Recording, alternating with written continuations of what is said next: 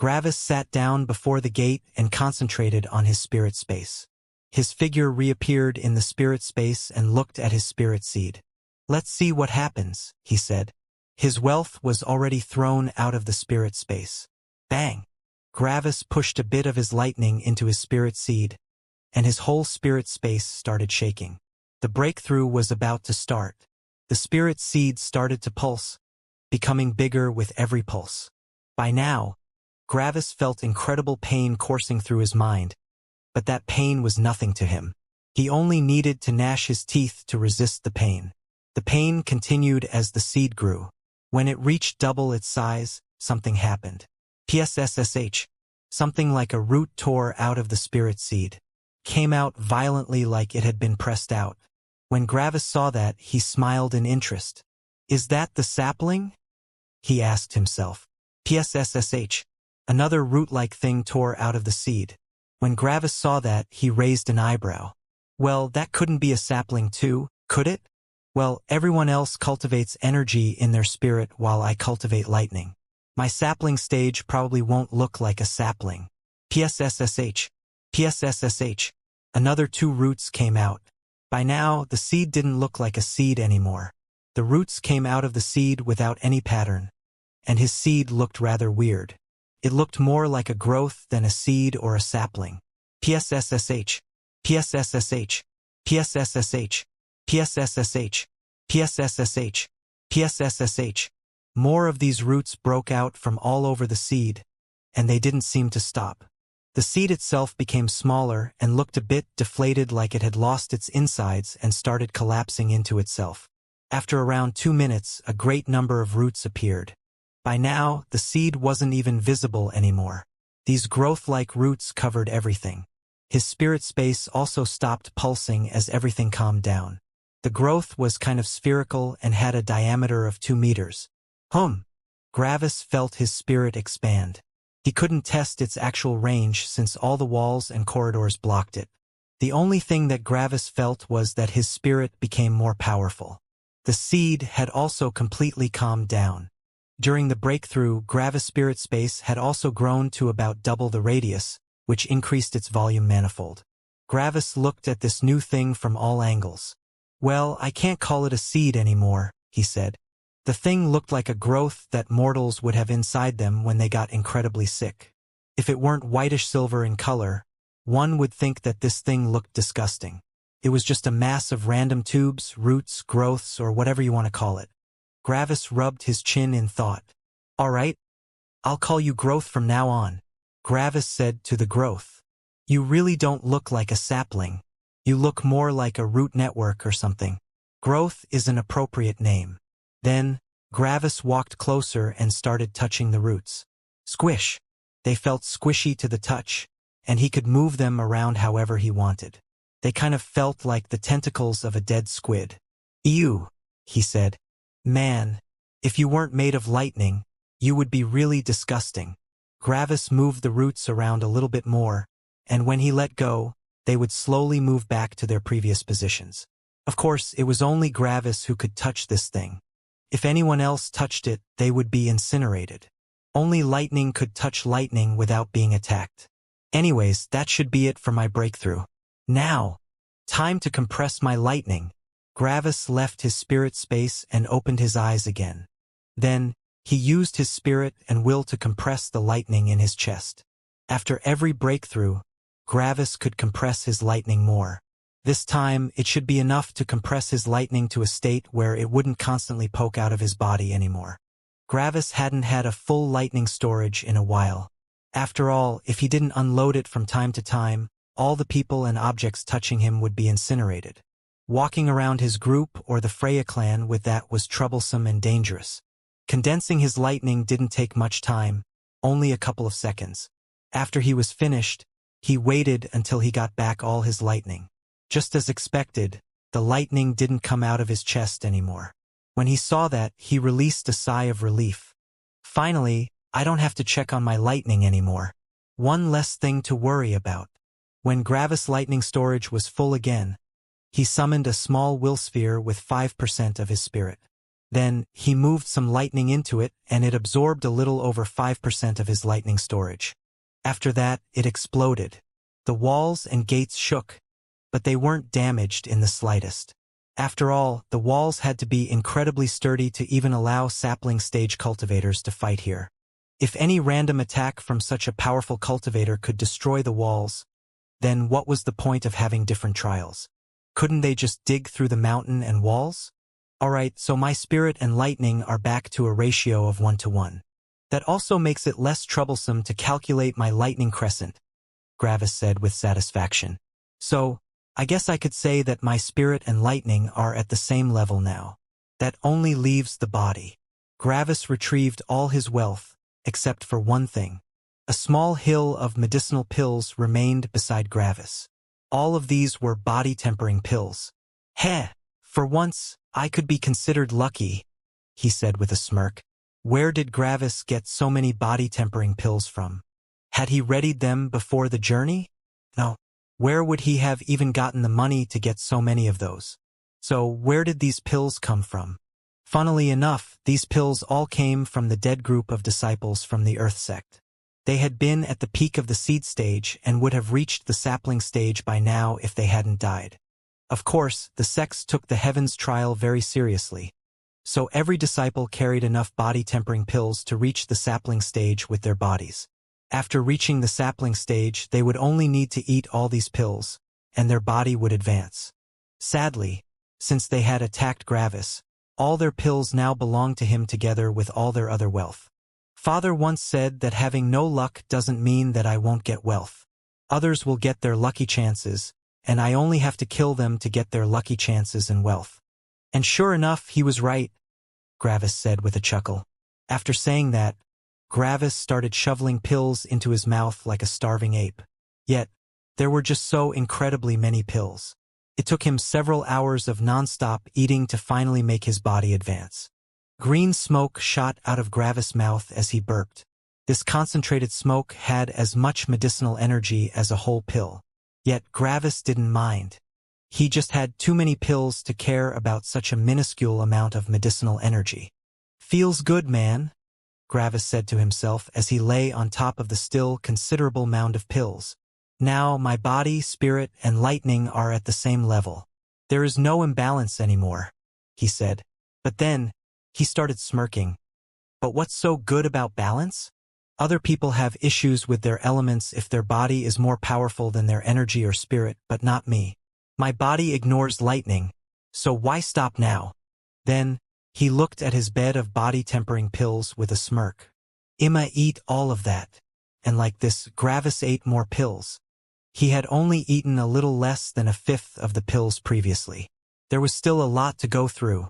After a full day passed, Gravis patted his tummy as he ate the last one. His lightning easily cleaned the outside of the pills. After all, many of them had been lying on the ground for a day, and Gravis was not interested in eating dust. After he finished eating, he stood up and stretched himself. Then, he did some practice punches and kicks. Yep, my body should be around the tree stage right now.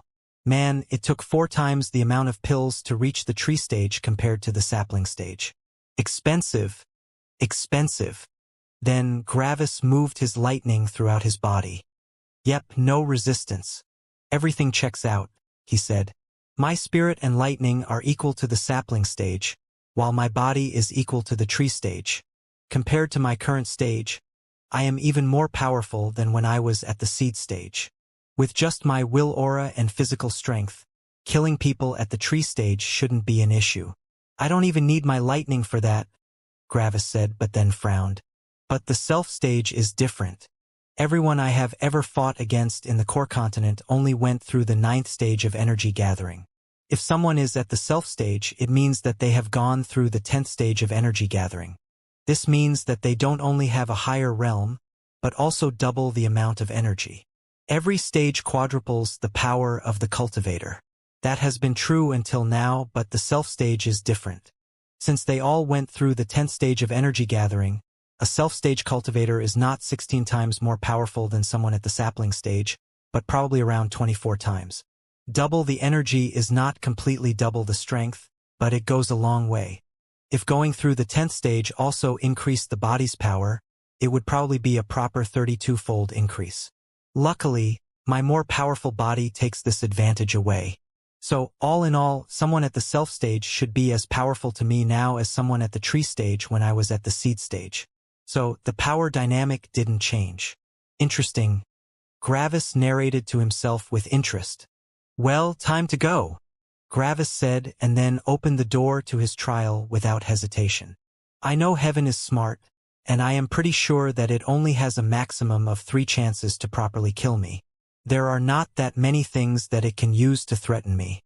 I am about 95% sure what the first trial is going to be. After all, currently I am at my weakest. Heaven will probably throw an incredibly dangerous trial to me right at the beginning, Gravis said as he charged down the hallway. After a while, the hallway widened into a 1-kilometer-wide arena. When Gravis looked at the middle of the arena, he smirked. Called it. Gravis looked at the person standing in the middle of the arena. It was a young man nearly 2 meters tall.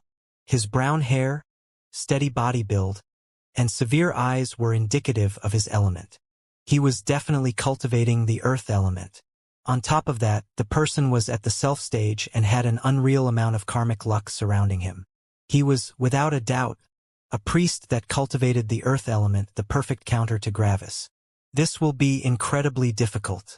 His body is 1 realm stronger. His energy is 2 realms stronger.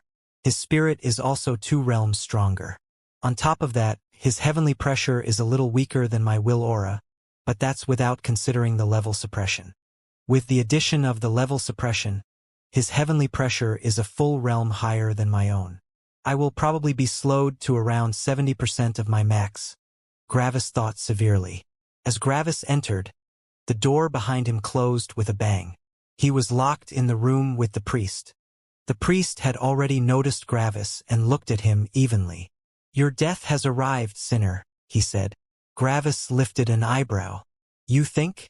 What makes you so sure of that? He asked without fear. The priest showed no emotional reaction to Gravis' words. I know your techniques. You have revealed them in the darkness sect, and our agents have seen them. The priest pointed at Gravis' saber. This saber is probably already loaded with the attack that you call Lightning Crescent, right? Gravis' eyebrows shot up. Impressive. You even know the name of my attack. Then you probably also know what it's capable of, right? The priest nodded. A fully loaded lightning crescent would even be a danger to me. Trust me when I say that I am not taking you lightly, even in the slightest. All my instincts are saying that you are not a danger, but the high priest has ordered that I should look at you like you are as powerful as another priest, and I will follow that order. The high priest's words are my belief, and I won't break them. Gravis smirked a little.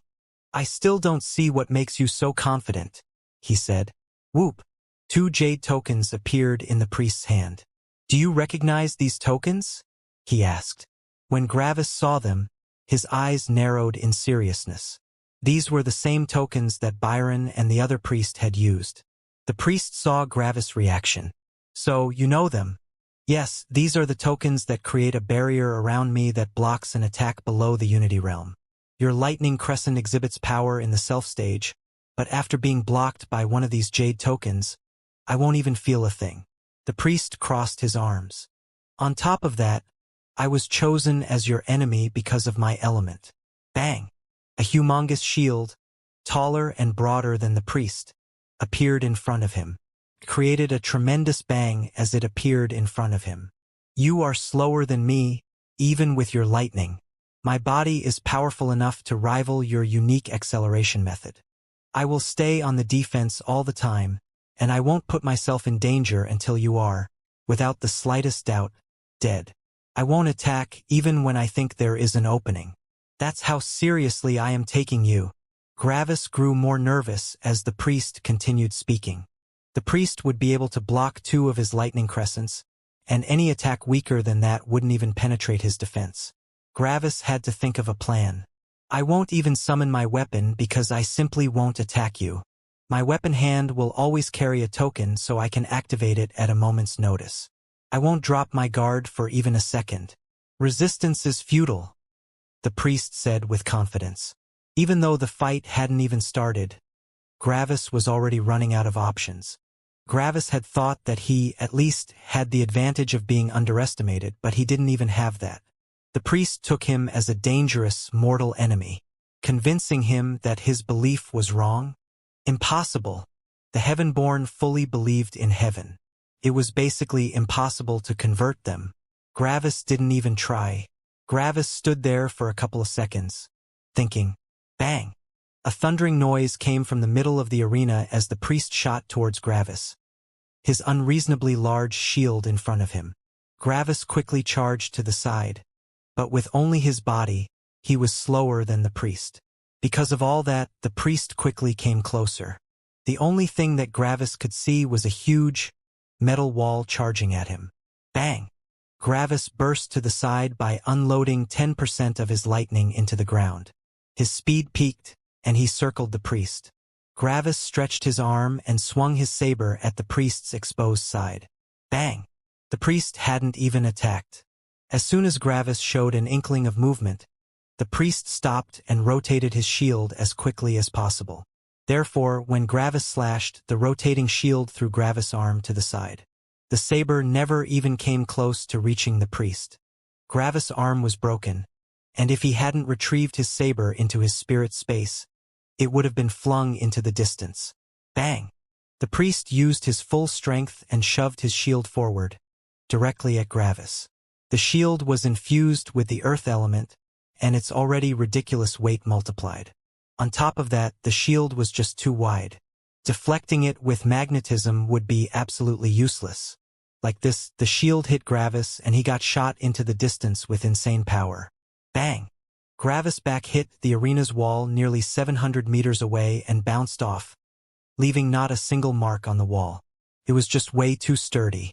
The shield bash had further decimated his arms, while the wall's impact broke his spine into many pieces. Gravis lay on the floor with major injuries. I will only use my shield in a defensive position, even when all your bones are broken. I will not give you any chance to rest. Even if you use one of your lightning crescents and intend to recover your lightning, I won't allow that. I will keep charging at you like this until you are dead, the priest said as he ran at Gravis again. Also, I know that you can heal yourself in an instant, so stop pretending. Gravis' nervousness increased as he heard the priest speak. He had planned to catch the priest off guard, but that plan also didn't work. If Gravis didn't heal himself now and retreat, the priest would squash Gravis on the arena's walls, like a bug. Bzzz. Like this, Gravis used around 60% of his life lightning to get back into his peak condition. Yet, what did that accomplish? He had already wasted 10% of his lightning in an attempt to get around the priest's defense. The same thing would just repeat. He could do the same thing and unload a lightning crescent instead of a slash, but the priest was ready to break the jade token at any moment. What about a lightning spear? That would waste his lightning even more. Cultivators with the earth element could increase their body's defense significantly. On top of that, the priest's body was 2 realms higher than Gravis' lightning. Even a lightning spear with 60% of his lightning would only, at most, injure one arm of the priest. Like this, Gravis would basically use all his lightning. What then? Gravis ran around the arena, but he was just not as fast as the priest. Could he use his lightning board? Sure, with the lightning board he would be faster than the priest, but it cost him lightning to operate it, so he wouldn't be able to recover at all. On top of that, it was very difficult to turn while traveling at such insane speeds. To put the lightning board's speed into perspective, it would go from one end of the arena to the other in less than a second. Even if Gravis drove around the edges, the priest would just need to stay at one wall. Gravis wouldn't be able to turn fast enough to sidestep the priest. He would just hit the priest's shield like an insect. After that, Gravis would turn into nothing more than a stain on the shield. The shield came closer again, and Gravis waited for the last moment to sidestep without his lightning. He couldn't waste any more of it. Yet, the shield of the priest just followed him. It didn't smash forward but just continued pointing at him, increasing Gravis' nervousness. Suddenly, the shield shot forward, and Gravis jumped in the opposite direction. He used his lightning again to reach his maximum speed. This was his chance. Whoop! The shield immediately stopped and retreated. The priest had used a feint. The shield quickly turned to Gravis' new position and shot forward. Gravis' eyes widened in shock and terror. Fuck! Bang! Bang! The shield hit Gravis with full force, and he hit the other side of the arena again. At least, he managed to protect his spine somewhat, at the cost of other bones. Like this, Gravis was nearly incapable of fighting again. Bang! The priest charged forward again. I don't know how often you can fully recover, but just to be on the safe side, I will assume that you can recover yourself to your full health for around 200 times. Maybe I will become reckless after you recover yourself 201 times, but until then, my tactic won't change.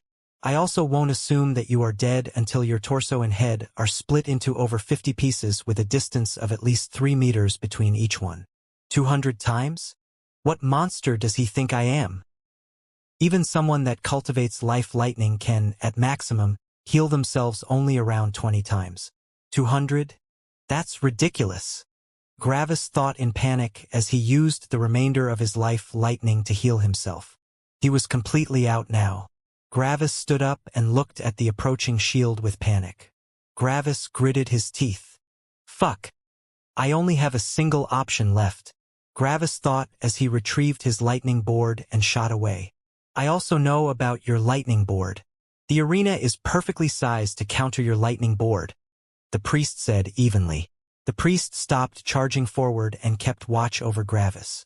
He wouldn't be able to follow him at that speed, so he quickly charged to one wall to wait for him. When Gravis saw that, he immediately jumped off the lightning board again. He had used the lightning board as a feint to get to the other side of the arena. Sadly, that still cost him around 3% of his lightning. Interesting. A feint.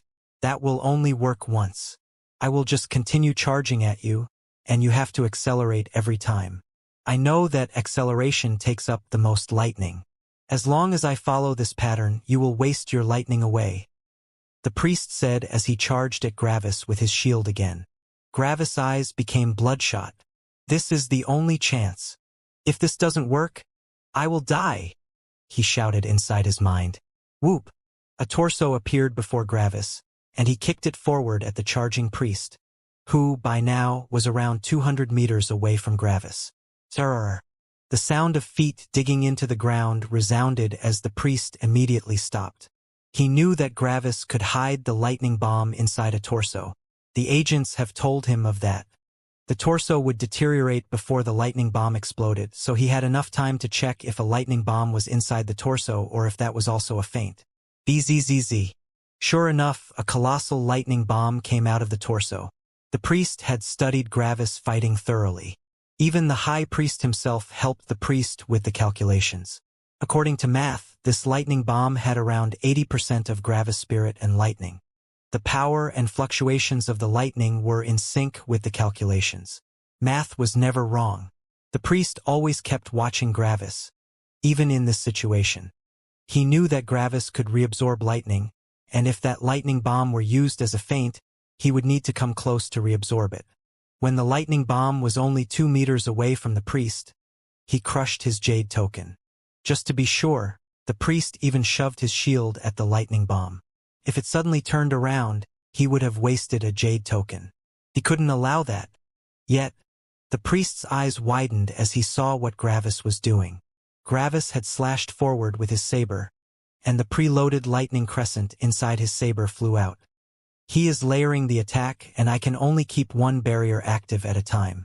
I have to time the activation of the second barrier perfectly, the priest shouted in his mind. Yes, Gravis was layering his attack. The lightning crescent would hit the lightning bomb. Like this, he would be able to increase the power of his strongest attack by about 80%. Gravis was betting everything on the fact that the priest could only use one token at a time, and that this combined attack would be powerful enough to overpower the jade token. If this attack failed, he would be utterly empty of destruction lightning, spirit, and life lightning. After crushing the first token, the priest immediately readied the second token. He had to activate the second token at the exact moment when the first one broke. Everything hinged on this moment. Boom!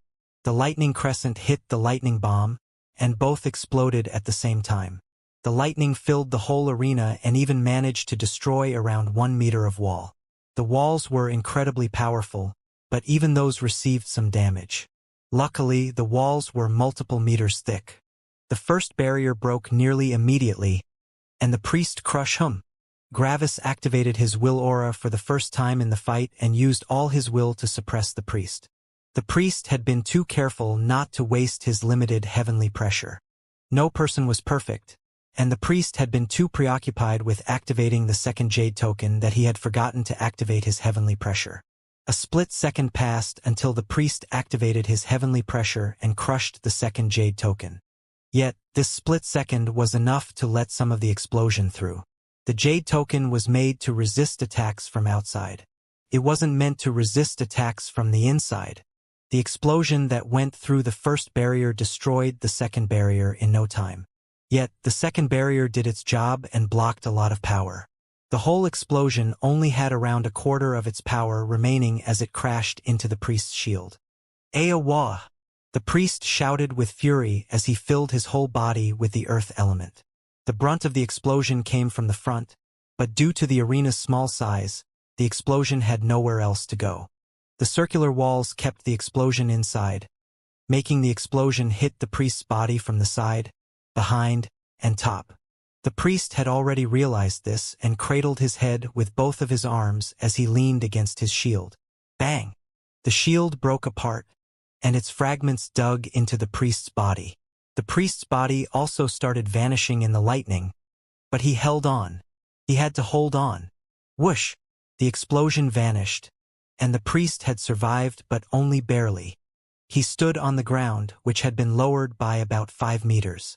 One of his arms had vanished entirely while the other one was missing one half. The exposed parts of his head were gone, showing a clean skull as all blood and muscle had been burned away.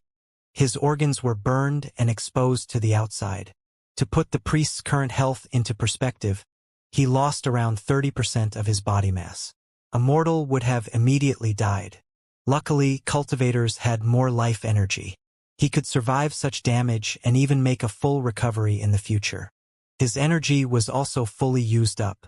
If he hadn't used all his energy to protect his body, he would have died. Yet, even in this condition, the priest didn't lose his focus. He had closed his eyes and had also shielded them while he had cradled his head in his arms. With this, he had evaded blindness. After the explosion, he had immediately opened them and looked at the front. Due to the explosion, the surroundings were unstable, and his spirit didn't work. He had to rely on his eyes. Clank! His vigilance had saved his life. The priest had seen the approaching saber and summoned his weapon to block it. It was a 2-meter-long spear. He held it in front of him in one hand and blocked the slash. It took all his strength to keep the spear stable.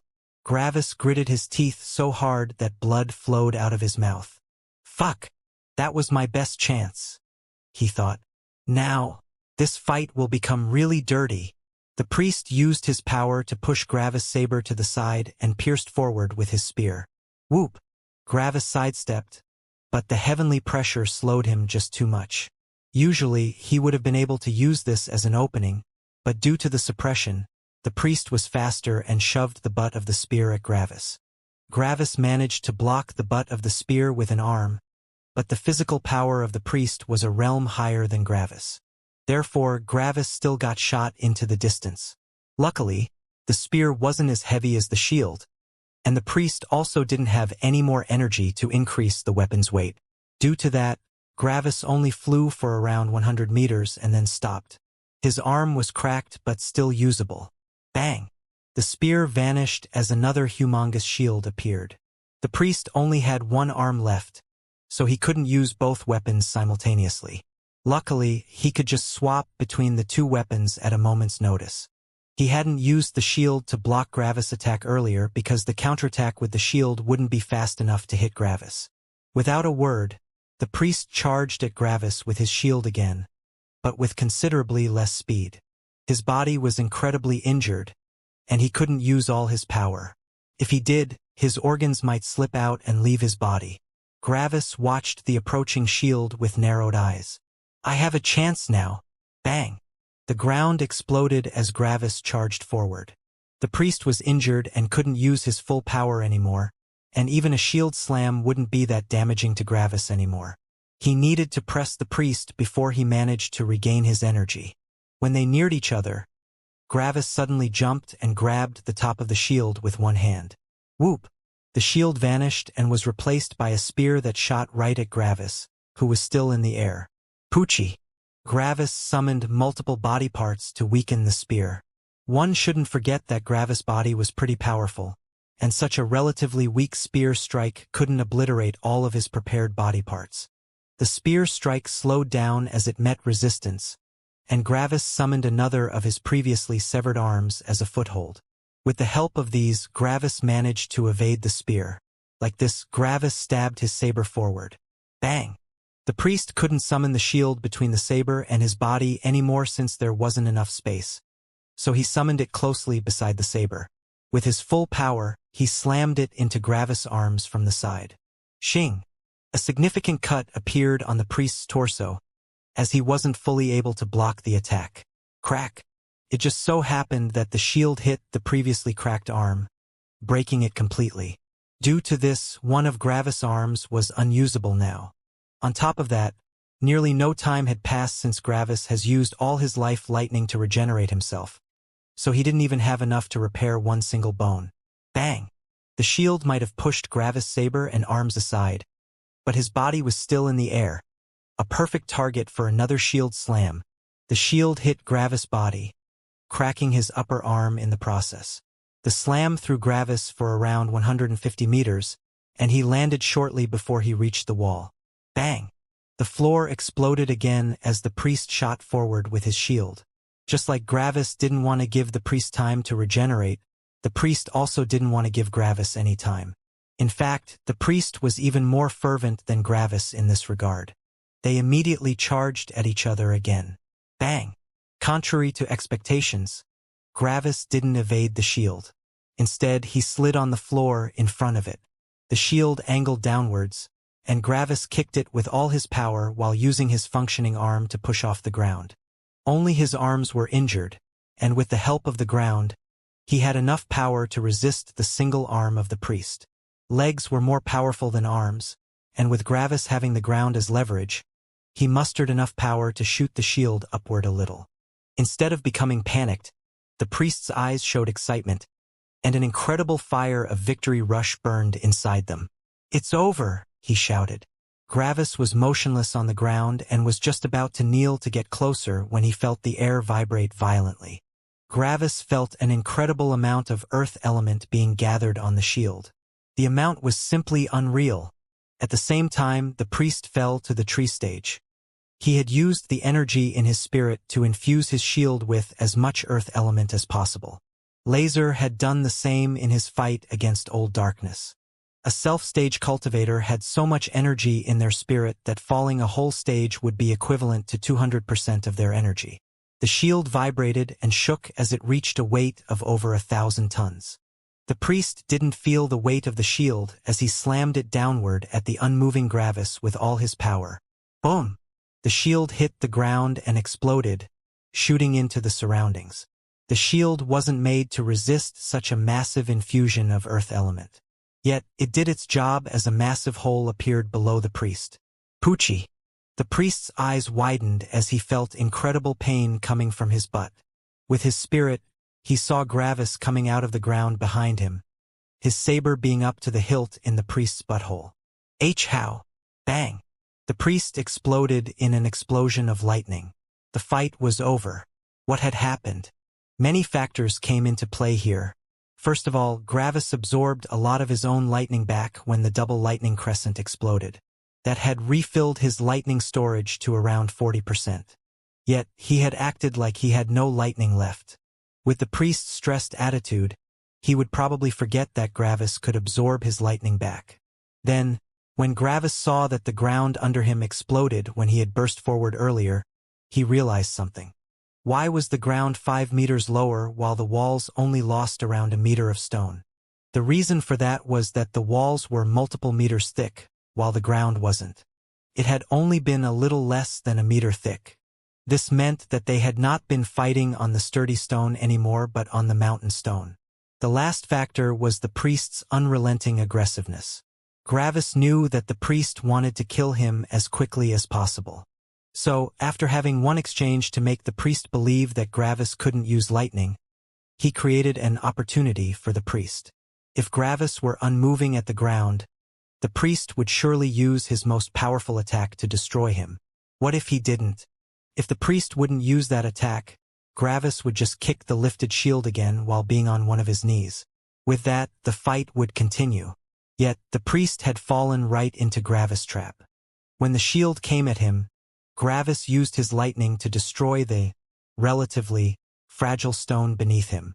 Then, he used his lightning movement to shoot himself downward. Gravity wouldn't be fast enough on its own. Like this, the shield would hit the surrounding earth instead of the lowered Gravis. The priest's full attention had been on his shield when he used it, and for the first time, the priest had paid no attention to Gravis. So, Gravis immediately used his lightning movement in the destroyed underground to move beneath the priest. After that, he just stabbed upward and unloaded all his lightning. This was how he had won. Gravis sighed, but before he could finish his sigh, a massive mouthful of blood left his mouth. Even though the shield hadn't hit Gravis directly, its incredibly powerful shockwave had traveled through the earth. Luckily, the earth had distributed its force over a wide area. If it hadn't, Gravis would be an unrecognizable pulp right now. Gravis came out of the underground and lay on the floor, exhausted. "I'm still alive," he said to himself. After a couple of minutes of rest, he noticed the loot beside him. The priest had died, and all his belongings had appeared beside him. "Titich," Gravis spat to the side. "All his belongings? You mean all his belonging? It was just a single fucking spear. Nothing else." Gravis grimaced in frustration. "Fuck you, Heaven," he groaned in frustration. Yet, Heaven was even more frustrated than Gravis right now. After a couple of minutes, Gravis stood up again. Then, he looked up at the ceiling with a smirk. "This has been your best opportunity to kill me, Heaven," Gravis said with a chuckle. "I was at my weakest at the start of this Heaven's trial. From here on out, I will only become stronger. On top of that, you have already sent the perfect counter. You might be able to send another priest, but that one won't counter me as well as the previous one. On top of that, my will aura has also become more powerful." This was precisely the reason why Heaven had been so frustrated. The most powerful thing that it could send at him was a priest, and the last one had already been the one that had had the best chances of killing Gravis. Any other priest would have even less of a chance of winning. It had missed its best opportunity. Of course, Heaven didn't answer Gravis, but Gravis didn't need an answer to guess what Heaven was thinking. Gravis was also sure that Heaven had another scheme cooked up to kill him.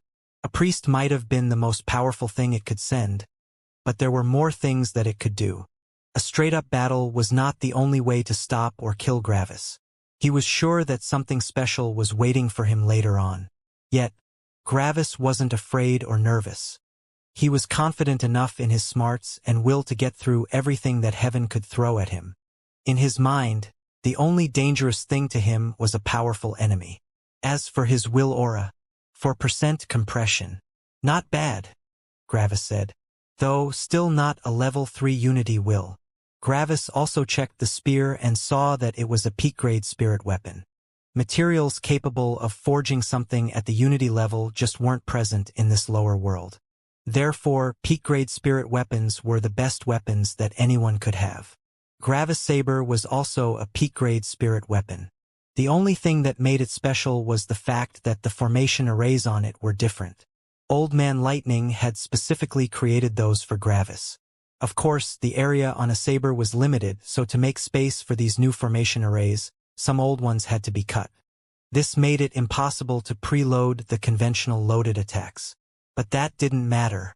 Why would Gravis want to load a conventional loaded attack when he could load it with a lightning crescent? After all, a lightning crescent was many times more powerful. "Speaking of spirit weapons," Gravis said to himself as he got that thought, "I should learn to forge when I get back to my homeworld. If I didn't have this specially crafted saber, I would be wasting a peak-grade spirit weapon every single time I used my lightning crescent. I should find a way around that. Gravis sighed. Well, right now, I can't change anything about it. Then, he looked at the still-closed door to the next trial. I just have to wait for the next trial to begin, though that might take a while. Joyce said that the second trial opens simultaneously for everyone. This means I have to wait for every other group to either die or succeed. Gravis rubbed his chin. Together with the fact that this whole Heavens trial is supposed to go on for multiple years probably means that there are some trials that take longer. Maybe something like being thrown into a huge forest and having to kill 100 beasts or something. Maybe a survival trial, where the groups have to survive for a couple of months in changing environments. Gravis sighed again. I might as well make myself comfortable. I probably have to wait for a couple of months. Even though Gravis had expected that he still waited near the nearly destroyed door to the second trial for a couple of hours. There was a big crater in the door, but the door was thicker than a meter. As the time ticked by, Gravis realized that he had been right. This would probably take a while. Though my new combined lightning crescent is probably able to destroy that door. But what then? Gravis thought. Heaven has probably already planned around that. After all, it can change this Heaven's trial however it wants. Another priest could be waiting for me directly behind that door, and when I used all my lightning and spirit, I would be basically defenseless. It could also have made this door hundreds of meters thick. Gravis rubbed his chin in thought. Bursting through might be troublesome. I think waiting is the best option. Maybe this is also part of Heaven's plan? It knows that I am very impatient when it comes to tempering and my cultivation. Maybe the first trials will take longer than usual just to bore me to death. Gravis shrugged. Well, who cares? I don't like to just wait, but I can adapt. I should find something to occupy myself. Whoop! Gravis appeared inside his spirit space and looked at the growth. So, what can you do? He asked it, and therefore himself, out loud. The spirit seed allowed me to play dodgeball. Maybe you can do something similar? Bang! Gravis punched it away, and just like the spirit seed, it bumped around the spirit space. Gravis evaded the growth for a while, but he soon got bored. After stopping it, he sighed again. I've done this for a whole year. I am already pretty good at that. There should be something else I can do with you. Gravis willed the growth to move, and it followed his thoughts. Gravis harumphed in thought. Let me try something. Bang! Bang! A thick lightning bolt shot out of the growth and hit the membrane. The lightning quickly traveled along the membrane until it was above the growth, and then it shot back into the growth. Gravis willed for more lightning to leave it, and the process repeated. Then, he willed that the lightning would only come out of the many tips of the growth. That also worked. Spin! Gravis shouted. After that, the growth started spinning in the middle of his spirit space. Shoot out of the tips! He shouted, and the same thing happened again. But with the added spin, the lightning came out of a spot that he hadn't expected. Interesting, Gravis said as he rubbed his chin. I wonder how fast it can spin, Gravis thought. Then, he willed it to spin faster and faster. The more he willed it to spin, the faster it got. After around a minute, it had reached such an incredibly high speed that Gravis couldn't even follow it anymore.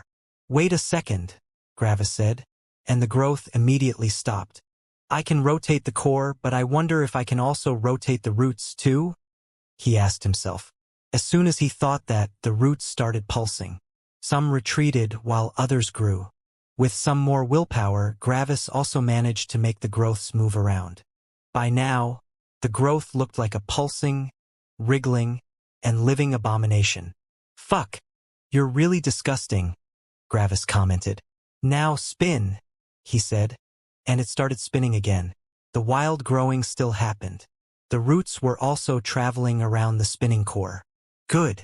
Now let's add some randomness to that, he said. And with this, the growth started spinning and growing all around the place. Gravis' spirit was not powerful enough to keep up with it at all. It was just too random and fast. When he saw that, Gravis smirked. Now, shoot some lightning. Bang, bang, bang, bang. Lots of lightning bolts came out of the growth from completely random places. One of the lightning bolts even hit him. Clap. Perfect! Gravis shouted with a clap. Dodgeball became a little too predictable. After all, I know how much force I use for my kicks and how it would bounce off the walls, but I sure as hell can't predict that. This will occupy me for many months. And with that, Gravis started spending his time evading random lightning bolts. At some point, he would also kick the growth to make the lightning even more random. When he got bored of doing that, he left his spirit space and used the arena's walls as training dummies. He might not be able to increase his physical power by much, but he could analyze his attacks and streamline them. Gravis was sure that his physical power wasn't powerful enough to break the saber, even if he hit something harder than it. Like this, Gravis trained for several months. Sir. The door that had been silent for 6 months finally opened. Gravis turned to it and released a sigh of relief. Finally, I can continue, he said. It had felt like forever to him. Being alone without any outside stimuli for 6 months was incredibly boring to him. Mortals might find such a thought horrifying, but Gravis was already used to it. To him, it was nothing more than boredom. Gravis retrieved his lightning and spirit. He had been trying to make the lightning bomb stable. It was a huge issue that it always absorbed all of his lightning whenever he summoned it. This made the technique very problematic since he couldn't control the output of lightning. If he managed to use as much lightning as he wanted, he could build new techniques on top of that foundation. Why did Gravis not ask for more battle techniques from the lightning sect? The issue with that was that all of the battle techniques had the same base. All the techniques were based on a combination of spirit and will. As long as he couldn't control his lightning's output, any additional battle technique became meaningless. One had to know that the lightning bomb and lightning crescent didn't have anything to do with the Rakshasa saber. The attack might be similarly performed, but only up to the base. The Rakshasa saber needed energy to function, not lightning. As soon as lightning came into the equation, it stopped being the Rakshasa saber. The lightning bomb and lightning crescent were new techniques created by Gravis. Sadly, without the ability to control the lightning output, the usage of those two techniques became very limited. Gravis had tried to fix that for a long while now without any result.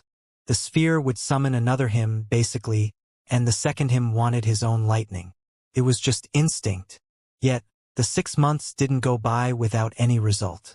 His dodging became even better thanks to his new way of training. His control over his physical power also increased. What was the use of better control? It was the optimization of the user's power. More powerful attacks needed a longer windup, while weaker attacks would be faster. For example, using a slash with Gravis full power would be stupid if he fought against a wind cultivator. The slash would be too slow to hit them. A weaker but faster slash would still be powerful enough to injure the person. Anyway, Gravis said as he cracked his neck. Time to go. I wonder what you have in store for me, Heaven. Will you use your secret weapon right now, or later? With that said, Gravis walked through the open door and looked at the walls. Sure enough, the door was many meters thick. Trying to brute force my way through that would have taken forever. Gravis walked for about a minute and then entered a small hall. The hall was identical to the one where his group has split up. And, funnily enough, his group waited for him there. When Gravis saw them, he was pleasantly surprised. The group also looked at him and smiled. All 4 were still alive, relieving Gravis. Even though only 2 people from the group could be considered friends, Gravis still didn't want them to die. He was a little happy that everyone was still alive. He also saw that their wills had grown a little bit. Apparently, the trial had been dangerous, but not that much. Manuel's eyes lighted up in shock. He was very experienced in battles and with people. The moment he saw Gravis, he felt that Gravis' will aura had become much more powerful. Such an intense increase could only happen if someone went through an incredibly dangerous fight where the chances of dying were way higher than surviving. He immediately saw many more connections. The trials were supposed to be tailored to the realm of the user, not the battle strength. Only as the trials progressed would they become harder, and therefore also test the user's battle strength. On top of that, the first trial should be the easiest one. With Gravis' unreal battle strength, he should have been able to walk through that trial. How could his trial have been this difficult? Manuel's spirit was also able to judge the physical body of people very well. He felt that Gravis' body was equal to someone at the tree stage. If he had had such a powerful body before going to the trial, basically nothing could stop him. What could be so dangerous as to increase his will that much? Gravis! Hey! Joyce shouted with happiness as she waved her hands. She quickly ran to him and grabbed his right hand with both of her hands. Thank you so much for your training, she shouted excitedly as she shook his hand vigorously. Gravis could only bitterly smile. It's all right. I didn't do much. I only taught you some basics of fighting. Nonsense, Joyce shouted. You have taught me creativity. I am still bad at fighting, but I can, at least, see opportunities. Well, you could call that creativity, the lightning disciple said from the side with an uncomfortable expression. Joyce turned to him and went red in the face. Shut up, Claude. You promised that you wouldn't talk about it. Claude only smiled bitterly and became quiet. Gravis lifted an eyebrow. Oh? What happened? He asked. Joyce pouted with her still red face. Can't you see that I am obviously embarrassed about this?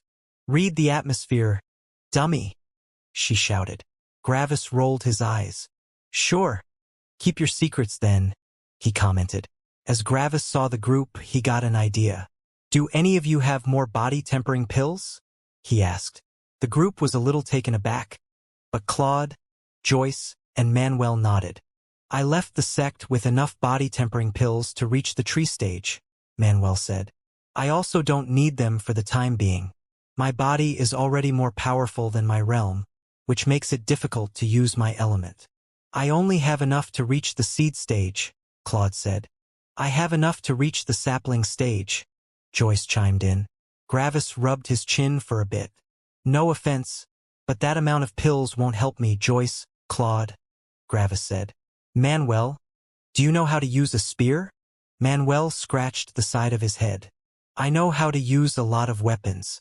I am most comfortable with a long sword, but I am also fine with a spear, though I already have a weapon.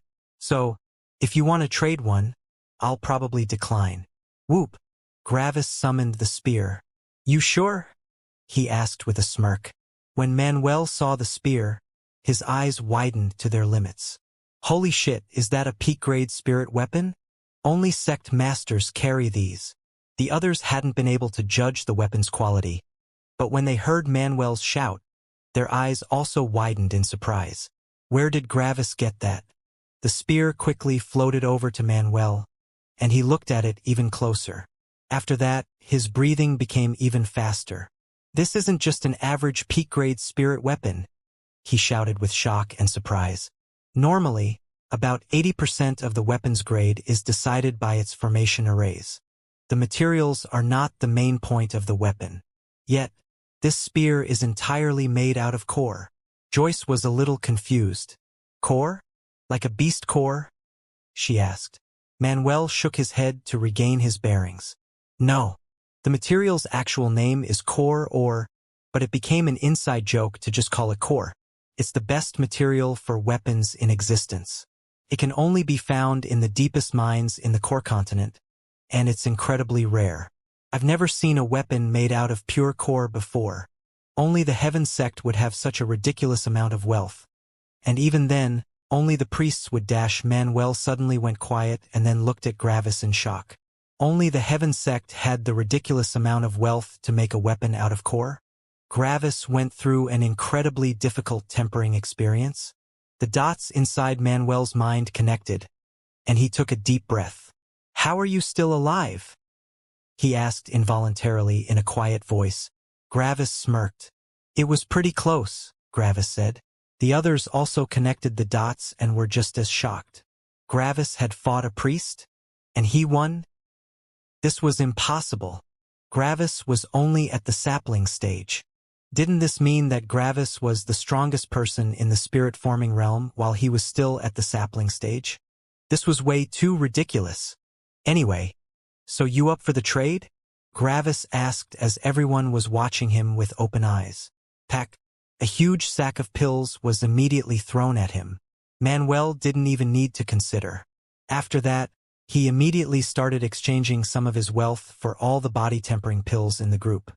Even if he scrunched up enough body-tempering pills to promote a physical body to the self-stage, it still wouldn't be even close to enough.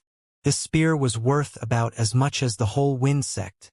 Gravis wanted to protest about the additional pills that Manuel was fervently trading for. Yet, Manuel just shouted at him that the spear was way too expensive and that he wouldn't feel at peace if he didn't do his best to repay Gravis. After scratching his head a little, Gravis gave up. If the spear was worth that much, why not accept the additional pills? "Oh, by the way," Manuel said, "why are you not using the spear?" he asked. Gravis summoned his saber. "I have this." And again Manuel was shocked. "This is also made of core. How are you so rich?" he shouted. Gravis scratched his chin. He didn't think that he was rich. After all, his spirit space was nearly empty. The group sat down and talked for some hours. They shared their experiences and what they have gone through in their trial. The group told Gravis what they went through in their first trial. They had to defend themselves from an army of beasts that grew more and more numerous as time went by, without any pause. Gravis immediately saw the similarity between that trial and his mad dash for power back in his homeworld. Back then, he had willingly put himself in a similar situation. That mad dash for power had helped him in condensing his initial will aura. After all, it was good tempering and it gave a lot of combat experience. The group had to adapt to waves of beasts that continually got stronger to survive. This confirmed Gravis' thought that heaven was putting the group through the perfect trials for them. After all, they had 3 people that went through the 10th level of energy gathering. They were probably more valuable to heaven than all the other groups combined. In total, their trial had been going on for 1 month.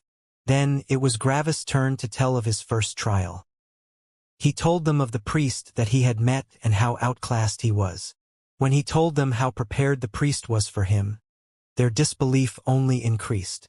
How could he have possibly gotten out of that situation alive? In their minds, it had been impossible for him to win. When he came to the point where he told them about his guesses on how the Jade tokens worked, they realized that there really was a chance. It actually sounded really logical. Yet, even if that solution appeared logical to them now, they doubted that they would have been able to see it in such a situation. Emotions could be a liability in a fight. If one feared the enemy too much, they would think less about a way to survive and more about the horror they were experiencing themselves. Only by keeping a cool head in a stressful situation would one be able to make the best decisions. When Gravis came to the point where the fight ended, the reactions of the group were mixed. Joyce looked with disgust at Gravis. Claude, the lightning disciple, looked a little uncomfortable. Manuel just laughed. After all, he had done similar things in the past. The darkness disciple looked with motivation and admiration at Gravis. Gravis had used all his weapons, no matter how despicable, to win the fight. That perfectly fit the temperament of darkness cultivators. "And that's where I got that spear," Gravis said as he pointed at the spear that Manuel was holding. He wanted to familiarize himself with his weapon, so he carried it around. Yet, admiration was the last thing on the group's mind right now. Of course, Gravis' performance was more than praiseworthy. But the fact that Gravis went through such an insane first trial made them nervous and afraid of their future trials. This obviously didn't conform to the rules of the inheritance. Also, how was it possible that a priest was inside this trial? Hadn't a previous ascendant created this trial? "Will we be able to survive?" Joyce asked the group with worry, but they also weren't sure. This showed a precedence of something way too powerful appearing. If something like this happened to them, they could only die.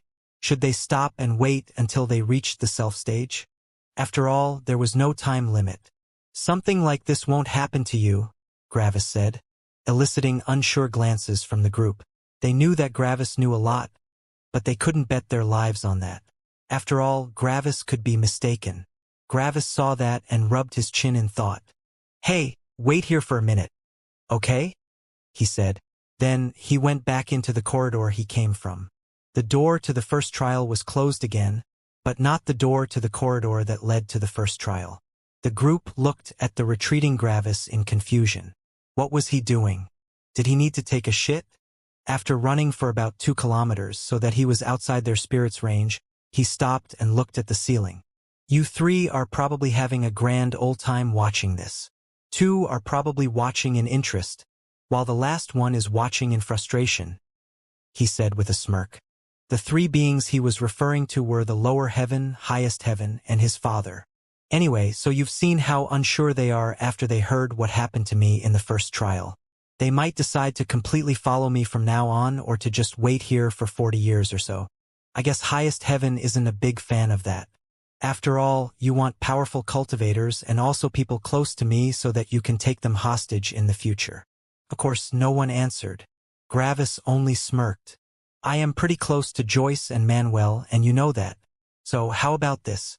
I tell them about the heavens trial and how it works so that they can continue tempering themselves. When they know the background, they can temper themselves without any worries. We all want that, right? So, that all right with you? The old bastard said okay. The voice of Gravis' father appeared in his mind. Gravis nodded. Alrighty then. Even though he hadn't shown any outward emotional reaction to his father's voice, Gravis was still happy and relieved that his father was watching him. This showed that his father was interested in and supportive of Gravis' progress. This also reminded him that he still had a family waiting for him. He hadn't talked to his mother in years, and he was also missing her. After that, Gravis walked back to the group, who was still discussing and gathered their attention. All right, I just got the okay to tell you the truth about this inheritance, he said, eliciting even more confused expressions. Gravis explained to them the worth of a cultivator and the different standings in the middle world. That was to tell them their importance to heaven. Then, he told them about the concept of a heavens trial. After he was finished, a lot more things made sense. The appearance of a priest in the first trial, the splitting off from the other groups, the incomprehensible amount of wealth in this inheritance, the continually changing trials, it all made sense now.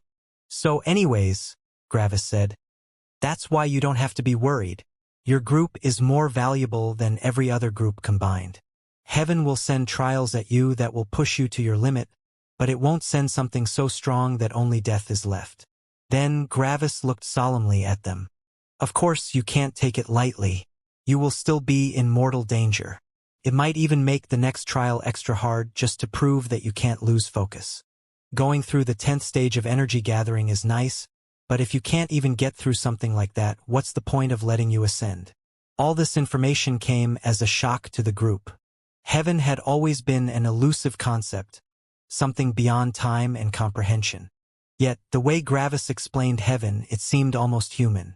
On one point, they felt they understood heaven better, but on another point, this kind of took some of the exciting mysticism and magic out of the world. After all, the force that governed the entire world was basically nothing more than an administrator of some area. But if that is true, why did it send a priest at you? Manuel asked. Gravis rolled his eyes. Duh, because it wants to kill me. My goal is to kill this garbage lower heaven, and I am pretty fucking close to having that strength. It is backed into a corner. Any beast that is backed into a corner will try its very best to defend itself. Manuel was a little surprised by the logical and mundane explanation. Again, heaven appeared like just some dude in his eyes. This really overturned all his previous feelings for heaven and the rules of the world. It was just too logical and calculating, just like a human. How many magic stones do you have, Manuel? Claude asked suddenly. Manuel turned to the person with confusion, but then his face warped into a smirk. Good decision. I have enough for you. I'll lend them to you for the time being, but you better repay me. Okay? Claude sighed and nodded. Thank you. I won't forget this debt. Bang. His spirit shattered, and he fell back into the energy-gathering stage. Joyce and the Darkness Disciple were pleasantly surprised while Gravis smirked. That's the right decision, he said. With this, the whole group would consist of people that went through the 10th stage of energy gathering.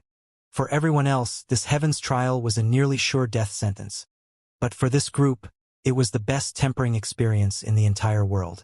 Not everyone had the luxury of having heaven choose appropriate tempering for them.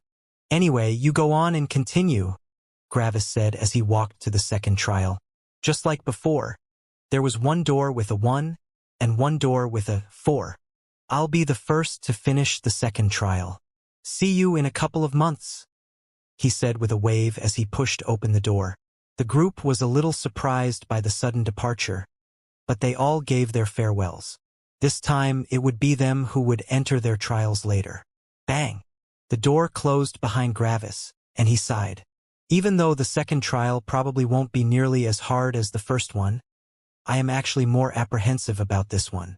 Judging by this petty-ass Heaven's personality, I will probably have to do some disgusting things. And with that, Gravis walked along the corridor to his second trial. Gravis reached the door to the second trial and opened it. Behind it, he saw a 10 by 10 meter room. It definitely wasn't big enough for a fighting arena, so Gravis probably wouldn't need to fight. When he saw that, he sighed. "Oh boy, let's see what you have prepared," he said as he entered. Bang! The door behind him closed. Bang!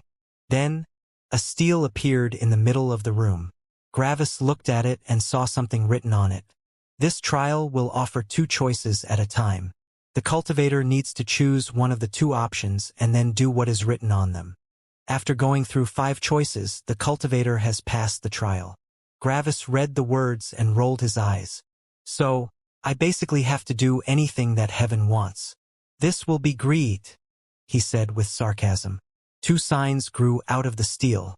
After a couple of seconds, words appeared on both of them. Die. Gravis read and looked at the other one. Die. Gravis blinked a couple of times in confusion. Slap. Gravis didn't notice, but the highest heaven slapped the lower heaven when the 2 choices were revealed. What was this shit? One of the signs changed from die to eat shit. Gravis blinked again in surprise. Why did the sign just change? Slap. Eat shit or eat shit, Gravis read with confusion. Slap. This lower heaven was really throwing all the heaven's face. Eat shit or kill a baby, Gravis read. No slap came this time. When Gravis saw that the sign didn't change anymore, he guessed that these were the final options. Gravis had already guessed that the highest heaven had objected to the previous choices. That was the reason why the choices kept changing. Gravis chuckled. So, you either want me to humiliate myself so that you can vent your frustration or make me go against my conscience, he said. You're really like a petty child. You see that you can't do anything against me anymore, so you just want to humiliate me as much as possible. Then Gravis laughed. Well, joke's on you. I have eaten shit for over a week once. I'd rather eat shit than go against my conscience. I choose the shit, he said. The words on the signs vanished, and a massive pile of shit appeared before Gravis. It apparently had been produced by some beast.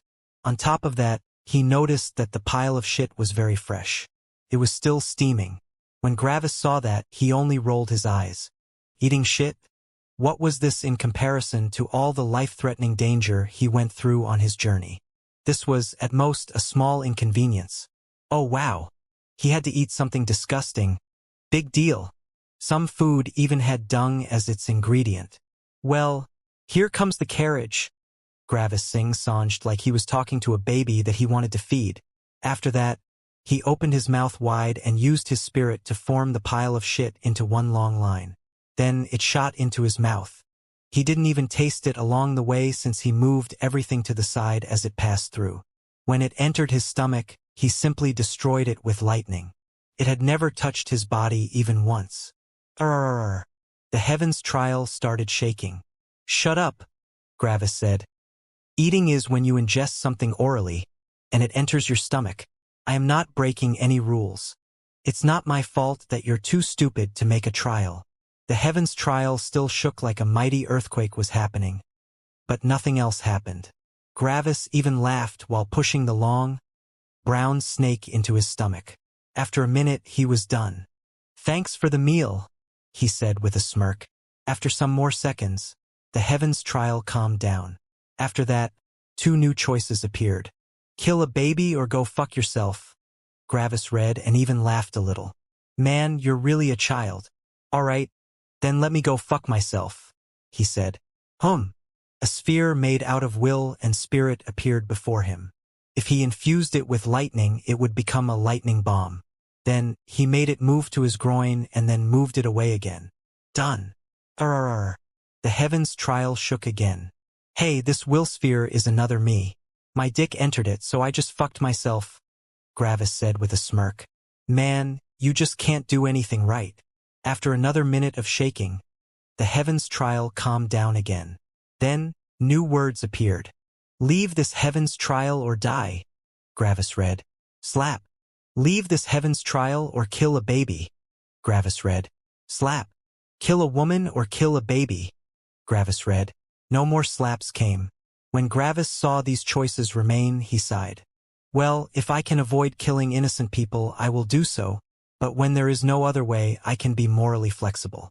Both count as a life. Gender doesn't matter when it comes to the cost of a life, but the baby has a longer life before it. So, send in the woman. Wah-dash-bang. Before the woman could say anything, she was obliterated by lightning. Sorry, but my life is more important to me than your life, he said. Don't blame me. Blame heaven. Of course, Gravis didn't like this. He was not a fan of killing innocents. Yet, that was not reason enough to stop his cultivation. The world was cruel, and if one wasn't able to change the circumstances, one had to adapt. Another message appeared on the signs. Kill a man or kill a woman, Gravis read. Then he shrugged. I don't care. Send whatever. Gravis felt something appearing and bathed the room in lightning immediately. It didn't matter what appeared. A life was a life. He didn't even know which of the two appeared. Kill a beast or bathe in urine for an hour while the entire world watches, he read. Give me the second one, Gravis said. The whole room filled with a yellow liquid, and Gravis just floated on the surface. Sadly, he didn't have any smart-ass ideas for this one. He just had to get through it. He simply blocked all his orifices with his spirit so that nothing could enter his body. Sadly, in order to bathe in something, his skin still needed to touch the liquid. As Gravis floated on top of the liquid, he looked at the ceiling. Do you feel better now? He asked with a smirk. The big bad cultivator is forced to do things that people find humiliating. He will surely become angry and frustrated. Gravis snorted. Come on. So what if others find my actions degrading? What power does their opinion have over me? I am already the third strongest being in this lower world. Power is everything. They can become disgusted by me, yet I still hold power over their lives. Of course, as long as they don't show that, I don't care. Let them think what they want, Gravis said with an arrogant laugh. Meanwhile, on the outside, above the heavens trial, a multiple kilometers big screen appeared that showed everything.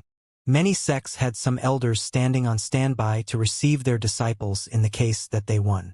The winners would get incredible rewards, and many powers were greedy for that. That's why every power sent some of their elders. When the elders saw the screen and what was happening, their eyes widened. What was happening? Why was this person bathing in this disgusting liquid like he didn't care? Was this some kind of sick fetish? Sadly, Gravis' words were not transmitted. They only saw Gravis smirking and laughing. To them, it looked like Gravis was enjoying himself. Some of the present elders felt intense disgust and disdain for Gravis. Some elders recognized Gravis and grew shocked. Wasn't this the person that had annihilated the darkness sect? They had already thought of Gravis as a monster, but now, their guess was confirmed. Gravis was really a degenerate freak. Those elders quickly informed their friends and colleagues, and those friends and colleagues informed their friends. Like this, in less than a week, Gravis was known as the degenerate, disgusting freak. What would Gravis think if he knew what others now thought of him? He would only laugh in disdain. People that pushed other people down were just insecure. They needed to see weaker people to feel better about themselves. The opinions of weaklings with such a fragile ego were worthless. An elephant didn't care what an ant thought. There were surely some people among the watching ones that simply didn't care and shrugged. And sure enough, those people existed. Many of the cultivators just shrugged. So, let him do what he likes. Who cares? They would ask when someone told them about Gravis. Many of the elders also thought like this.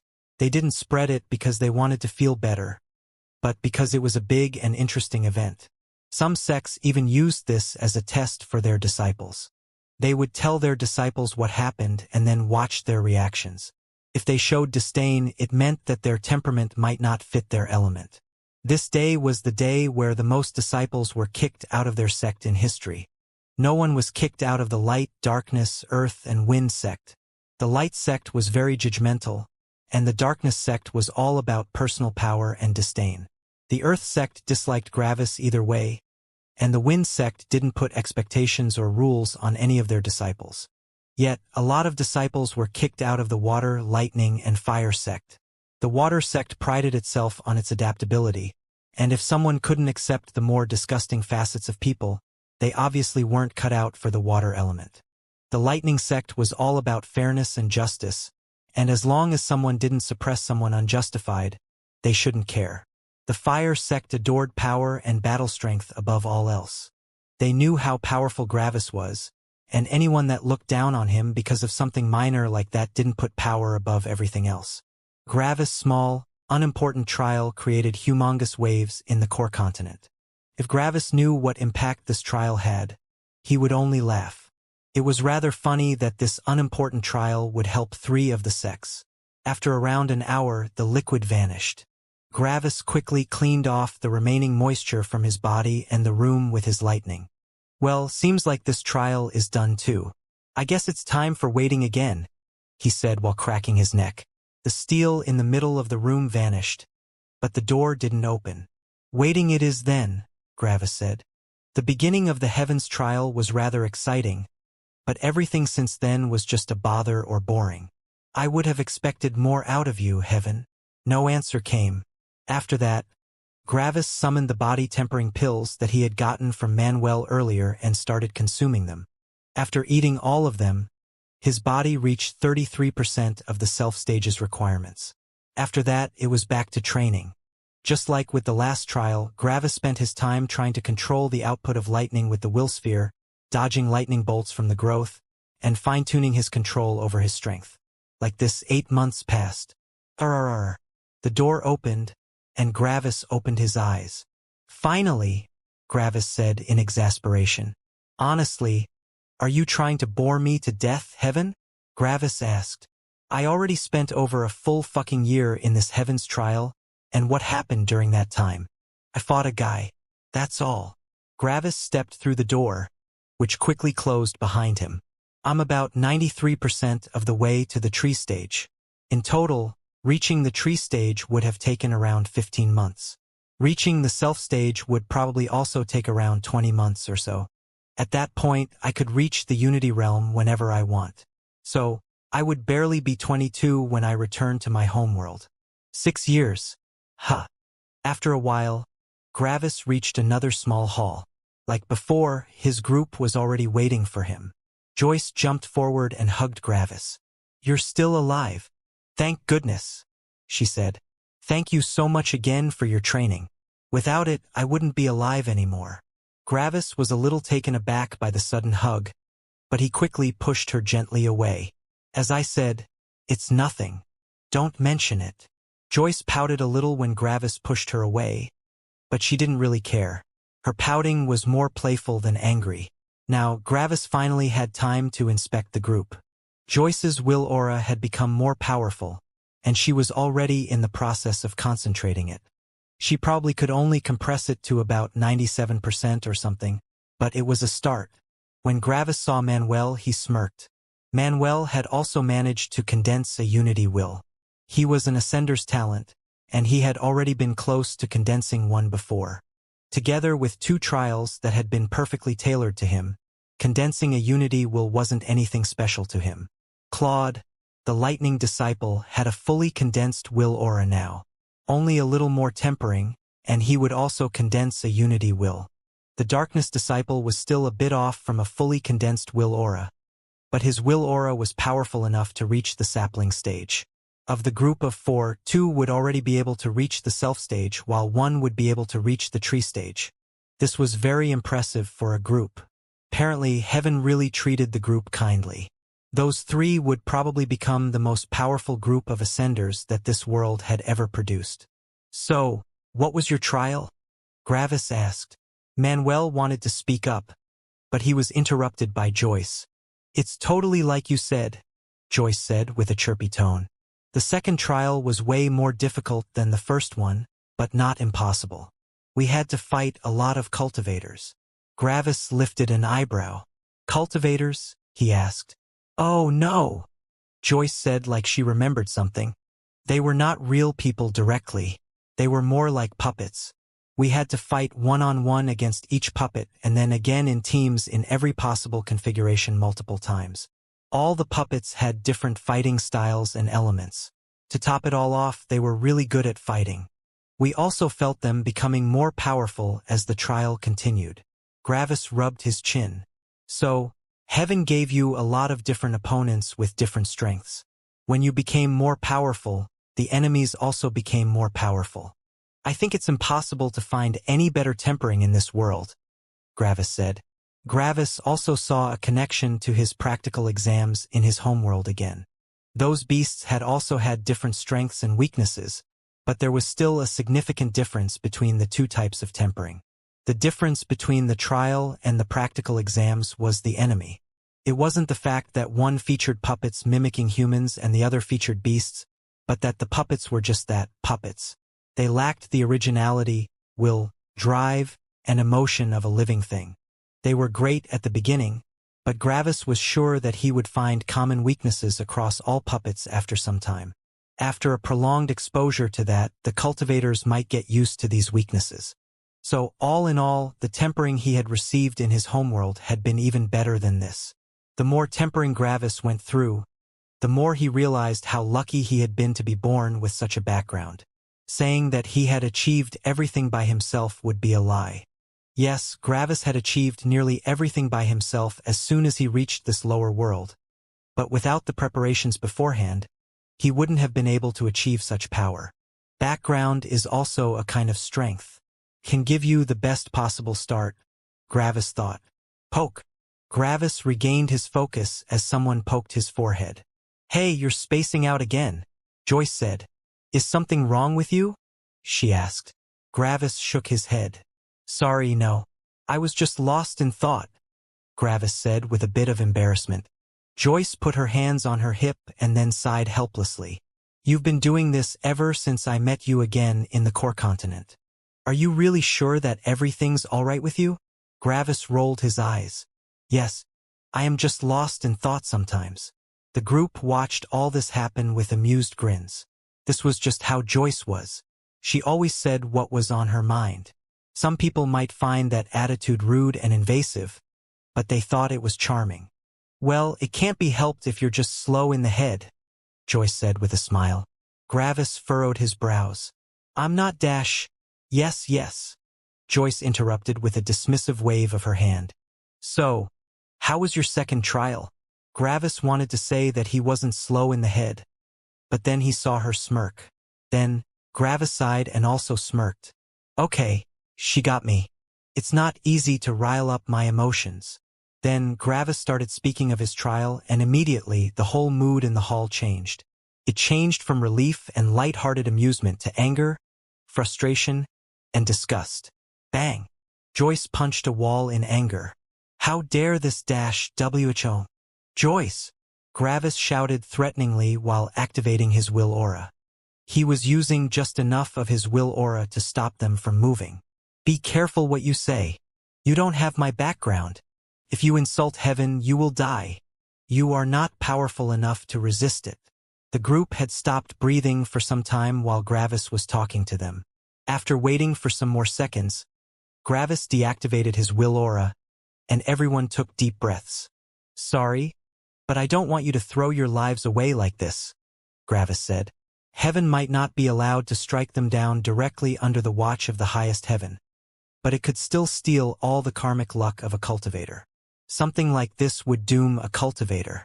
Joyce breathed hectically and was red in the face from anger. Yet her eyes not only showed rage but also fear. Due to her emotions, she had nearly committed involuntary suicide. What had she thought when she had shouted these words? Her rage had nearly cost her her life. Thank you, Joyce said silently after a while. Gravis nodded. That is why I suppress my emotions, Gravis said. Emotions can make you do illogical things. When blinded by rage, you will make mistakes. Remember this experience. Joyce sighed again. You're right, but I just got so mad when I heard what happened to you. How can heaven do such a thing? She said as she got riled up again. At least she had herself under control now. Because it has power, Gravis said. That's the only truth. It can do whatever it wants, as long as there isn't something more powerful interfering. Theoretically, heaven could create a whole world where everyone feels unbearable pain as long as they are alive. And as long as something more powerful doesn't intervene, there's nothing anyone can do. But that's wrong, Joyce said. Yes, it is, Gravis said. But it happens either way. It doesn't matter if it's right or wrong. It will just happen. Joyce shook a little in frustration. After some seconds, she averted her gaze. This thought is just too cold and depressing. I don't want something like this to be real. Gravis sighed. I'm also not a fan of that, but it's reality. You can only change reality if you are powerful enough, but as long as you're not that powerful, you have to live with it. Only with power can you change anything you want. The rest of the group had kept themselves out of the conversation, but the last couple of statements from Gravis also resonated with them. A lot of elders had told them the same thing, but it was different when something actually happened that proved this. Gravis' second trial was proof enough. This changed a logical argument into reality. The group remained silent for a couple of seconds as they thought about the current situation. I still think this is going too far, Manuel said after some seconds. The whole world saw your last trial, and your reputation will be forever tarnished in an unrecoverable way. Gravis shrugged. So? Manuel was a little taken aback, but then he laughed a little. Yes, you're right. What does it matter what the world thinks about you? It has no impact on you. Then Manuel sighed. It seems like my temperament is still not decisive enough. Gravis rubbed his chin in thought. I wouldn't be so sure about that, he said. Manuel raised an eyebrow. Oh? How so? Gravis smiled. Because it hasn't happened to you, but to someone you consider a friend, Gravis said. I would probably also be angrier if it happened to you or Joyce. We often feel more pain for someone we are close to than the person might feel themselves. Of course, it strongly depends on the situation, but I think in this case, this is true. Manuel remained silent for a while. I think you're right. If that had happened to me, I wouldn't care as much. After all, I know that my power speaks for me. If someone confronted me with that, I could just kill them. Gravis nodded. Exactly. Manuel walked closer and patted Gravis' shoulder. It might seem cruel and unfair to my dead master, but I am happy that I met you, Gravis. You have shown me an entirely new outlook on the world, heaven, and how a cultivator should be. If my dead master could see us, I think he wouldn't regret his death. He was just that kind of person. Gravis also smiled slightly. Thank you for your words, Manuel. I also consider you a friend, he said. Manuel smiled more when he heard that. Great. That's what I like to hear. The group talked some more for a couple of hours, sharing their experiences and outlooks on life. After the conversation lulled into silence, Gravis stood up. No time to waste, he said. The others looked at him reluctantly. Why are you always so impatient? Joyce groaned. We haven't seen each other in 8 months. And now you want to leave again. Gravis shook his head with a smile. I don't want to stop. If I indulge too much, I might become complacent. I can't risk that. Joyce wanted to object, but she realized that Gravis was probably right. Is this why he has achieved his current power? I guess that's true. If I hadn't taken 90% of my breaks, I could have probably reached my current realm a whole year earlier. My will aura would probably also be more powerful. Is my current mindset really the right one for cultivation? She thought with worry. All right, I'll be going. See you in a couple of months, Gravis said as he stepped into the next door. The group also said their goodbyes, and like this, Gravis was alone again. Let's see what you have for me this time, Heaven. Generally, there are only 5 trials, not including the last fight between all groups. This is already the 3rd one. Your secret weapon will probably come at the 5th trial, so the next two will probably include more of your senseless and childish behavior. The walk was longer than last time, and it took nearly an hour of walking. Of course, Gravis was walking leisurely. He wasn't walking much faster than Immortal. After all, he was in no hurry since he had to wait for a couple of months after that either way. After the hour was up, Gravis arrived before another door. With a push, he opened it and entered. He saw an arena identical to the arena of his first trial. It was about 1 kilometer wide and circular with incredibly sturdy walls. Apparently, another fight was awaiting Gravis. Yet, Gravis saw no enemy in the arena. Even when he entirely concentrated his senses, spirit, and will, he still couldn't find an enemy. Gravis was sure that no one could escape his senses, even if there were a priest with the darkness element in here. Gravis also doubted that possibility. The arena was lit and about as bright as the outside during the afternoon. If there were a powerful darkness cultivator waiting for Gravis here, the arena would be pitch black. But Gravis saw one peculiar thing. All his previous trials had 2 doors. One of them was the door which he had entered from, and one door that led to the next trial. This trial had 3 doors. So, my enemy will arrive from one of the 2 doors, huh? Gravis already had a suspicion of what this trial would entail, and he wasn't happy about that. Yet, there was nothing else he could do. He could only accept his current circumstances. At least, he wouldn't need to kill his own group. Gravis made sure that this wouldn't happen before he entered the Heavens trial. Gravis leaned against one of the walls and closed his eyes. He would probably need to wait for a couple of days, and sure enough, about 4 days later, a 5-man group entered the arena from one of the doors. Gravis opened his eyes and looked at the group, and the group looked at him. The group looked at Gravis with shock, surprise, and then bitter smiles. They knew of Gravis and his unheard-of battle strength. The fact that they felt that his cultivation already reached the sapling stage made them give up. Their group was pretty powerful, and some of them could even put up fights against sect masters, but that made no difference. Some of them looked with melancholy at the ceiling. First, they lost their sect master, and now their sect was about to lose their most talented disciples. Did heaven want their wind sect to be eradicated? Yes, the group was the group from the wind sect. Bang! A stele appeared in the middle of the arena. Kill the opposing party to pass the trial, it read. Gravis sighed and walked to the middle of the arena. The group released some heavy sighs as they also walked to the middle. One person of the group, who looked especially distraught, could only say one word. Why? He asked.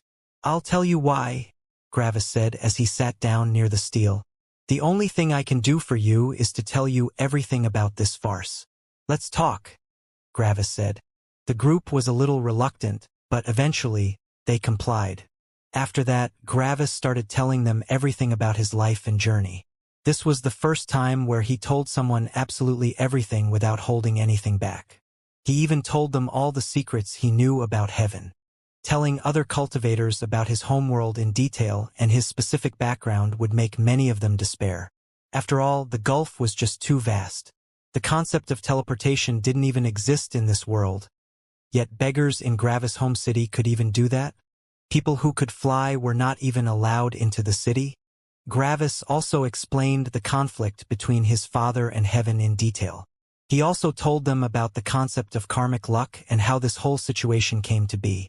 Either way, they would die, so the least he could do for them was to widen their horizons and explain how they ended up in this situation. Explaining everything took multiple hours. And that's how you ended up against me. It's not that heaven wants your wind sect to die, but because your wind sect is the closest sect to me, except the lightning sect.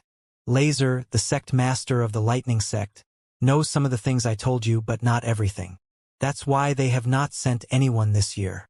If they had, I would probably fight against them instead of you. Gravis sighed. Yet, there is still one more bullshit trial. I would probably just fight you in the 4th trial then. Only the 5th trial is when heaven will unveil its secret weapon. So, all in all, you are just innocent people that got dragged into this, Gravis finished explaining. The group had gone through many emotions during the tale. They had been in awe about the power of the people in Gravis' homeworld. They had also been shocked about the fact that there were 3 more grades of worlds above theirs. All of this just seemed too unreal and distant. So, one of them said after a while, even though we thought that we were free and unrestrained, in reality we weren't. As long as heaven exists, we can't be truly free. Gravis nodded. Exactly. That's why heaven is doing this. Can't send anything more powerful than a priest at me, so it can't kill me with a fight. That's why it is trying to rile me up, emotionally. The group remained silent for a while. They were lost in thought for multiple minutes. Bang! Suddenly, one of them shot up to a standing position and looked at the ceiling. "Fuck you, you shitty-ass useless heaven!" he shouted with his full power. "How are you even real? How could an existence that looks over the world be so petty, childish, immature, stupid, irrational, incompetent, and all-around retarded?" Gravis saw that and was a bit surprised. Sure enough, all karmic luck vanished from the person. As long as the highest heaven watched, this lower heaven wasn't allowed to strike anyone. It could only reduce the karmic luck of cultivators. But what did this have to do with these 5 people? They were already about to die, so they might as well go out with a bang. "Yeah!" another one shouted as he stood up. "You are the weakest of your kind, so you have to satisfy your fragile ego by forcing your control over this world. Why would you even be so stupid as to suppress everyone that had a will aura in the body-tempering realm? It's because they are a danger to your shitty fucking heaven sect. You are weakening your results just so you can feel that you are in control." One person after the other shot up and started throwing insults at heaven. Those weren't just baseless, random insults, but critiques that poked the worst part of heaven. They mocked its failures relentlessly. Brrrr. The heavens trial started shaking. "Fuck you. You already doomed us to die, so why would we be scared by some shitty earthquake?" Instead of getting scared, the group grew even more fervent. This reaction showed that they had hit a sore spot. Heaven was angry, and they felt absolutely great and elated about that fact. The more the heavens trial shook, the crazier the group got with their insults. "As long as you don't insult the highest heaven, it can't do anything," Gravis said. The group continued crazily as they even spat on the ground and showed their asses in disrespect. The insults became more and more personal, but it never included any other heaven. Gravis watched this with a smirk, and up in the highest world, even the opposer was a bit amused by this. When had it ever happened that a group of such incredible weaklings managed to insult their heaven in such an unrelenting manner? Even to him, this situation was amusing and peculiar. The group continued insulting heaven for days.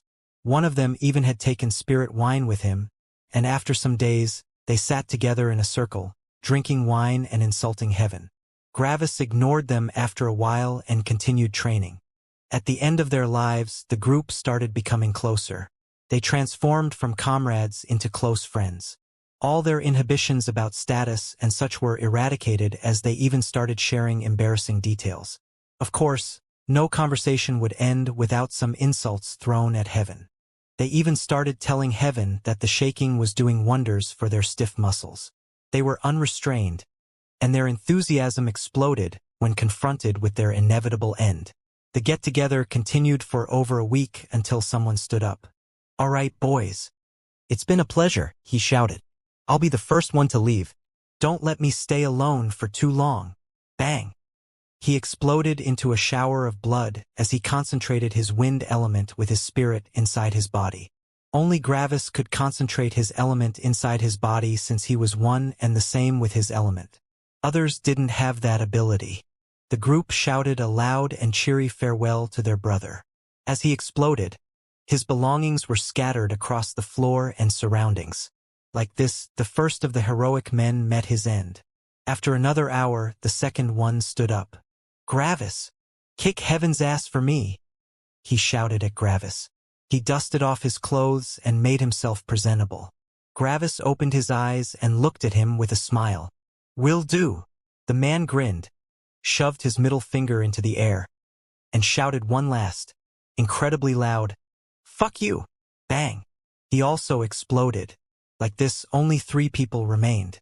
A couple of minutes later, They also said their goodbyes to Gravis and told him to kick heaven's ass.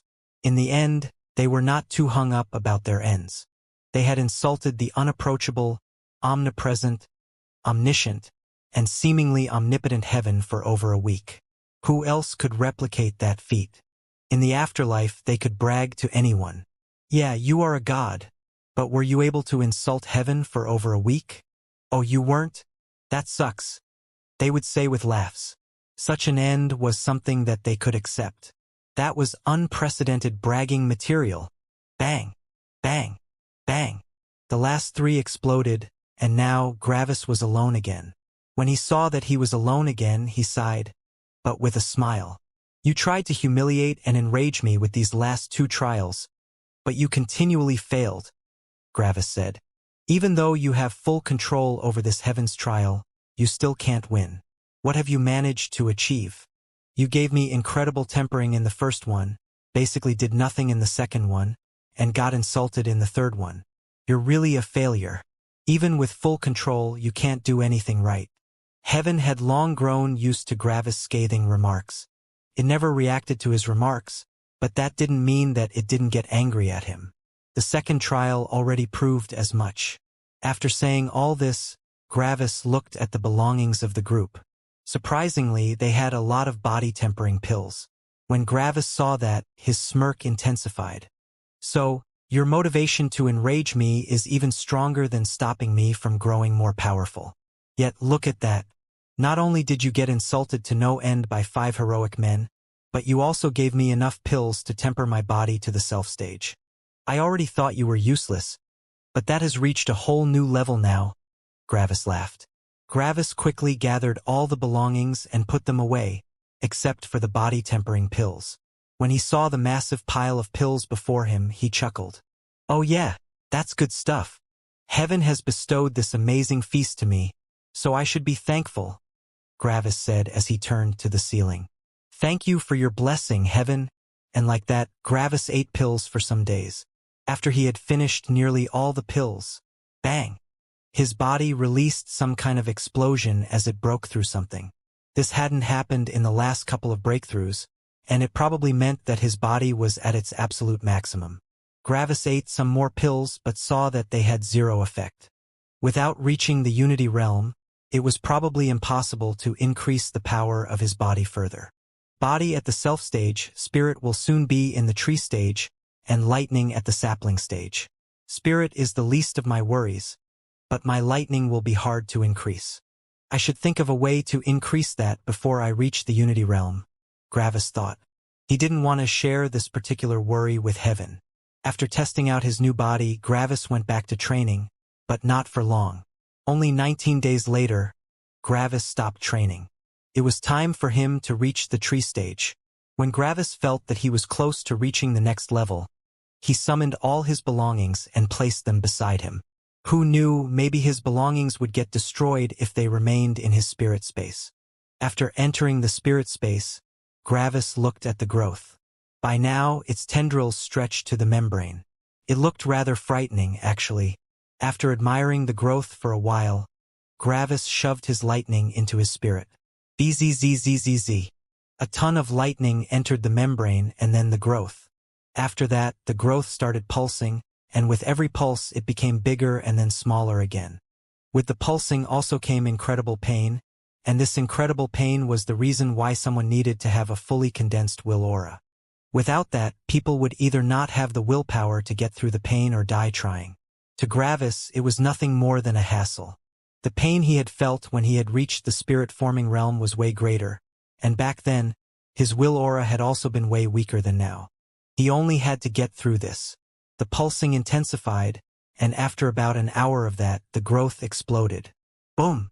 All the lightning expanded and filled the whole spirit space. The same thing had happened when Gravis had been close to reaching the seed stage. Back then, his lightning had also filled his whole spirit space. Yet, Gravis had many times more lightning now than back then. Due to that, the lightning wasn't able to travel around anymore inside his spirit space. The lightning inside his spirit space was so incredibly dense that it even seemed solid. Even Gravis' own body felt pressure inside his spirit space. Yes, he was lightning, but there was so much lightning that it was hard to move around. He tried to move around and felt like he was back in the treasury of the branch of the Heaven sect. His movement couldn't even be considered swimming. Could only be described with digging. Well, that certainly doesn't look like a tree. There is even another issue. The size of my spirit space didn't increase, Gravis said with surprise. Though I feel that my spirit has become way more powerful. It's just weird that my spirit space didn't increase. After a while, Gravis sighed. Well, I created my own cultivation path, so of course stuff will be different. I wonder. Whoop. Bzzz. Gravis summoned one of the weapons of the dead group into his spirit space and willed his lightning to not attack the item. Yet there was just too much lightning, and the weapon immediately got incinerated. When Gravis saw that, he frowned. I can't even store stuff anymore? What is this shit? He complained. After that, Gravis thought some more. I wonder what will happen if I move more lightning into my spirit space? By now, most of Gravis' lightning had already recovered, so he shoved more of it into his spirit space. Yet, what the fuck? I can't infuse my spirit with more lightning? He shouted with shock. My spirit space is absolutely full and can't accommodate more lightning? What is this shit? I refuse to accept that. Make space. Gravis went to one wall of his spirit space and used his will and spirit to shove as much lightning away from his position as possible. The pressure inside his head increased as Gravis created an empty area. Then, he shoved the lightning from his body into his spirit. This time, it managed to enter, but only from the empty side that Gravis' body occupied. Gravis stopped suppressing the other lightning, and it returned to its previous form. Like this, he managed to shove more lightning into his spirit. The added lightning also wasn't pushed out. Apparently, his spirit space only allowed lightning to enter but not exit. Gravis saw this and nodded righteously. See? Was that so hard? He asked himself. After that, he left his spirit space, and after waiting for his lightning to regenerate, he condensed the lightning inside his body more. By now, his lightning comfortably fit inside his dantian. There was even some empty space left. Starting from that point on, Gravis returned to his spirit space every 2 hours to shove all his lightning inside. He would have to suppress the lightning manually every time. After around a month, Gravis noticed something. Actually, he noticed several things. When he noticed these things, he smirked. The good comes with the bad, and the bad comes with the good. That phrase rings true again. What things had Gravis noticed? Gravis had always felt pressure inside his mind as he shoved more lightning into it, but at some point, the pressure didn't increase anymore. In the beginning, he hadn't been sure since it was always just a small increase in pressure, but as it stayed constant for multiple weeks, he realized that he was right. Why didn't the pressure increase? Even though he had shoved more and more lightning into his mind. The reason for that was that his spirit space slowly grew. Apparently, when the pressure reached a certain threshold, his spirit space would be forced to increase in size. He saw that his spirit space had already grown by some meters. These couple of meters had already doubled the volume of his spherical spirit space, which was incredible. He wondered how big his spirit space would become after a year. Yet, this discovery was unimportant in comparison to another one. Gravis had found something way more amazing. The suppression of the lightning required Gravis to use all his spirit and will. Due to the continued growth of his spirit space, the density of lightning didn't increase inside his spirit space. It just became more. So, after 2 weeks, the density hadn't grown anymore. Yet, Gravis had noticed that he managed to suppress his lightning more and more. The compressed area slowly got smaller. How was that possible? With some logic, one could find the answer. The suppression of his lightning required his spirit and will, right? Yet, his spirit didn't increase during cultivation. It would only increase when he reached the next stage, so that only left one thing. Yes, this forceful suppression of his lightning increased Gravis' will. After Gravis had realized that, he quickly checked the compression rate of his will aura and found that he had reached 3.4%. That was an increase of 0.6%. An increase of 0.6% in only 1 month was incredible. As soon as Gravis saw that, he dropped everything else. Nothing was more important than the will. He might also only be able to temper his will while being in this stage. Gravis knew how the self-stage looked, and he was sure that his own self-stage would look identical to the self-stage of others. The self-stage was called self-stage because the energy in the spirit space would completely fuse with the spirit and would become another self. At that point, if a cultivator entered their spirit space, they wouldn't see their energy anymore. They would enter the self in their spirit space and see an empty spirit space before them, except for their own body. Compressing a self? That didn't seem possible even with lightning. Yet, compressing this massive amount of lightning was possible. I need to use this time. Fuck. I already wasted a month. Gravis thought with a mixture of rage and excitement. Starting this day, Gravis spent all his time inside his spirit space. Even if he didn't have any lightning to shove into the space, he continued suppressing the lightning inside his mind. Gravis' eyes became red with fiery motivation. Compress, compress, compress, he shouted inside his mind. Meanwhile, the lower heavens started getting nervous. It couldn't look into the mind or spirit of cultivators in the spirit-forming realm, so it had no idea what was going on. The only thing it saw was that Gravis' will aura continued increasing without reason. What was going on? Wasn't Gravis' will aura already powerful enough? Did he need even more? Gravis' crazy suppression also expanded the spirit space even without adding new lightning. After another 2 months, half of the whole spirit space was just empty. Under Gravis' insane training madness, his spirit space was growing much faster than he could shove lightning into it. This insanity increased for a total of 9 months. Gravis had been a total of 10 months inside the third trial now, and today was the day when he stopped for the first time. Why did he stop? The door to the fourth trial was still closed, so that was not the reason. The reason why he stopped was that he had to stop. His spirit space had reached a diameter of 50 meters by now, and it had hit some kind of wall. On this day, Gravis felt like his spirit space was tearing. A sense of danger also appeared inside his heart as that happened. He felt like if he continued suppressing his lightning, his spirit space wouldn't be able to withstand the pressure anymore and would explode. Gravis felt unwilling, but he was rational enough to stop. Even though he wanted to continue more than anything in the world, he had to stop himself. With a sigh, he released the compressed lightning for the first time in 9 months. Bang! The lightning expanded again until it filled the whole spirit space, but it was not nearly as dense as before. Gravis could even walk through it again. Gravis looked around and sighed in lament again. I guess when the lightning regains its old density, I will reach the self stage. This should take around a year. A little longer than I had initially expected, but that's not an issue. Gravis left his spirit space and shook all the accumulated dust off his body. He had remained unmoving for 9 months, after all. He stood up, and as soon as he did, many of his bones started cracking. His muscles also started aching a little.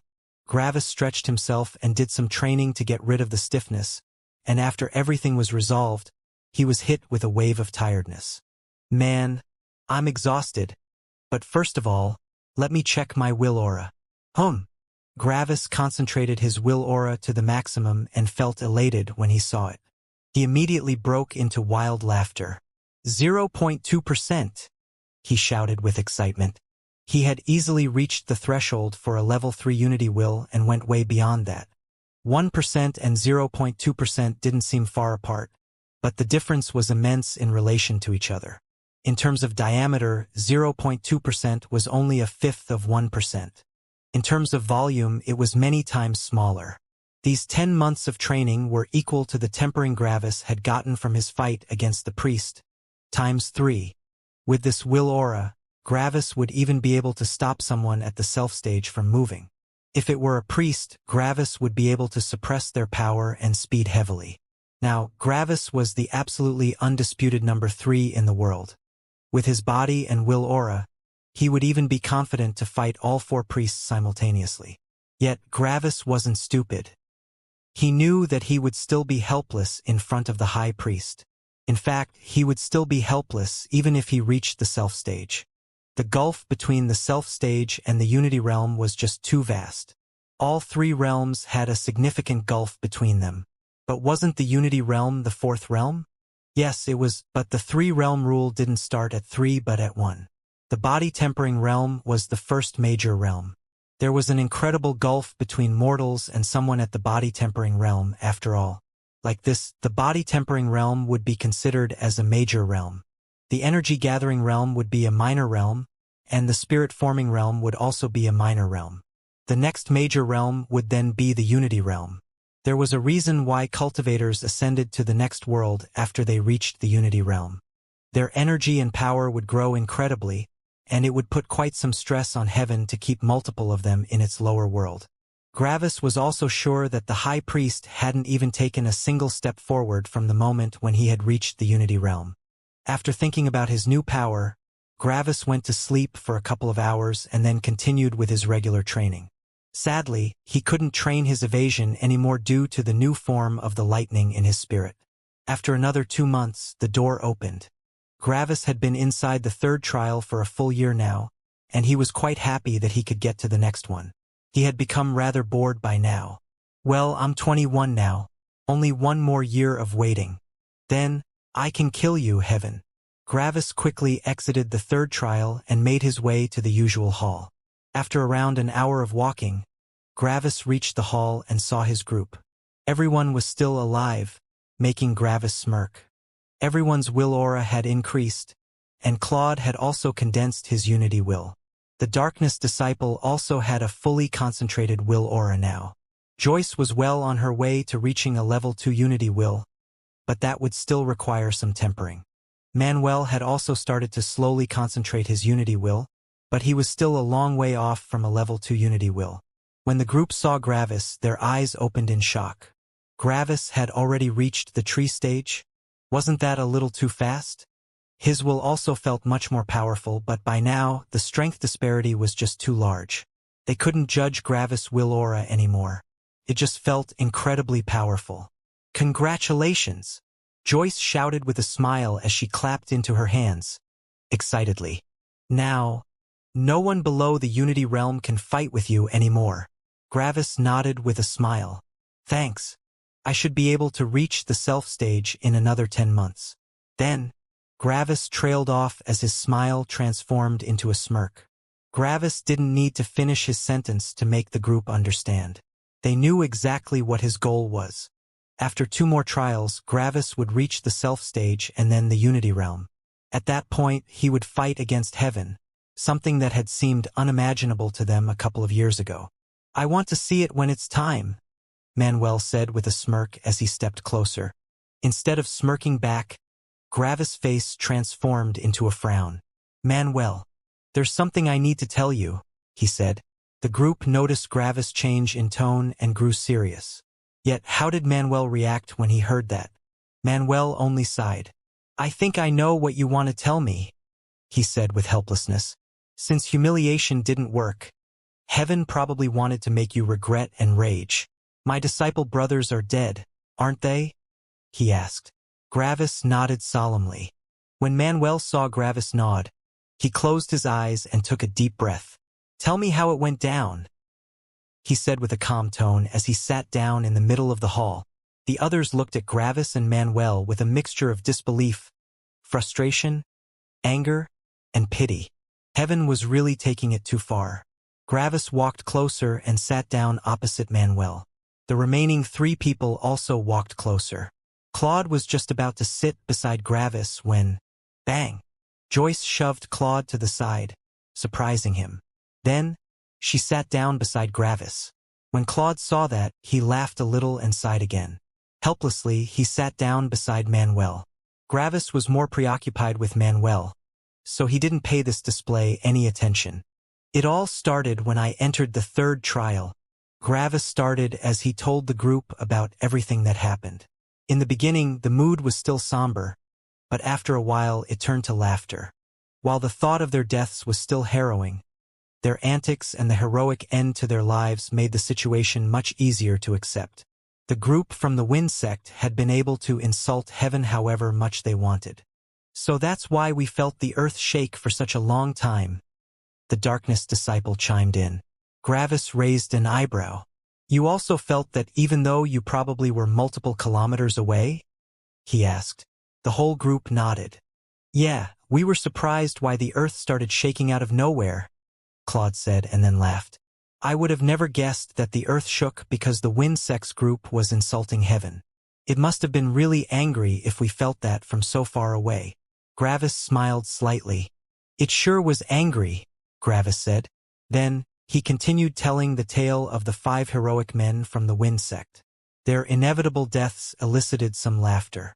The 5 men had been heroic and defiant to the bitter end. Manuel had already started smiling for a while with closed eyes.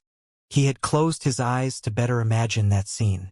He knew all 5 of these men, so he could very well imagine how everything happened.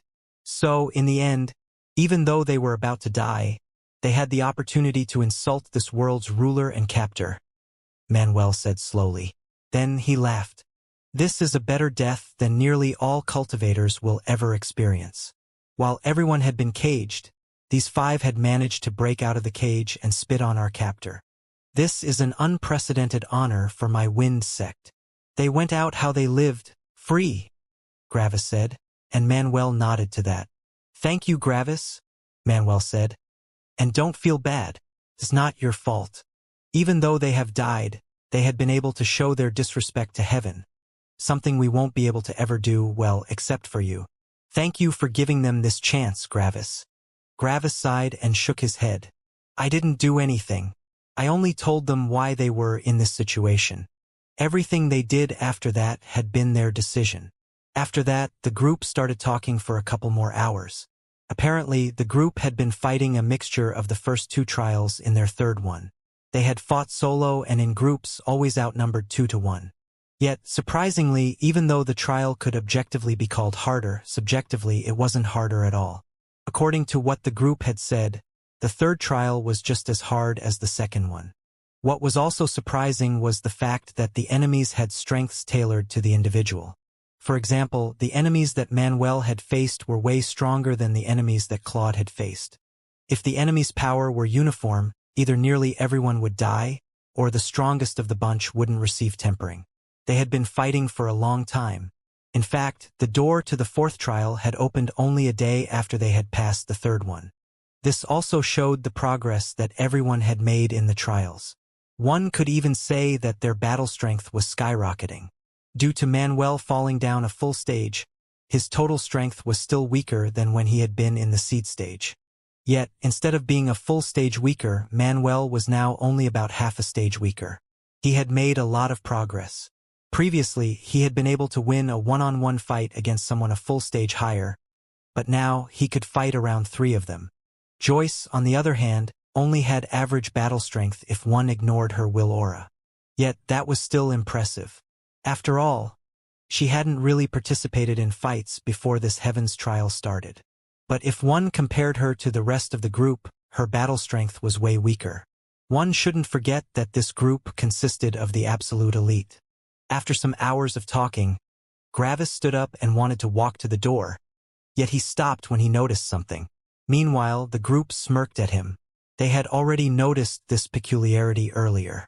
Gravis didn't see 2 doors like the previous times, but only 1 door.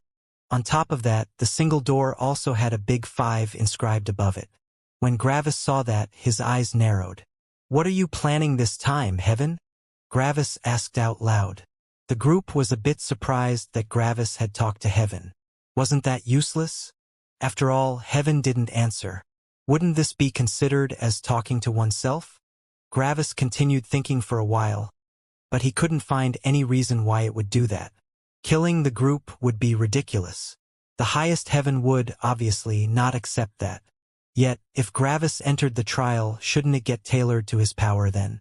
Like this, the others wouldn't be able to temper themselves, which would also be a colossal waste. Pack. 2 excited arms grabbed Gravis' shoulder.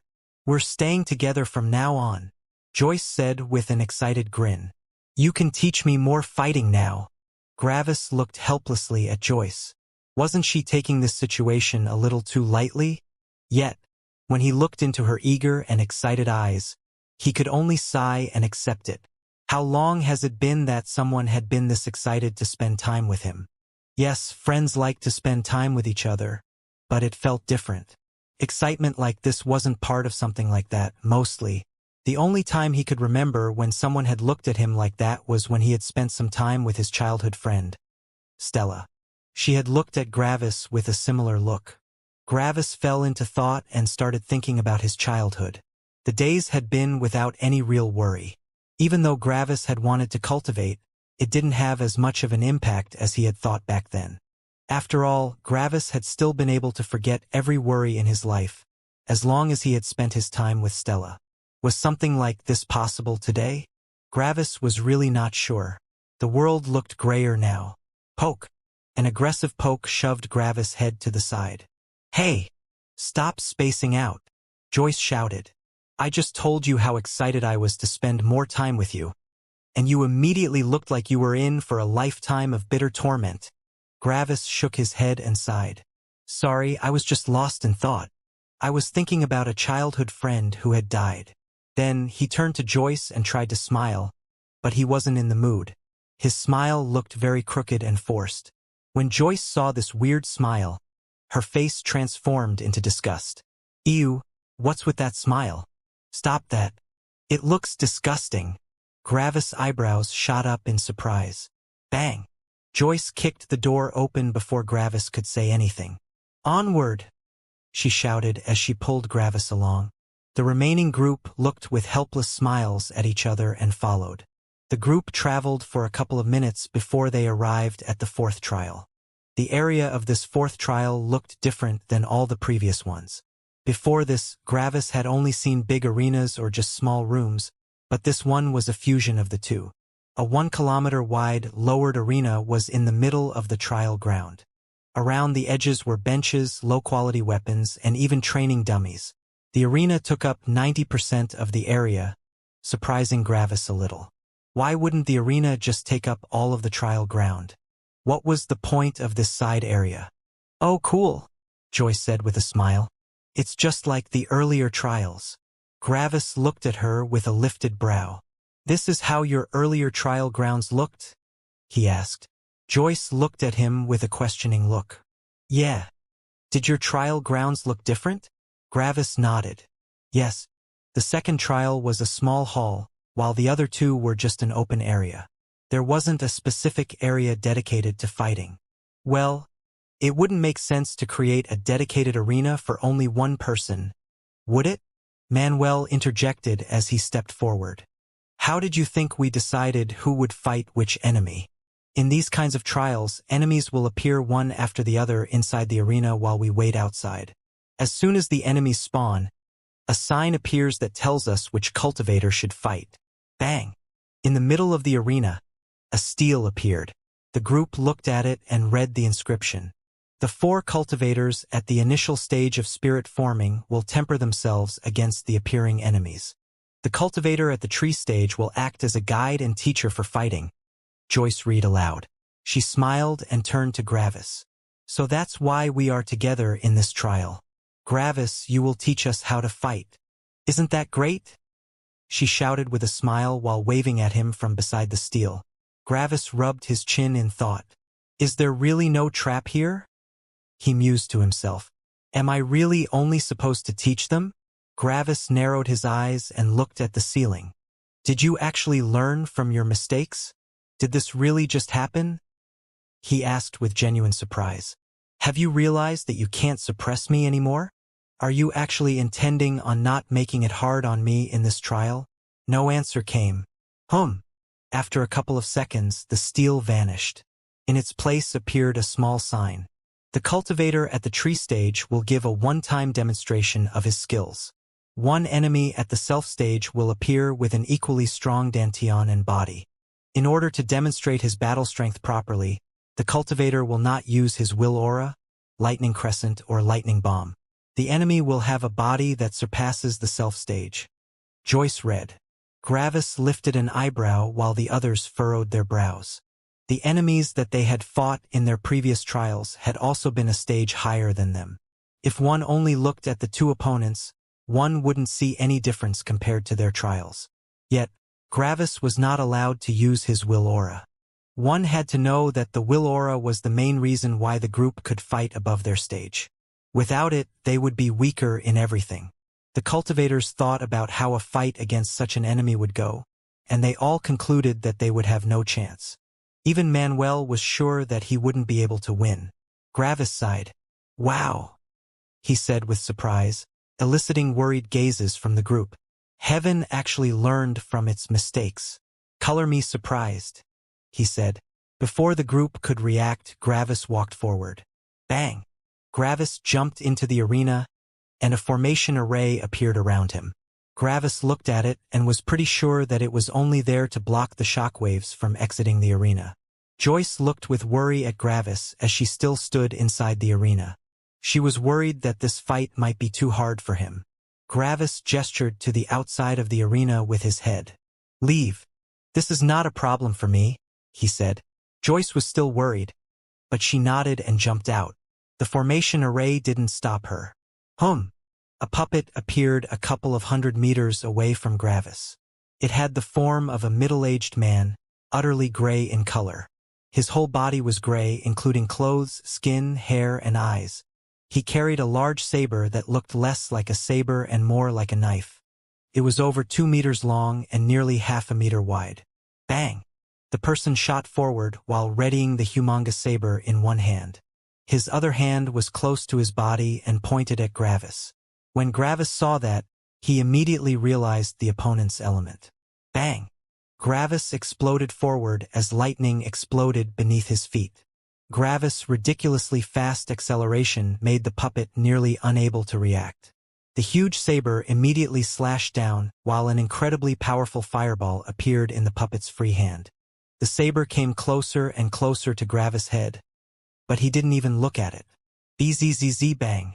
A lightning spear shot out of Gravis' right hand, and it quickly hit the fireball inside the puppet's hand before it could fire off. The fireball exploded, destroying the puppet's hand in the process. Gravis had noticed that the fireball had been compressed with spirit, which made it dangerous even to the user. The shockwave also washed over Gravis, but most of its power had been stopped by the puppet's hand and the lightning spear. Yet, the explosion was still powerful, and heavy burns appeared all over Gravis' body. Bang! While the puppet had been thrown back by the sudden explosion, Gravis, who had already expected the shockwave, used another lightning explosion to accelerate through the shockwave. He quickly reached the puppet, lifted his saber high, and slashed down with both hands. CRK. The saber struck the puppet's head but didn't kill it. Instead, it stuck out of the head of the puppet, its edge barely inside. Bzzz. Gravis used the saber to infuse the puppet with lightning, shocking and paralyzing it in the process. Due to the required realism, the puppets worked the same way as humans. Gravis' lightning might not have been powerful enough to shock the puppet under normal circumstances, but it was different when the lightning had a direct way into the puppet's head. Gravis pulled down, still holding the hilt of his saber, pulling the puppet's head down with it. Bang! Boom! Lightning exploded under Gravis' foot. The explosion created an incredible force that propelled Gravis' leg upwards, and his knee exploded into the puppet's chin. Gravis' knee wasn't able to handle such an impact, and his leg was reduced into bloody chunks. Shing! Gravis kept the puppet in place with his saber and then pulled it back. The saber left the puppet's head, and Gravis readied it. Due to the massive impact on its chin, the puppet's brain was scrambled and shaken, making it unable to move. Shing! Gravis lowered himself and stabbed through the puppet's chin, right into its brain. The skull had stopped his attack before, showing that he wasn't strong enough to break through the bone's defenses. Yet, there were no bones between the underside of the chin and the brain. Bzzz. One more infusion of lightning right into the brain sealed the deal. Even if it had survived the previous attack, it was definitely dead now. Bzzz. Gravis used around 20% of his life lightning to get back to his peak condition. After that, he pulled his saber out of the puppet's head. Something like this couldn't even be considered tempering. He had been in full control ever since the fight had started. Gravis cracked his neck and then turned to the group. Gravis jumped out of the arena and looked at the group evenly. The group was actually quite shocked at how quickly the fight had ended. Gravis, are you all right? Are you hurt? Joyce asked with worry as she ran up to him and looked at him closely. Gravis could only sigh at that. No, obviously, I'm not. I can heal myself by converting the inherent energy in my body into life lightning, he explained simply. Then he turned to the remainder. Since I am supposed to be your guide, I'll start explaining the backgrounds of the fight now. Joyce was a little annoyed that Gravis just brushed her worry off and immediately went to teaching, but there was nothing she could do. Gravis, why didn't you unleash your preloaded weapon into the puppet's head as soon as you struck it? Manuel asked. This seemed like a way better way to win the fight. The rest of the group also had this question. Why didn't Gravis unload his saber? Gravis laughed a bit. You're right. That would have been a cleaner and better way to win the fight. I would have done that if I could. Whoop! Gravis summoned his saber. This saber has been forged specifically for me, and it has different formation arrays. The formation arrays allow me to store my most powerful attack, the lightning crescent. Sadly, the good comes with the bad, and the addition of the new formation arrays makes it impossible for me to store a normal loaded attack. A light of recognition appeared in the group's eyes. But you could have unloaded it anyway. After all, such an attack would probably not have broken the rules. Manuel said again. Simply unloading your weapon should be okay, even if it had a lightning crescent inside. Gravis smirked a little. Yeah, you're probably right, but that's not the reason why I didn't unload it, Gravis explained. I am pretty sure that the restriction on my lightning crescent wasn't there to make it hard on me, but to protect you guys. Joyce frowned. But the arena is protected with a powerful formation array. Nothing is able to leave the arena. Gravis shook his head. The formation array can probably block an attack at the self stage, but my lightning crescent is actually more powerful than just an attack in the self stage. The formation array would break, and you all would die. The group was taken aback but still skeptical. That sounds unrealistic, the Darkness Disciple said. We know that you're powerful, but it should be impossible to unleash an attack above the self stage. Bang! Gravis jumped back into the arena and then used 1% of his spirit to summon a will sphere. Instead of explaining, it would be easier to show them. He infused his lightning into the will sphere, and it exploded. Boom! Before anyone could process what was happening, a huge lightning explosion happened. Gravis' will had become many times more powerful, as well as his spirit. This 1% of his spirit ate up about 5% of his lightning before it exploded. The formation array immediately activated again, and nearly the whole arena was filled with lightning. Together with his more compressed lightning and his stronger will, this 1% of his spirit created a force that would have been equal to around 30% of his spirit in the seed stage. Yet, the formation array was easily able to block this little bit. After the explosion, Gravis jumped back to the group. That was 1% of my spirit. My preloaded lightning crescent is filled with 100%. You can imagine the rest, he said. The group took a deep breath. They wouldn't even have been able to withstand this explosion. That was only 1%. That's insane. Anyways, back to explaining the fight, Gravis said, claiming the attention of everyone. As soon as I saw the weapon and fighting position of the puppet, I knew immediately that it had the fire element. The puppet fought rather smartly by keeping one of its hands free. With that free hand, it could summon a fireball if something went wrong. The group now listened to him. By knowing the plan of the enemy, you can plan around it. The puppet didn't expect that I would take the initiative to trigger its backup plan. That surprise also stopped its main plan. Remember that the enemies try to anticipate everything you do, but they often don't pay attention to what they are doing. After all, why should someone get attacked by their own attack? Gravis said. I understand that, Gravis, but why did you force yourself through the explosion, even though you knew that it was coming? This seemed like a waste since you got heavily injured by the explosion, Joyce asked. Gravis looked at her evenly. I could have retreated after exploding the fireball, but then what? Yes, I would not have been injured, and the hand of my enemy would be damaged. But that wouldn't end the fight, would it? Joyce understood where Gravis was coming from, but she still wasn't wholly convinced. Wasn't the point in winning a fight not to die or not get injured? Why do that on purpose? Gravis saw that she was still a little confused, so he sighed. Think of it like this. The fight starts and I have a 50% chance of dying and a 50% chance of winning. By injuring the hand of the enemy, the chances of winning would rise to 60%. Yet, doesn't that still leave a 40% chance of dying? Why take that risk? Gravis looked at the arena. The puppet fought safely without taking any risks, and that was why it died. The darkness disciple was confused now. But fighting safely is, as its name says, the safest. Gravis smirked a little. Except that it isn't. By fighting safely, you don't put all of your strength forward. But if your opponent does, you will get overpowered. Think of the puppet. It was superior to me in every single way. It was faster, had more stamina, had a more powerful body, more powerful energy, a more powerful spirit, yet it hadn't managed to hit me even once. Why is that? The group remained silent. Seeing that no one was answering, Manuel stepped forward. Because you never gave it any chance to make use of its strengths, he said with a slight laugh.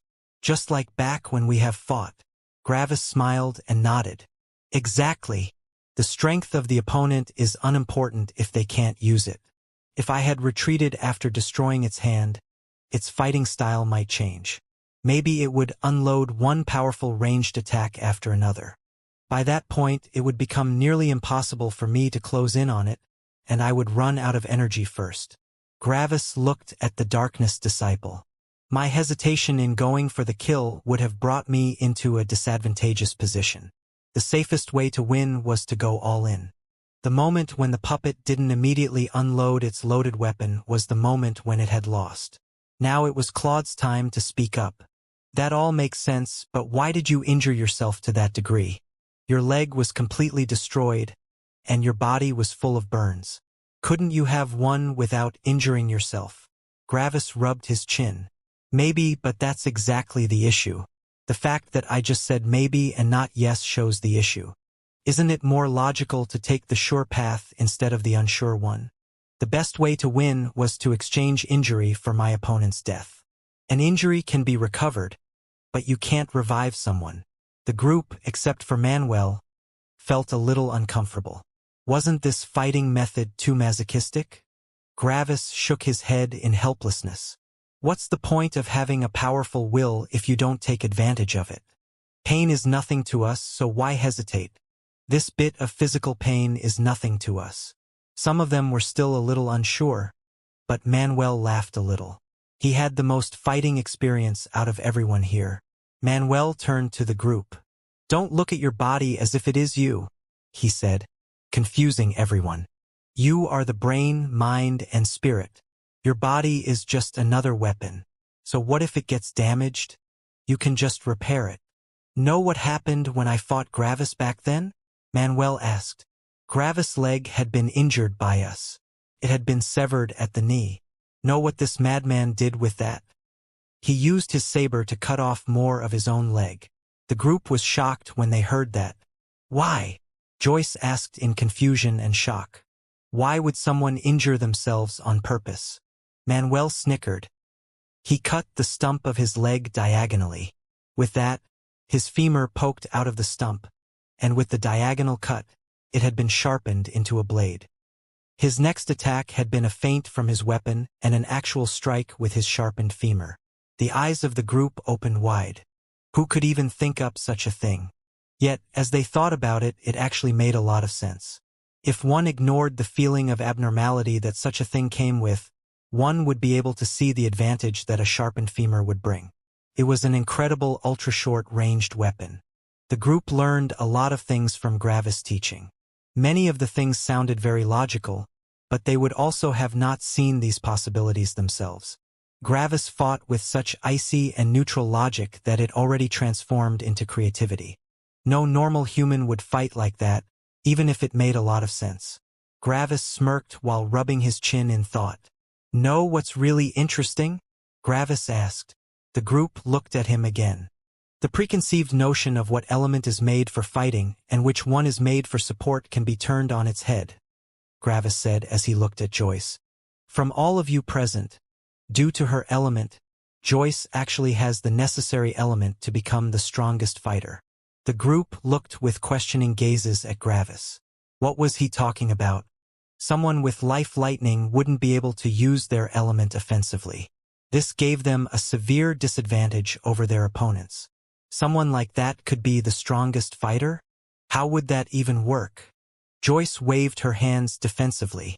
No, no, no, she said quickly. How would I be able to win against the others? Their elements suppress me, and I would be on the defensive the whole time. Gravis smirked while rubbing his chin. Let me explain, he said. First of all, why didn't you upgrade your body to the seed stage already? The group got even more confused as they furrowed their brows. What's it with this stupid, obvious question? Joyce also furrowed her brows. Because my own body would hinder my element, and if I wanted to release it, I would probably spend over double the cost. My element would be weakened significantly like this. Gravis nodded. Yes, but that is only a disadvantage if you wanted to release it to fight, right? That also counts if I want to heal someone else. If I don't use my life lightning to heal others, what would be the point of having it in the first place? Joyce asked with skepticism. Gravis wasn't deterred by her question and only chuckled a little. But can't you still heal yourself? Joyce scratched her neck. I mean, sure. The healing of my own body wouldn't be hindered. I would only need to use more life lightning to heal it since a stronger body requires more life energy. Gravis continued smirking. Right? Now, let's think logically about this. You can probably heal yourself to your peak condition from a near-death state about 20 times. Right? Joyce nodded. With a body at the seed stage, you would still be able to heal yourself around 10 times, right? Joyce nodded again. All right. So, if you fight as you are now, you can probably take down one enemy one stage above yourself thanks to your will aura, right? Gravis asked. Joyce nodded. Then, how many enemies at the seed stage would you be able to take down with a body at the seed stage? Gravis asked with a smirk. Joyce thought about this and her eyes widened. A lot, she said slowly. Gravis nodded. Right. The other elements can't increase their body above their current stage because of their element's detriment, but your case is different. After all, you don't fight with your element, do you? Joyce fell into thought. I guess not, she said after a while. Her mind was going crazy right now. Now, Gravis continued, think about fighting someone at the sapling stage. Your will aura would be able to bridge the gap of 2 stages. Both of your will auras would get cancelled out, leaving you both with your base strengths. Everything besides your body would be 2 stages lower. Yet, with only your body, you would still be able to at least injure that enemy, right? Joyce was still in thought. Yes, but I would only be able to injure my enemy once before I would die to them. Gravis shook his head. Wrong. Try to change your goal from not getting injured to not dying. You would be able to stab the enemy's body once, but the counterattack would be swift. Yet, thanks to your life lightning, you only need to protect your head and Dantian. As long as one of these 2 things isn't destroyed, you can immediately heal yourself to your peak stage. Joyce was growing agitated and excited as Gravis continued explaining. Yes, I would, she said. Gravis' smirk changed into a sly smile. And since you can heal yourself 10 times, you can stab your enemy 10 times, right? Wouldn't that kill them? He asked. Joyce nearly couldn't believe it. This was too unreal. Fighting 1 stage above herself was already like a dream to someone with life lightning. Yet, Gravis was saying that she could fight 2 stages above herself?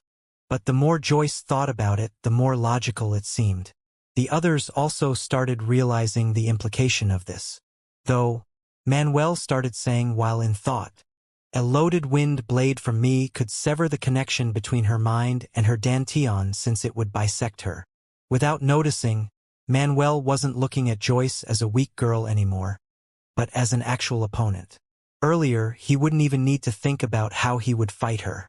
Yet now, he needed to actually plan on how to win. The revelation of this possibility completely changed his perception of Joyce. She would transform from a weak enemy into a dangerous one if they weren't friends. Gravis nodded. Yes, That's why having the element isn't enough. Only by knowing the weapons of the enemy would she be able to counter them. If you two were to fight, she would need to keep herself as low to the ground as possible. Like this, a horizontal slash would be more difficult for you to perform. Manuel thought about this. Yes, and an enemy that doesn't know how she fights would, instead, use a vertical slash. Normally, to evade a vertical slash, a cultivator needs to move their body around a meter to the side. But in Joyce's case, she only needs to move a couple of centimeters. As long as it doesn't hit her head or dantian, the connection won't be severed. This also lowers the speed requirement to dodge an attack. Gravis nodded. And after the slash, the opponent would be open to a counterattack. Imagine yourself in the enemy's shoes. You just used your most powerful attack. But your enemy wasn't even injured. You would have wasted your most powerful attack for basically nothing. Like this, without her even doing anything, she would have robbed you of your most powerful attack. Wait a second, Joyce interjected. Don't talk like I'm not here. Yes, that way of fighting sounds very impressive, but one mistake and I would lose my life. I would need to fight perfectly. Gravis turned to her with even eyes. Isn't that already the case? One hit to your dantian or head, and you would die. I see no difference. Joyce wanted to refute that, but she couldn't. Seeing that Joyce remained quiet, Gravis walked closer and put a hand on her shoulder. If you want to reach the top, you need to unearth all your potential. You need to get comfortable with injuring yourself to slay the enemy. If you can't even do that, then your dream of reaching the top would only remain a dream. Joyce clenched her fists while looking at the floor. Gravis' words hurt her, but she realized that he was right. If she couldn't even beat the people around her, how would she be able to reach the top? Joyce, Gravis said as he shook her shoulder gently. She looked into Gravis' eyes as he looked back. You have the perfect element to become incredibly powerful, but in order to truly use that potential, you need to completely change the outlook for your temperament. Joyce looked with unsure eyes into Gravis' eyes. But my temperament is defined by my element. I can't change my temperament as easily as this. That's why I said you need to change the outlook of your temperament, not your temperament itself, Gravis said. Life lightning is compassionate, but against an enemy, it isn't compassionate. With a more powerful body, you will still be able to heal others, just not as good as now. Yet, as long as you remain compassionate to yourself, I see no problem. You will still use your life lightning to heal, but instead of focusing on healing others, you are focusing on healing yourself. You can heal injuries without any problem, so what's so bad about receiving them? Wouldn't absorbing the injuries meant for your companions be even more compassionate than healing them? Joyce absorbed every word coming out of Gravis' mouth. It was like he was opening a new door for her future. Her worries about the future seemed so distant now. Even though she hadn't talked about it, she had been anxious about the time when she would ascend. When she ascended, she wouldn't have any friends or family anymore. Together with her weak element, wouldn't she just be wild prey? All her security from this world would vanish, leaving her alone to fend for herself. Yet, Gravis' words had made these worries unimportant. If others were able to get through their lives alone, why wouldn't she be able to? She had a powerful will aura and an incredible element. Joyce closed her eyes for a short moment and then reopened them. Yet, instead of uncertainty, they shone with battle intent. You're right, she shouted. I need to depend on myself. Additionally, if I absorb all the injuries, my close ones won't suffer anymore. I can take the injuries, so why not take the initiative? The group smiled at Joyce. This was how a cultivator should be. Strong and able to fend for themselves. Having companions was great, but it was not a necessity. Even without them, a cultivator could still reach the top. Gravis smiled a warm smile when he heard that. Meanwhile, Joyce's face became a bit red, and she retreated a little from Gravis. Great! Gravis shouted. That's what I want to hear. Now, we only need to get you comfortable with injuries. Joyce nodded. Yes, I need to jump over my shadow. Gravis nodded. Good. Then get ready. What? Bang. Gravis threw her into the arena. eliciting shocked looks from the group. Heaven! Send her an enemy one stage above her, including energy and body, Gravis shouted. Joyce! Gravis shouted. You are not allowed to kill your enemy until you've received at least 5 injuries that would kill a mortal. If you ignore my words, I will use my will aura to stop you from moving, and whatever happens, happens. A gray figure appeared in the arena, looking at Joyce evenly. Joyce was in panic, but the figure didn't wait for her to get her bearings before charging at her. Fight! Gravis transmitted aggressively into Joyce's mind, waking her from her shock. Her instincts took over and she evaded the attack. Right now, her feelings could only be described as complicated.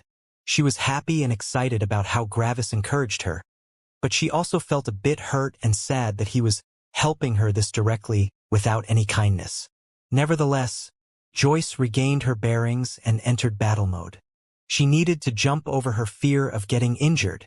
Meanwhile, Gravis looked at the others with an icy gaze. Oh, you will wish that this trial didn't include me. Prepare to go through hell. The group shivered. Joyce managed to fulfill her task. With her will aura, she would have won against the puppet either way, but Gravis' requirements had made it way harder for her. The first attack had nearly killed her, but the ones after that had become easier to avoid. In total, Joyce had taken 3 stabs and 2 slashes to her torso, which nearly bisected her. Luckily, by barely moving her body around, she managed to not get bisected. After the 5th injury, she had managed to kill the enemy. Immediately send another one. No pause, Gravis shouted, shocking Joyce and the group. Wasn't this a little too brutal? At least give her some time to breathe. Another enemy appeared immediately. Joyce! Gravis shouted. Kill this enemy without taking more than 1 injury. Prove to us that you can take advantage of your life lightning. Joyce was a bit panicked, but her mood quickly recovered. Remember, initiative is everything. Don't let your enemy take advantage of their strengths. Gravis shouted. The enemy quickly shot forward. Joyce gritted her teeth and also charged forward. The enemy used an overhead slash to kill her, but with an iron will, Joyce managed to move her body slightly to the side. The left third of her body was cut off, but her long and thin sword managed to penetrate the enemy's dantian. All its energy left the puppet, and with another hit, Joyce ended it. Joyce was no longer using her will aura constantly but kept it hidden until the enemy attacked. The short stun that the will aura created would allow her to evade. Of course, a tactic like this only worked once per enemy. After that, the enemy would be prepared for that. Joyce healed herself for the 6th time. Another one, Gravis shouted, eliciting worried glances from the group. Joyce, this time, you are not allowed to unleash your will aura. Look at this as a test for someone 2 stages above you. In such a fight, your enemy won't be slowed. Joyce felt some stress, but her mind was burning. The non-stop battles roused her battle instincts. She was no longer thinking about herself but only about how to end her enemy. She killed the next enemy in a similar way. The evasion of the attack had become harder, but she still managed it. Another one. Same restrictions as before, but you need to evade the first attack fully. Only when the enemy uses their second attack are you allowed to strike them, Gravis shouted. Another enemy appeared, and Joyce did as instructed. Yet, the slash of the enemy was swift and powerful. Seeing that she couldn't evade that slash, she blocked it with her sword. The slash threw her across the arena, but she was mostly uninjured. The enemy saw its chance and immediately charged forward. The enemy's attack was pretty reckless since it thought that its enemy wouldn't be able to recover that quickly. Joyce took the slash and finished the enemy. Good. Taking the initiative is important, but if someone gets too eager, they will attack recklessly. Evading this attack should have been easier for you than the attack from the earlier opponent, Gravis said. Heaven! Send 2 of these enemies, Gravis shouted. The group took a deep breath. Wasn't this going too far? Yet, instead of growing afraid, Joyce only gritted her teeth with burning eyes. Survive! No restrictions, Gravis shouted. 2 enemies appeared, and Joyce immediately charged at one of them. The second one spawned a couple of 100 meters away, so it still needed to come closer. The spear of the first enemy penetrated her chest, but Joyce didn't even seem to notice. Her sword completely decapitated the enemy. Before the second enemy even arrived, Joyce already charged at him. The second enemy knows about your strengths now, so it will take you more seriously. Your most powerful weapon is unveiled, so act accordingly, Gravis transmitted to her. Sure enough, instead of using a simple slash, the enemy unloaded its weapon in an arc, remembering what Gravis told her. Joyce jumped to the side so that her body was also horizontal. The slash destroyed nearly half of her body, but her dantian and mind were safe. Joyce immediately healed again and charged forward. The most potent weapon of the opponent had been used up, so it had to improvise. It started running away and sent multiple wind blades at her. Joyce always barely evaded these strikes, and in a couple of minutes the enemy was out of energy. With one more trade, Joyce managed to win. Heaven, spawn one more enemy, but make it have energy at the sapling stage, Gravis shouted, and another enemy appeared. Hey! Claude shouted aggressively. Do you want to kill her? Don't you see how exhausted she is? Give her a break. Gravis looked coldly at him. Just watch. He transmitted to him so that Joyce couldn't hear him. The enemy spawned and charged at her. The enemy used a slash, and Joyce once more traded an injury for its death. When Claude saw that, he took a deep breath. Joyce had killed such a powerful enemy that easily? Gravis only smirked. Good job, Joyce. You're done. Come out, Gravis said. I can continue, Joyce shouted. Calm down, Joyce, Gravis said. You are in a battle state, and that is good, but if you lose yourself in that state, it will transform into recklessness and maybe also rage. Your state has become progressively more aggressive, and your current state is perfect for battle. Don't become too lost in it. Joyce wanted to continue, but her trust in Gravis stopped her. Even though she wanted to continue fighting, she suppressed that feeling and left the arena. The group looked at her with shock. She had just managed to kill an enemy that had energy 2 stages higher than herself, something that was even incredibly hard for Manuel. In one series of battles, Joyce went from being the weakest to being one of the strongest. Gravis smirked. You have just killed an incredibly powerful enemy. How does it feel? He asked. Joyce took some deep breaths and then calmed down. After that, she furrowed her brows. He didn't feel that powerful. In actuality, he felt just as powerful as the previous enemies. Gravis laughed. Because the enemy didn't have the chance to use its superior energy. If they can't use their strongest weapon, it's the same as not having that weapon at all. This is the importance of killing your enemy as quickly as possible. If you hadn't managed to kill it in one strike, you would have entered an incredibly bitter and prolonged fight. Joyce closed her eyes and reviewed her battles. She had killed multiple enemies that would have been challenging fights before this trial. She had also killed an enemy that knew her fighting style and strengths, and the last enemy was the most powerful one she had ever killed. Do you feel it? Gravis asked. Your will aura has increased, but only by a minuscule amount. This means that the fights haven't even been really that dangerous. Joyce felt it and furrowed her brows. So, tempering my will aura has become harder since my battle strength has increased, she said. Gravis laughed a bit. Yes, the good comes with the bad. Now you know how I feel. I need to constantly search for tempering because if I progress to a higher stage, I won't have any opponents left. But with this newfound battle strength, there are way fewer enemies in this world that can kill you. You are less restrained, and you can earn more money more easily. Joyce took in all of Gravis' words and drew a deep breath. After that, her eyes opened, and she looked at Gravis with excitement. I did it, Gravis. Are you proud of me? She shouted while shaking his arm. And like that, Joyce was back to her usual cheery self. Gravis laughed a bit. Yes, I'm proud of you, he said. Joyce clasped her cheeks in happiness. Thank you so much, she said. Gravis thought she meant his training. No problem. Then Gravis turned to Claude. How powerful are you? He asked. Claude felt nervous when he saw Gravis looking at him. Was it his turn now? I can fight 2 enemies at the seed stage, he said. Gravis nodded and gestured for him to enter the arena. Claude sighed and complied. Heaven! Send him a copy of the priest I fought in the first trial, but adjust his strength so that everything about him is in the initial stage except for his body. Don't give him the jade tokens, though, Gravis shouted.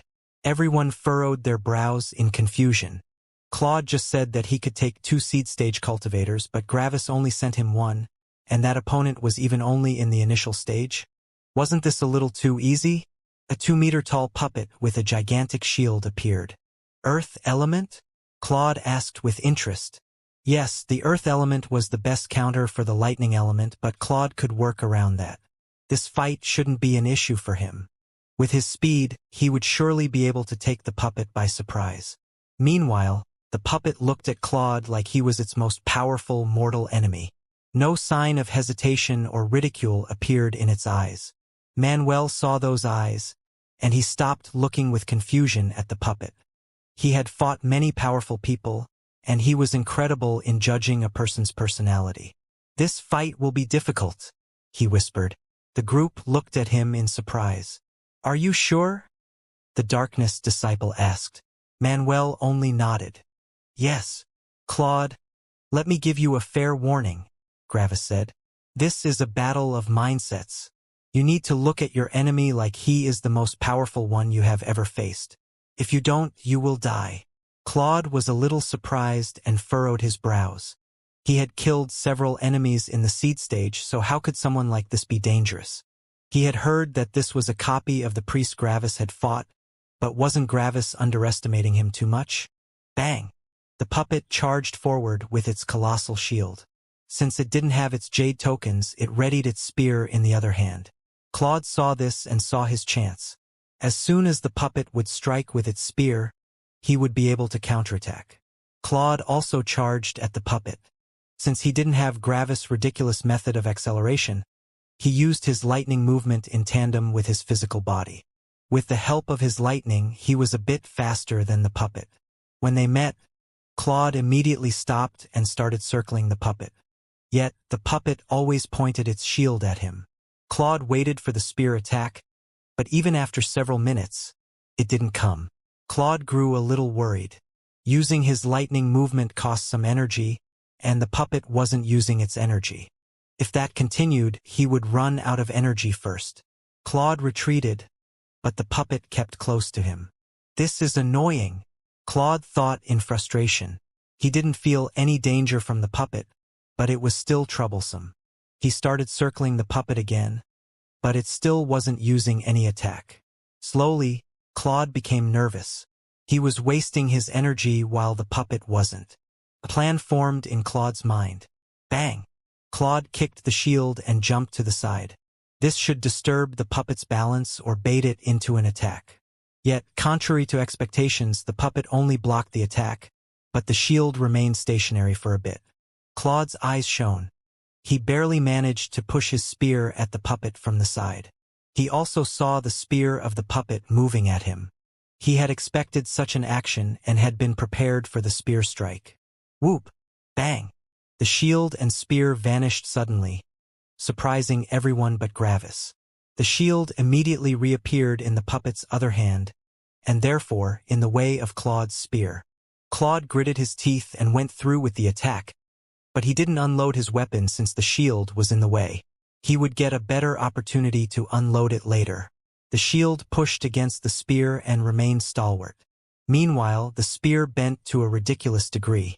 Claude was ready for the puppet's counterattack with the spear. It would surely attack since this was a prime opportunity for it. Bang! Instead, the puppet's other hand went to the shield, and with all its power, it shoved the shield forward. Claude couldn't keep pushing with his spear since it would break if it went through even more stress. Like this, the shield hit Claude's whole body, and he got thrown into the distance. Some of his bones cracked, but nothing broke. Claude immediately stood up again and saw the puppet charging at him with its shield. Claude's eyes shone. The puppet would surely become more confident and use a reckless attack. He was ready for that. Yet, it stopped before him and only pointed its shield at him. Claude, who had been ready for a strike, remained stationary. Bang! The shield shoved forward again, and Claude barely managed to protect himself with his arms. His arms received some injuries, but they were still mostly fine. The fight was just at the beginning, and he still had plenty of chances to bait an attack. The puppet closed in again with its shield, and Claude circled it again. The shield continued pointing at Claude. Whoop! The shield moved forward, and Claude saw his chance. He immediately used most of his lightning to move in the other direction. Yet the shield immediately halted. It had been a feint. Claude's eyes widened as the shield pointed at him again. Seeing that another shield bash was coming, Claude blocked with his arms. The puppet's eyes transformed into fervent motivation. Bang! Its spirit shattered as the bang of its breaking spirit resounded throughout the trial grounds. "Oh no!" Manuel shouted in panic from outside the arena. 250% of its energy went into the shield, increasing its weight to a ridiculous degree. With a mighty shove forward, it hit the blocking Claude. Boom! Claude's body was reduced into many bloody chunks as they splattered onto the whole arena in an arc behind him. It was like a high-grade spirit beast had slapped him with its full power. There had been no way for Claude to survive that attack. The puppet vanished, and the trial grounds were silent except for the occasional sound of wet meat landing on the ground. The eyes of the group were wide open in shock. Someone from their group had died just like that? "I told him that he should look at his opponent like it will be his hardest fight," Gravis said coldly. "When he dodged the shield at the beginning, he should have unloaded his weapon. The impact would have thrown the shield away. At that point, he would only have needed to unleash all his lightning into the puppet." Sadly, his mindset wasn't fitting for a cultivator. "How can you say something like that?" Joyce asked with a bit of rage and sadness. "One of our friends has just died." Gravis turned to her with an even gaze. "It was a fair fight. Claude had the power to win, but because he took his opponent lightly, he died. I have warned him. I have also told you all in detail how the priest has fought me. They were at the same stage except for the body, and Claude knew the puppet's fighting style." Joyce was angry and clenched her fists in frustration. Yes, everything that Gravis said was true, but she was emotionally riled up because one of her closest friends had died. They had been in this heaven's trial for over 2 years, and they had fought together during that time. Manuel sighed. "Gravis is right. We shouldn't forget that this is a heaven's trial. We get tempering and training. Death is a genuine possibility. He had a chance to win." Gravis nodded. "Think of your previous fights. Nearly every enemy has taken you lightly because you were a stage lower than them, and you took advantage of that fact. Yet, this weakness, which we look down on so much, can also happen to us. If we get too lost in our own power, we will be the ones to underestimate our opponent." The Darkness disciple had been shocked at the beginning, but he had realized that Gravis was right. He had remained mostly quiet, but he had learned a lot during the trials. He had also been very close to Claude, even though their temperaments had been nearly opposites of each other. He won't ever forget this death. Joyce unclenched her fist, closed her eyes, and released a deep sigh. "I'm sorry, Gravis. I was just very riled up about our friend's death." Gravis smiled a little at her. "I know. It's always difficult to see a friend die. A death like this also hits me a bit, but it's important that we learn from him. If we don't, his death will become truly meaningless. Remember, not everyone can reach the top." "I know," Joyce said quietly. "I know that it was a fair fight, but it just hurts to see a friend die. I want to become as confident and strong as you, but it's just so hard when someone dies." Gravis sighed. "I know. Cherish the sadness so that you won't forget him. You might think I am powerful because I can shrug the death of a companion off, but that might not be a strength of mine, but a weakness." Joyce had some tears in her eyes. "I don't think that's a weakness," she said. "Different people have different ways, and I will remember Claude forever." "Make this your strength," Gravis said warmly. "Become the shield for your companions, but don't hinder their growth. Companions can only be companions when you are of similar strength. If you protect them too much, they will lose their edge." Joyce engraved these words into her heart. "I will," she said thoughtfully. I must become stronger so that my companions won't die meaningless deaths. The group remained silent for a minute to honor their dead comrade. Heaven had already cleaned the arena so that the training could continue. It's your turn, Gravis said to the Darkness Disciple. The Darkness Disciple took a deep breath and looked with motivation at Gravis. Let's go, he said and jumped into the arena. You are probably outstanding in attacking from a hidden position, Gravis said. But if your first attack fails, you will be in trouble. So, from now on, fight every opponent I send at you without hiding yourself. You need to learn how to fight directly against the opponent because there will be enemies in the future that will see you before you strike.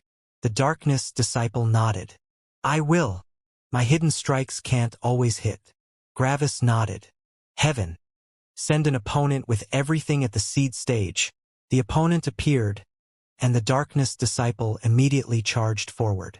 It was time for him to prove that he wasn't just some unimportant background character. The Darkness Disciple fought head-on against his foes, and he fought rather impressively at that. He had said himself that direct confrontations were his weakness, but it was hard to see why he thought that. Nero has always been impressive in fights, Joyce said. Nero? Gravis thought, but then realized that he had never asked for the Darkness Disciple's name. That was probably his name. Initially, Gravis didn't expect much from the Darkness Disciple.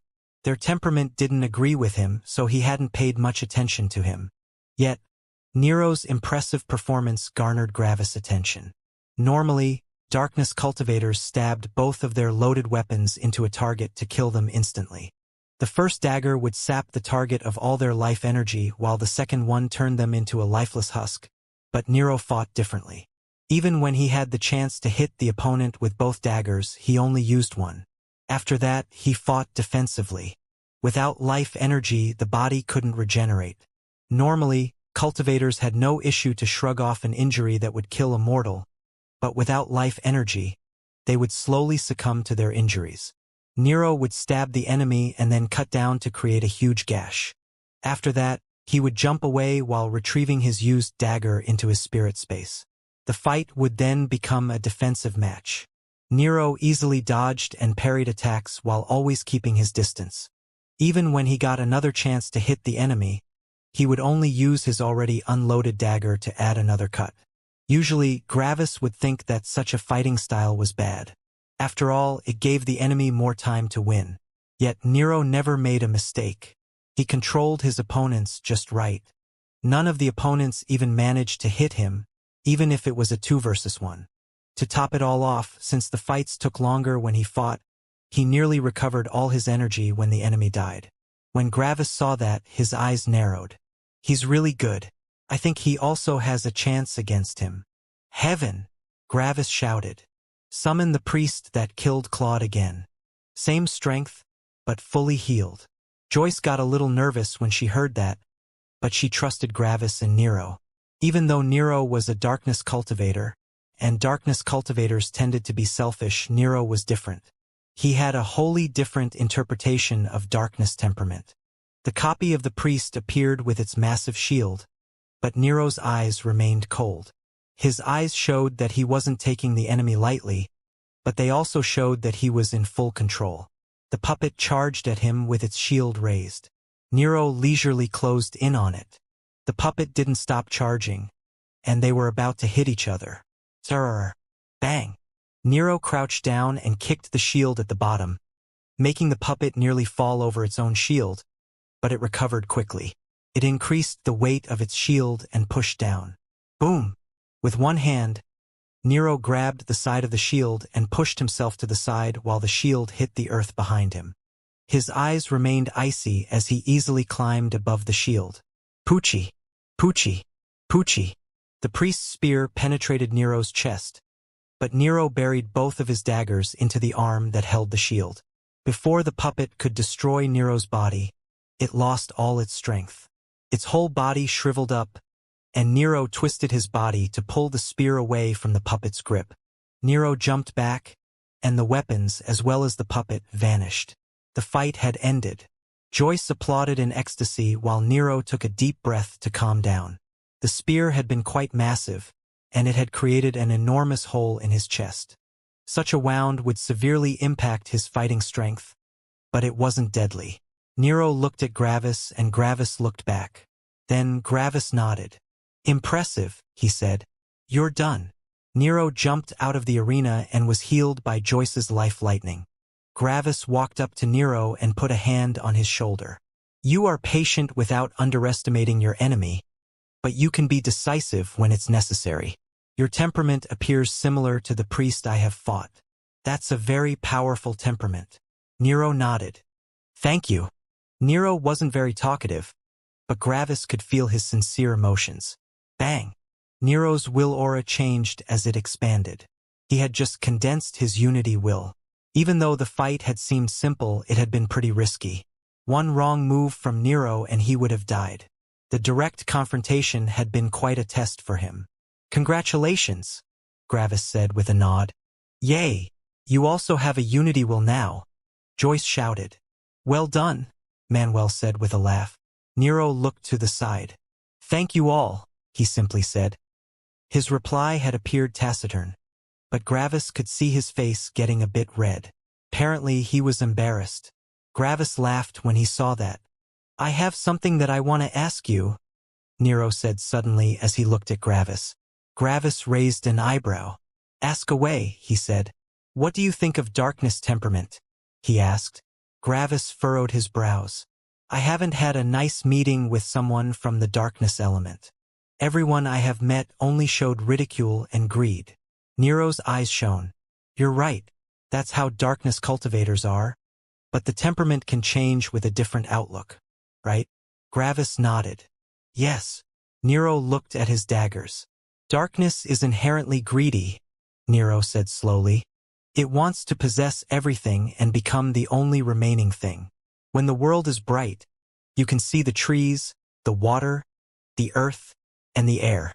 Gravis wasn't sure what Nero wanted to say, but he grew interested. Nero turned his gaze to Gravis. "In darkness, you can't see anything. It appears like it consumes everything and nothing remains. That's how the temperament of darkness is. It wants to be the only thing you can see." Suddenly, Nero's even gaze changed into a slight smile. "But isn't that wrong? Aren't the trees, the earth, the water, and the air still present in darkness? Everything is still there. You just can't see it. So, instead of saying that darkness consumes everything, why not say that it protects everything by hiding it?" Gravis blinked a couple of times. He thought about this and came to the conclusion that it actually made sense. "That's your belief?" he asked. Nero nodded. "A cultivator can reach the top alone. But is that a worthwhile life?" Nero asked. "Why not connect with everything on the journey? Like this, the trees become obstacles to others. The earth grows unsteady, you can't see the air coming, and water can become a trap. I think darkness is best utilized by working in harmony with the other elements. After all," Nero said slowly, "a world in darkness without anything in it is not darkness, but just emptiness." Gravis felt himself resonate with that sentence. He was strong and could control his emotions, but didn't having friends feel better than being alone? He might be able to deal with the loneliness, but that didn't mean that he wanted it. Gravis put his hand on Nero's shoulder again. "I misjudged you," Gravis said. "I'm happy to have you as a friend." Nero smiled calmly. "Thank you." "See," Joyce said as she shoved Gravis lightly. "You always looked at him like some unimportant person that just accompanies us. But there is a reason why I'm friends with him. Do you really think I would be friends with egotistical and selfish people?" Gravis smiled bitterly. "I guess not." The group talked for a couple of minutes. Then, Manuel jumped into the arena. Gravis looked at him but shook his head. "He is already very experienced. He has his own fighting style already, and every additional teaching from my side might tarnish it," Gravis thought. "Heaven," Manuel said, eliciting surprised expressions from everyone else. Someone else was talking to Heaven now? "I want to use this trial as a tempering opportunity. Please send whatever you feel is the best tempering for my current self." Gravis nodded. For once, he and Heaven had the same goal. They both didn't want the others to die and to increase their strength. Leaving the enemies up to heaven was a good decision. 3 cultivators at the seed stage appeared, and Manuel summoned his spear. "It's my turn now," he shouted with determined eyes. Manuel fought against the 3 enemies in quite an impressive manner. Sure enough, he was the most powerful one in the group. He was not only using his attacks as attacks but also as distractions and feints. His fighting style was different from Gravis but nearly as effective. Maybe his fighting style was even better for him. After all, he had a different element with different strengths and weaknesses. Nero had also shown a different fighting style that had worked very well. When Gravis saw that, he rubbed his chin in thought. My fighting style might be the best one for destruction lightning, but maybe not the best one for other elements, he realized. The others learned from him, but he also learned from the others. "Hey, how can I find you in the higher world?" Joyce suddenly asked Gravis while Manuel was still fighting. Gravis turned to Joyce and sighed. He had already realized that she was romantically interested in him. Sadly, he couldn't accept that. He had already told her the possibility of heaven using his loved ones to force him to stop cultivating. She should know that Gravis couldn't risk entering a romantic relationship due to that. "I won't enter your higher world," Gravis said, surprising Joyce. "You won't? You can choose which world you go to?" she asked. Gravis nodded. "Others might not, but I have the ability to choose my world. I have already learned enough about the elements, and my core path is set. Remaining in elemental worlds would not allow me to see a wider horizon." Joyce looked with complicated sadness at Gravis. She was very interested in Gravis, but she also knew that Gravis would never accept a confession from her side. Just like Gravis knew that she was interested in him, she knew that Gravis wouldn't accept her. It wasn't that Gravis didn't feel anything for Joyce. Actually, the complete opposite was true. If he didn't have any feelings for her, he wouldn't be so careful with her. If he had no interest in her, it would go down similarly as with the twins. Gravis would just say no, and everything would be done. Yet, Gravis was a bit afraid about the eventual time when Joyce would directly confess her love. He really didn't want to enter this situation. "You know," Joyce said after a minute, "I know that you will leave us very soon. I also know that there is basically no chance of us ever meeting again. I know all that, yet I still talk and try to get close to you. Do you know why?" she asked. Gravis didn't answer. "It's because we only have a limited time together," Joyce said. "I want to make the best of our limited time before you leave. Yes, the parting will be painful, but I think I would regret it more if I didn't spend these couple of years with you." Gravis' insides shook a little, but he didn't show anything outside. "What of your path forward? Are you not afraid of stopping because of these feelings?" he asked. Joyce shook her head with a gentle smile. "Something like this won't stop my path. Yes, I will cry for a long time, but after that the world looks different. That's what we call grieving. You feel incredible pain for a couple of days, but then you accept the situation. My path won't be stopped that easily. What about you? Is your path stopped that easily?" Gravis remained silent, but deep inside, some kind of pain appeared. Grieving? The last time that happened had been with Gorn. Ever since then, no matter who died, Gravis never grieved. He just swallowed all the emotions and told himself that he was cold and didn't feel for anyone else. Yet, was that true? Gravis quickly shook his head. Now was not the time to come clean with his emotions. He was still inside the Heavens trial, and the 5th trial would probably be another really dangerous one for him. He would have all the time to come clean with his emotions when he returned to his homeworld. Joyce saw that Gravis didn't answer. Normally, Gravis would say something along the lines of that his goal was most important and nothing else mattered. Yet, Gravis remained silent. For the first time, Gravis didn't appear like the all-powerful, always decisive kind. Now, he was showing uncertainty. Joyce, who was very in tune with her emotions, had some tears come out of her eyes because of Gravis. "Why?" she asked slowly. "Why are you so uncertain of your path as soon as emotions come into play?" Manuel's fight had been entirely forgotten by the two of them by now. Gravis was not sure how he should explain the situation. He wasn't even completely sure if he understood his own emotions right now. "I don't know," Gravis said. Joyce, who had way more experience with emotions than Gravis, looked at him with pity and hurt. Gravis remained even, while Joyce looked hurt. It was almost like she was feeling Gravis' pain for him. "You're actually hurting deep inside, aren't you?" she asked warmly, taking Gravis' hand into her own. When Gravis heard that, he pulled his hand away involuntarily. Joyce didn't feel bad for herself, but for the pain that Gravis was suppressing. Many more things made sense now. Gravis wasn't acting cold because he didn't care about others, but acting cold was the only way for him to not get hurt. Humans were not unthinking machines. Sure, there would be some humans that genuinely didn't feel for others, but Gravis wasn't such a person. She understood that the shy boy she had met back in the hunting guild was just an innocent kid, afraid of going through the pain of more close ones dying. That kid shut itself away from the outside. It built a wall so that no one could come close. But why? Why suppress all the pain? Why don't you just accept it? "I swear it will be better after that," she said. Gravis was entirely out of his element here.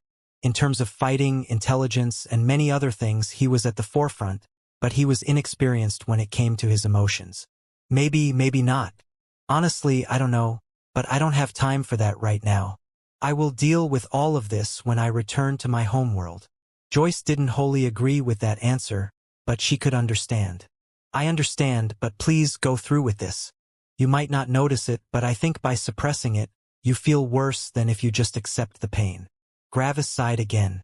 "I don't like running from my problems, but I honestly think that it's the best for now. My foundation is too unstable right now." Then, Gravis looked at the ceiling with narrowed eyes. "First, I need to finish my fight. Then, I can think about it." Joyce still felt for Gravis, but she retreated. Maybe it was for the best right now. "So, what did you think?" Manuel said as he walked to the two of them. Gravis and Joyce looked at him and then remembered that he had been fighting all this time. "Sorry, I wasn't paying attention," Gravis said. Manuel frowned a bit, but he noticed the weird atmosphere between Joyce and Gravis. He knew that something had happened. Manuel could only sigh. "Here, I wanted to appear impressive, but they didn't even watch." Gravis shook his head again to regain his bearings. "Let's continue. We should fully take advantage of this trial."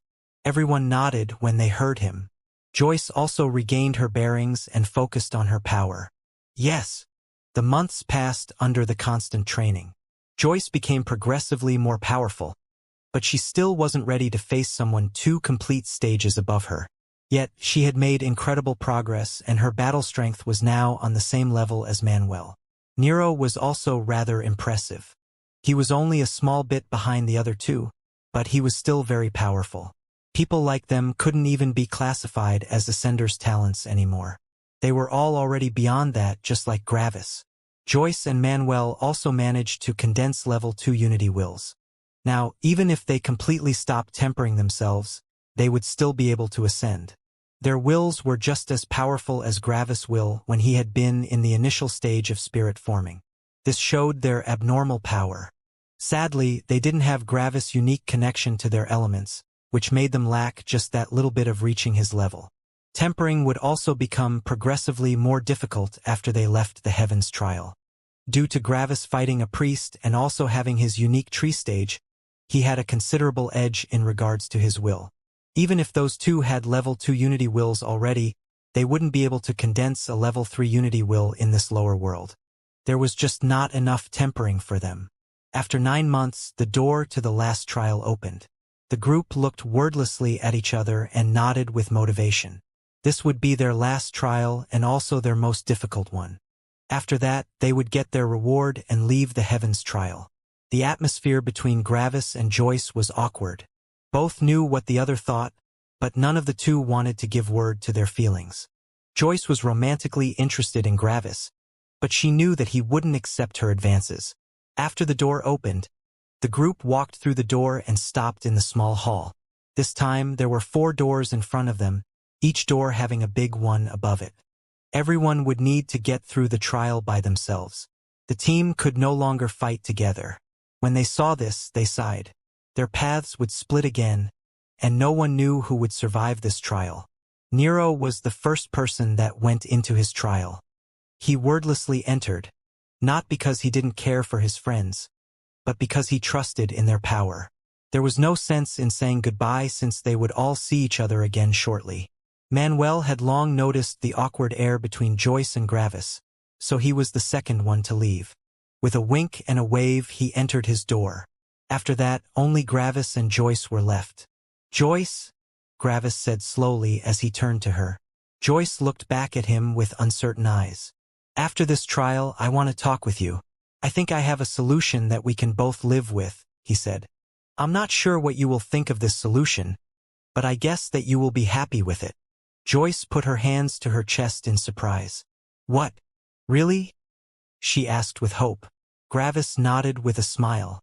"Yes, I've had a long time to think and I have a solution, but I won't tell you until you manage to overcome the last trial. Take it as a motivation to come out alive," he said. "Get through this, and we might have a future." Joyce felt her emotions bubble inside her and nodded with a heartfelt smile. "Yes," she said. Then, she took a deep breath and turned to her door with fiery eyes. "This trial won't stop me." She turned to Gravis one last time. "Just wait for me." Bang! Joyce charged through the door without a second thought, and like this, Gravis was alone again. Yet, in comparison to all the other times, Gravis didn't feel alone. Right now, he felt like all his companions were fighting with him. They would soon meet each other again. Gravis took a deep breath. 9 months in the 4th trial, just 1 month short of me reaching the self stage, he said. "You are probably worried that I would break into the Unity realm. Then, this trial won't be able to hold me. This last trial is truly your last and ultimate weapon." Huh. Gravis laughed a little. "It doesn't matter which enemy you send at me. You are not able to send stuff at the Unity realm at me, so no matter what you send, I will just stomp over it. I really wonder what you have prepared for me." After Gravis said that, he entered his door. After around a minute of walking, Gravis felt the air vibrate. He was still inside the hallway, yet the air was already bursting and moving with energy. Gravis kept watch over his surroundings and narrowed his eyes. "What a powerful formation array," he said. Such movement of the energy could only come from a powerful formation array, and Gravis also felt the complexity. Normally, Gravis was able to discern some functions of a formation array based on the movements behind it, but everything that happened right now was way too complex. Gravis even guessed that the formation array surpassed this world's limit. Such complexity shouldn't be possible for a lower world. "You've asked for help from the highest heaven, huh?" Gravis said. "Something like this is too complex for you. Yet, if the highest heaven agreed, it's probably not against the rules. Now, I'm interested." After a couple of minutes of walking, Gravis felt something happen that he thought was absolutely impossible. He even stopped moving when he felt it. He would have never expected that something like this would happen. "My karmic luck is increasing," Gravis said as he looked at the ceiling. "I wonder, why are you suddenly increasing my karmic luck? What's your plan?" Of course, no answer came. After some seconds, Gravis continued walking, and after walking for some more minutes, he reached a door. He opened the door without waiting and entered. Bang! The door closed behind him, and Gravis looked at his new surroundings. Instead of a big arena like the previous trials, he was inside a light blue space. He couldn't see a floor, walls, or ceiling. Everything was just blue, like the world went on for infinity. Yet this was not what surprised him. There were 2 doors, other than his own, that were about a kilometer apart from each other. One door, obviously, led to the core of the Heavens trial, while the other had his opponent. Gravis immediately knew which door the opponent came from. That was because he already saw his opponent standing near the middle of the arena, his back to one of the doors. Gravis' eyes narrowed as he saw his opponent. Near the middle of the arena, Gravis watched as his opponent arrived. He had stepped into the arena first, and his opponent had come later. His eyes narrowed as he saw his opponent seeing him. On one side was a young man with whitish-silver hair and crossed eyes. On the other side was a young man with whitish-silver hair and crossed eyes. One had karmic luck. The other didn't. Both Gravises looked at each other with narrowed eyes. So, this is heaven's great plan, they both said at the same time. Both Gravises looked at each other with narrowed eyes. This could become troublesome. Heaven couldn't create something in the spirit-forming realm that could take down Gravis, so it instead went to the highest heaven to copy Gravis. The highest heaven surely had enough knowledge to create a second Gravis from scratch. After all, the highest heaven was probably also involved in creating his peculiar state. Something like this lower heaven probably had no idea how his current state worked. Even Gravis himself wasn't sure why he could do the things he could. Bzzz. The Gravis with karmic luck summoned a lightning spear and threw it at the other Gravis. This Gravis only stood there and let the spear hit him. The spear was absorbed without problems. Then, this Gravis used a lightning spear and shot it at the first one. The same spiel repeated, and the lightning spear was absorbed. Both Gravises rubbed their chins in thought. Apparently, both of them were one with lightning, so they couldn't discern the real one with that method. Both Gravises summoned their saber, and both sabers sparkled with lightning. Both of them had a lightning crescent saved up. Even weapons, they both said in thought. After some seconds, one Gravis looked at the third door and then back to the other one. The other one had the same idea and knew what the first one had planned. They both nodded at each other. Bang! Both charged at the third door but didn't use their lightning for acceleration. After they arrived at the third door, they summoned a lightning bomb each. Before the unstable lightning bombs could explode, they shot their preloaded lightning crescents at them. Boom! An incredibly powerful explosion echoed throughout the nothingness. Such a lightning crescent was equal to 400% of Gravis lightning, and therefore became the most powerful attack that he could summon. The explosion reached the size of multiple kilometers, but the blue world just didn't seem to end. They were standing on something but also on nothing, seemingly in the middle of the air, but excluding the doors there was nothing else. Actually, they weren't even sure if they were even standing on something. The explosion stretched far into the distance and vanished. Both Gravises looked at the door with interest and narrowed their eyes again as they saw that it was undamaged. After a while, they scratched their chins again. This formation array is too powerful for this lower heaven, the Gravis with karmic luck said. The other nodded. Using this formation array probably takes up a huge amount of energy. Heaven has sacrificed quite a bit to stop us, he said. Then, the Gravises looked at each other again and approached each other. Both lifted their fists in tandem with serious eyes. Rock, paper, scissors! They shouted and unveiled their hands. The Gravis with karmic luck chose rock, while the Gravis without karmic luck chose scissors. I'm Gravis A, the Gravis with karmic luck said. Then I'm Gravis B, the Gravis without karmic luck said. Isn't it interesting that I won? Gravis A said. I think that's the use of karmic luck. Gravis B lifted an eyebrow in mock interest. I don't need karmic luck. Gravis A laughed a bit. I know, but it's fun to have it for once. You're just jealous. Gravis B narrowed his eyes. I'm not. Gravis A smirked. I know. Even if we had the option to have karmic luck, we would probably not choose it. Having no karmic luck has worked out quite well up to now. Gravis B rolled his eyes. Am I really that annoying to talk to? He asked. Gravis A lifted an eyebrow in interest. Am I? Gravis B nodded. I think so. Gravis A rubbed his chin in thought. Maybe I should work on that. Gravis B shrugged. Is it really necessary? We don't want to be too close to others, he said. Gravis A looked unsure. I guess, but having a skill is better than not having one. Gravis B sighed. I guess you're right. Both were lost in thought and Gravis A looked at Gravis B. I really do get lost in thought sometimes. You look just like you are worried about someone close to you dying. Gravis B perked up. Is it really that bad? Gravis A nodded. Yes. You looked incredibly serious, like you don't want anyone to talk to you. Gravis B rubbed his chin again in thought.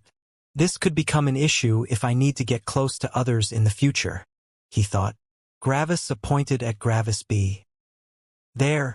You're doing it again, he shouted and then sighed while rubbing his temple. Man, It's challenging to find a conversation with you when you completely space out. Gravis B lifted an eyebrow and looked at Gravis A. But aren't we talking right now? Gravis A also rubbed his chin now. I guess we are, he said in thought. After some seconds, Gravis B shook his head. Okay, I see what you mean now. Gravis A cursed under his breath. We need to work on this, he said. Gravis B nodded. We do. Some more seconds passed. So, how do we solve this issue? Gravis B said. Gravis A thought about this. There should be something that heaven wasn't able to copy. I guess that you probably also felt like you just left the hall and went through the corridor. Then, you felt that complex formation array and entered, right? Gravis B nodded. Exactly. But I arrived first in the hall. I guess you probably stopped for a bit because you felt your karmic luck increasing. Gravis A nodded back. Yes, that's why I came later. Gravis B narrowed his eyes. It could be that you are the copy then. Gravis A continued scratching his chin. Possible, but heaven is sly. Even though it has fucked up a bit, it's still really clever. It could be that it gave the real Gravis karmic luck to make the other Gravis think that the Gravis with karmic luck is a fake. Gravis B looked back at the door. Possible. So, it's down to a 50-50 again. Well, not exactly, Gravis A said. Gravis B nodded. Yes, it's obvious that only one of us can proceed from here. This means that heaven wants us to fight. Gravis A continued. But with our aggressive fighting styles, there is probably a chance of over 90% that we will both die at the same time. Gravis B ruffled his hair in frustration. Both of us think that we are the real one, and we both don't want our path to end like this. None of us is willing to sacrifice himself because we both think we are the real one. Yet, if we fight, we will both die most likely. Gravis A took a deep breath. This is a really sinister weapon. Heaven is keeping to its rules, but it used our strengths as weaknesses to force us into death. I'm pretty sure that it also won't allow us to reach the self stage. There is probably some deadline in place for that. I know that. You don't have to state the obvious. I'm you after all, Gravis B said. Gravis A looked with furrowed brows at Gravis B. Am I really that direct? That was kinda rude, you know? Gravis B shrugged. Who cares about rudeness? Politeness is just there to... Shut up. I know that, Gravis A said. Now it was Gravis B who looked at Gravis A with furrowed brows. I really am a dick in conversations. Yeah, that's what I just said, Gravis A said. But you still did it anyway, Gravis B answered. To prove it to you, Gravis A said. Gravis B rolled his eyes. Come on, as if. You just thought that I was talking down to you, even though you know exactly that I don't. Gravis A remained silent for a while. Was Gravis B right? Did he get offended because of that? Hey, your thinking face is back, Gravis B said. Gravis A looked at Gravis B with annoyance. Gravis B was constantly interrupting his thinking process, annoying Gravis A to no end. Don't look at me like I just killed your friends, Gravis B said with narrowed eyes.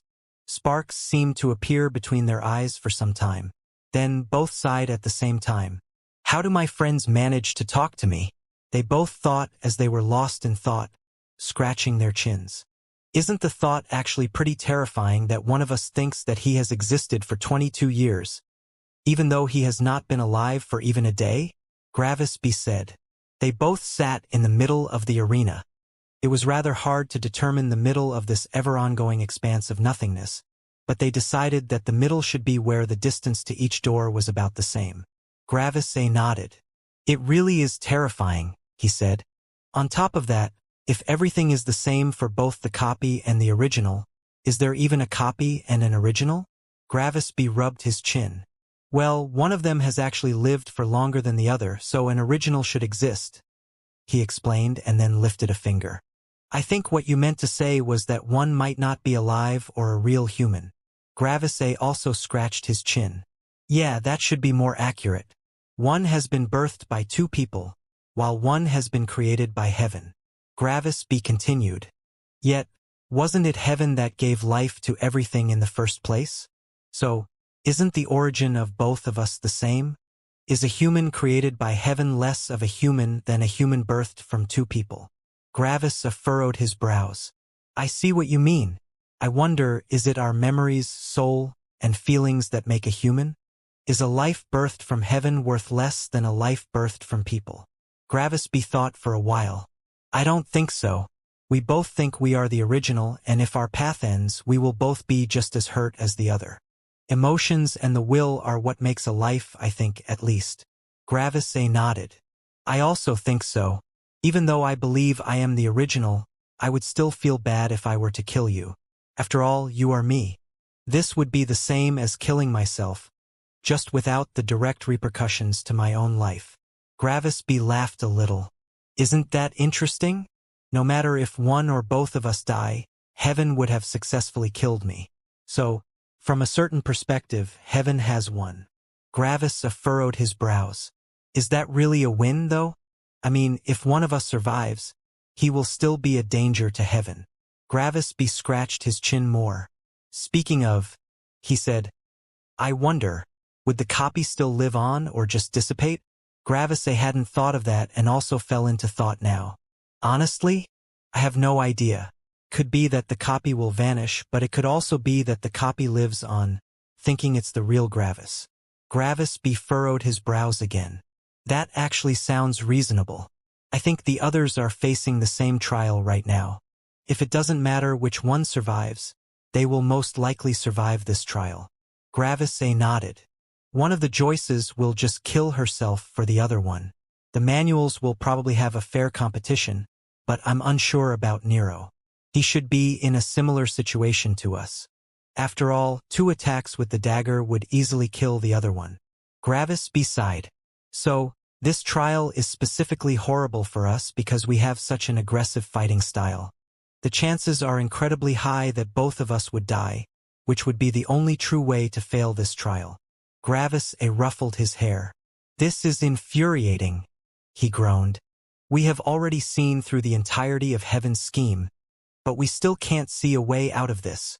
I know what you mean, Gravis said as he leaned back. Are we really forced to kill each other? He mused. Gravis wasn't worried about a sudden attack from Gravis A. After all, Gravis wouldn't do something like that, which meant that Gravis A thought the same. That was how it was even possible for them to talk to each other like this. I wonder, Gravis said, also leaning back now. Why didn't Heaven create a copy and modify it slightly so that it would attack? Like this, we would be forced to fight each other.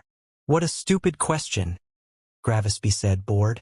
You already know the answer, so why ask the question? Gravis rolled his eyes. I'm just making conversation, dude, he said. But yes, I know the answer. If Heaven altered the second Gravis, the original Gravis would immediately know that he was the original. All hesitation would leave him. Gravis sighed. Yes.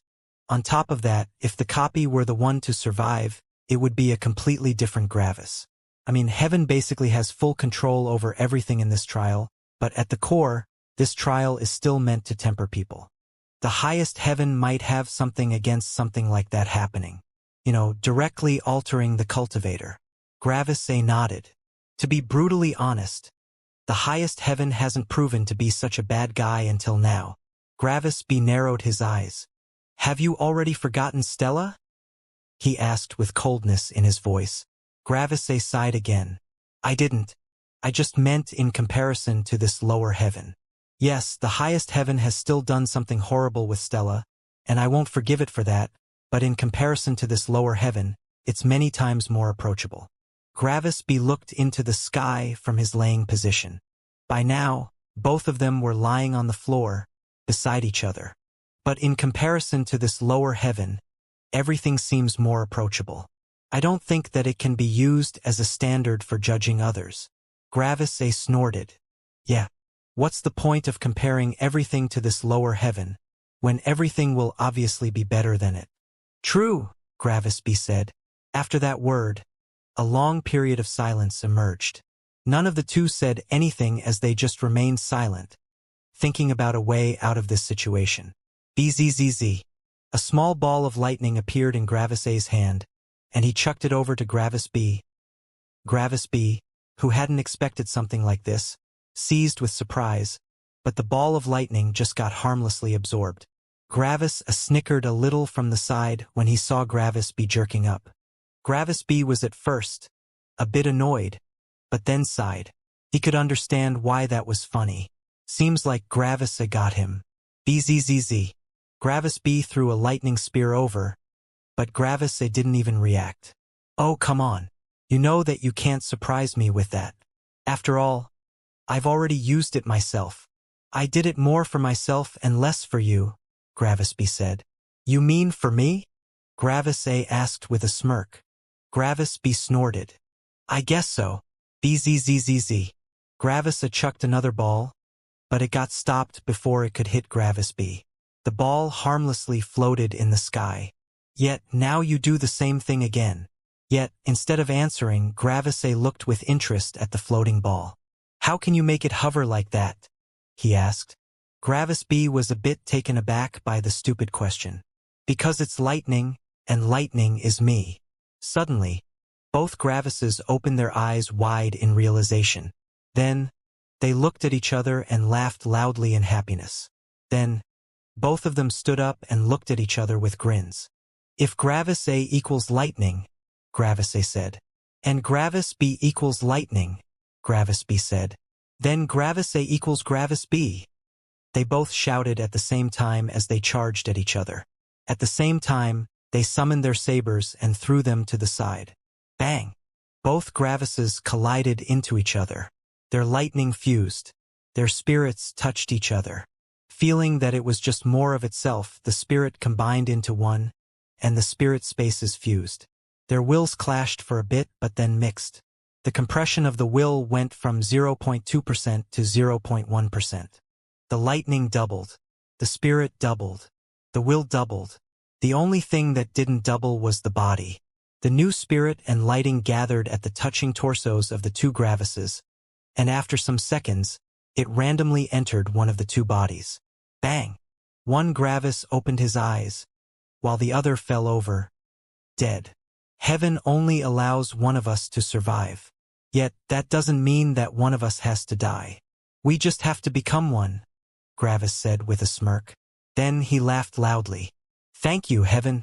You've allowed me to become even more powerful. Not only is my spirit now incredibly strong, but my lightning has also reached the tree stage now. You're too kind, Gravis shouted, performing a mock bow. Whoop! Gravis retrieved both sabers. His weapon had just doubled. So that was nice. Gravis looked at his trembling spirit space. His spirit space was way too large right now and had problems staying stable. Yet, Gravis only had to reach the self stage to solve that issue. With a smirk, Gravis looked at the sky again. You fucked up again, Heaven. You wanted to kill me, yet you increased my strength again. Man, it must suck to be you right now, Gravis shouted while chuckling. Seeing that no answer came, Gravis entered his spirit space and looked at the spirit space filled to the brim with lightning. Time to reach the self stage. Meanwhile, Heaven was preparing itself for its battle against Gravis. The secret weapon had failed. Now, nothing was standing between Heaven and Gravis anymore. It had to win this fight. Gravis concentrated and went into his own spirit space. The size of the spirit space had increased by quite a bit due to his fusion with his copy, or was it the fusion with the original? He still wasn't sure if he was the copy or the original, but that didn't matter. There was one real Gravis, and it didn't matter for how long he had been alive. He had his memories, and they were what created him. Even with the new size of his spirit space, everything was still packed with lightning. Just like the first time after he had entered his own spirit space in the tree stage, it became difficult for him to move around. The lightning was seemingly solid and filled everything. Let's start, Gravis said, and then willed for his spirit to condense. The lightning began to pulse, and the familiar pain reappeared. This time it was more powerful than ever before. It was nearly as intense as the pain he had felt when he broke into the spirit-forming realm. Yet Gravis' will was many times more powerful. This intense pain had made him screech and scream in pain when it had first appeared. But now, Gravis only gritted his teeth with all his power. His eyes became red with pain, but he didn't need to scream. It was indescribably painful, but it didn't even come close to making him doubt his path. As the pulsing increased, he felt the pressure of the lightning reduce. It was all slowly gathering in the middle of his spirit space. Multiple hours passed and, by now, only a small clump of lightning was left in the spirit space. Every other area was completely empty. Gravis noticed that the lightning was no longer shrinking, yet the pain still remained. "I guess there is only one last step left," Gravis said through gritted teeth. Gravis walked to the lightning. It was around 2 cubic meters big and radiated an incredible aura of pure destruction. There was so much lightning that if Gravis decided to detonate it, he would probably destroy a huge chunk of the core continent. Yet, to him, it was just more of himself. Gravis stepped into the lightning ball without any hesitation. As soon as he entered, he felt the lightning get absorbed into his body. This was not Gravis' real body, but only an illusory body created out of his own thoughts. The illusory body absorbed all the lightning in a matter of minutes, and after that, nothing was left. The pain stopped, and only Gravis stood in the middle of his spirit space. Yet, the body was no longer illusory. It was now a body entirely made out of pure lightning. He was now his self. Gravis took a deep breath and opened his eyes. His spirit space widened, and he felt his spirit also become more powerful. He felt pure power course through him as he saw his spirit reaching further and further into the distance.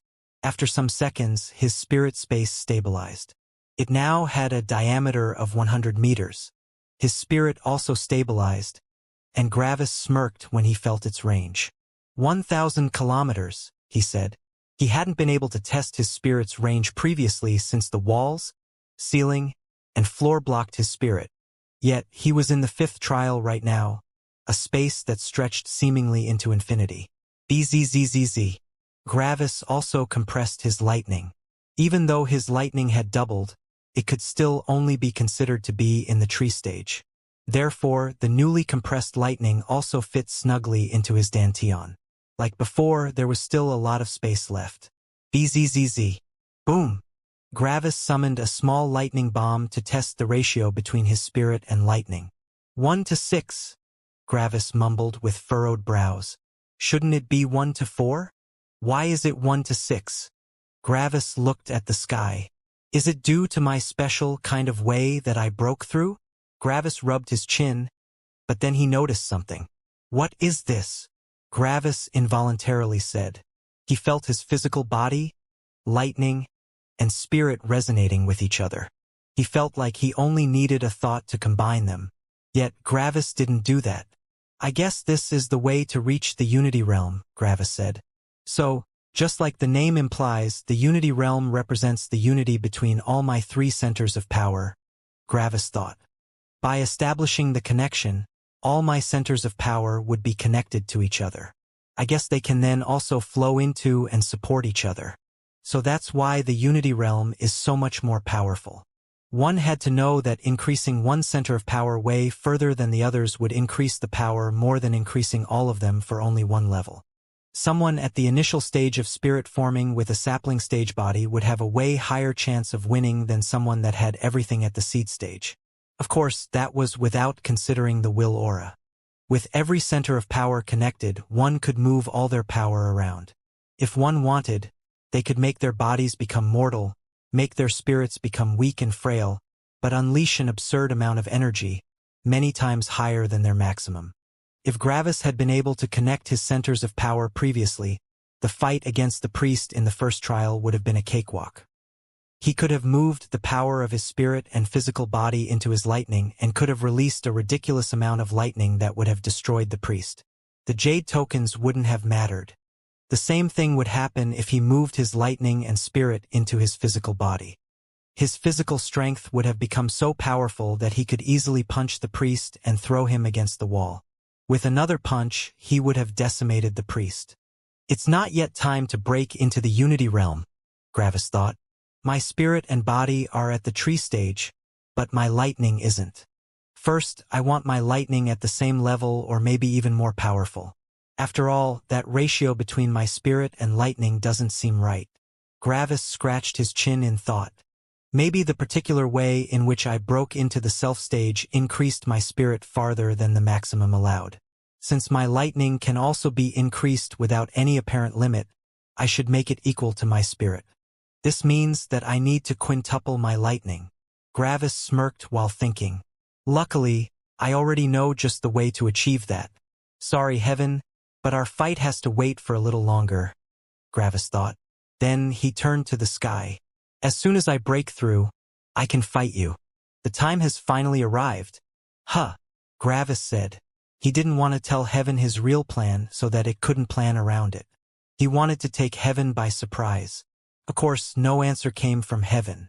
Gravis laughed a bit and looked at the doors leading to and from this trial. The door that was previously closed had long since opened, and Gravis walked towards it.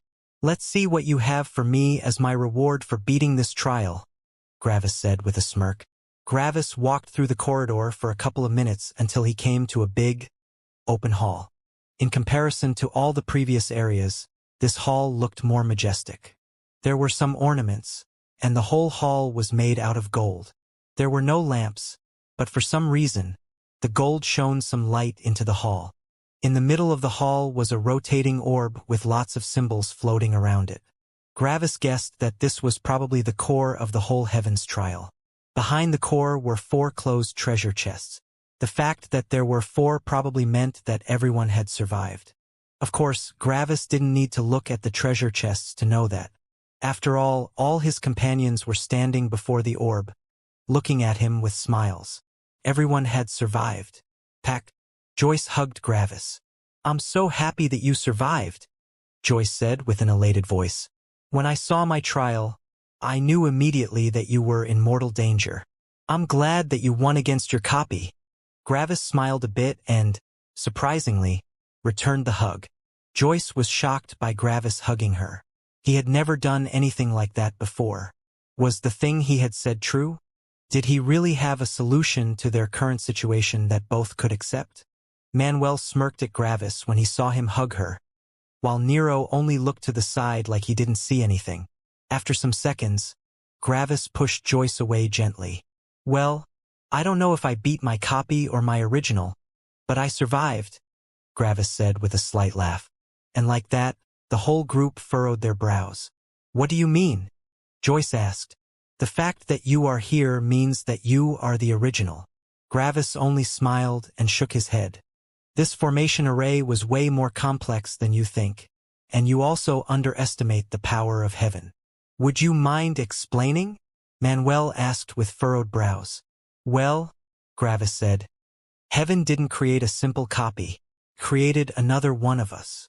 The copy, as you call it, has a spirit, a mind, a soul, memories, and everything that creates a human. So, it was not just some construct, but another living being that was identical to us. Joyce and Manuel tried to wrap their heads around what Gravis had just said while Nero looked at one of his daggers. So, I could be the copy? He asked. Gravis nodded. Yes, Heaven created life, and with enough power, Heaven can just create another one of us. If Heaven is powerful enough, it can understand and see through our existence and then just sculpt another one of us. Of course, this lower Heaven doesn't know how to do that. This was the work of the Heaven from my homeworld. The mood of the group became complex. They started doubting their own existence. When Gravis saw that, he only shook his head with a smile. It doesn't matter if we are the copy or the original. All our ambitions, goals, dreams, memories, and everything about us is the same. Therefore, as long as one of you survived, you get to live on. The group remained silent for a while. But why would Heaven do such a thing? Manuel asked, not shocked but curious. Heaven probably wanted to force a change in us, Gravis said. Manuel frowned. So, Heaven manipulated us? He asked. Gravis shook his head again. No. When 2 of the same people meet under these conditions, one of them has to change. If they both stay identical, they will both die. I don't think that Heaven had any specific plan in mind but just wanted to force us to grow in some way. It doesn't matter what change would take place. It only mattered that one of us changed. This is also a kind of growth. The group remained silent for a while again, lost in thought. If someone else claimed such ridiculous nonsense, they wouldn't believe that person, but Gravis knew a lot more about heaven and how the worlds worked than everyone else in this world. In regards to heaven, he was the supreme authority in the subject. "Tell me, how did you all survive this trial?" Gravis asked. Joyce and Nero stayed silent, so Manuel stepped forward. "We decided to do a sparring match. Whoever manages to inflict an injury on the other person that would endanger Immortal's life would be the winner. The loser would then commit suicide." "And I guess you won?" Gravis asked. Manuel nodded. "It was close. After many minutes of fighting, I saw an opening in my copy and delivered the blow. My copy was shocked at first but then laughed. After some well wishes, it exploded." Gravis also nodded. "Your path has been halted today, yet it still continues. You have been confronted with the possibility of failure, but you were only a watcher. I think this can strengthen your motivation." Manuel's eyes widened a bit, and then he fell into thought. "I think you're right. Seeing myself die was a complex experience. It was like a mirror of what could happen." Gravis nodded with a smile and then turned to Nero. "How about you?" he asked. Nero didn't seem comfortable in answering, but he complied either way. After releasing a sigh, Nero started telling his experience in the 5th trial. "We decided on the same route as Manuel. Whoever managed to bury one dagger into the other's body would be the winner." "And you won?" Gravis asked. Nero released a shaky breath. "No, I lost." Gravis' eyes shone. "Interesting. Tell me," he said. Nero released another sigh. "After a long fight, we both managed to bury our daggers into the other. My copy was a split-second faster, so he had won." Nero looked with visible discomfort to the side. "But I couldn't let my path end, so I buried my second dagger into him, killing him. I can still see his look of shock and betrayal before my eyes." Gravis nodded. "Don't beat yourself up over it," Gravis said nonchalantly, surprising Nero. "Wasn't Gravis an advocate of justice? Since your copy was shocked, it meant that it couldn't believe that you would do such a thing. Therefore, a change has taken place. You have differentiated yourself from your copy by throwing pride to the side to continue on your path. A readiness to sacrifice such a thing for your goal is good. Such an attitude will only help you on your journey." Nero took another deep breath and continued looking to the side. He understood what Gravis was saying, but it still didn't feel comfortable. He felt dirty and guilty for what he had done. Gravis noticed this but didn't say anything else. Nero had to handle this problem by himself. Then Gravis turned to Joyce. Joyce looked with discomfort to the ground. Her face radiated sadness, grief, and tragedy. "We decided on a life-and-death fight," Joyce said, surprising Gravis a bit. He had expected that they would solve this differently. It seemed like he still didn't know Joyce well enough. Joyce sighed. "We mostly decided to do this to temper ourselves and to increase our battle experience. After a couple of exchanges, we had already healed ourselves multiple times. Yet, my copy and I never used any attacks that would kill each other. I just couldn't bring myself to kill her."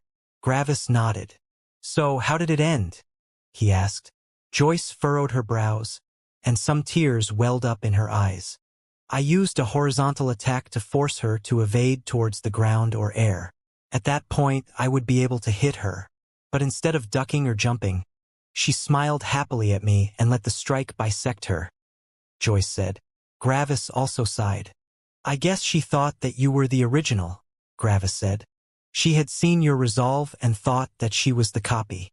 The change in your trial is complex. It could be that your copy has changed and died, or that you have changed and became more determined. Something like this is hard to discern," Gravis said. Joyce released a trembling sigh. Her copy's death still weighed on her mind. Apparently, only Gravis and Manuel were all right with their outcomes. "What happened to you?" Joyce asked after a bit. Gravis smiled and started telling them what happened to him in the 5th trial. Gravis told them how he met up with his copy and how they first tried to destroy the trial. The group was a bit surprised since they hadn't thought about doing anything like that. They had just accepted their trial without trying to break it. Well, it was understandable, actually. After all, everyone in the group was only in the initial stage of spirit forming. Breaking something like the Heavens trial required just too much power. Gravis was in a different situation since he had enough power to fight something like that. Together with his copy, Gravis could have annihilated the area of every previous trial. The power of two Gravises was just too great. Of course, Heaven had anticipated something like this, which was why it made the area for the fifth trial special. When Gravis told them about the solution he had found for the trial, the group's eyes widened. Something like this was possible? Could we also have done this? Nero asked nervously. He still felt terrible about how he had won the fifth trial. Gravis scratched his chin. You could not have done the same, he said. You don't have the ability to change yourself into something that can be fused. Two spirits can't fuse under normal circumstances. The only reason why this was possible for me was that my spirit could be converted into lightning. At most, you would have been able to fuse your energy. Nero sighed. And since the spirit is the core of a person, we would have still been forced to kill each other. Gravis nodded. Sadly, yes. By the way, Joyce said with interest, I can't feel your spirit. Does that mean that you have reached the self stage? She asked. Gravis smirked and nodded. Instead of being excited and happy, Joyce sighed in sadness. That means you will leave us soon, right? She asked. Gravis also sighed but walked closer to Joyce and put his hand on her shoulder. It was bound to happen eventually. But let me first tell you about the solution I came up with regarding our situation. Joyce perked up and looked into Gravis' eyes with expectation. Right now, we can't get together, Gravis said, destroying Joyce's hopes. But that won't be the case forever, right? He asked. Joyce furrowed her brows. I'm not sure what you mean, she said. Gravis only shook his head gently and looked at Manuel and Nero. I need to talk to her privately, he said to them. Manuel just waved dismissively while Nero walked to the side. Gravis turned back to Joyce and used his voice transmission from now on. I can tell you about the levels of the worlds and my homeworld because if you keep ascending, you will reach it eventually. At that point, we will be in the same world. When that time happens, and if you are still interested, we can be together, Gravis transmitted. Joyce's eyes widened. I will reach your homeworld? I thought that our worlds have no connection, she transmitted. Before I tell you more about this, I want to know if you really want to go through with this. Some of the knowledge I am about to transmit to you can be dangerous for your path. If you are not fully committed, it would be better not to know these things, Gravis transmitted. Joyce remained silent for a couple of seconds. She was thinking through these things seriously. If Gravis said that this knowledge was dangerous, then it was probably really dangerous to her. Gravis never exaggerated. Yet, was her path, will, and motivation so weak that it could be damaged just because someone said something? I want to know, Joyce transmitted, because my path won't be influenced just because someone said something. My path is more stable than that. So, you can tell me. Gravis smiled when he heard that. That's what he wanted to hear. If his words actually swayed her, he would have given up on her. Only such a powerful will would be able to keep her going until she reached his homeworld. All right, then please pay attention and don't tell the others about what I'm going to say now. You have a goal now, so you can deal with this mountain that I am about to drop on you while the others can't, Gravis transmitted. Joyce nodded with motivated eyes. I won't. Gravis also nodded. We are currently in a lower world. This is the lowest kind of world, Gravis transmitted, and Joyce nodded. This was no new information. After all, no one ascended to their world. The world above this one is the middle world. After that come the higher worlds, and after that comes the highest world, my homeworld. In total, you have to ascend 3 times, Gravis said, shocking Joyce into silence. Most people believed that the next world was already the highest world. Joyce had thought that there would still be a world after the next world. The way Gravis had spoken about his homeworld and about his knowledge, Joyce had already anticipated something like this. Yet, there was still another level? Joyce realized how weak everyone actually was in the grand scheme of things. What status would they even have in Gravis' homeworld? If you reach my homeworld, We can be together, Gravis said. Joyce wasn't sure how to react. How long would it take for her to reach Gravis' homeworld? It already took decades to reach the Unity realm. What about the next realm or the realm after that? Yet Joyce just clenched her fists. This was really destructive for someone's path. But she wouldn't get disheartened by this. I understand. Joyce transmitted with motivation. The only thing I have to do is get stronger. I have been doing that until now, so I just need to continue doing that, right? Gravis smiled when he heard that. Gravis actually told her this for 2 reasons. One reason was to give her a goal if she really wanted to pursue Gravis, and the other reason was to show her how far the distance was between them. If, after thousands of years, she still wanted to be with him, it would show her love for him.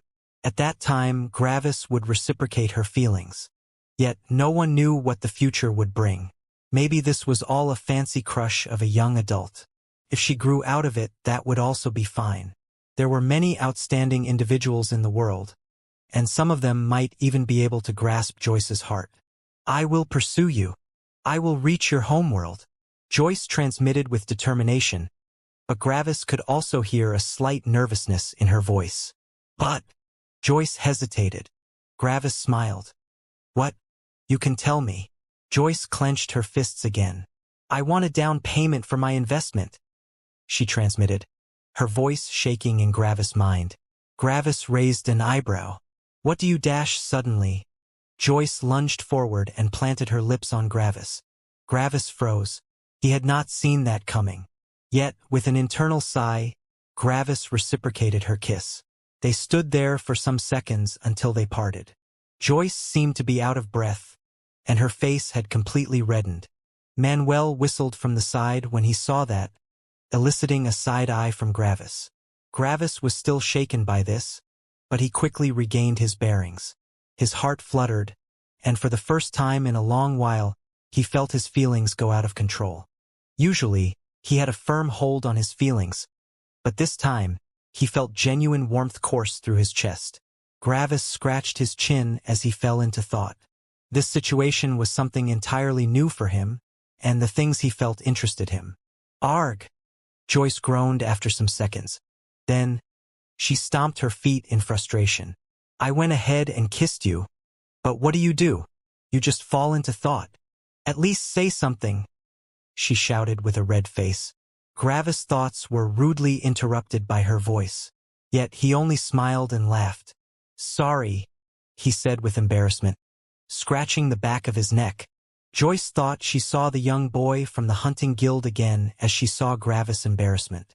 He had been just as embarrassed when he met her back then. Joyce just laughed and walked away. By being able to make Gravis embarrassed, she had achieved her goal. This reaction showed that he genuinely cared for her. That was all that she needed to know. Gravis looked with confusion at the retreating Joyce. Why was she laughing? Did he make a mistake? The group quickly walked to the treasure chests after some more talking. Finally, they could get their just reward for surviving this trial. Everyone went up to one treasure chest and opened them at the same time.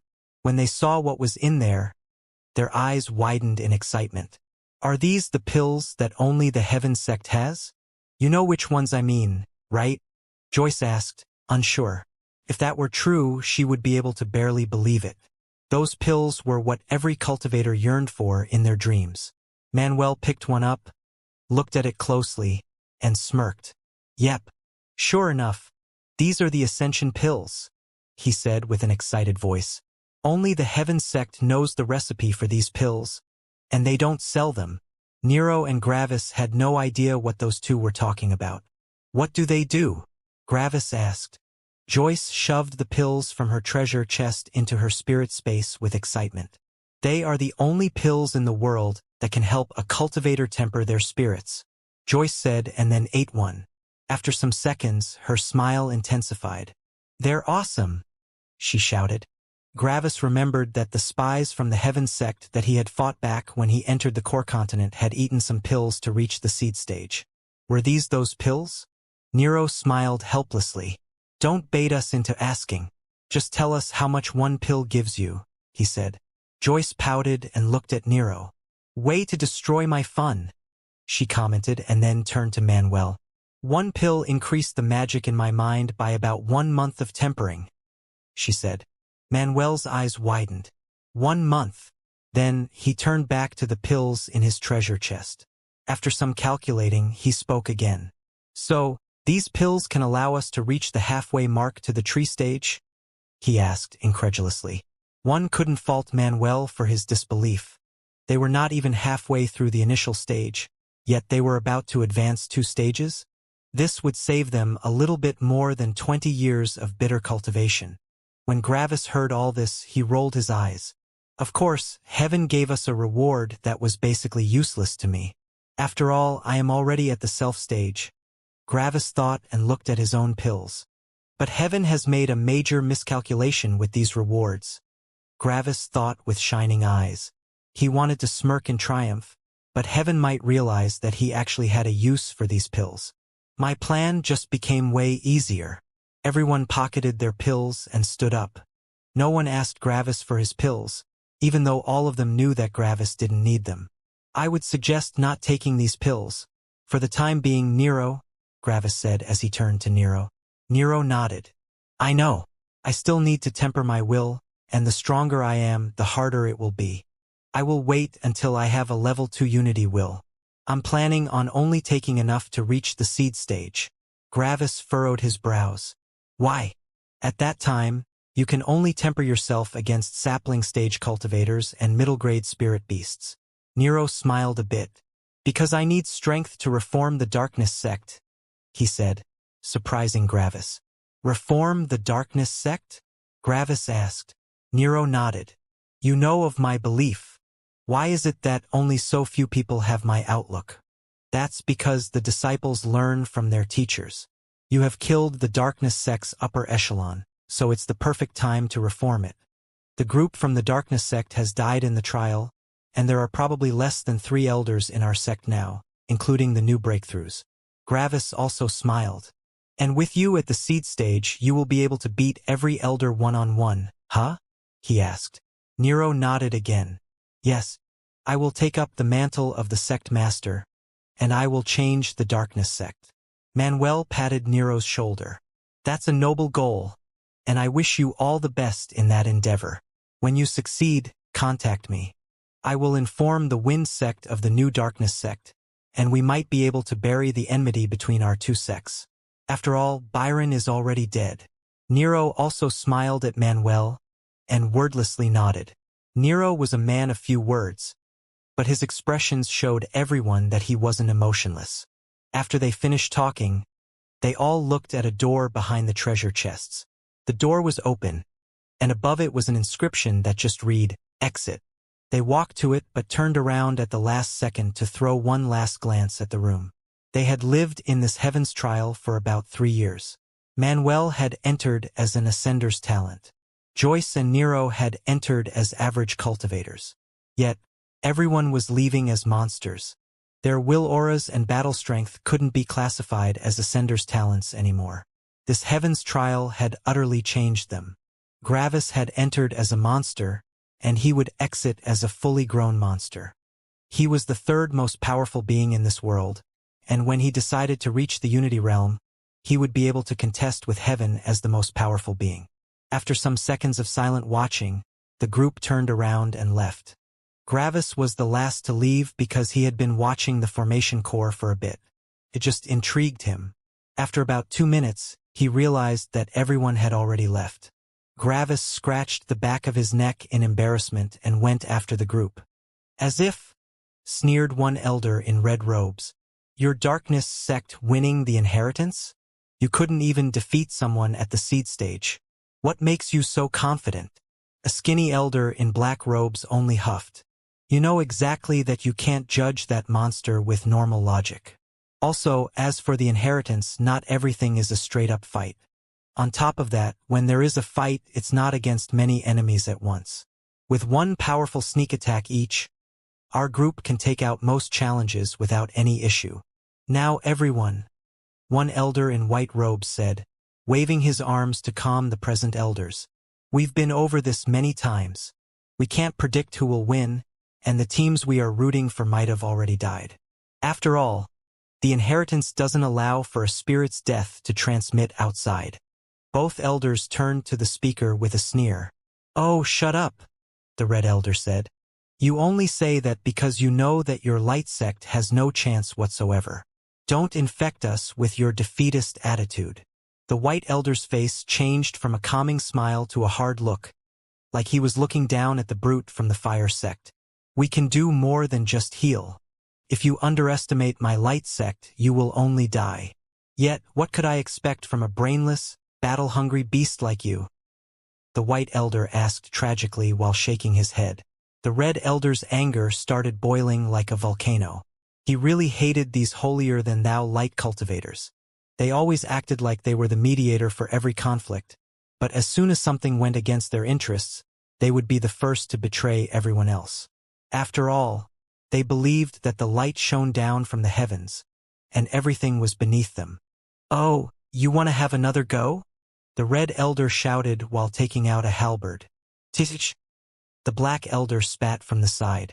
"You haven't been able to touch him for the last 10 times. What will be different now?" he taunted. Now, the gaze of the red elder concentrated on the black elder. "So? He was unable to injure me. If we draw this fight out long enough, I will outlast him." "Oh, shut up!" a woman in blue robes groaned from the side. "You get bored so fast that you never go through with it. Also, aren't your sects supposed to be allies?" she asked. Instead of shooting back, the red elder looked away. If one looked closely, they would see that his face got a little redder. Not thanks to anger, though. "Well, such a fight is boring," he said. Then, he turned and looked the blue elder in the eyes. "So, about that marriage." The blue elder groaned again. "You wish. I rejected you multiple times already. When will you learn that you're not my type? I am more into wind cultivators," she said. "Oh, rejected again. That's got a sting." An elder in green robes commented from the side. He had an arrogant smirk on his face. After all, the elder from the water sect just said that she liked wind cultivators, and he just so happened to be a wind cultivator.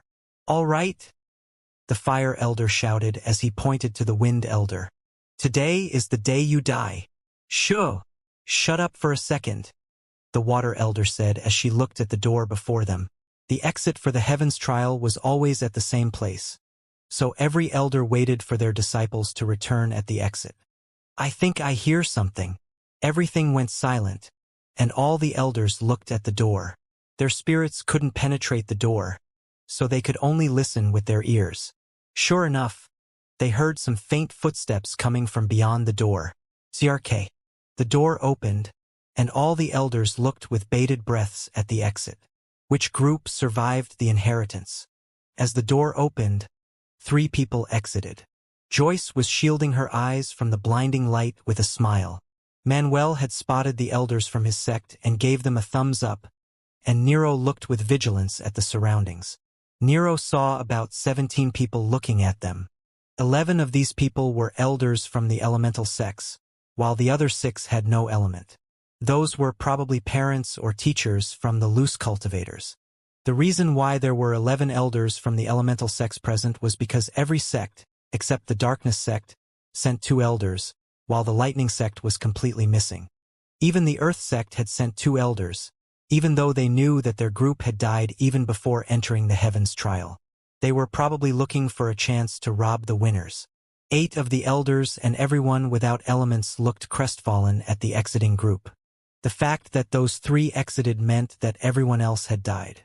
The 2 elders from the wind sect smiled but also sighed. Their group had died, but at least Manuel was still alive. Meanwhile, the elder from the darkness sect had a glimmer in his eyes. If he played it right, he could become rich. If he and the darkness disciple in the group backstabbed the others, they could get all the rewards.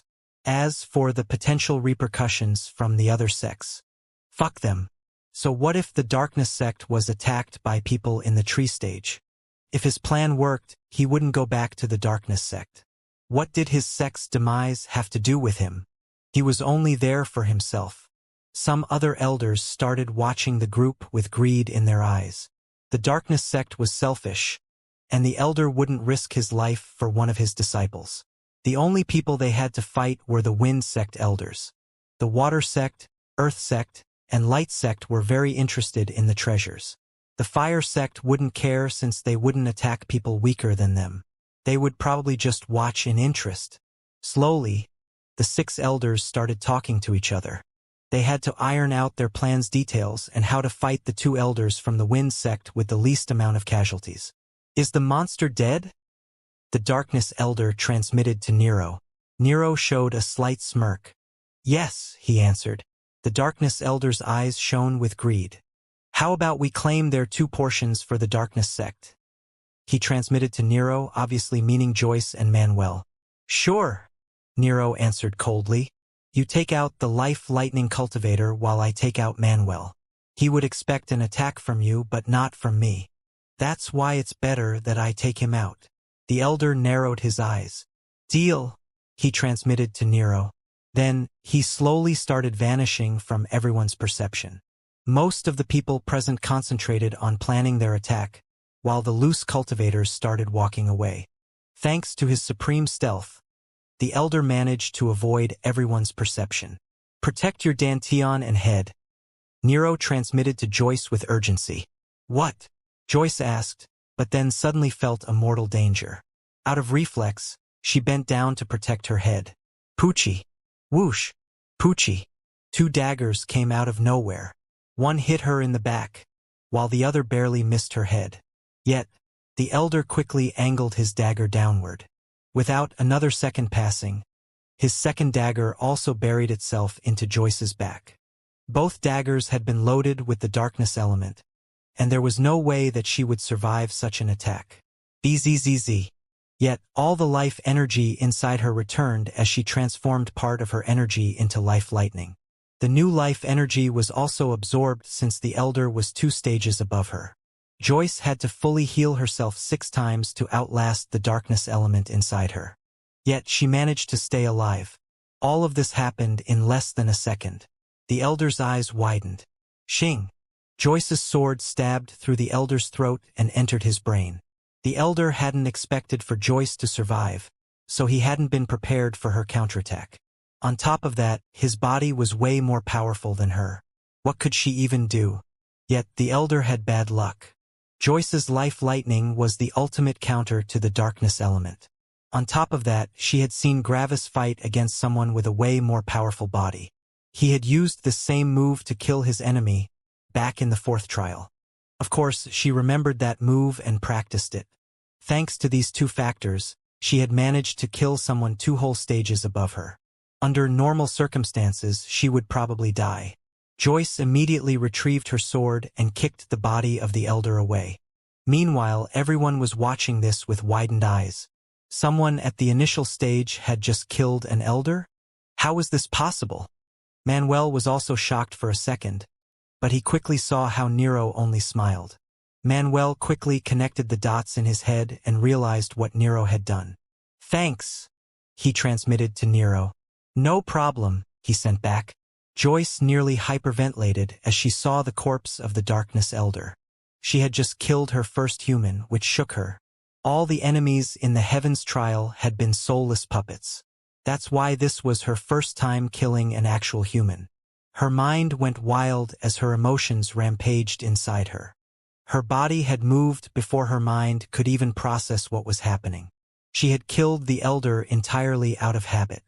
You never killed a human, Nero transmitted to Joyce, eliciting a shocked gaze from her. You need to jump over that barrier at some point. I thought, since he was planning on killing us anyway, this would be a good opportunity for you to jump over your shadow. The earlier, the better. Joyce's insides were still raging, but with a deep breath, she calmed down. I understand, she transmitted back. Thanks. No worries, Nero transmitted back. Meanwhile, the 2 elders from the Wind Sect ran to the group and turned to the remaining 6 elders. One had already attacked, so there was a high chance that the others would also attack. They had to protect the group. The 3 people from the group also readied their weapons. They would need to fight the elders. The enemies outnumbered them, but the group wasn't even a bit nervous.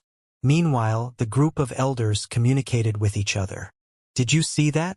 The darkness elder shot forward without hesitation. This means that he was sure that Gravis is dead. The darkness disciple in the group probably informed him. We quickly have to attack. Otherwise, the people from the Wind sect might arrive. One of the elders said to the others.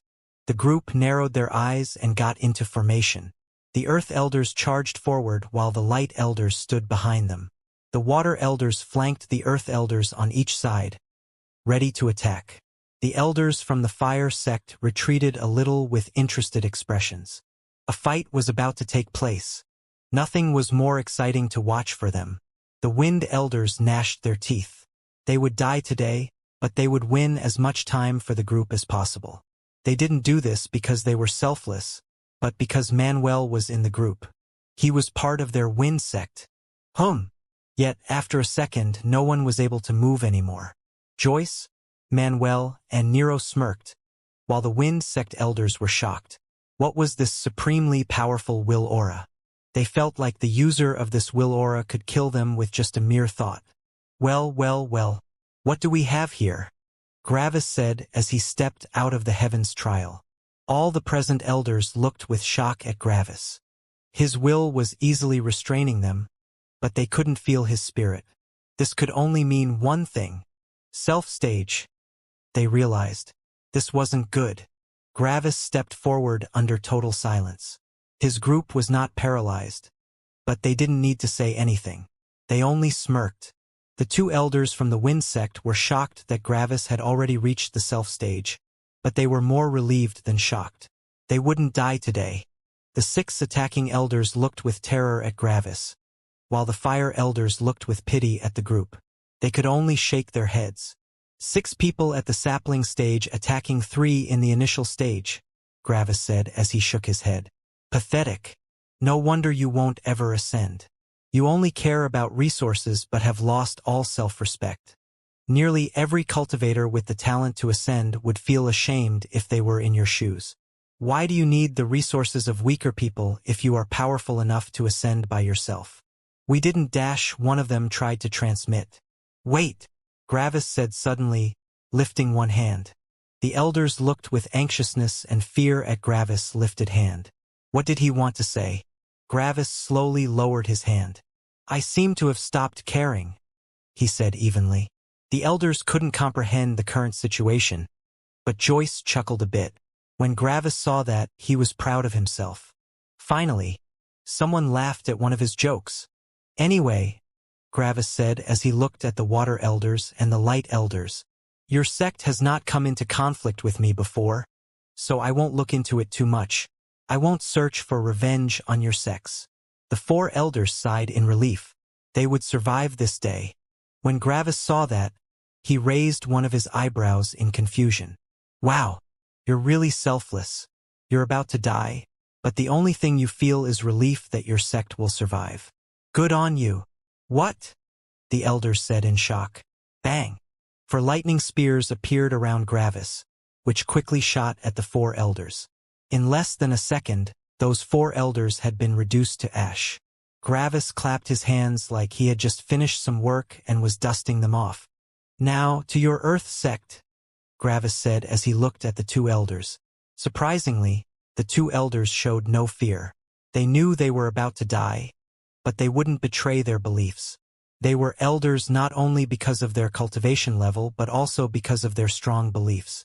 After all, elders also functioned as role models.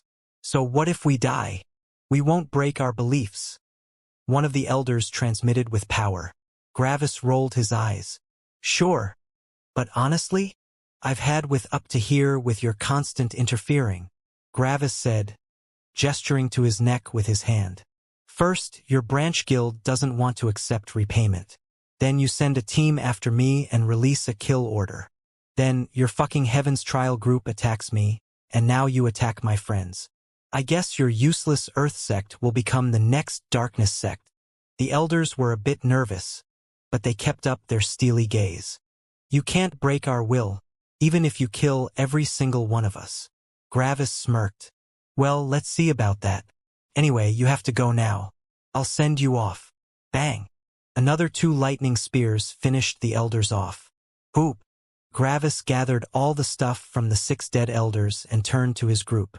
Then, he pointed with his thumb at the 2 fire elders. "What about them?"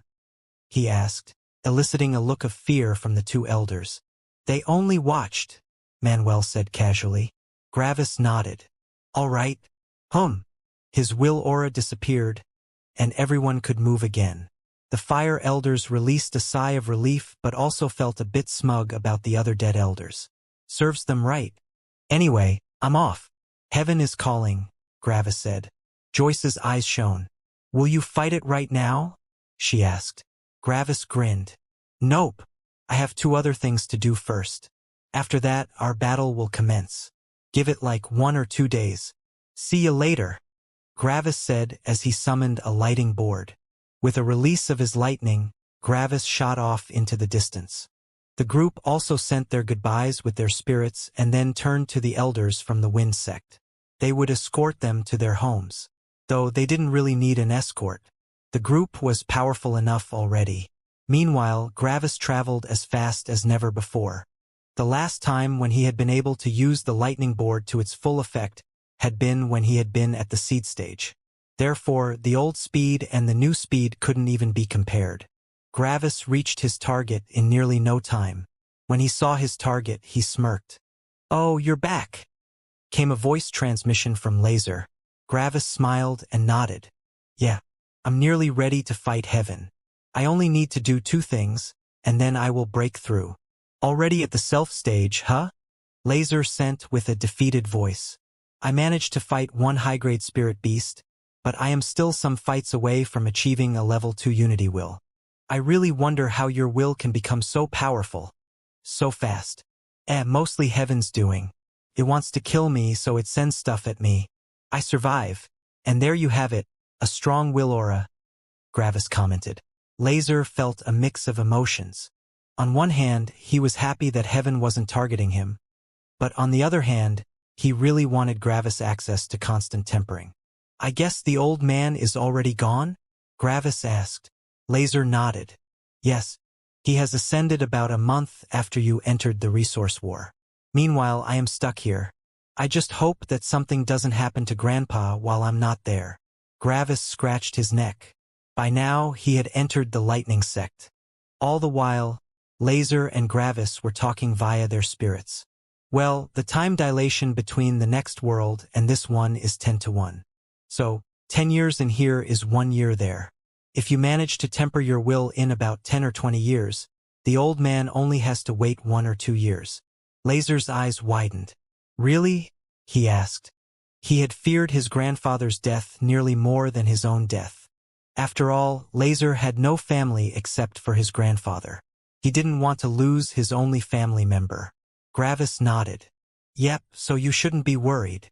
Laser sighed. "Thank you, Gravis. This really helps," Laser said. "Don't mention it," Gravis said dismissively. "Anyway, I am here for something specific." "I was wondering about that," Laser said. "With your attitude, I thought you would immediately fight heaven as soon as you get the chance."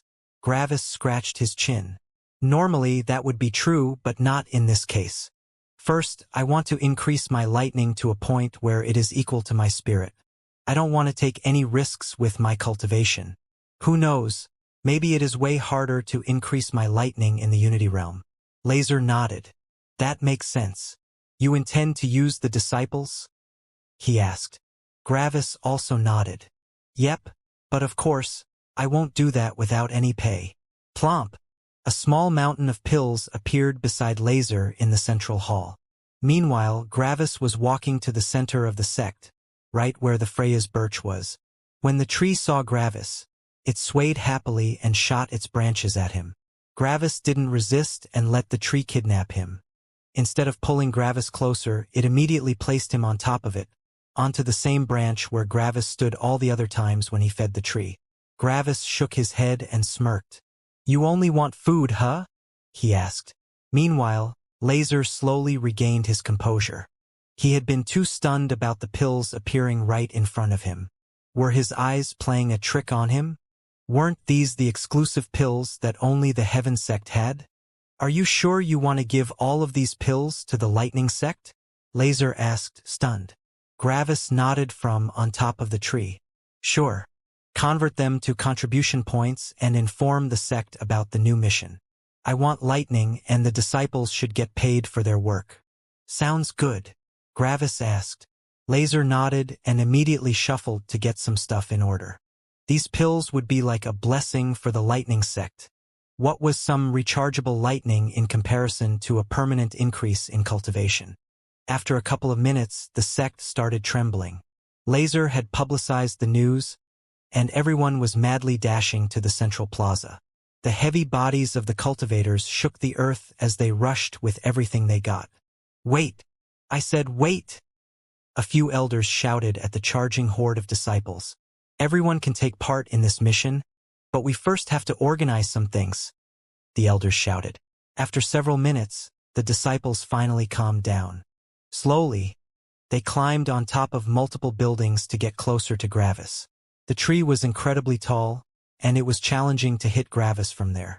They could only use their spirits to summon their lightning and shoot at him. All right, everyone's at their dash, The whole world fell into silence as everything was frozen. It was like time itself had been stopped. Meanwhile, Gravis could also barely move.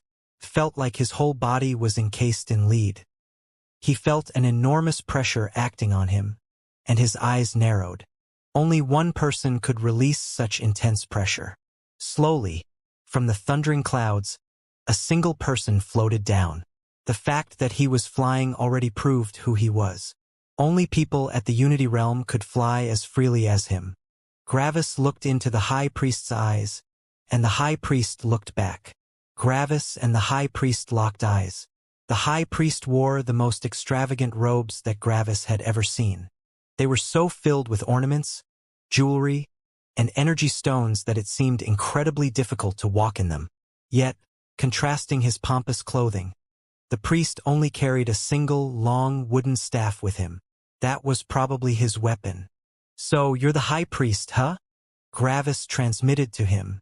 The High Priest narrowed his eyes. The ant before him didn't seem to fear him even a little bit. When had someone not kneeled out of reverence before him? Yet, what did an ant's opinion matter to an elephant? And you're the ant that wants to kill Father? He sent back with disdain. Father? I thought heaven was genderless, Gravis commented nonchalantly.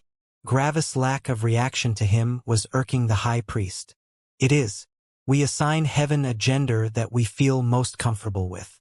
To me, heaven is my father, he said, his voice echoing throughout the lightning sect. He didn't need to use his spirit to communicate with Gravis. Meanwhile, everyone in the lightning sect looked with absolute shock and fear at the flying person. They had never seen the High Priest, but they felt like ants beneath him. This was the strongest person in this entire world. Even Laser was fearful as he watched him. Gravis' eyes glimmered.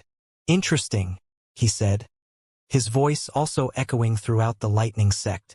When the High Priest heard Gravis' voice, his eyes narrowed further. This proved that Gravis was still able to move under his heavenly pressure. One had to know that the High Priest exhibited a heavenly pressure that was equal to a level 3 unity will. On top of that, there was a strong level suppression between them. This proved that Gravis' will aura was way more powerful than his heavenly pressure. You can still move, the High Priest commented. I see why you are Father's enemy. Yet what is so interesting about me calling heaven my father? He asked. The High Priest seemed to be in control of this whole situation. The way he talked also broadcasted this fact to everyone present. Gravis only continued smirking as he slowly lifted his hand to scratch his chin. A father is more overbearing than a mother. This lower heaven's conduct is definitely more akin to an abusive father than a loving mother. Who would have expected that its strongest child would be afraid of its own parent? Insolence! The High Priest shouted, creating earthquakes that went through the entire lightning sect. How dare you try to understand someone as powerful as me? You don't know anything about my father. The High Priest's voice also shook Gravis' body, but his smirk never vanished. I heard your voice, and that is not the voice of an angry person. That's the voice of someone afraid of being punished. The high priest's insides shook, but he only appeared calm on the outside. I really don't understand how you can be this fearless and foolish when confronted with your own death, he said. Gravis snorted. My death? As if, he said. The high priest started getting angry. Even if you break into the Unity realm right now, you have no idea how to use your new powers. There is no way that you can survive. On top of that, your body, spirit, and magic need time to become stronger. What can you do in that time frame? The high priest said in disdain. Gravis smirked again. The power increase of my centers of power might take a while, but the connection will be established instantly, Gravis said calmly. As soon as I connect them, I will push everything I have into my body and spirit. The level suppression will vanish at that point, and you will be the suppressed one. On top of that, you can't keep your heavenly pressure active all the time. At that time, I only need to waste some time to get acclimated. The high priest's emotions went haywire when he heard that. He didn't have a powerful will since he only borrowed heaven's will. That's why his emotions were so easily influenced. Yet why did his emotions get riled up when he heard that? It was because Gravis was right. His tactic would make him survive long enough to get acclimated. Even though the high priest acted more akin to a spoiled child, he wasn't foolish. He knew that Gravis' battle strength was unprecedented. The high priest expected that Gravis could put up a fight even without his centers of power increasing. The high priest had the ability to push all his power into his spirit and destroy the spirit of others. That was how he had killed the priests. Yet Gravis' will was just too powerful. The will strengthened the spirit, and the high priest feared that Gravis could survive that strike. At that point, everything would play out as Gravis had said. Even though the high priest was definitely the more powerful one of the two, it was he who felt nervous. One wrong move would spell his doom, but on the other hand, if he didn't attack Gravis and Gravis died to heaven, heaven would just destroy him. Both paths lead to death. The high priest released a shaky breath after a couple of seconds. I see why Father is fearful of you, he commented. For the first time, his voice didn't exhibit infinite confidence. Gravis only continued smirking. Speaking of, how and why did you arrive? As far as I know, heaven shouldn't have been able to contact you for about 5 years or so. For the first time, the high priest's eyes widened in shock. This had been a secret, and only he knew about this fact. Heaven had truly been completely quiet for 5 years. No matter how much the high priest prayed or asked for an answer, heaven never answered him. How could Gravis know that? Was it because he came from a higher world and knew more about heaven? Were such things no secrets in the higher worlds? How did you know? He asked with a shaking voice. Gravis' smirk never left his face. Now, it seemed like he was the person in control of this entire situation. Because up to 5 years ago, this lower heaven had no one overseeing it. It was like a child alone at home. But 5 years ago, an actual adult appeared and forced it to follow the rules of the house. Under the adult's supervision, the child can't break the rules. The high priest felt his emotions go wild again. What rules? Heaven had to follow rules? What rules? He asked. It can't contact or interfere with the world directly. Gravis transmitted, since he didn't want to implicate the whole lightning sect. If they knew heaven's secrets, they would be in danger. So, no more talking, no more new heaven born, and no more striking down of people. The high priest started hyperventilating. It was like a whole new world was being opened before his eyes. Yet Gravis didn't stop. This means that it also won't kill you. The worst it can do is steal all your karmic luck, so that you have no more luck in your life. Gravis and the high priest weren't friends, so Gravis didn't care about the consequences of telling the high priest heaven's secrets. The high priest's mind was running as fast as never before. He was thinking about all the eventual things he could do without heaven's constant supervision. Did that mean that nothing was stopping him anymore? He could finally do whatever he wanted? Yet, the high priest quickly shook his head to regain his bearings. Such a thought was too good to be true. Even though Gravis had proven that he knew a lot about heaven, there was no guarantee that he wasn't lying right now. In the face of death, maybe even a lightning cultivator would resort to lies. Though, the high priest was still unsure about how to proceed. If he attacked Gravis, there was a high chance that he would die. Yet, if he didn't attack Gravis, he could also die to heaven. The high priest had feared heaven for his whole life, and such fear wouldn't just magically vanish because someone had said some words. There is no other way, the high priest thought with frustration and nervousness. I have to take the risk, or I will definitely die. Gravis was still smirking, but suddenly, his smirk vanished. His eyes glazed over lifelessly, and his will aura and spirit vanished. Surprisingly, the same thing also happened to the high priest. He landed on top of the lightning tower with lifeless eyes. Everyone in the lightning sect could move again, but they didn't dare to. This was not a fight that they could interfere in. Even though everyone could move again, they still remained silent. Everything was up to Gravis now. Meanwhile, inside Gravis' spirit space, two people appeared. One of them was Gravis, while the other was the high priest. After entering Gravis' spirit space, the high priest sighed with relief. He had pulled it off without Gravis noticing anything. If Gravis had noticed the entry of the high priest's spirit, he could have reached the Unity realm. Luckily, the high priest had managed not to get noticed. Silently, he thanked heaven. Meanwhile, Gravis was surprised that he entered his own spirit space without him wanting to. But when he saw the high priest, his eyes narrowed. To top it all off, Gravis also felt that his spirit was isolated from everything else. He couldn't even feel his body or lightning, which made it impossible to reach the Unity realm. Gravis and the high priest looked at each other again, one with narrowed eyes and one with a smug grin. Gravis was really surprised when he saw the high priest entering his spirit. That was possible? Gravis scratched his chin in thought. How did you manage to get here? He asked with interest. Is that also a perk of the Unity realm? The high priest had already won, so he didn't mind explaining. I cultivate the wood element. Wood element? Gravis asked, surprised. I've never heard of this element. The high priest snorted in arrogance. Because I've annihilated the wood sect some decades ago. And why would you do that? You must have had a really good reason to kill your old home, Gravis asked. The high priest was a little surprised how well Gravis took the situation. Didn't he realize that he was about to die? You're right.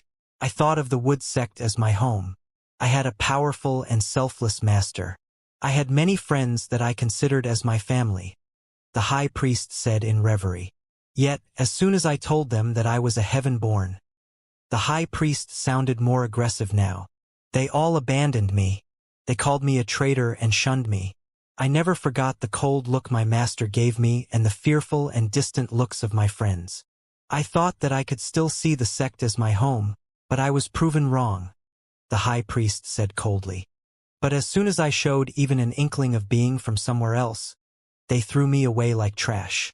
In their eyes, I was not worthy of being part of their sect. So, the high priest said coldly, I killed them, every single one of them. They threw me away like trash, so I showed them who actually was the trash. As soon as I became the high priest, I annihilated their whole sect. Father wasn't happy about that, but he needed his high priest. That's how I became the only wood cultivator left in this world. Interesting, Gravis said while scratching his chin. And how does your wood element help you to enter my spirit space? The high priest smirked triumphantly. The wood element uses the spirit and the soul as its weapon. Trees and plants are nature. Therefore, wood cultivators are very in sync with the world's inherent spirituality. All of our attacks are focused on the spirit, in comparison to all the other elements. The high priest grandly gestured to his surroundings. I've gathered all my power into my body and spirit. With my gathered power, I entered your spirit while the remainder stays outside to protect my body from any attacks. The high priest snorted again. Young animals really don't know danger. You still look unafraid, even though your death is certain.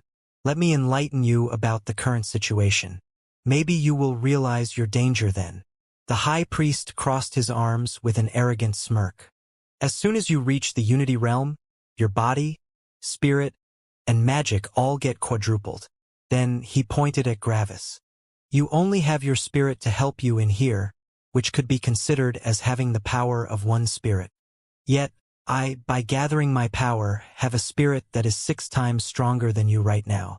My spirit has 6 times the amount of magic than yours in here. My spirit and will can overpower your weak spirit. Magic clashes against magic, and with more magic, I can simply devour your spirit. You just don't have enough magic to overpower me. Gravis continued scratching his chin as he listened to the high priest's monologue. Interesting, he said. So, you actually don't have any idea about how I cultivate and how I reached the self stage so quickly. The high priest only snorted. So you have some techniques, big deal. All these special cultivation techniques from your higher world won't help you in here. Without your magic and body you can't make use of them. Just accept your death. Gravis nodded. All right, thanks for answering my questions. You can start now, Gravis said nonchalantly. The high priest furrowed his brows at Gravis' lack of fear. Was Gravis actually incapable of feeling fear? Was that why he was able to temper himself to this extent? The high priest sighed. I wanted you to at least show me some fear, but I guess in the end, it doesn't really matter. Whoop! The high priest moved with incredible speed towards Gravis and grabbed his shoulder with his hand. Gravis didn't react. A powerful fluctuation was released from the high priest's body, and Gravis felt some of his lightning getting absorbed. Aya! The high priest immediately shot away while screaming in pain. Then, with all his power, he banished the lightning from his spirit. The lightning bolt flew around a little and then returned to Gravis' body. Gravis only smirked. Just as I thought, he said. When 2 volumes of energy with different wills clash with each other, they will fuse together. The weaker side will be diluted into the stronger side, thus only leaving one side standing with all the energy. The high priest listened with shock. But what if energy and lightning clash? Gravis asked as he stepped forward, making the high priest step back in fear. Energy is passive and not dangerous in its initial form. It's just grass. It's food. It might be able to fight for territory with other grass, but that's about it. When confronted with a cow, the grass will face its demise. No matter how much grass you have, it won't make a difference to the cow. What is this? How are you able to use your element in your spirit space? The high priest shouted in fear. Oh, that, Gravis asked. Nothing special. It's just that, bzzzzzzz. Gravis' whole self transformed into lightning for a second. After that, it turned into Gravis again. My spirit isn't acclimated to energy, but lightning. That's impossible. The high priest shouted hysterically as he fervently pointed at Gravis. The lightning would tear your spirit apart. Gravis nodded. Yeah, it sure was painful back then. Without having a unity will, I would have probably died. Well, to be more precise, I think I actually did die back then. Gravis shrugged. Background is also a part of strength. The high priest had no idea what Gravis was talking about, but he realized one thing. He had to flee. Bzzzzz. The high priest ran to the edge of the spirit space, but before he could touch it, lightning started coursing through it. The whole sphere was encased in lightning. The high priest immediately jumped up and hovered in the air. He had lost some more of his energy by touching the electrified floor. Oh, don't leave yet, Gravis said, lightning coming out of his feet. The lightning coming out of his feet infused the walls of the spirit space with lightning. Didn't you want to devour me? He asked. The high priest was flying inside Gravis' spirit. If he didn't, the lightning on the floor would devour him. His eyes darted around the spirit space with panic. There had to be a way out of here. He couldn't die here. Hey! Gravis shouted. Have you heard of dodgeball? He said as he summoned a ball of lightning above his palm. The high priest looked with fear at the ball. Gravis stretched himself with his actual body to get rid of the stiffness. I'm the dodgeball king, he said with a smirk. The high priest's last struggle had been pathetic. He had evaded the increasing number of balls for some minutes, but then he just exploded out of nowhere. He probably thought that if he released all his energy into Gravis' spirit space, he would be able to make it explode due to the pressure. Yet, what was the pressure of energy compared to the pressure of lightning? His lightning had immediately absorbed all the energy and grew even more powerful. Yet, Gravis could only absorb around 2/3 of it. At that point, Gravis felt like his head was about to explode. But as soon as the high priest exploded, all the restraints on Gravis had been lifted. Without hesitation, he moved the remaining energy into his lightning, increasing its storage by quite a bit. Normally, Gravis wouldn't have been able to absorb the energy of a dead enemy, but it was different when they died inside his spirit space. Gravis' spirit was even more powerful now than ever before. His spirit was actually so powerful that he was confused. No one in his homeworld had said that it was possible to further temper the spirit in the self-stage. Something major as this should have been common knowledge. Why hadn't Gravis been told about that? Why did Fornia say that everyone should immediately reach the Unity Realm as soon as they got the opportunity? On top of that, what about everyone in this lower world?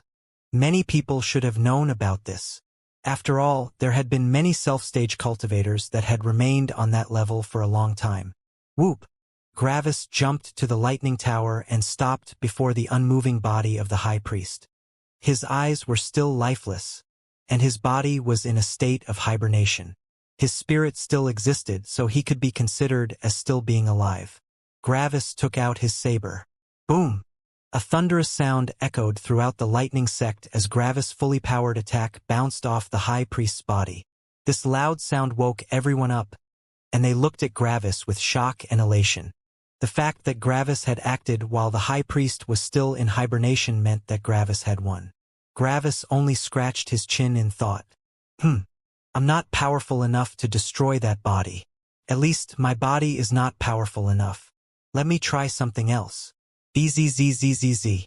Gravis used all of his destruction lightning and spirit to condense one small needle. The eyes have bone behind them, which would make it difficult. Luckily, there is no bone behind the nose, he said with a smirk. Gravis used one hand to slightly bend the nose of the high priest upward. Then he stabbed the needle into the open nose. Bzzz. A silent sound of lightning appeared as the needle unloaded all its lightning from the tip. It went through the weak membrane of the nose and the weak flesh. After losing around 50% of its power, the lightning reached the high priest's brain. Bang! A lot of incredibly expensive items appeared all around Gravis, which he quickly picked up with his spirit. Sadly, Gravis only felt a small flicker of energy entering him, though that was understandable. After all, the energy of the high priest had been concentrated on his spirit and body. Gravis smirked as he saw that the high priest was dead. There would be no future high priest anymore, even if Gravis died and heaven survived. The highest heaven kept watch over this world, and making heaven born was against the rules. Yeewa!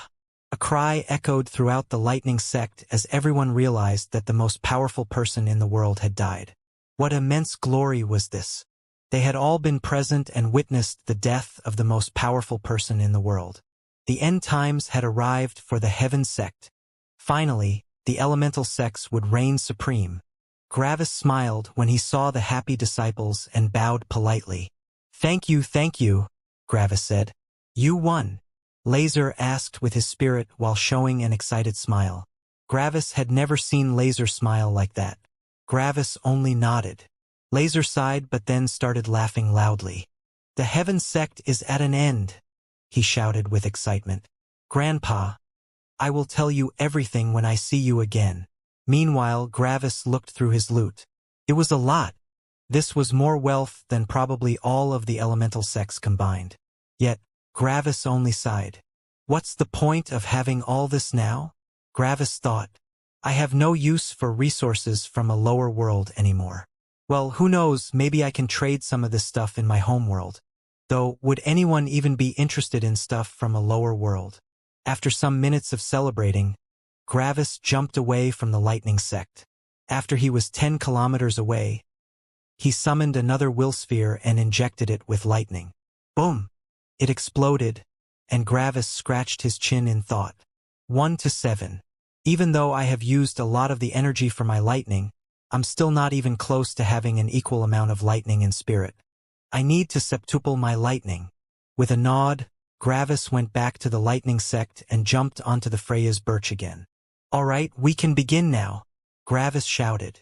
The disciples were brought out of their celebration by the shout, but they quickly remembered that a lot of contribution points were waiting for them. Excitedly, they ran back to their positions. After around a minute, everything calmed down again. "All right, start," Laser shouted. Bzzzzzzzzzzz. All the disciples unloaded their lightning at Gravis, who quickly filtered and absorbed it. The filtered destruction lightning went into his Danteon while the filtered life lightning went into the Freya's birch. Way more disciples helped this time than last time. On top of that, the elders and Laser also helped. Yet, Gravis lightning was increasing rather slowly, at least from his perspective. It took nearly an hour to double it. On top of that, many of the disciples were exhausted already. They had to refill their lightning. "All right," Laser shouted. "Everyone, stop." And like this, it was over. Gravis furrowed his brows. "Why did you tell them to stop?" he asked. Laser only smiled. "You might not know, but you shouldn't upgrade your energy too much. It should remain equal to your spirit." Gravis remembered something. "Speaking of, I absorbed nearly all of the High Priest's energy into my spirit. Why didn't you tell me that it was possible to temper my spirit even further in the self stage?" he asked. Laser was first shocked, then sad, but then smiled again. Gravis saw Laser go through 3 different emotions and was confused. What was that? "We don't tell people because the Unity realm needs balance. Only when the spirit, body, and energy are at the same level can you break through.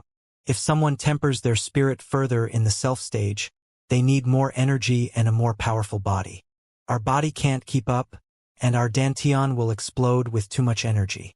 So, if we continue tempering the spirit, we won't be able to reach unity," Laser explained.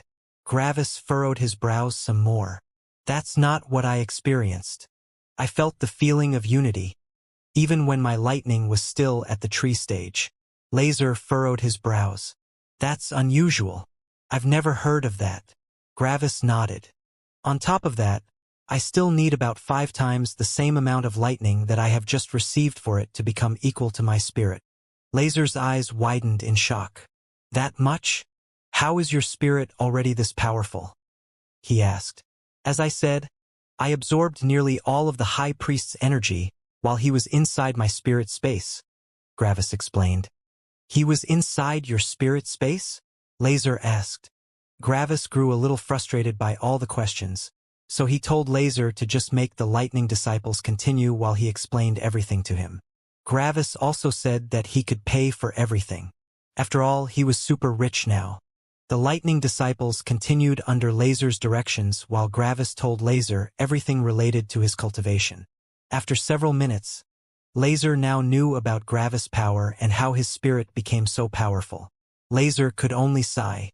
"So, you're not bound by the usual laws for unity, huh?" he asked. By now, Gravis' lightning had grown even more. On top of that, the tree had also grown wider. Its height had already reached the void, and there was no logic in increasing its height anymore. So, instead, it grew wider. Its trunk and crown extended rapidly into the horizons. When Laser saw the Freya's birch destroying the lightning sect with its growth, he wanted to stop, but Gravis told him to continue. Gravis said that he would pay for the complete reconstruction of the lightning sect. Gravis had no use for the more worthless things that the High Priest carried. He was only interested in the unique stuff. Laser complied in excitement and let the tree continue getting bigger. He didn't mind that its trunk was already over a kilometer wide. It had destroyed and ruined the entire lightning sect, including the lightning tower. Yet what did that matter? Gravis easily had enough money to reconstruct the entire sect, including the lightning tower. They might as well make the lightning sect bigger. This was the power of money. Like this, Gravis remained on top of the tree for several hours, constantly being soaked in lightning. It took nearly a day until Gravis finally reached the amount of lightning that he wanted. The Freya's birch had already stopped growing around 18 hours ago. At that time, it had become a high-grade spirit plant, and since ascending was impossible for beasts and plants, it was simply impossible for it to grow anymore. It would have this exact size until the day it would die. Yet, it towered above everything. It had reached 10 kilometers in height, but that didn't mean much. After all, many spirit plants reached that height. The really impressive aspect was its sheer width. Its trunk had a diameter of around 2 kilometers, making the tree appear like a wall. Yet, its trunk was nothing in comparison to its crown. Its crown stretched to a distance of nearly 30 kilometers. Everything below it was shrouded in pure darkness, but that was nothing new to the lightning sect. After all, the lightning sect had been built under a constant congregation of storm clouds. Speaking of the storm clouds, since the tree could be considered as a part of lightning, the storm clouds ignored it. The clouds still congregated above the sect, though the difference was that there was also a thick ceiling of leaves at the cloud's normal height. But since the tree was part of lightning, the clouds floated through the leaves and branches like they didn't exist. From the ground, everyone could only see storm clouds intermingling with the tree's crown. Sometimes lightning would shoot through and along the leaves and branches, illuminating the tree. When the disciples looked at it, they felt a profound feeling. Before the tree, they were tiny ants.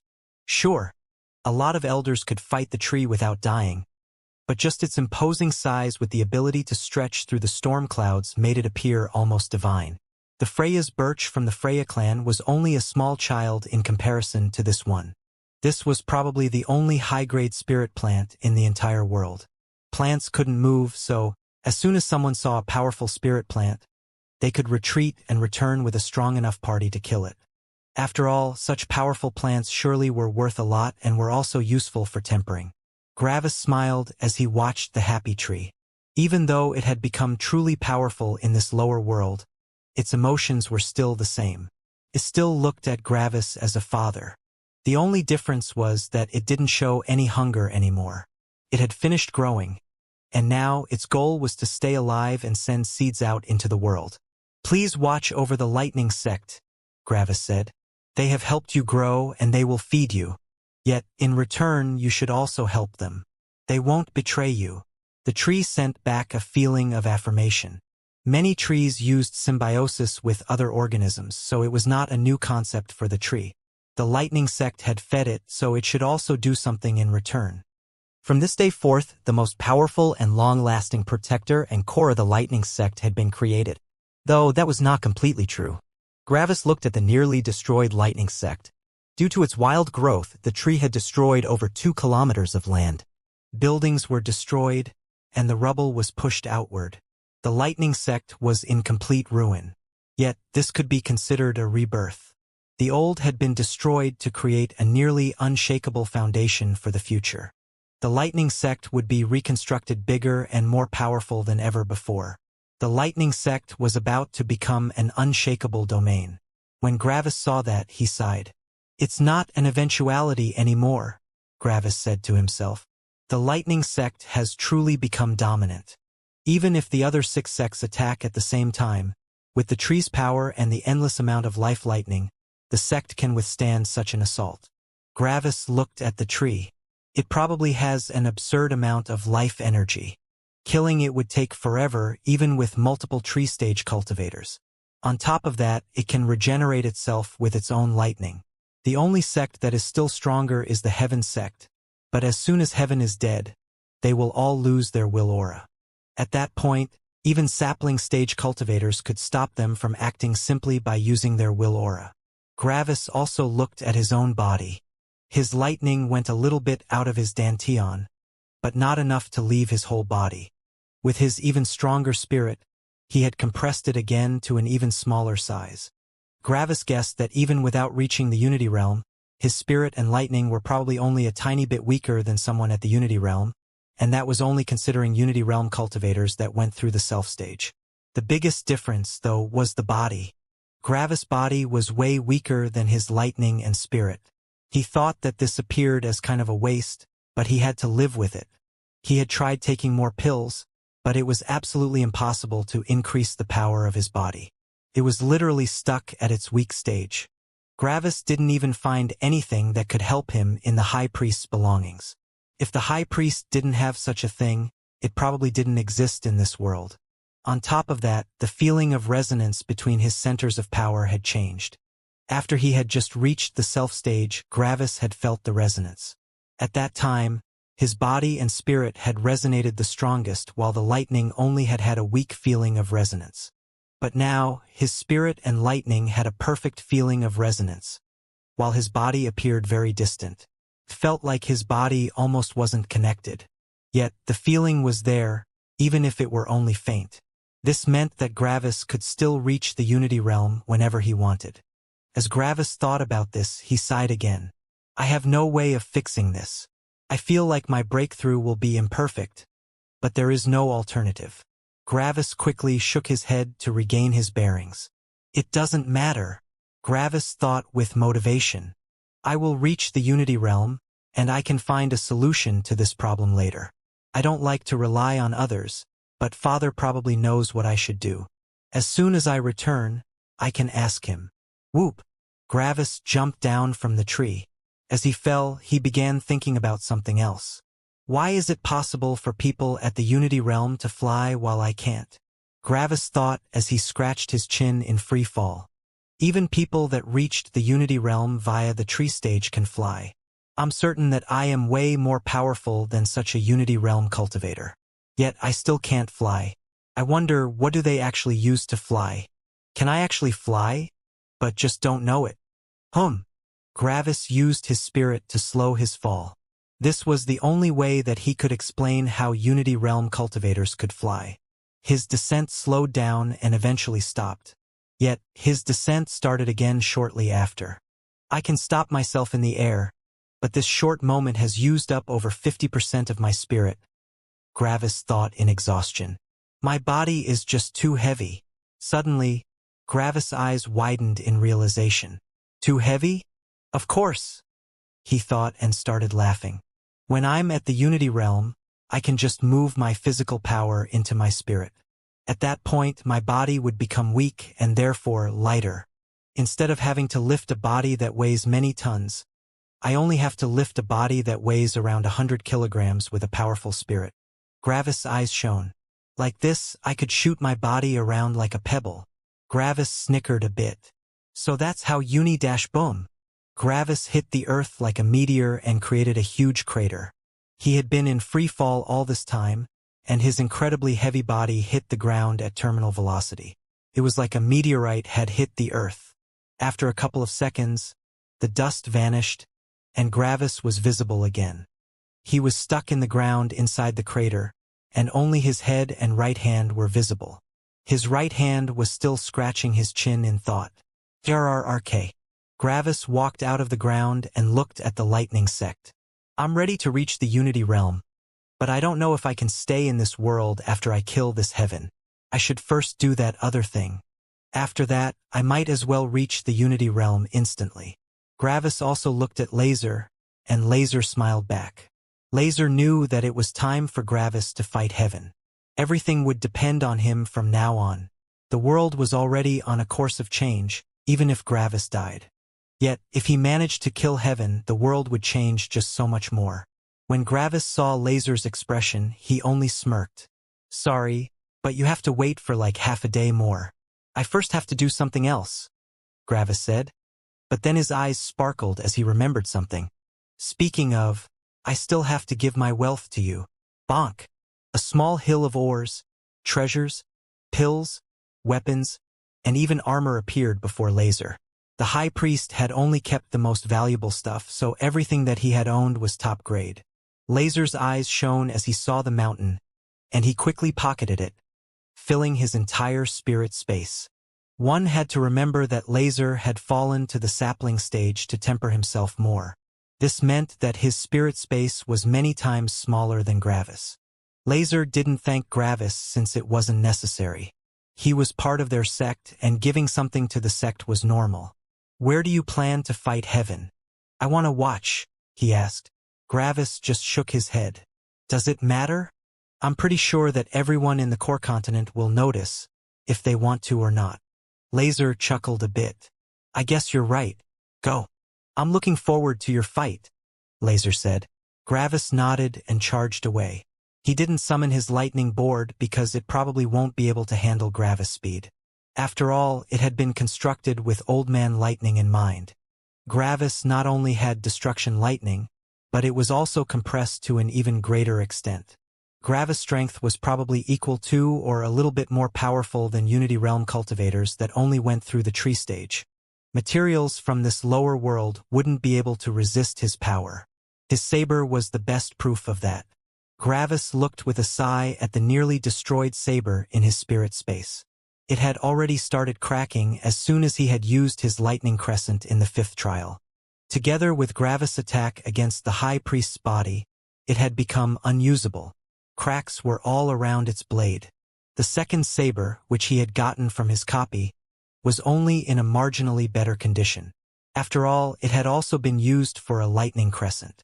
It might be able to withstand one more attack from him, but that was only considering his current power. Gravis wouldn't need to use the saber before his fight with Heaven. There was nothing else in this lower world that would require Gravis to use a weapon. Heaven was the only thing left. Yet, as soon as he would reach the Unity Realm, the saber wouldn't even be useful as a weapon anymore. As soon as I return home, I should learn to smith. My cultivation is too weird. Normal weapons just don't fit my style. I guess, since I'm the one that knows my cultivation best, I should craft my own weapons. With that, I wouldn't have to be worried about my weapons in the future.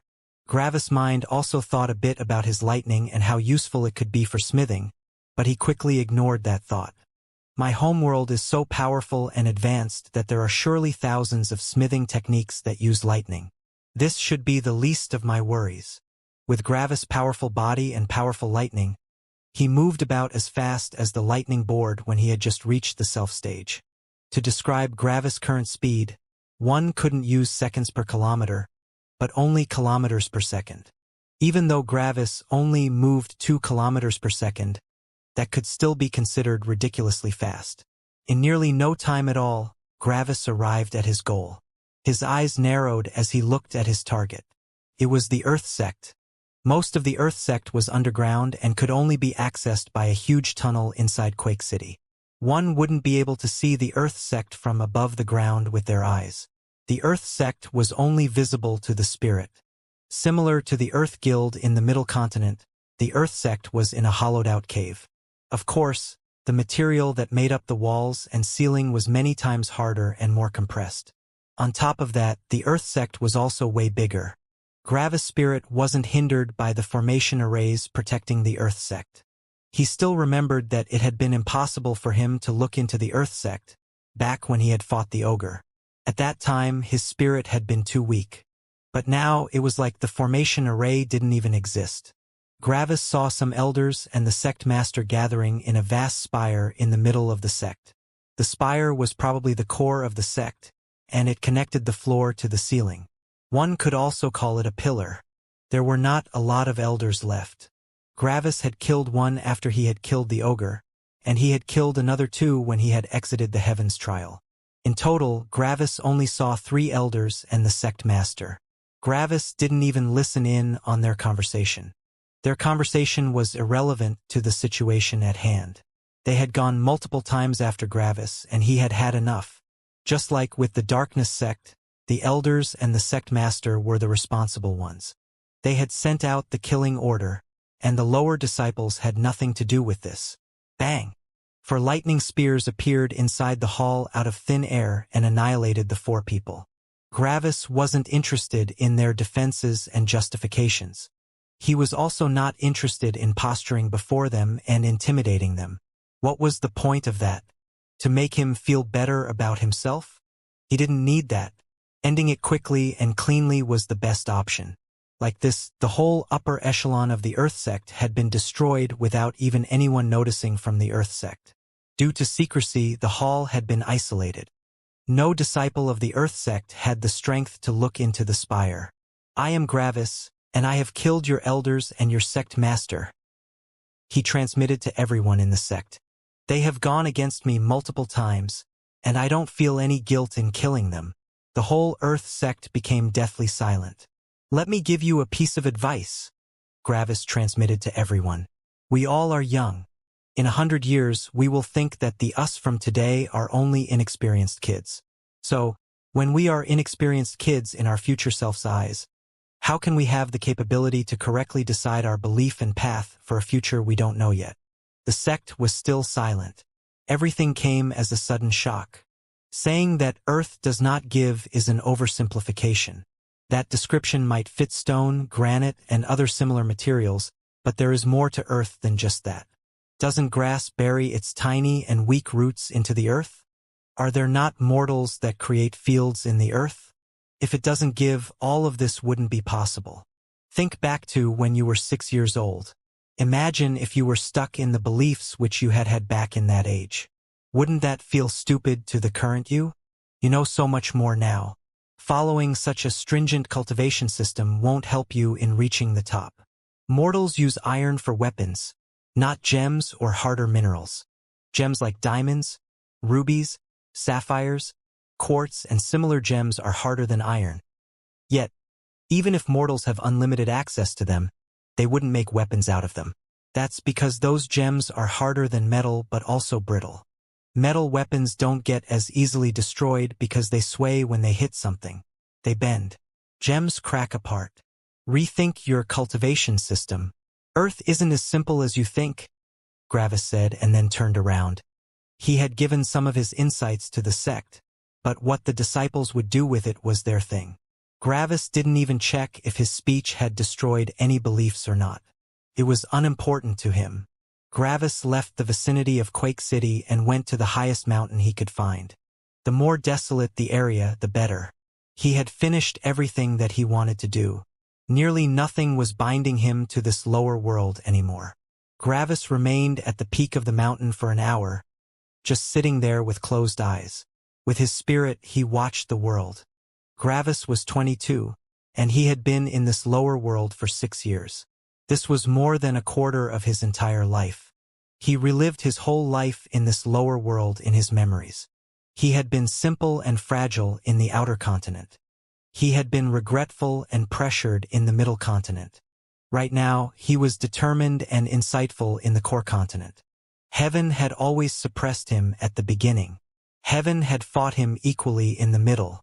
Heaven had constantly been losing at the end. His journey had made a full turn, and only the last battle of this world remained. Gravis had brought heaven to a corner.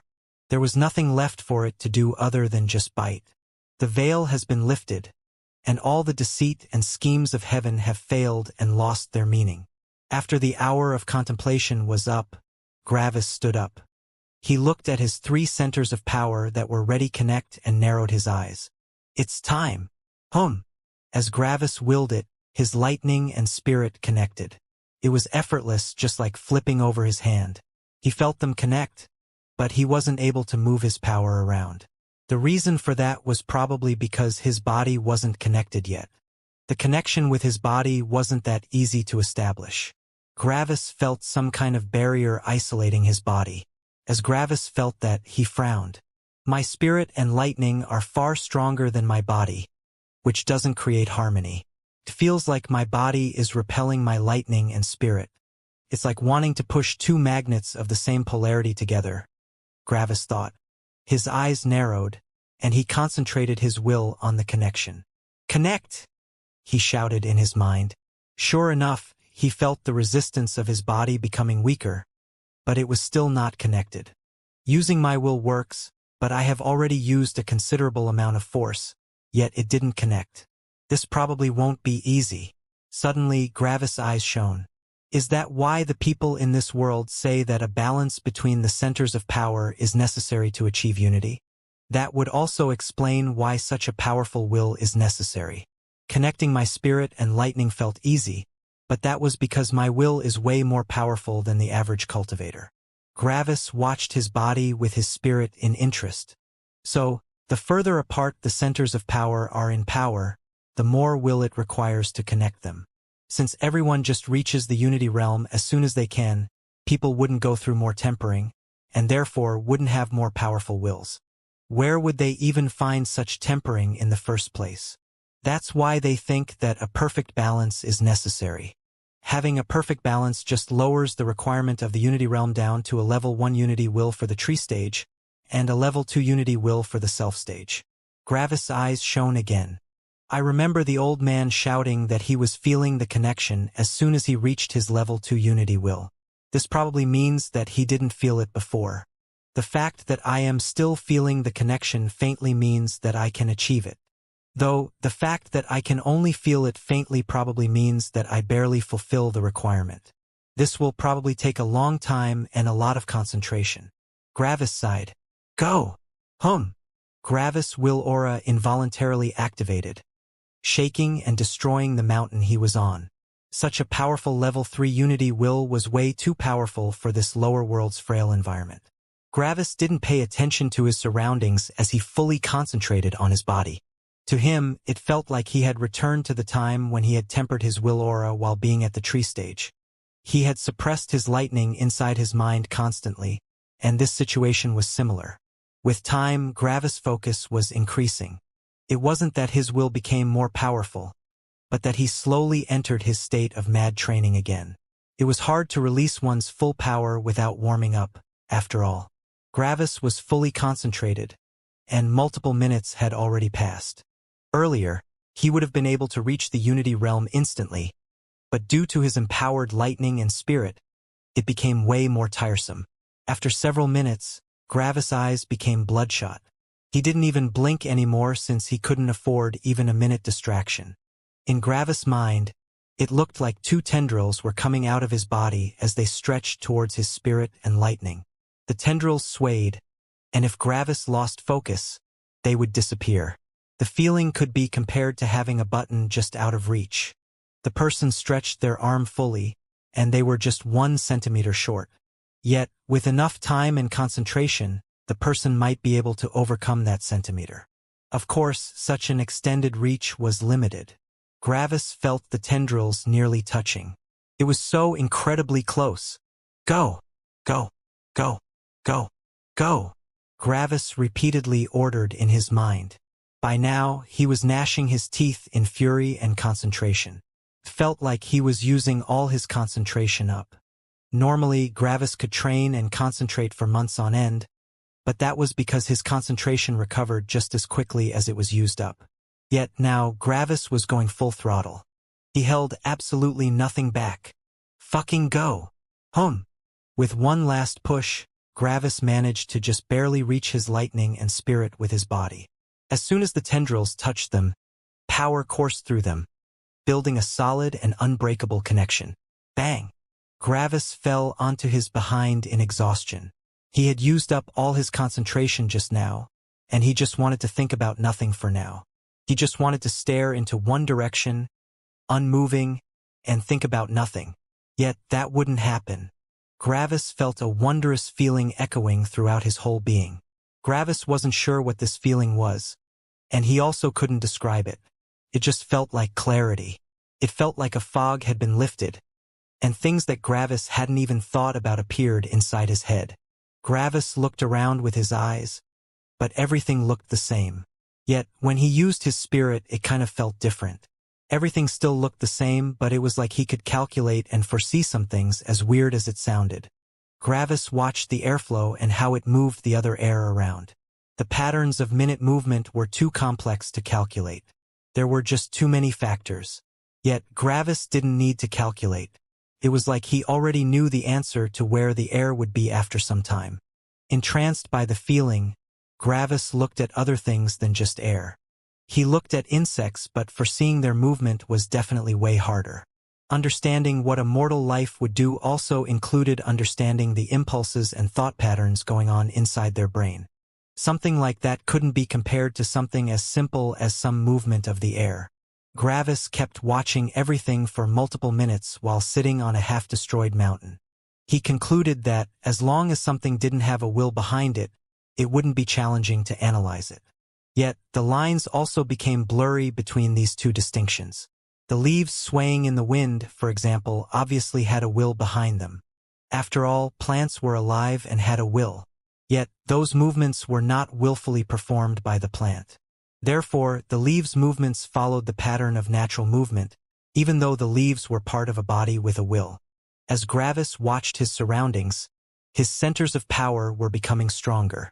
It was like his spirit, lightning, and body had had some trash lying around for a while in them, stuff that couldn't be used. Yet, that trash seemed to be the perfect nourishment for the other centers of power. His body absorbed some nutrients from the spirit, and after absorbing all of them, all of Gravis' pores opened as they sucked in energy widely. It was like his body was starving for energy. His lightning absorbed the incorporeal waste from the body. When the waste left his body, it seemed to attract the energy in the air. It was like the waste was not saturated and wanted to combine with energy to become whole. Some weird impurities from his lightning entered his spirit, strengthening the membrane of his spirit space and making it more flexible.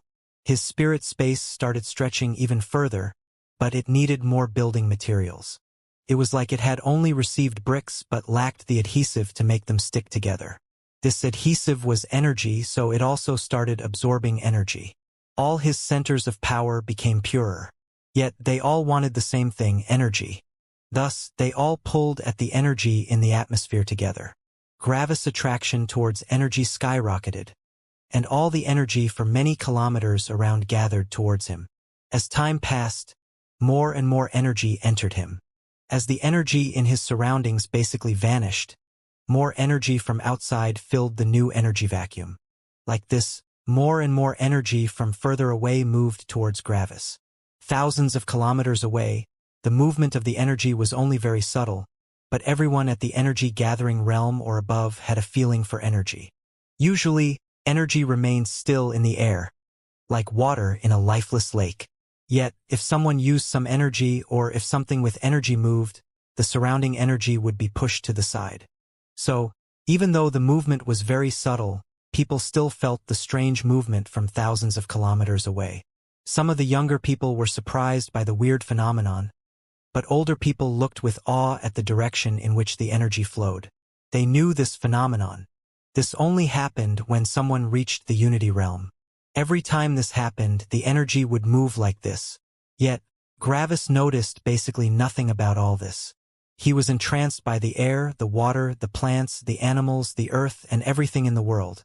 He felt like a child that went outside for the first time in its life. Everything was wondrous. Gravis lay down on his back and looked at the clouds in the sky. And for the first time in a long while, Gravis only watched the world, unthinking about anything else. Right now, he only wanted to look, hear, and understand. Everything else could wait. Like this, Gravis just looked into the sky for multiple hours. Bored now, Gravis said as he suddenly shot upward into a sitting position. He had been looking at his surroundings for 5 hours now, but the novelty had worn off. His concentration had recovered during that time, and by now he felt completely rested and awake. Gravis quickly stood up and smirked. Time to test my power a bit, he thought. So, the first thing he did was look at how much he could see with his spirit. As soon as Gravis concentrated on his spirit, he realized how far he could see. His eyes widened in shock. It was way farther than he had anticipated. I can see the whole core continent and nearly all of the middle continent. This is ridiculous, he thought. His spirit had expanded and encompassed thousands and thousands of kilometers. Traveling to the edges of his spirit would probably take him nearly a whole day, even if he considered his new speed. One had to know that the middle continent was many times bigger than the core continent. The fact that he nearly saw all of it shocked him immensely. Yet, one shouldn't forget that Gravis' spirit, due to its peculiar affinity, had always been far wider than everyone else's. The high priest had been able to oversee the core continent, so in actuality, it wasn't that weird that Gravis could also see the middle continent. Gravis always had a spirit with a radius 5 times bigger than someone at his current stage.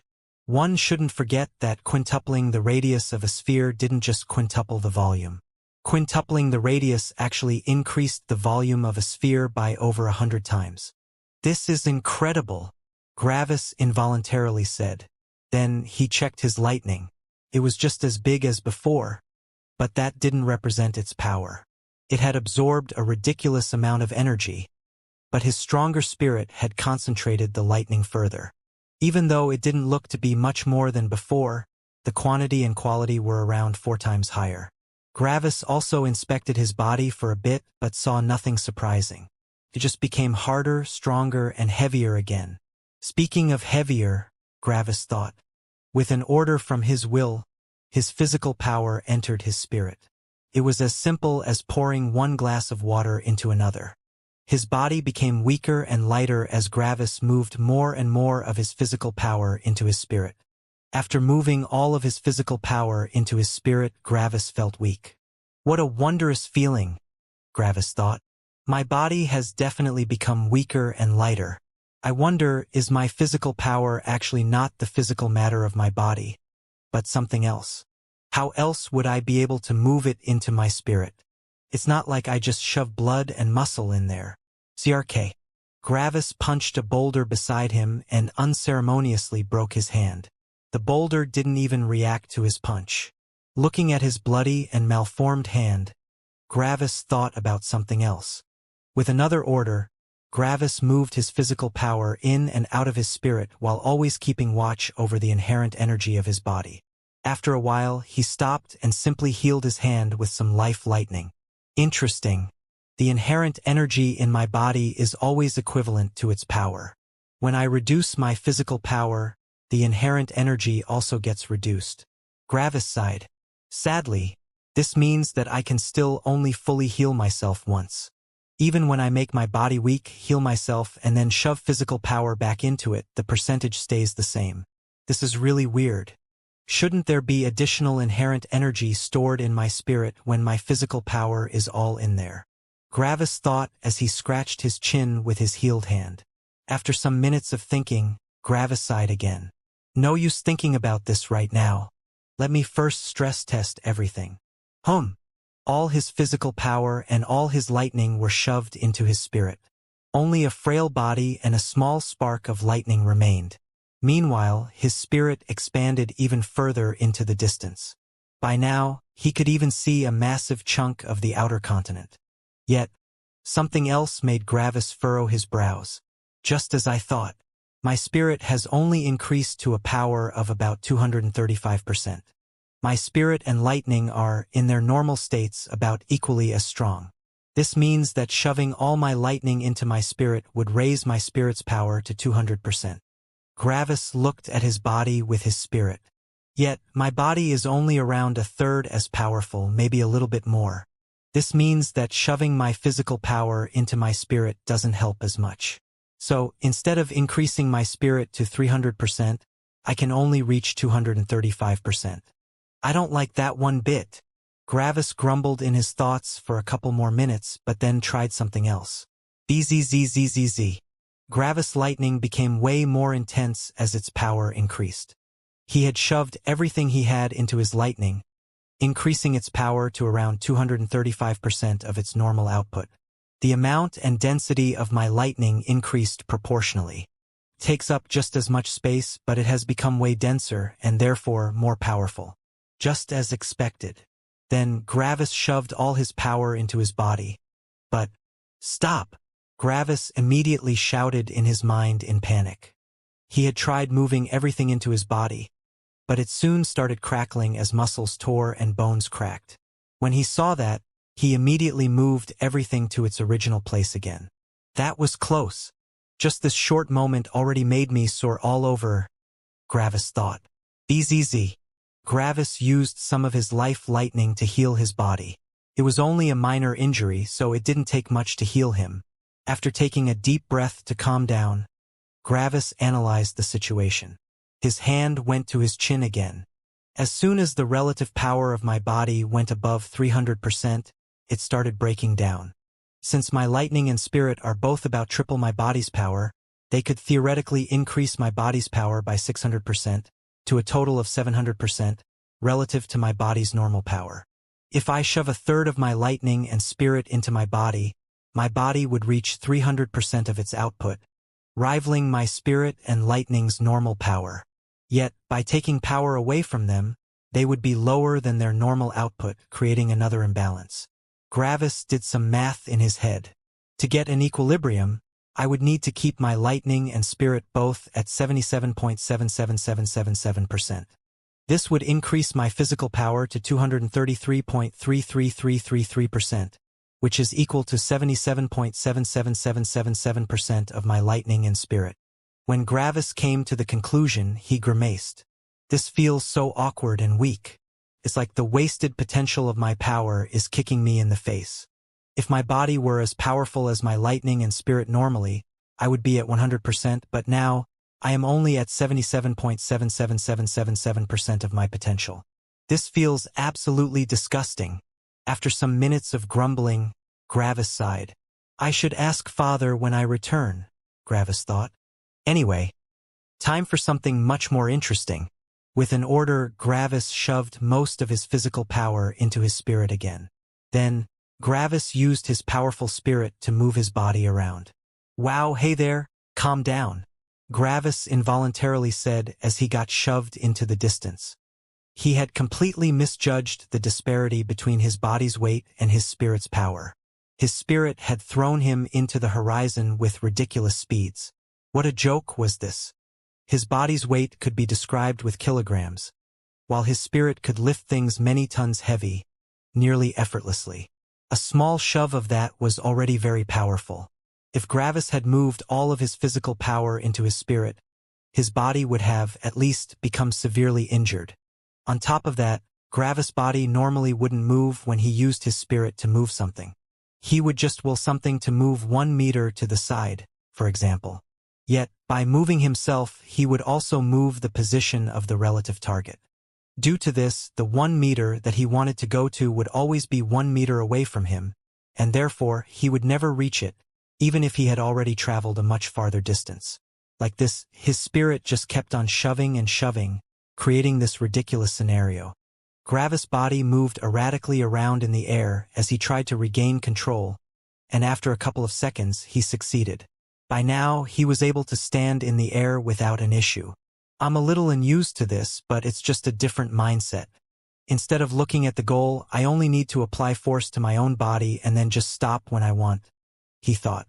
After some minutes of practice, Gravis was perfectly comfortable in the air like a fish in the water. He also watched the world below him, but he quickly grew bored. After all, he had just watched his surroundings for 5 hours. Doing it again, but from a different angle, didn't give him enough variety to make it interesting again. After some minutes of testing and warming up, Gravis closed his eyes in the air. He remained like this for some minutes until he opened them again. Yet, instead of his light-hearted curiosity, they only shone with resolution and battle intent. Heaven! Gravis shouted, his voice echoing throughout the surroundings. Fight me! Gravis had shouted for heaven to fight him, but nothing happened. After some seconds of nothing happening, Gravis narrowed his eyes. You don't want to fight? Gravis asked. Of course, no answer came. Gravis scratched his chin. I guess that's also a possibility. Heaven doesn't really need to fight me. It's not obligated to fight with a cultivator. Well, then I just need to make it fight me, Gravis thought with a smirk. Heaven! You are allowed to strike me down with anything you have. I hereby allow you to kill me, Gravis shouted. The world remained silent. That proves it. It's afraid of fighting me. It might be stronger than the high priest, but not by much. My immunity to lightning and my powerful centers of power are probably powerful enough to take it down. My will is probably also strong enough to resist anything it throws at me. It knows that it's going to lose if it engages me, Gravis thought. Well, if a wanderer can't reach a mountain, the wanderer just has to make the mountain move to him, Gravis thought. Gravis strengthened his spirit with everything he got. His spirit encompassed everything, including a big chunk of the outer continent. Then, he built a connection with every person inside his spirit's range. I am Gravis, he spoke, his voice echoing inside every human's mind. Every person, be it mortal or cultivator, heard his voice inside their minds. The mortals, unknowing about cultivation, looked at each other in confusion to confirm if the person beside them also heard that voice. I have reached the highest realm in this world, and I am able to ascend to the next world. Yet, Heaven has used everything in its power to kill me. Unfortunately, it failed every time. Now, after killing its high priest, I asked it to fight me, but it doesn't react. Gravis' voice sounded angry. It created the Heaven sect and the Heavenborn to enforce its will and control over this world. It doesn't allow any cultivator at the body-tempering realm with a will aura to survive. It restricts the freedom of the cultivators. Yet, as soon as someone appears that can fight it, it hides inside its corner like a scared little rat. Look at how worthless this heaven is. I am here, proclaiming my power to the world and telling everyone how useless and scared it is. But look at it. It doesn't dare to say anything against me. It's happy and comfortable in suppressing the weak. But as soon as someone strong appears, it acts like nothing in this world concerns it. Most of the mortals realized what was happening by now. But what was heaven? Heaven was the most powerful being in this world and their god. Hearing a voice that insulted their god inside their mind made them panic in fear. No, please. Stop. Many mortals shouted. They were afraid of being pulled into this fight. They were only weak people that lived in their villages. If they listened to such a voice, heaven might think that they are revolting against it. What then? In front of heaven, they were helpless. Stop! I'm sorry. Please stop. Other mortals shouted, falling onto their knees. They were afraid of listening to this blasphemy. They only wanted to live their lives in peace. Why did this powerful cultivator pull them into his suicide? Couldn't he die alone? Why did he pull them into this? Gravis saw the overwhelming panic of the mortals, but his will remained strong. Nothing would happen to these mortals. That's why he didn't stop. On top of that, there were also different people. Go! Kill it! One woman in a town in the outer continent shouted with hysteric fury. Heaven has killed my husband because he had a will aura. Kill it! Her emotions, which had been hidden for many years, burst forward. That's the demon I told you about. A hunter in the hunting guild near Wilderness Town told a newcomer.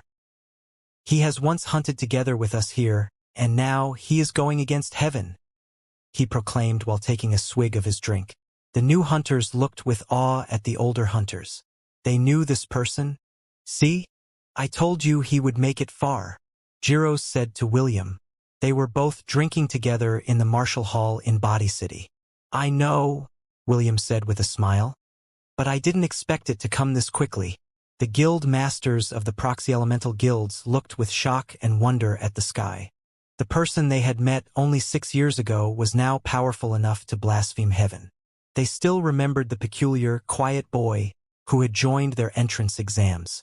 The guild master of the Lightning Guild in the Middle Continent also had a shine in his eyes as he rolled the metal balls in his hand around. He's already this powerful. Not only has he made our lightning sect rise, but now he is taking on heaven. Then he laughed a bit. Good thing I let him live back then. Every cultivator in the core continent knew Gravis. He had been unknown in the outer continent, well known in the middle continent, but in the core continent, his name was as conspicuous as the midday sun. Every cultivator had heard about the lightning calamity Gravis. After years of being suppressed by the heaven sect, the elemental sects burst forth with their fury. Finally, someone was there to kill heaven. Kill it! Many of them shouted. Gravis noticed all of this and smiled. Do you see this, heaven? He transmitted to everyone. Mortals are scared and afraid of you while the cultivators want nothing more than your death. No one wants you here. Suddenly, Gravis felt a pull. It was like his entire being was being pulled to a far distant place. Of course, Gravis knew what that was. Oh? You want to force me to ascend? I'm going nowhere, Gravis shouted. Gravis' will aura activated, destroying everything in his surroundings. His cultivation made his will aura stronger. That's how the level suppression worked. CRK, CRK, CRK. It looked like the sky was being torn apart. Small, black tears appeared in the air and vanished just as quickly. Gravis had never seen anything like it, but he realized what was happening. This lower world is unable to withstand my power and is breaking apart. Heaven is forced to fix these tears manually, or else all the energy in this world will leave into the void. Gravis withstood the pull with his will aura. Heaven wanted to force him to ascend, but his will aura was just too powerful. Gravis didn't even need to use his full power. When Heaven saw this, it grew panicked. Gravis was already ruining its entire image in the eyes of the world. And now, it couldn't even force him to leave. Heaven quickly reached out to its parent in the middle world, asking it to pull Gravis to it. This lower heaven might not have the strength to push Gravis out, but the middle heaven surely had enough power to pull him out. Yet, that option quickly got shot down by the highest heaven. The highest heaven told the middle heaven to keep itself out of this. Of course, the middle heaven didn't dare to go against the highest heaven's orders. Instead, it only grew interested in what was happening. It joined the highest heaven in watching. This lower heaven was its child, and just like the highest heaven, the middle heaven could do anything it wanted with this lower heaven and its world. Watching was nothing complicated. Heaven gritted its metaphorical teeth in stress. Pulling on Gravis was straining its own will and concentration. This heaven had never needed to use all its concentration before in its life. Feeling the drain and exhaustion of using all its concentration made it feel weak, a feeling it had never felt before, and a feeling it definitely didn't enjoy. "You want to continue? I can go all day," Gravis said with a smirk. Gravis also used his concentration, but what was this pull compared to reaching a higher realm, tempering his will, or forcing his unity? Gravis' concentration was regenerating just as quickly as it was being used up. He could literally go all day like this. Some minutes passed where nothing happened. Only more black tears appeared in the sky, which also quickly vanished. At that time, Gravis got an idea and smirked. "You want to pull me away? How about I pull you to me?" Gravis' will aura intensified as he grabbed hold of the force pulling him. With a yank, he pulled the force to him. "Get here!" Gravis shouted as he pulled and pulled. The tears intensified, and the energy in the air went chaotic. Similar to the wind wall, which separated the middle and core continent, a storm of energy now raged around Gravis. Whoop! Suddenly, Gravis lost hold of the thing that he was pulling. Yet, the pull that wanted to force him to ascend had also vanished. Heaven had stopped pulling on Gravis, making it seemingly glide out of Gravis' hand. Yet, Gravis' eyes shone with a burning fury and motivation. All his suppressed rage and hatred broke out as he looked into a specific direction. Gravis had never stopped watching the world with his spirit, and as soon as he had pulled on Heaven, he had felt something. There was an area inside his spirit's range that he couldn't perceive. If it hadn't moved, Gravis wouldn't have noticed it. When Gravis' spirit touched it, his spirit would glide harmlessly around the oval-shaped thing. The area that he couldn't see was shaped like an egg, and it was only a little more than a meter long. What could possibly stop Gravis' overwhelming spirit in this lower world? There was only one thing that could stop his spirit in this world. The egg was 20 kilometers in the sky right above the heaven sect, or at least it would have been if it hadn't moved by a couple of kilometers due to Gravis' pull. Boom! A loud explosion echoed throughout the air as Gravis burst forward with all his power. His speed was absolutely ridiculous as he shot through the air. His body left a large black streak in the sky, a tear that seemingly split the sky apart. His speed and power were too much for this lower world, so it broke apart around him. In nearly no time, Gravis reached the egg. He increased his body to the maximum that it could handle and shoved the remainder of his power into his lightning. He focused most of his lightning into his right fist and punched forward. Due to his already ridiculous speed, coupled with his now increased weight, all the surroundings broke apart as his fist closed in on the egg. Boom! Everything exploded with lightning as a gigantic, black hole appeared in the sky. The hole, just like the tears, tore the world apart. Yet, in comparison to the tears, this tens of kilometers wide hole was absolutely gigantic. CRK. Gravis felt the thing that he hit crack a little as it got shot into the distance with ridiculous speed. The energy in the atmosphere rapidly got consumed by the egg as it healed the crack. Bzzz. White lightning appeared around the egg, shielding it from vision. When Gravis saw that, he remembered the fight between his father and the highest heaven. Back then, there was also a core of lightning in the sky. Gravis had seen it just before the highest heaven had shot its lightning at his father. Gravis knew that this was heaven right before him, or at least it was its core. This small thing was the thing that had gone against him from the very beginning. Gravis' battle intent climbed to the sky as he finally saw his most hated enemy before him. Suddenly, an incredibly violent wind shot at Gravis, immediately pushing him towards the ground. Before he could react, the ground transformed into spires and shot at him. Bang! Gravis increased his body's power to the maximum, but the spires still penetrated part of him. Fortunately, he managed to predict the spires somewhat and managed to protect his most vital areas. The spires only created some shallow, bloody holes in his arms and legs. My body is not powerful enough to resist all of heaven's attacks. I need to be careful, Gravis thought as he used some of his life lightning to heal himself. More spires appeared as they shot at him, but Gravis was prepared this time. The wind was also overpowering, but due to Gravis' battle experience, he could foresee the wind. He only had to think of the most effective way that heaven could use to suppress himself with wind and plan around that. Barely evading the spires, Gravis climbed to the sky again. This exchange made Gravis realize something. This heaven doesn't have any battle experience, he thought. Evading its attacks had been easier than expected. It was like heaven was moving exactly as Gravis predicted. It was moving like a novice.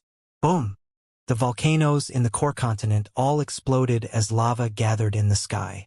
The cultivators in the core continent felt the windstorm throughout the continent as earthquakes ravaged the land, and now even the lava from the volcanoes flew through the sky.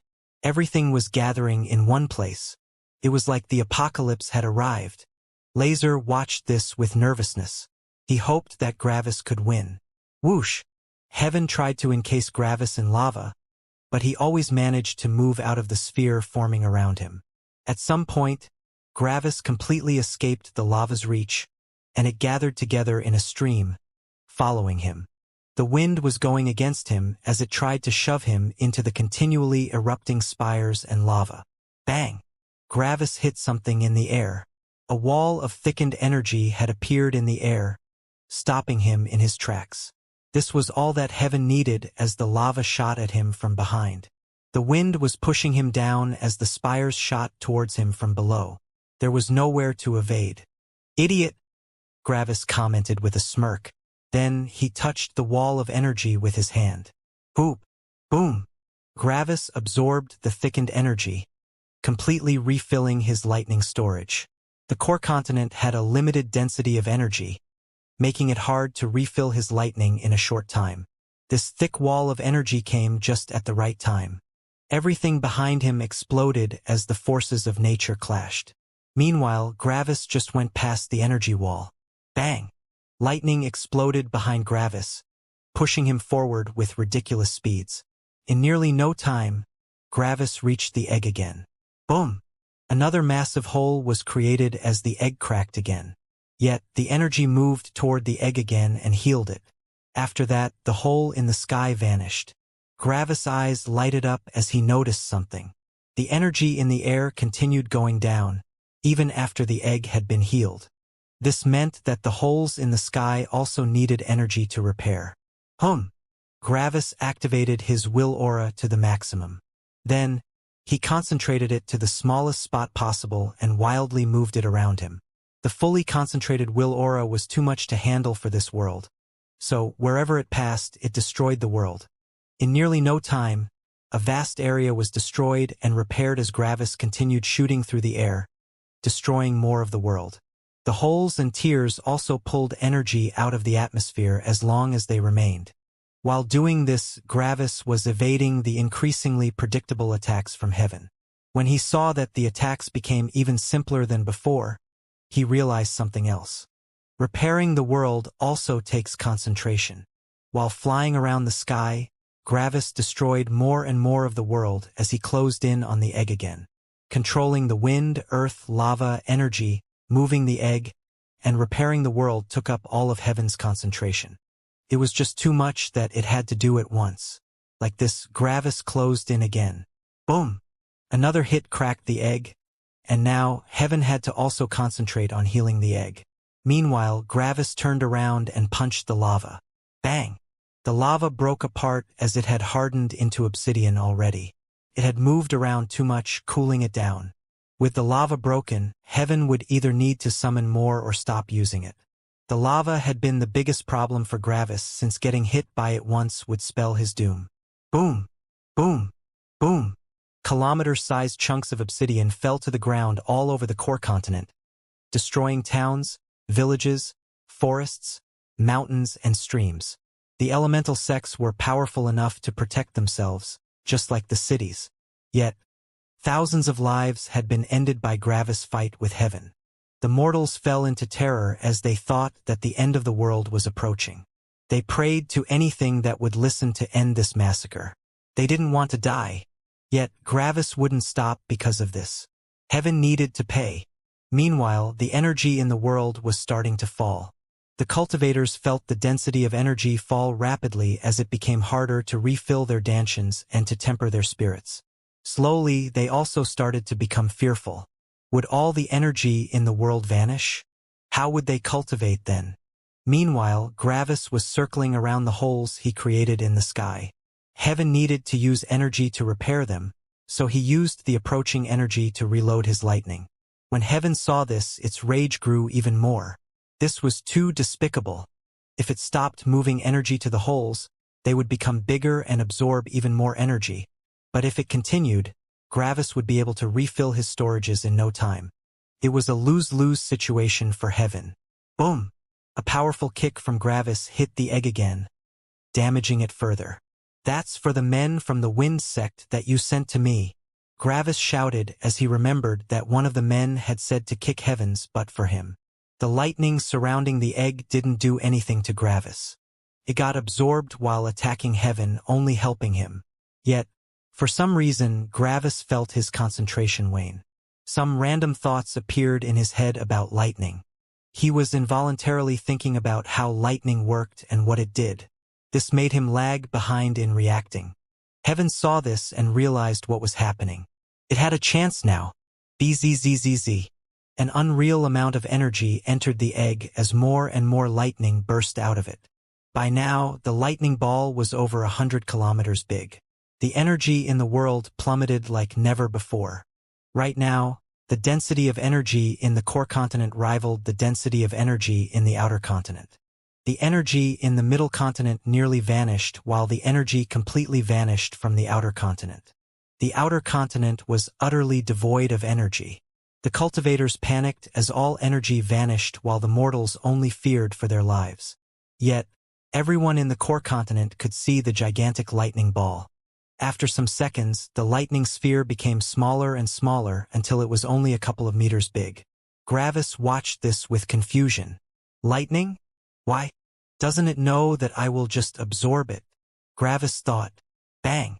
All the concentrated lightning shot at Gravis and reached him nearly instantaneously. Gravis might be able to evade the wind, ground, and lava, but the lightning was just too fast. Whoop! The gigantic and concentrated bolt of lightning was absorbed by Gravis unceremoniously. Yet, his eyes opened wide as they glazed over lifelessly. Inside his mind, his spirit stopped moving as it fell into deep thought. Lightning is lightning and moves and lightning and it strikes and lightning and what does it do and lightning what? Gravis' mind lost all sense of rationality and rambled in madness. A colossal amount of understanding about lightning appeared inside his mind, and he had to use all of his concentration to not lose himself. Meanwhile, the wind pushed Gravis' unmoving body to the spires.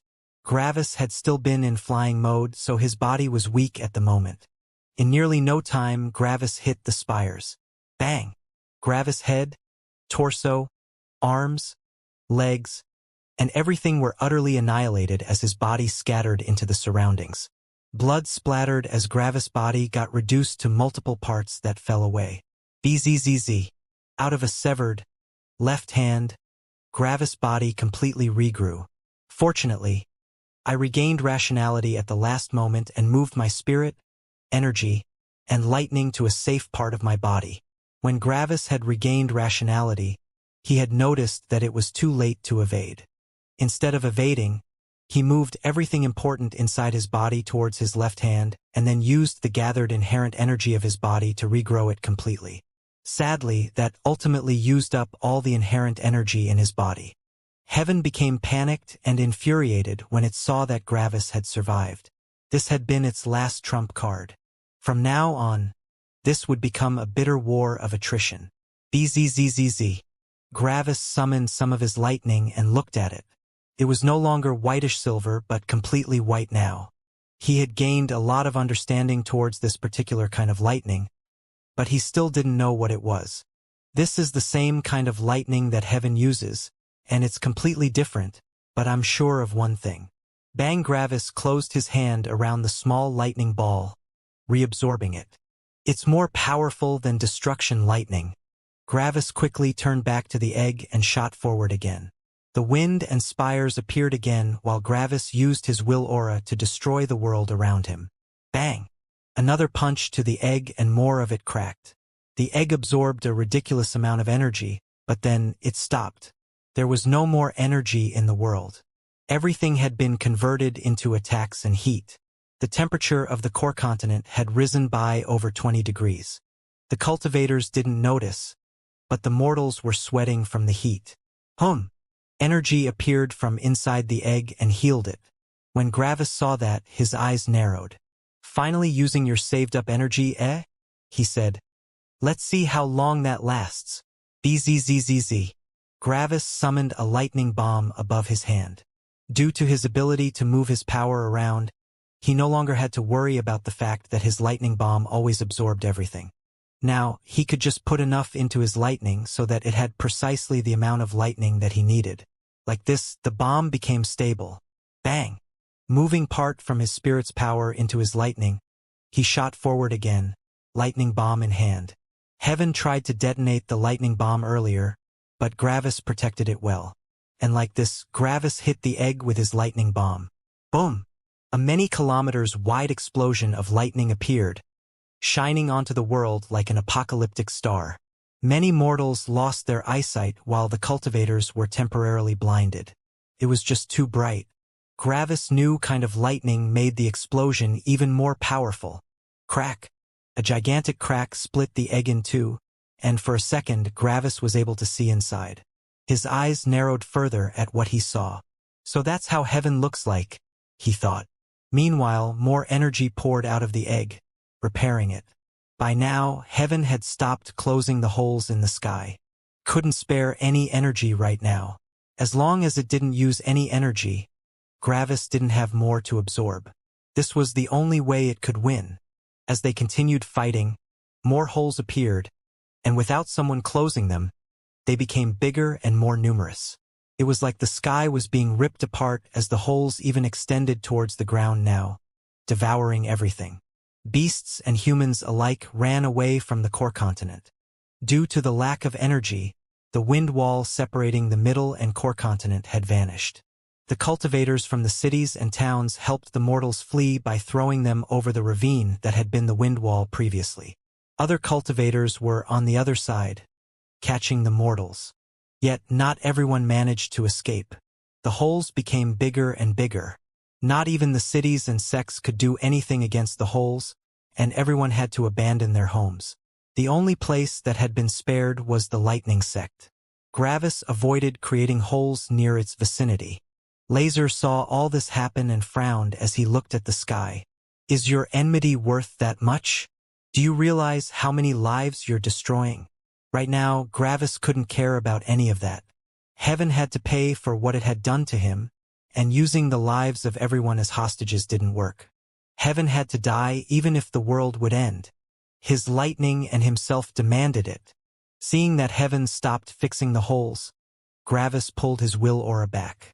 Making more holes wouldn't help anymore. Instead, they continued crashing into each other for many minutes. Stop, or we will kill the lightning sect, came a mighty shout. Gravis had noticed that shout and looked at what was happening. The 4 priests from the heaven sect stood inside the lightning sect. One of them even had laser in his hands. It seemed like they tried to protect their father. You idiots! came another shout from the egg. Its voice was screechingly high. It sounded almost like someone managed to create words by scratching their nails on a chalkboard. Gravis only smirked and snapped his fingers. Bang! Bang! Bang! Bang! Four pillars of lightning appeared in the sky and shot right into the four priests' bodies. As long as something was inside his spirit's range, he could summon lightning to attack it. Like this, all four priests died. Yet this was not the end. Usually, 10% of the energy would enter Gravis while the remainder would escape into the environment. But not this time. Gravis lightning remained at the former positions of the priests, became more powerful, and then vanished after absorbing all the energy. Bzzz. The lightning reappeared inside Gravis' spirit space, together with all the priest's energy. This was enough to refill him completely. That was why heaven had been angry. It knew that Gravis could absorb their energy. In their quest to help heaven, they had instead helped Gravis. Like this, the fight between heaven and Gravis continued for over 2 hours. By now, half the core continent had vanished into nothingness. Only blackness remained. Gravis noticed that the holes started coming closer to the Freya clan, Lightning Sect, and Wind Sect. Luckily, all three of those were relatively close to each other, so they had been spared up to now. I need to end this fight quicker, but I don't have enough attack power to destroy the egg in one strike. I need a weapon. He thought as his mind used everything in its power to find a solution. And a solution it found.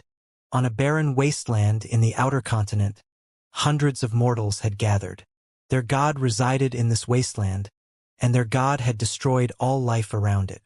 Nothing was allowed to grow beside it, and everyone that stayed longer in its presence would slowly wither. Yet, in the face of this apocalypse, the mortals could only pray to this god. They had been praying for nearly the full duration of the fight, and finally, their god started to act. The mortals noticed that their god had vanished suddenly. Yet, instead of being scared, they rejoiced. Their god had decided to end this apocalypse. Meanwhile, Gravis closed in on the egg again. He summoned another powerful lightning bomb, but before he hit heaven with it, he stopped. Xing! A black saber appeared in Gravis' hand. The god of the mortal village, the Voidstone saber, had appeared. Gravis had remembered the saber he carried to this lower world and realized that he could use it now. The Voidstone saber absorbed energy and thus made everyone that touched it fall down to the body-tempering realm. Yet, the only energy the Voidstone saber could absorb from Gravis was the inherent energy of his body. Everything else was lightning. The absorption of the Voidstone saber became negligible. Xing! Gravis moved the saber through the lightning bomb, and the lightning bomb vanished as it entered the saber. The saber withstood Gravis lightning without a problem. Voidstone had been considered hard even in his homeworld, while the Unity realm couldn't be considered strong. Withstanding something like this was easy for the saber. Instead of shooting the lightning out in a lightning crescent, the lightning stayed in the saber. Gravis quickly slashed at the egg, and as the saber touched the egg, a humongous load of energy was pulled from the egg. The egg was made out of changed energy, but since it still counted as energy, the saber absorbed it. Boom! The lightning unloaded onto the weakened egg, creating another apocalyptic explosion. A tear appeared, and Gravis used his full speed, even using more lightning, to shoot after the egg. His arm stretched into the egg and grabbed hold of something. Then he ripped heaven out of its shell. Gravis pulled the thing out and looked at it. Cree! It released a maddened and enraged shriek. But Gravis didn't falter. It was a long, black worm with eyes completely covering its body. It looked like an abomination that parents would make up to scare their children into behaving. More spires shot at Gravis, but Gravis only tightened his hold on the worm. The spires broke down before they could reach him. "You look really disgusting, Heaven," Gravis said evenly. "Who would have expected that the thing that has haunted me for 6 whole years was such a disgusting worm? Would you have ever expected that this day would come? You meddling ant!" It shouted in its screechy voice. "Why won't you just die? If your father weren't there to protect you, you would have died long ago. And if you weren't born from heaven, you would have also died many times over. Background is also a part of strength." Gravis said. Cree! It shouted as Gravis used more of his strength. This was a shout of pain, and Gravis enjoyed it. Finally, heaven felt a sliver of what he had felt for the past 6 years. Is it infuriating to be suppressed? Isn't it horrible when someone stronger than you can control your life? Gravis asked. You won't dare to kill me.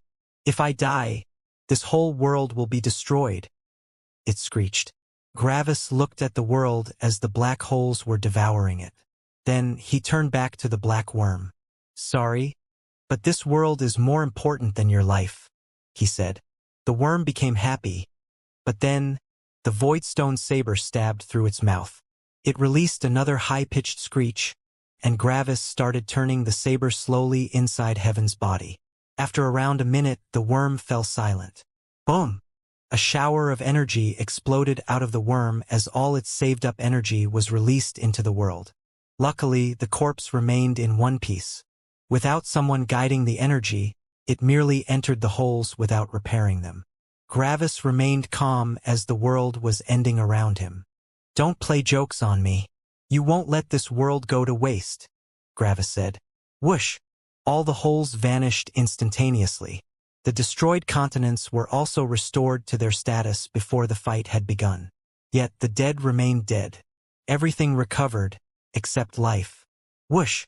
Energy reappeared in the atmosphere, and in no time, it regained its old density. If there weren't so many dead people and beasts, one would believe that everything had been a dream. If Gravis hadn't seen the highest heaven repair the highest world before, he might have believed this lower heaven. At that point, he would have hesitated. Yet, what was a lower world to the highest heaven? Even if there were only one lifeless grain of sand remaining, the highest heaven would still be able to recreate the world easily. The survivors noticed that everything had ended, and they could scarcely believe that they were still alive.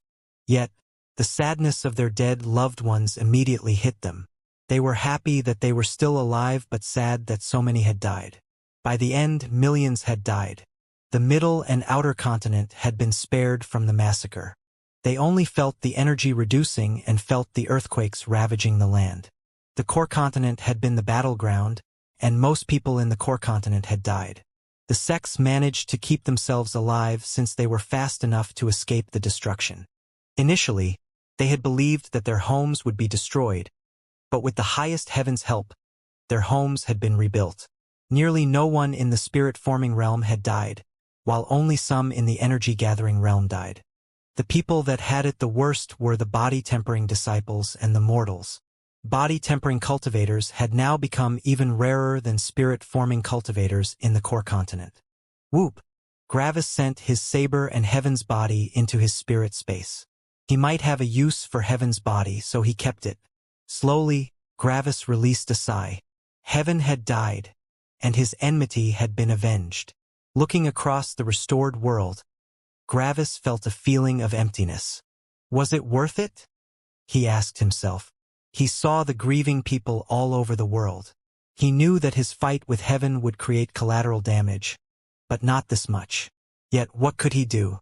His lightning demanded justice, and if he didn't kill heaven, he would ultimately lose his lightning. The enmity had been too enormous to forget. Laser, do you think I am a monster? Gravis asked Laser. Laser had a complicated look on his face but then sighed. I can't fault you for what you did. I know lightning, and it demands justice. Gravis sighed again. He had noticed that Laser had dodged the question. Gravis looked towards the Freya clan and saw Joyce crying. She had been excited for Gravis' fight with heaven, but she hadn't expected that the world would suffer that much. She was an empathic and emotional person, so she felt for people, even if she didn't know them. If we ever see each other again, you can tell me honestly what you think of me. Gravis wanted to say to her but couldn't. He didn't want to hear her answer. Gravis shot into the distance. There was one last thing that he had to do. After a couple of minutes, he arrived at the edge of the middle continent. Gravis stopped as he looked at something, which was hovering right before him. It was a green, 90-meter-long hurricane hawk. It was a middle-grade spirit beast. Sky looked back at Gravis and almost couldn't believe its eyes. It didn't know this human, but the human's aura seemed incredibly familiar. It quickly recognized Gravis. Snort. Sky snorted and then flew away. When Gravis saw that, he sighed again as a lump of guilt formed in his throat. Sky also believed him to be a monster. Noticing that Gravis didn't follow it, the bird grew angry, turned around, and shot towards him. Peck.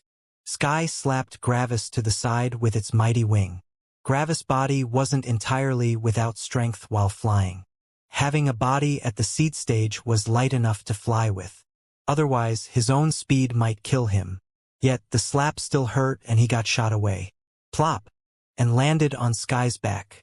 That's what you get for leaving me like this, Sky transmitted to Gravis with an angry voice. As a spirit beast, Sky had the capability to transmit its thoughts. On top of that, it had always been smart for a beast. The fact that it transmitted a complete sentence showed its intelligence. Gravis was shocked for a second but then smiled warmly. Sky hadn't been angry because of what he had done, but because he had left it. "I'm sorry, Sky," Gravis said, hugging the gigantic bird. "It's all right. I understand," it said. "I was too dependent on you." "Thank you," it transmitted. They talked for many hours like they had never been separated. Sky told Gravis its story, and Gravis told Sky his story. Sky hadn't known that it was Gravis who had nearly ended the world. After all, Gravis' voice had only been transmitted to the humans. When Gravis realized that Sky didn't know, he grew nervous again. He didn't want his best friend to think of him as a monster. "Well done," it shouted in excitement as Gravis finished his tale. "I'm honored to call you my brother." Gravis sighed. "You don't mind that I have killed millions of mortals and beasts?" he asked. "What's so bad about that?" It sent back, legitimately confused. "We become stronger, and that automatically makes weaker beings suffer. That's how the world works." "Why should you be guilty about how the world works?" Sky asked. When Gravis heard that, his eyes widened. The reasoning was simple, but it rang true. Hadn't Gravis thought the same thing after he had realized the change he had brought to the world after he had destroyed the Darkness sect? How did he forget that? "Thank you, Sky," Gravis said warmly. "Why?" Sky asked. "You might not understand, but your sentence has helped me immensely," Gravis said back. Then he realized something. "You said I'm your brother, right?" "Yes, are you not?" Sky asked back. "Sure, I am, but what are you? Are you my sister or my brother?" he asked. Sky snickered a bit. "You can call me Big Sister," it sent back. Now Gravis knew Sky's gender. Apparently, she was female. Gravis didn't mind that Sky wanted to be called Big Sister. "Okay, Big Sister," Gravis said with a laugh in his voice. "Hey, I heard that laugh," Sky transmitted back. "Are you not taking me seriously anymore after you've become so powerful?" Gravis shook his head with a laugh. No, that's not it." Gravis and Sky bantered for a bit and then fell into silence. "Sky, do you want to ascend to a higher world?" Gravis asked. Sky's eyes widened in excitement. "That's possible?" it asked. Gravis smiled. "Yes, it is, but you have to leave this world with me," he said back. Gravis had already told Sky about her parents' death, but she had taken it remarkably well. She looked at Cultivation similarly to Gravis. It had been a fair fight and death was normal. Sky didn't really grieve for her parent. Beasts were really different from humans. "Sure thing. Nothing is keeping me in this world. I'd take the chance to ascend any day," she said without hesitation. "Great. Though we have to separate again. Don't take this the wrong way, but I'd rather we stay in different worlds," Gravis said. "I understand," Sky said. "You cultivate much faster than me, and if we stay together, I will involuntarily rely on you again. I need to forge my own path." Gravis nodded. "Thank you. Don't worry. As long as you keep ascending, we will meet each other again. Then we can stay together." Sky nodded back. "Please wait for a second," Gravis said as Sky started hovering in the air. With his newfound happiness, Gravis contacted Joyce. "I will leave the world now. You can forget me if you want. I'm fine with that, but if you are still interested in our deal, I will wait for you in the highest world." Joyce didn't answer Gravis. She continued crying and acted like she didn't hear him. When Gravis saw that, he sighed again. There was nothing he could do about that. "Father, bring us home," Gravis said. "Hum." A humongous portal appeared before them, surprising Sky. "Fly into it. This portal leads to my homeworld." With a loud cry, Sky shot forward into the portal. And with this, Gravis left the lower world in which he had lived for 6 whole years. It was time to return home. A gigantic portal opened in the middle of a humongous dark hall. Many other, smaller portals were lined along the wall of the hall. Every portal had a different color, and there were thousands of them. The hall itself was many kilometers wide, and mortals would take over an hour to jog from one end to another. Sir, a big green bird came out of the portal.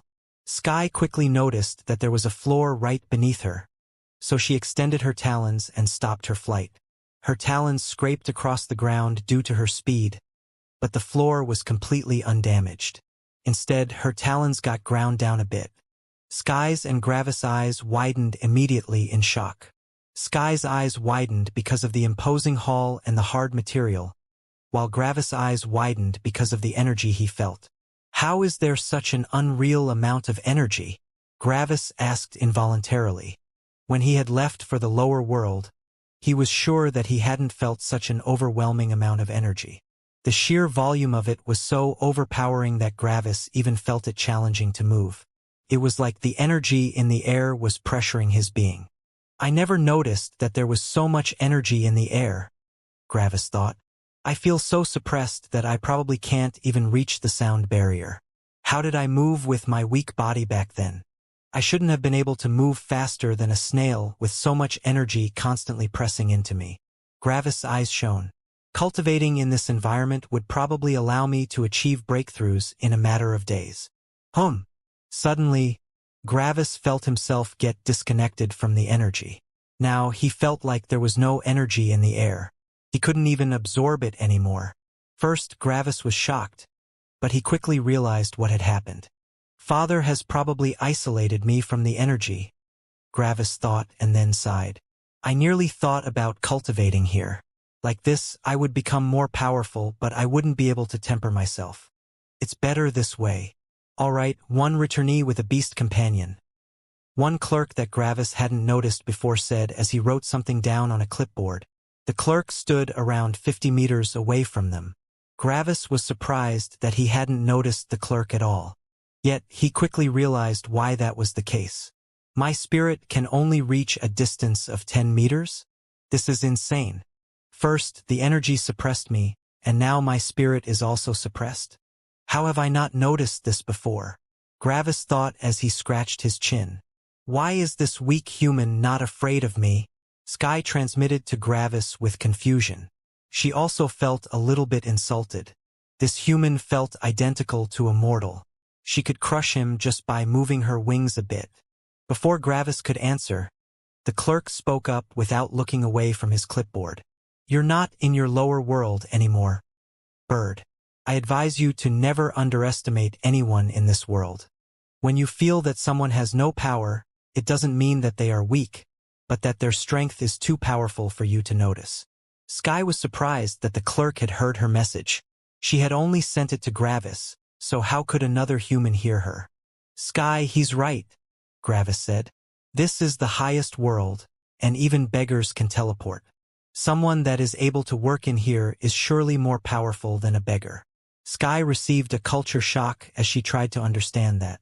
The clerk nodded. "He's right. If you want to know, I am at the later stages of the Immortal Emperor realm. If you consider the body-tempering realm as the first one, and the Unity realm as the fourth one, I would be at the 9th one." Sky's eyes widened even further, if that were even possible, while Gravis' eyes shone. "So, the Immortal Emperor realm is the 9th realm? Finally, I have some frame of reference. Star gods are obviously more powerful, so that should be the 10th or 11th realm then. Anyway," the clerk said as a clipboard appeared before Gravis. "I need you to fill out this form if you want to take your companion outside." Gravis looked at it but shook his head. Then he looked at Sky with a sad smile. Sky also looked at Gravis with sad eyes. Then Gravis looked at the clerk again. That's not necessary. I've taken Sky from a lower elemental world to transfer her to a middle natural world, Gravis said. The clipboard in front of Gravis vanished as the clerk nodded. Makes sense. That makes things easier. Please move away from your companion, the clerk said. Gravis jumped off and hugged Sky's beak for half a minute. After that, he stepped back. We'll see each other again. I'm sure of it. Sky nodded back. Don't get left behind, younger brother, she transmitted with mirth. Gravis also chuckled a bit. Goodbye, big sister. With that, Gravis walked away. Any preferences? The clerk asked Sky. A world with lots of trees and a wide sky sounds good, Sky transmitted. The clerk nodded again and looked through a book. After that, he found something and pointed to the wall at a portal. The portal flew forward and increased in size. After some seconds, it landed in the middle of the hall, and its size was big enough for Sky to step through. All right, you can enter. Wish you luck, the clerk said. Sky and Gravis said their goodbyes. After that, Sky took flight, circled the hall once, and then shot into the portal. The portal shrunk and went back to its previous spot. Gravis released a sigh. I really hope we'll see each other again, Sky, Gravis thought with melancholy. That's 4 immortal energy stones, the clerk said to Gravis, taking him out of his melancholy. Gravis turned to him in shock. I need to pay for that? He asked. The clerk snorted. Of course. You think using a portal doesn't cost us anything? We have to build connections with the worlds. Do you have any idea how difficult that is? Gravis rubbed the back of his neck with awkwardness. I guess that makes sense. What are these immortal energy stones? They are a resource to cultivate in the immortal realms. That's realms 7 to 9 for your info. The clerk explained like he had done that a million times, which was probably also true. Gravis' eyes widened. How am I supposed to get one of these? I just came from a lower world, Gravis said. The clerk waved his hand dismissively. Don't worry. You're a research adept now. Training 10 classes of research assistants gives you 1 immortal energy stone. So, in total, you only have to work for 40 years. Isn't working for a measly 40 years a good exchange for giving your companion a future? Gravis grimaced. If he had known that previously, he would have still gone through with the trade. After all, Sky was too important to him. But 40 years?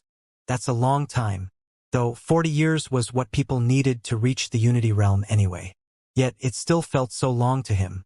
Gravis released another sigh. Okay. I'll see what I can do, Gravis said. The clerk nodded and wrote something down. Anyway, now that that's out of the way, we should get back to our protocol, the clerk commented dryly as he looked at another clipboard. Name? He asked. Gravis, Gravis answered. No, you're not, the clerk answered directly. Bang. But I'm telling you, I'm Gravis, Gravis shouted as he punched the desk in front of him. But the desk wasn't damaged in any way. By now, the clerk and Gravis had been at this topic for over 10 minutes, and they had moved to the clerk's office. And I'm telling you that there is only one person named Gravis working as a research assistant. You don't look like him, you don't feel like him, and you don't have the obsidian ring on you, the clerk said back with annoyance. I don't know what you're trying to accomplish, but it's not going to work. Like I said, my cultivation has changed my look, and I lost the ring, Gravis shouted back. This whole conversation was grating on his nerves. He hated it when people told him that he was lying. Gravis was pretty sure that he knew his own fucking name. The clerk snorted.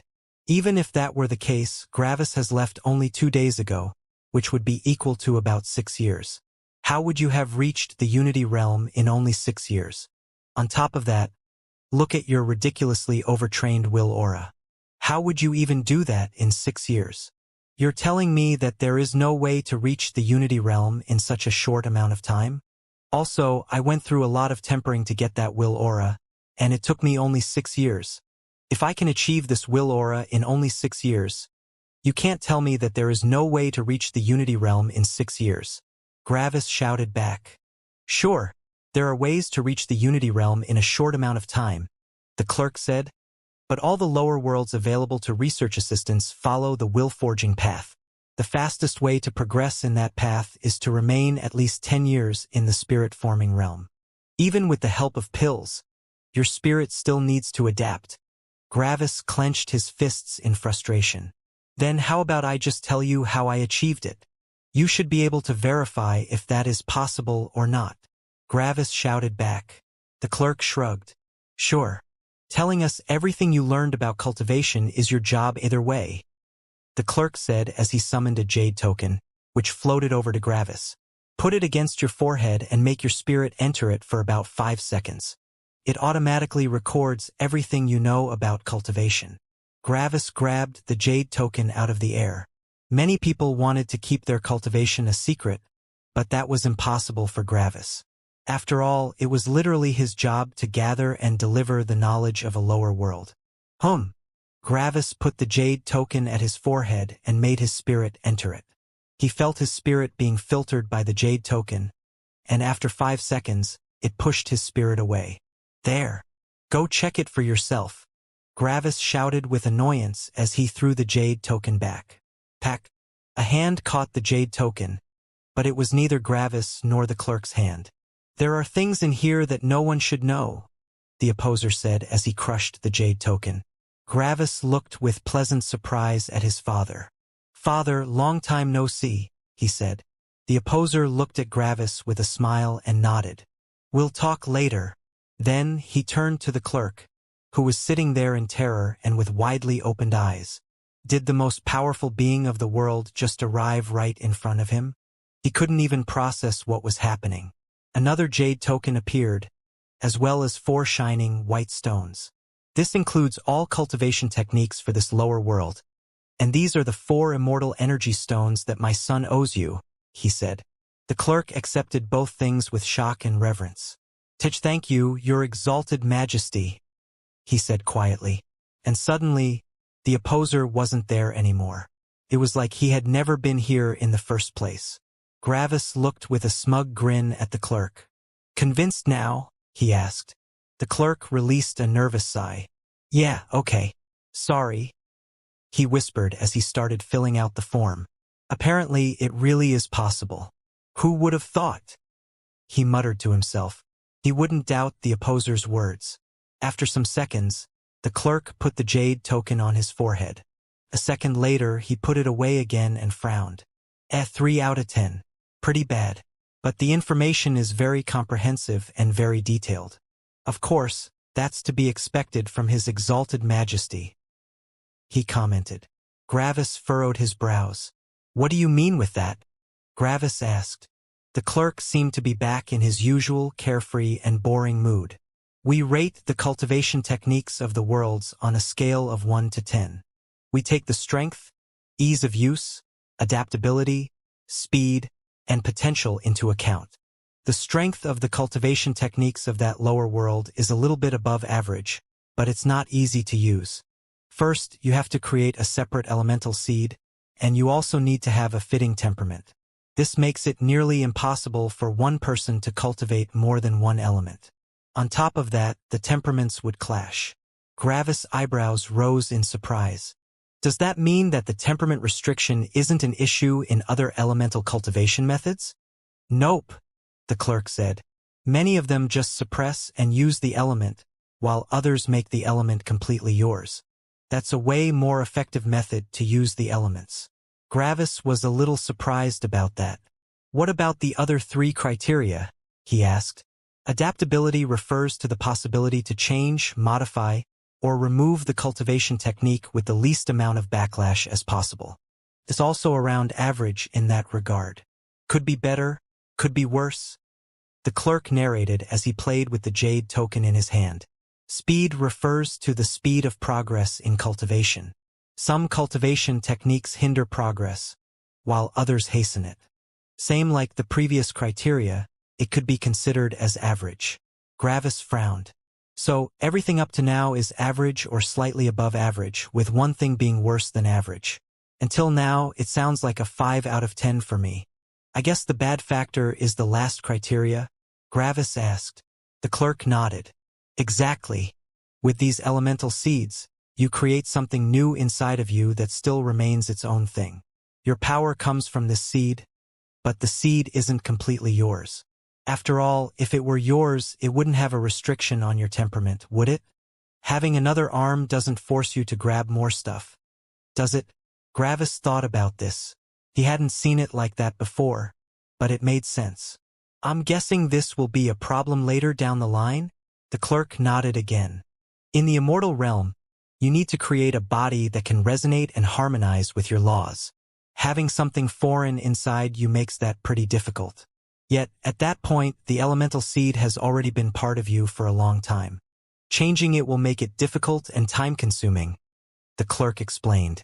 Gravis was confused. Laws? What's that? He asked. The understanding of the world. Water goes down.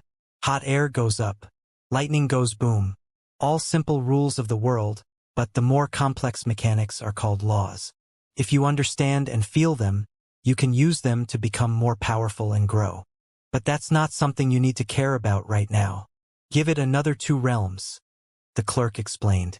Gravis wanted to ask more, but he decided to ask his father instead of the clerk later. His father would probably explain it in a more comprehensive manner.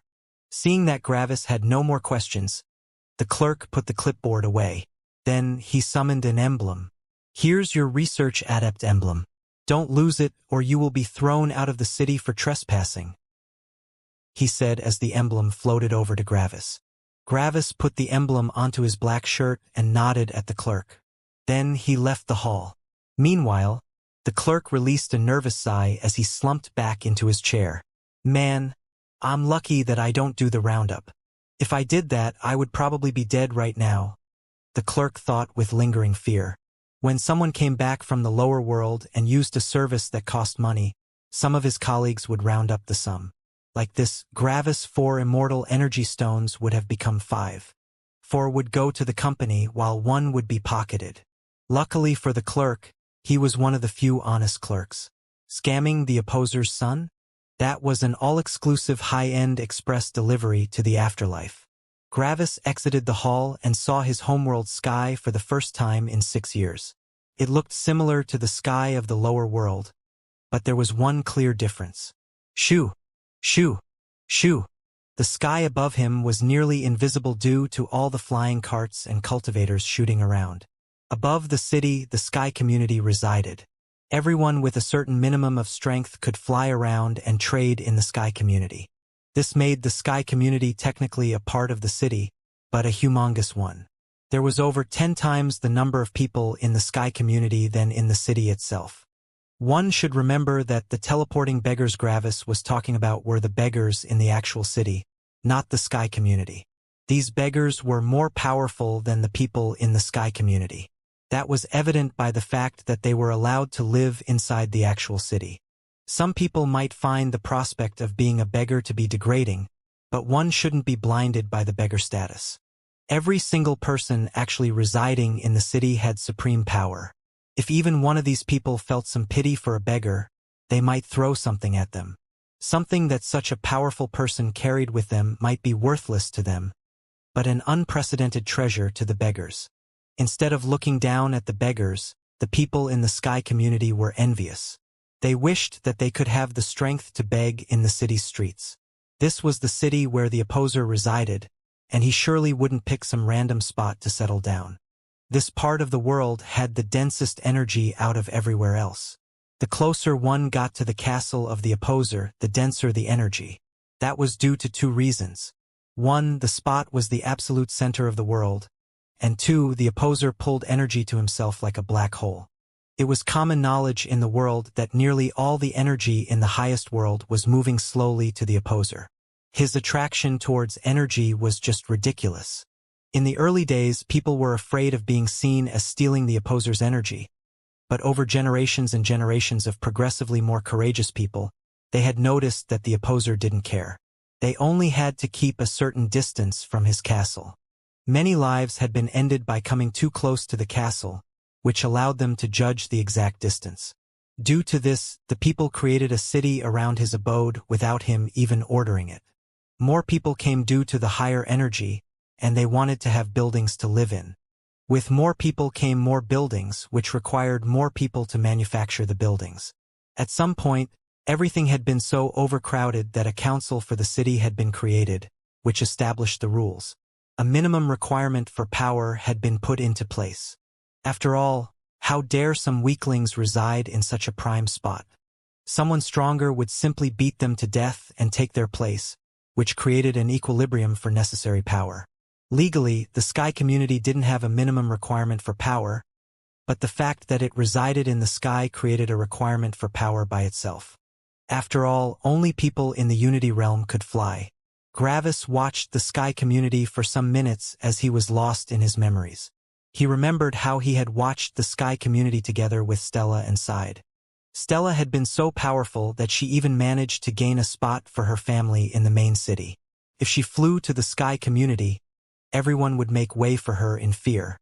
Yet, she always only watched it together with me, never flying up, Gravis thought with another sigh. Gravis furrowed his brows as he looked up at the Sky community. Heaven has created her with the goal in mind to hurt my father by hurting me.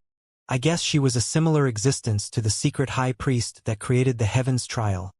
Someone that becomes powerful just to die for one of Heaven's goals. Gravis shook his head. Such a life is tragic. Being destined to become powerful without a choice and then just dying.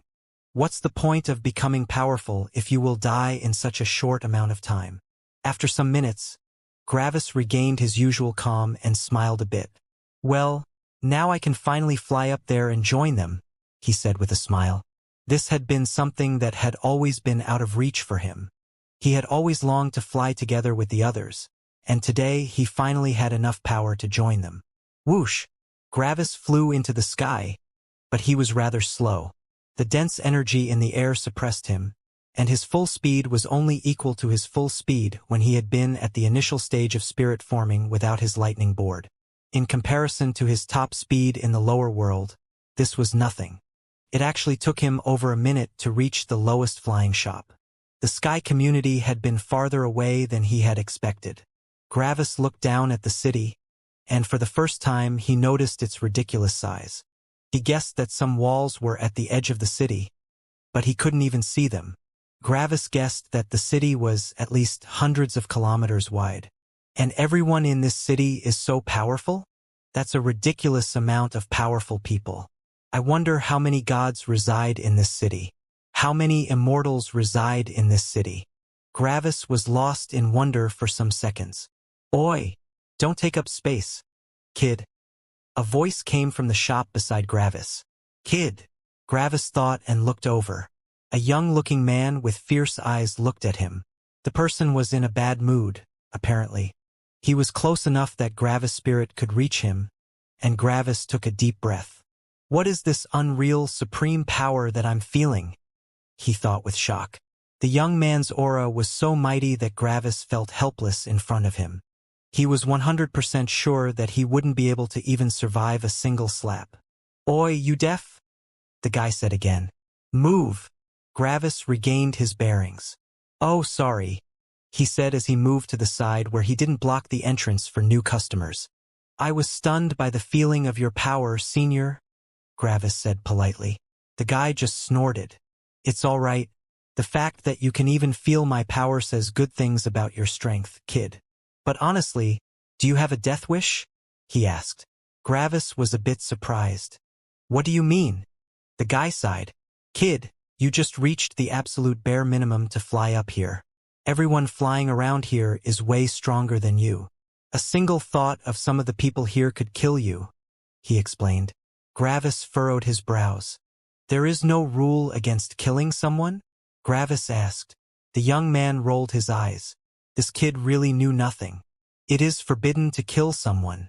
If you kill someone deliberately, you will receive a heavy punishment, but if you do it accidentally, you only have to pay a fine. Gravis rubbed his chin in thought. And I guess that the fine is expensive, but not for everyone, correct? He asked. The young man nodded. Smart kid, he said. Most people don't want to pay the fine, but if some progeny from some powerful clan or sect arrives, they won't care about it.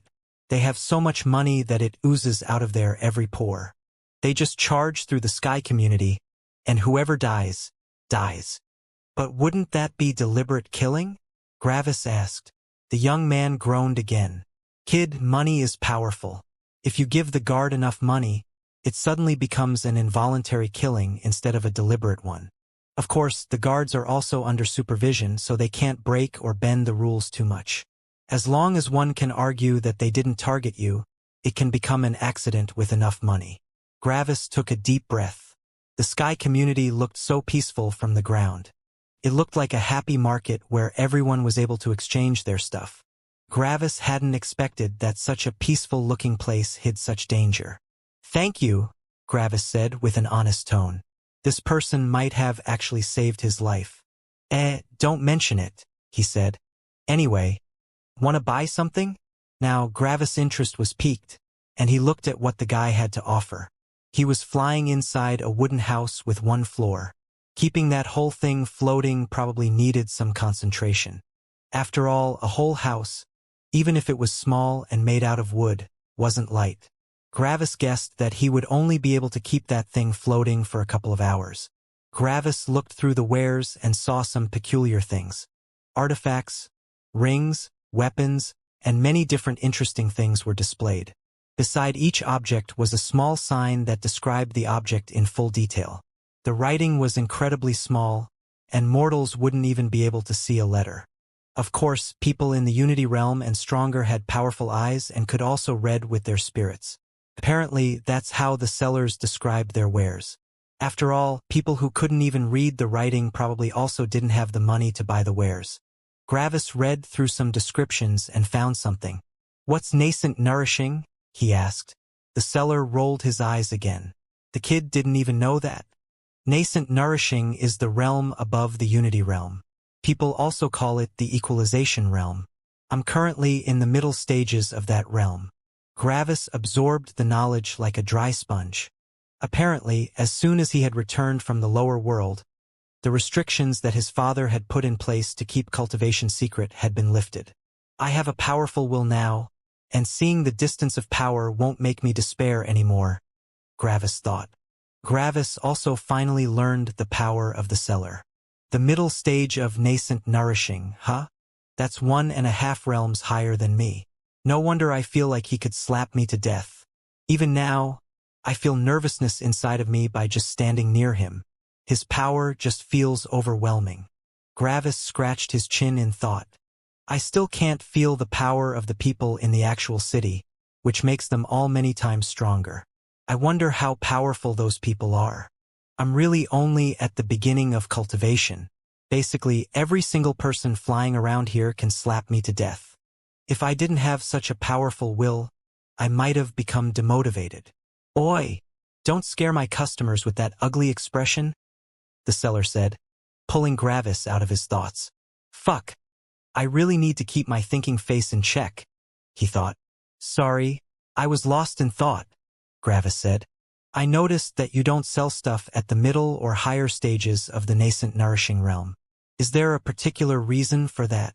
Gravis asked in interest. The seller laughed a little. You're a smart one, eh? You immediately noticed that, the seller said with a smirk. Of course I have stuff for these stages. I'm a tycoon after all. Yet, I don't carry them with me, he said. Gravis' brows furrowed. Why? Wouldn't you earn more money by selling those? The seller laughed a little again. Sure, I would, but I think you should be able to figure out the reason why I don't sell those. After all, I have told you all the rules that the Sky community has to follow. Gravis' eyes shone a little. All the rules, huh? So, only killing is forbidden, and everything else is allowed? Gravis asked. The seller smiled and nodded. Exactly. There is no rule against stealing or fighting, as long as no one dies. This means someone can just walk by and pocket my entire shop. That's why every shopkeeper only brings wares to sell that are only interesting for people at least one stage lower than them. Some people at the same stage as the seller might be interested in some peculiarity, but it's not worth the fight most of the time. Interesting, Gravis said. So you just don't carry stuff with you that could interest stronger people than you. That's how you are able to sell your wares. I'm guessing that you also don't carry such stuff in your spirit space? He asked. Right, the seller said.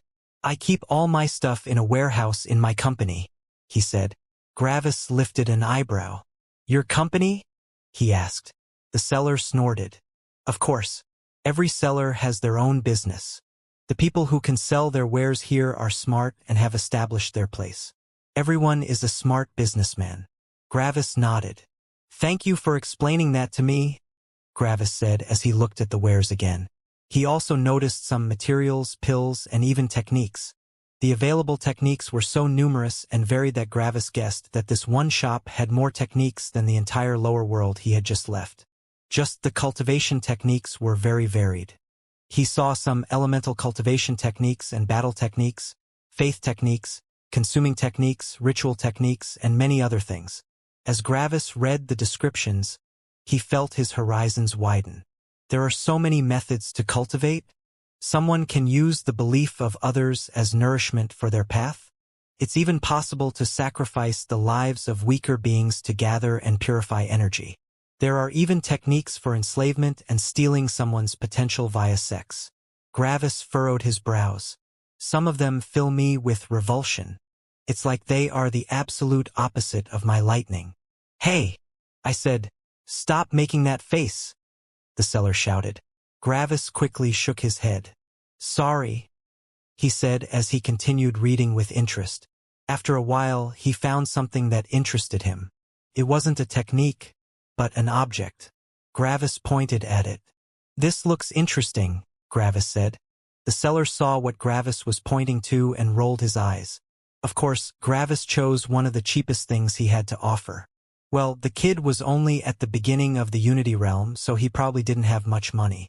Yes, as it says on the sign, it's a scanner. It has millions of plants, ores, and resources in its database. You just need to point it at something and it will tell you what it is, the seller explained. Gravis nodded. How come it's so cheap? He asked. The laws of our world are too overbearing, making the scanner very expensive to use. After all, it needs energy. It's only a basic model. They are basically being sold everywhere. They have a lot of information, but it just takes too much energy to use them. Gravis scratched his chin. Stronger people know more about their craft, so they wouldn't need the scanner, while weaker people can't even use it. That's why it's so cheap, right? Gravis asked. The seller nodded. Yes, and the more advanced the material, the more energy it needs, he said, but then smirked. But aren't you the lucky one? It's actually perfect for you, isn't it? He asked. Gravis also smirked. Right, he said. Both of them knew why the scanner was perfect for Gravis. Gravis was wearing the emblem of a research adept, which meant that there was a high chance that he would go to a middle world next. The middle world didn't have such oppressive laws as the highest world. Therefore, the scanner would become many times cheaper to use. Yet, there was something else that Gravis wanted even more. What about an encyclopedia about resources? That way, I don't need to use a scanner, Gravis said. The seller smirked. If you want an encyclopedia that covers what the scanner knows, you need to go to the actual city. No one in the Sky community has the guts to sell something like that. Gravis furrowed his brows. But isn't it just the same thing as what's recorded in the scanner? Shouldn't it be cheaper instead of more expensive? He asked. The seller laughed a little. That's the thing. The scanner has been created to tap into a new market. It's impossible for anyone without a considerable amount of power to siphon the data out of the scanner. Therefore, the people who can't afford the encyclopedia can only purchase the scanner. Gravis scratched his chin. So, since knowledge has no production cost, you use something that is, theoretically, way more expensive to create a cheaper product. I'm guessing that there is an artificial scarcity for the actual encyclopedias. The seller's eyes sparkled. Smart kid. That's exactly right. The company that makes the scanners doesn't want to make enemies with all the people who have bought the expensive knowledge. Yet, they still want to make money from the sea of weaker cultivators. With these scanners, they don't publicize the information but still give a cheap alternative for weaker cultivators. Smart, isn't it? Gravis nodded. This truly was smart. I don't have any hard currency, so I can only barter with some stuff that I have brought from the lower world, Gravis said. That's what I thought. the seller said. Normally, I wouldn't even look at someone at the beginning of the Unity realm, but I saw your research adept badge. The stuff from lower worlds is rather weak and cheap, but some lower worlds have an abundance of rare resources. You might have no wealth at all or a lot of it. Gravis nodded. Makes sense. Let me just transfer to you an image of some of the things I have in my spirit space. Gravis wasn't afraid that the seller would attack him. After all, this was the lowest shop in the Sky community. Gravis only needed to fall a bit to enter the city's area. The seller wouldn't be able to follow him to the city. Gravis sent a picture of some of the stuff he had looted from the high priest, and the seller started smirking. You're a rich customer, he said with a smirk. Gravis smirked back. Gravis smiled. So I can afford the scanner, huh? He asked. The seller nodded. Yep. You can also afford something else that costs about as much. You have some pretty rare stuff there. Though just because it's rare doesn't mean that it's useful. Rare resources from the lower world are the best materials for the spirit-forming realm, but nearly useless for the Unity realm. Gravis nodded. I can understand that. Though these premium resources for the spirit-forming realm are probably worth quite a bit for stronger people that want to get some equipment for their children, right? The seller laughed a bit. Exactly, but I still need to travel quite a distance. I'm going to be honest here with you. I will sell these resources with a profit of 10 times, but I have to travel to the relevant regions first. Gravis lifted an eyebrow. 10 times is quite a bit. It almost seems like you're trying to scam me. The seller snorted. The problem is that you can't find people interested in those items here. Everyone that's here either has powerful strength or a huge background. In order to sell this stuff, I need to travel to the outer fringes of the world. Do you have any idea how far away this is and how much it will cost me? Gravis sighed and shook his head. When I sell all your stuff, and I mean all your stuff, I would have only made a profit of 2 times. It's also a risk and time sink for me to travel to these regions and sell it. After all, supply is one thing, but we also need demand. That's how business works. What use are these resources if I can't find someone interested in it? Gravis sighed. Everything the seller said made sense. He had no way of finding out how much these resources were actually worth, so even if the seller scammed him, Gravis had no other choice. He didn't have the luxury of time. Also, he doubted that he would even have the resources to travel to the lands where such resources had a demand. He doubted that the teleportation department accepted every piece of rubble as long as it was worth something. They probably only accepted some kind of hard currency, and Gravis was pretty sure that he had none of that. All right, I accept, Gravis said. The seller smiled. Good choice. Now go choose something with similar value to the scanner, and then we can exchange. Gravis quickly looked around, and he had found something else that was also quite interesting to him. I'm taking that, he said as a ring floated over to him. Good choice, the seller said with a smile. As it says on the sign, this is a life ring. It can theoretically store any beast below the immortal realm, but it depends on if they willfully enter or are forced to. The deciding factor is your will aura, which is incredibly powerful for your level, by the way. Gravis looked at the ring. So, if a beast enters willingly, I can just keep them inside as long as they are below the immortal realm? Gravis asked. The seller nodded.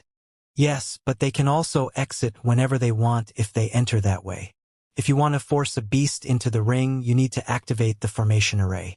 It will use your spirit as a resource and your will aura as suppression. In general, your will aura needs to be one major realm higher than the beast's realm. The seller pointed at Gravis. So, in your case, you should be barely able to capture a low-grade Unity beast. Gravis furrowed his brows when he heard that. But I only have a level 3 Unity will. Wouldn't that still be considered to be inside the Unity realm? He asked. The seller raised an eyebrow in confusion. Level 3 Unity will? What's that? He asked. Gravis realized that his knowledge about classifications for will auras came from the lower world. His homeworld probably had a different classification system. Sorry, that's the classification for will auras from the lower world I came from. What's the classification here? The seller realized what Gravis meant. Oh, no problem. The second condensation of a will aura is called an equalization will because its main purpose is to unite and equalize your centers of power. Gravis scratched his chin in thought. Equalize?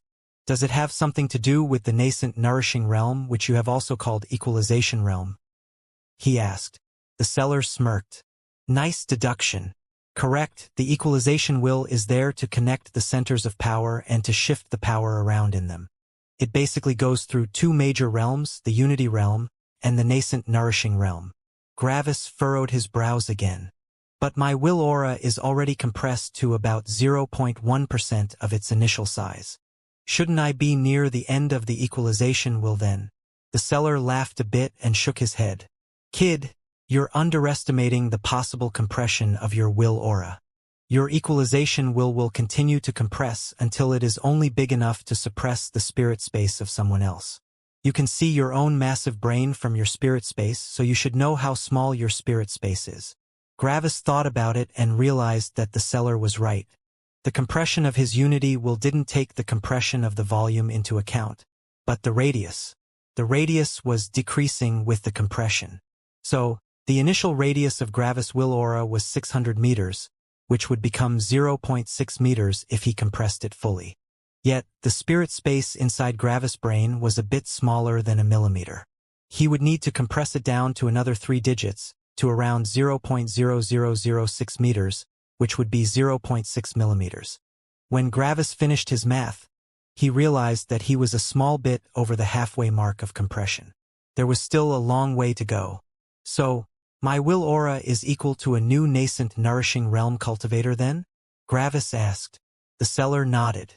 Yep, but that's only theoretically, he said, confusing Gravis again. What do you mean with theoretically? Gravis asked. You don't need a powerful will aura to reach the nascent nourishing realm, the seller explained. Gravis' eyes widened. I don't? He asked, shocked. Nope. It's one of the few realms that don't need a will aura. Most people call the nascent nourishing realm also the will-less realm, because you don't need to temper your will to reach it. The seller sighed. To be honest with you, your will aura is even stronger than mine, even though I am already at the middle stage of nascent nourishing. I'm kind of envious. Gravis was again shocked. This powerful person that could slap him to death with ease had a weaker will than him? This felt almost unreal. Anyway, let's get on with the trade, the seller said with a smile. Then the scanner and the life ring flew over to Gravis. Bring them into your spirit space first, he said. Gravis knew why the seller would offer the wares first. He was the stronger of the two, and if he demanded payment first, he could just leave. He was giving Gravis the wares first to show his honest business attitude. Whoop! Gravis pocketed the 2 items, and the seller nodded. All right, now just summon these things. You don't need to worry about them falling due to their weight.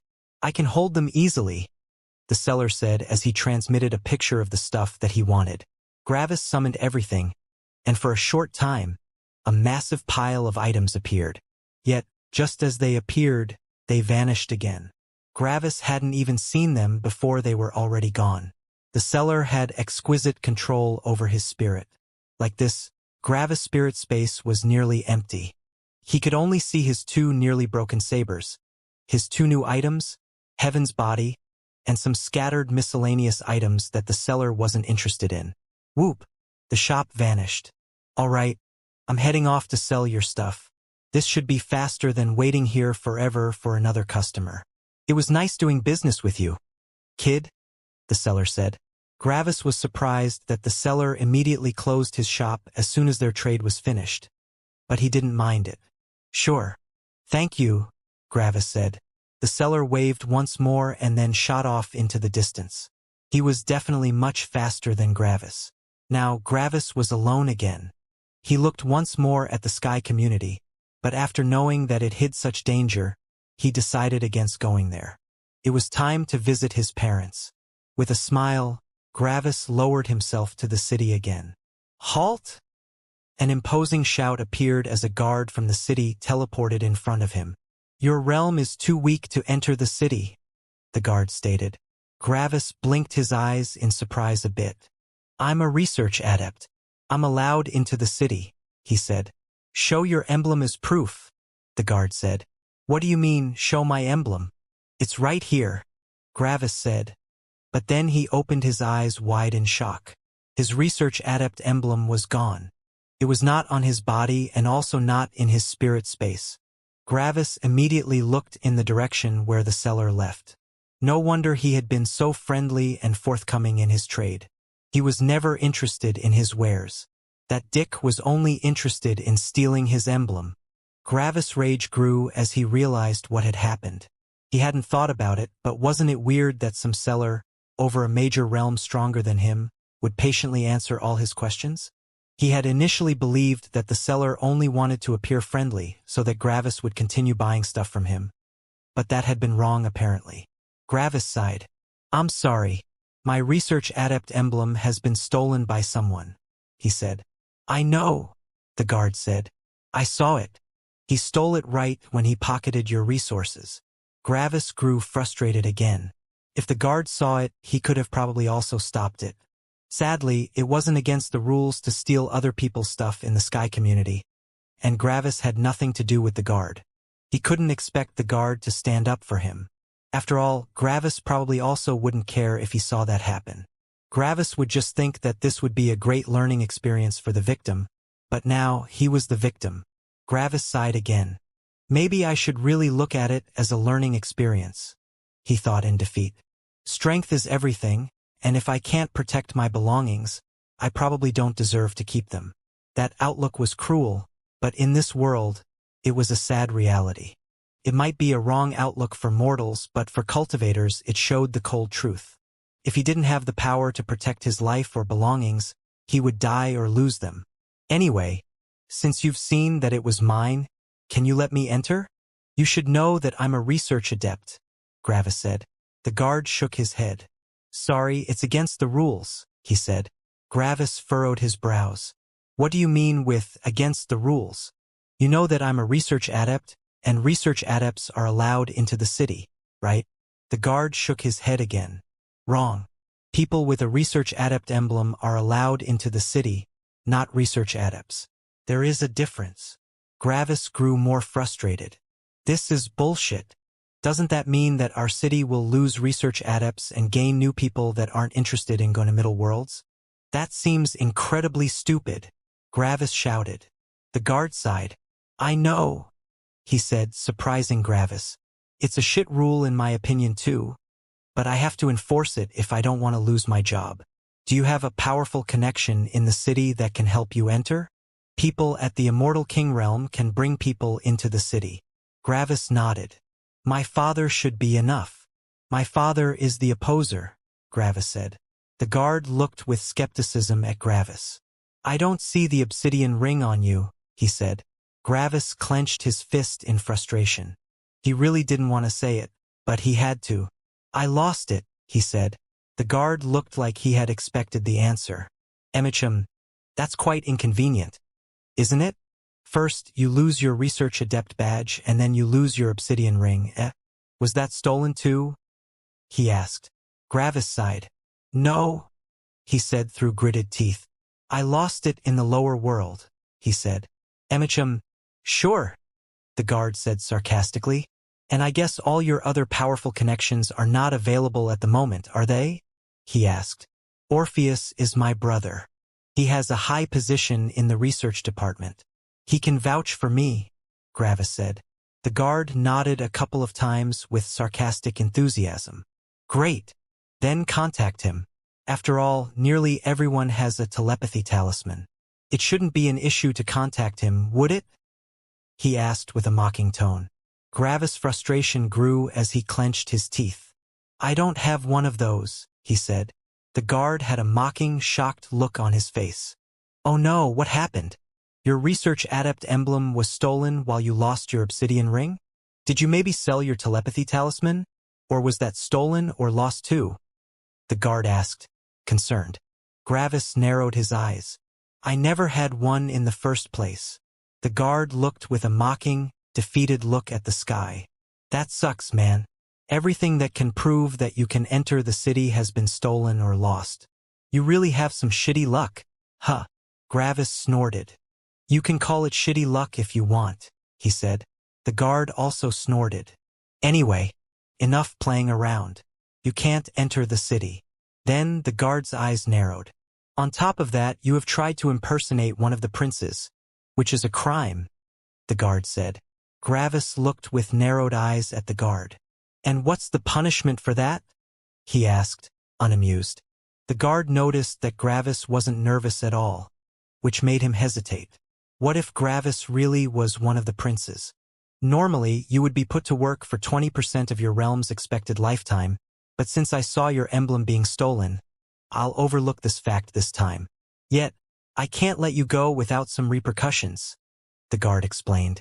Gravis lifted one of his eyebrows unamused. Which are? He asked. You will be transported to the cities outside. Whatever happens is up to your strength and luck. Gravis wanted to ask what the guard meant, but he felt himself unable to move. Then, he felt an incredible amount of energy gathering around his body, and around a second later, Gravis vanished. Whoop, and reappeared somewhere else. This was Gravis' first time being teleported by someone else. He had been teleported to the lower worlds for his practical exams and for his journey, but that was done by formation arrays. A person had never teleported him from one place to another. He didn't even know if that was possible. Gravis looked at his new surroundings and grew shocked. Behind him was a humongous wall. It was so big that Gravis felt like it was splitting the world in two. He couldn't see its top, and it looked like it stretched into infinity. The wall was completely black and seemed to be one solitary object with no gaps. The sheer size of it made Gravis feel like an ant. One half of his world seemed to be comprised of the wall, while the other half was the outside of the city. Gravis had never left the city, so he had no idea how the outside of the highest world looked. Now, he was able to look at the city's surroundings for the first time in his life. Yet, they were rather plain. He saw grass and trees. Yet, there was a suspicious absence of beasts or even insects. On top of that, the trees and grass looked too ordinary. He could see none of the towering trees or aggressive plants that he had expected. There was also no human or settlement around. It was just pure nature as far as the eye could see. Isn't the highest world the strongest one? Why does everything look so quiet and peaceful? Gravis thought in suspicion. The surroundings were tranquil, and the only thing Gravis could hear with his powerful hearing was the wind. He didn't hear birds, insects, or even the rustling of trees. Only a mild wind blew, but the grass and trees remained absolutely still. It was almost like the wind didn't exist for them. When Gravis saw that, his eyes narrowed. If the wind does not even affect the grass, it probably means that this is no simple grass. It might not look like it, but the grass is probably so dense and hard that the wind doesn't have enough power to influence it. I shouldn't touch it for now, Gravis thought. He had been flying before he had been teleported, and he had appeared a couple of kilometers in the air. He was nowhere near the ground, which relieved him. The plants and grass definitely weren't simple. After all, they could grow here at the closest spot to the center of the world. He remembered that his father had told him that even the weakest beasts in the surroundings were stronger than the strongest person in a lower world. If such powerful beasts fought, they would probably destroy a lot of territories. The fact that this grass still grew here without any issues showed that it was extraordinary. Rustle, rustle. Gravis saw the trees and grass in the distance rustling. It was like a wind was blowing outwards, making the grass and leaves sway. When Gravis saw that, he narrowed his eyes and started flying upwards as fast as he could. His spirit didn't reach that far into the distance, but he knew what that was. The swaying of the grass grew closer at an incredible speed. It looked like wind, but Gravis was sure that this was no wind. That was a shockwave. Gravis charged to the sky as fast as he could, but the shockwave was faster. The gentle swaying of the grass hid its power. It looked like a peaceful wind, but Gravis knew better. As he gained height, his nervousness grew. In a couple of seconds, he felt a minuscule tremor going through the massive wall. The tremor was so small that no mortal could notice it, but Gravis was able to feel it just barely with his spirit. How powerful is this shockwave that it even manages to affect the wall? Gravis thought. Gravis immediately transferred as much as he could into his body to harden it. Then the shockwave arrived. Bang! Bang! Gravis was hit, spat out a mouthful of blood, and hit the wall.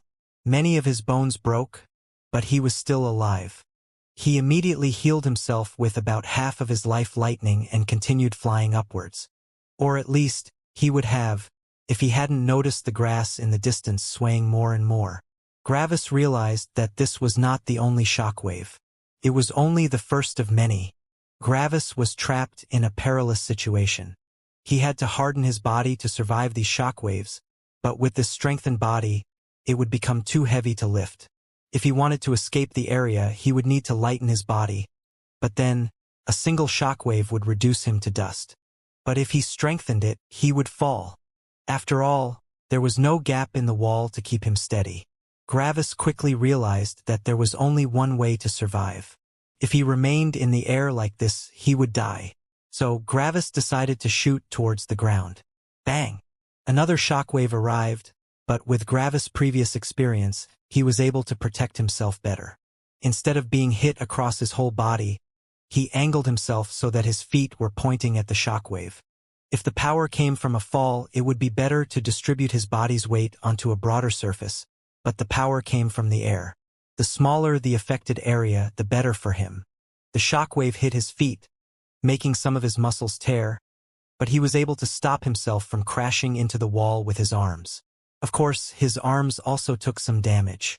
Fortunately, since the majority of the force went into his feet and arms, he could slightly bend them to reduce the force. Like this, Gravis continued falling, tanking one shockwave after the other. In the intervals between the shockwaves, Gravis lightened his weight to slow his fall with his spirit. He had no idea how hard the ground was, so he wanted to be careful. After around half a minute, Gravis touched the ground gently. He was directly beside the wall, and the grass didn't touch it. The grass grew about 10 meters away from him, barely being inside his spirit's range. What powerful grass! Gravis thought in shock. It's harder than even my fully strengthened body. On top of that, since it's so small, it doesn't feel much of the shockwave. The other grass also filters the shockwaves further. This makes it so that every piece of grass only has to feel a slight amount of the shockwave. That's how it's able to grow in this environment. Yet, Gravis found another huge problem. Since the wall is perfectly vertical, the shockwave travels down and up along the wall. Since I'm at the wall's foot, parts of the shockwave also hit me from above now. Gravis was smart, but he couldn't foresee every development. He had simply not thought about the wall when he was falling. Yet, there was also something positive. Since the grass is slightly stronger than my body, I should be powerful enough to dig into the ground. With that thought, Gravis took out his voidstone saber and started digging into the ground, but it was hard. With his fully strengthened body, he had to use nearly all his force to dig. Yet, it was still difficult. A saber wasn't a good shovel and progress was slow. The shockwaves also continued, injuring Gravis further, and Gravis had to concentrate on staying alive. After a while, Gravis saw that his efforts bore nearly no results. It would take too long to make a hole for himself. On top of that, the shockwaves will probably become more powerful later. Two powerful beasts are probably fighting, and these are only the shockwaves from the beginning of the fight. If they get serious, they will become many times stronger. I need something else.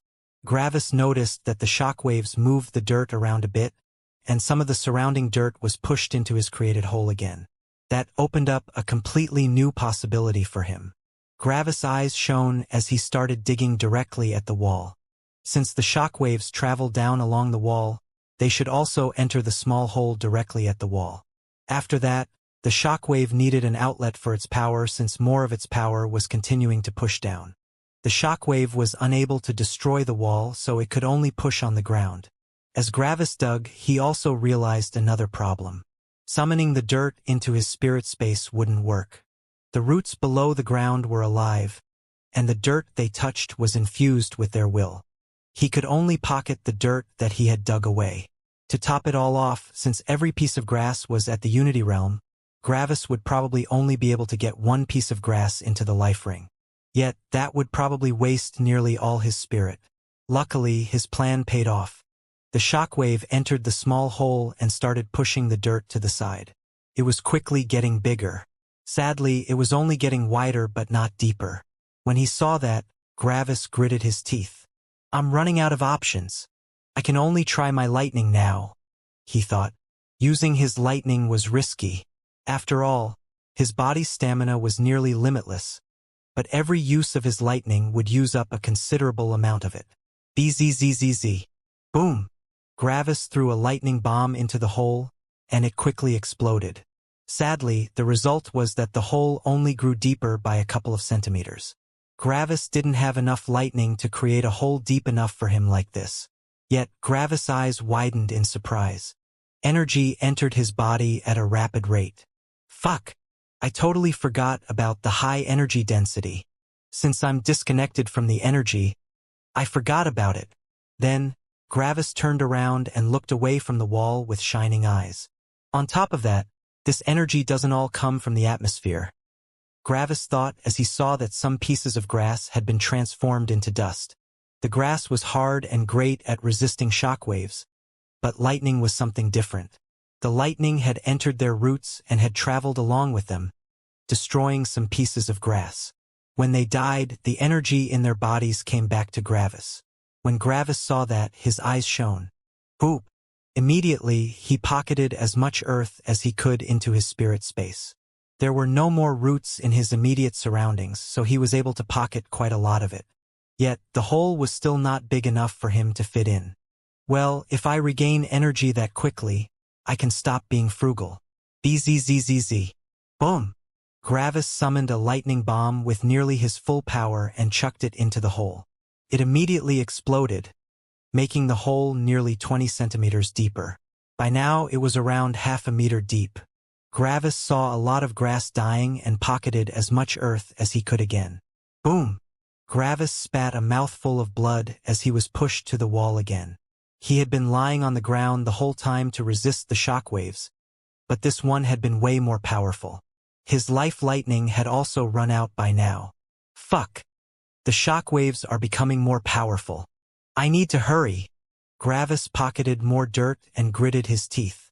I wanted to make a hole where I could sit in, but it seems like that won't be possible.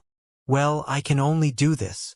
The hole was not that deep but very wide and angled like a slope.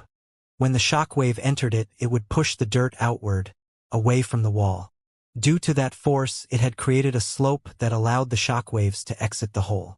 Gravis quickly crawled inside and then summoned his pocketed dirt above him.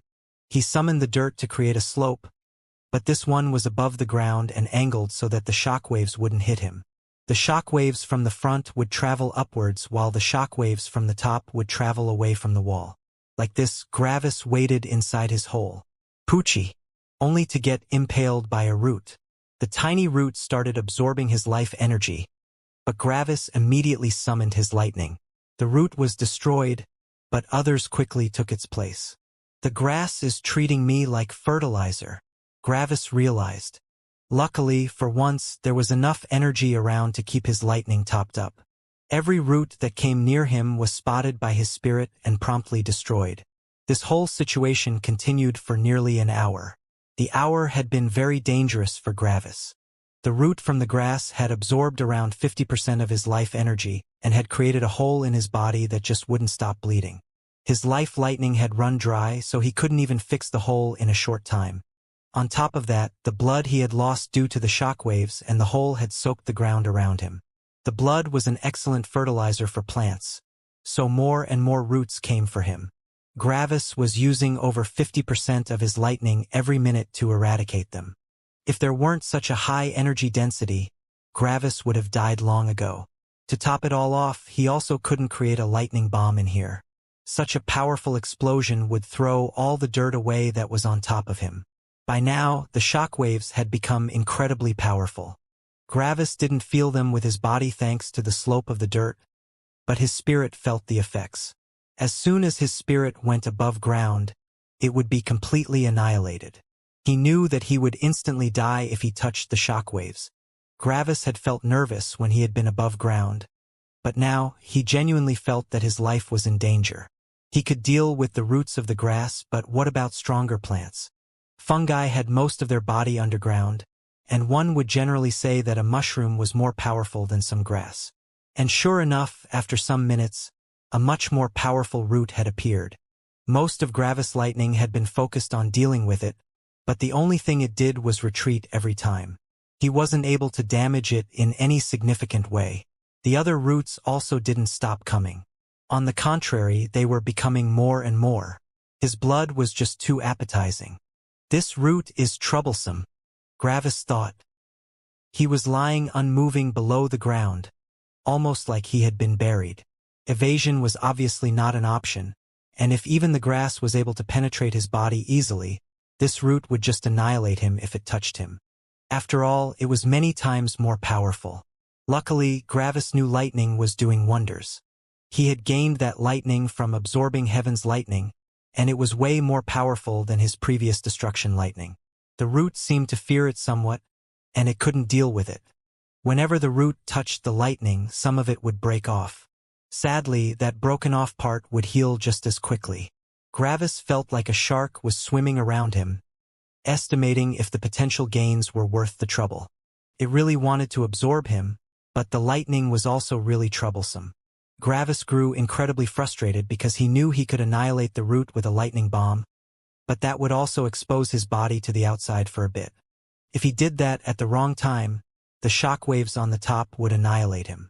This was a scary situation since Gravis couldn't use his most powerful advantages. He mostly evaded attacks and then killed his enemies with incredible force. He couldn't use either of those in this situation. Elemental synchronicity would be perfect in this situation, Gravis thought, but he didn't really wish for it. He believed that his current path was better than his lost elemental synchronicity.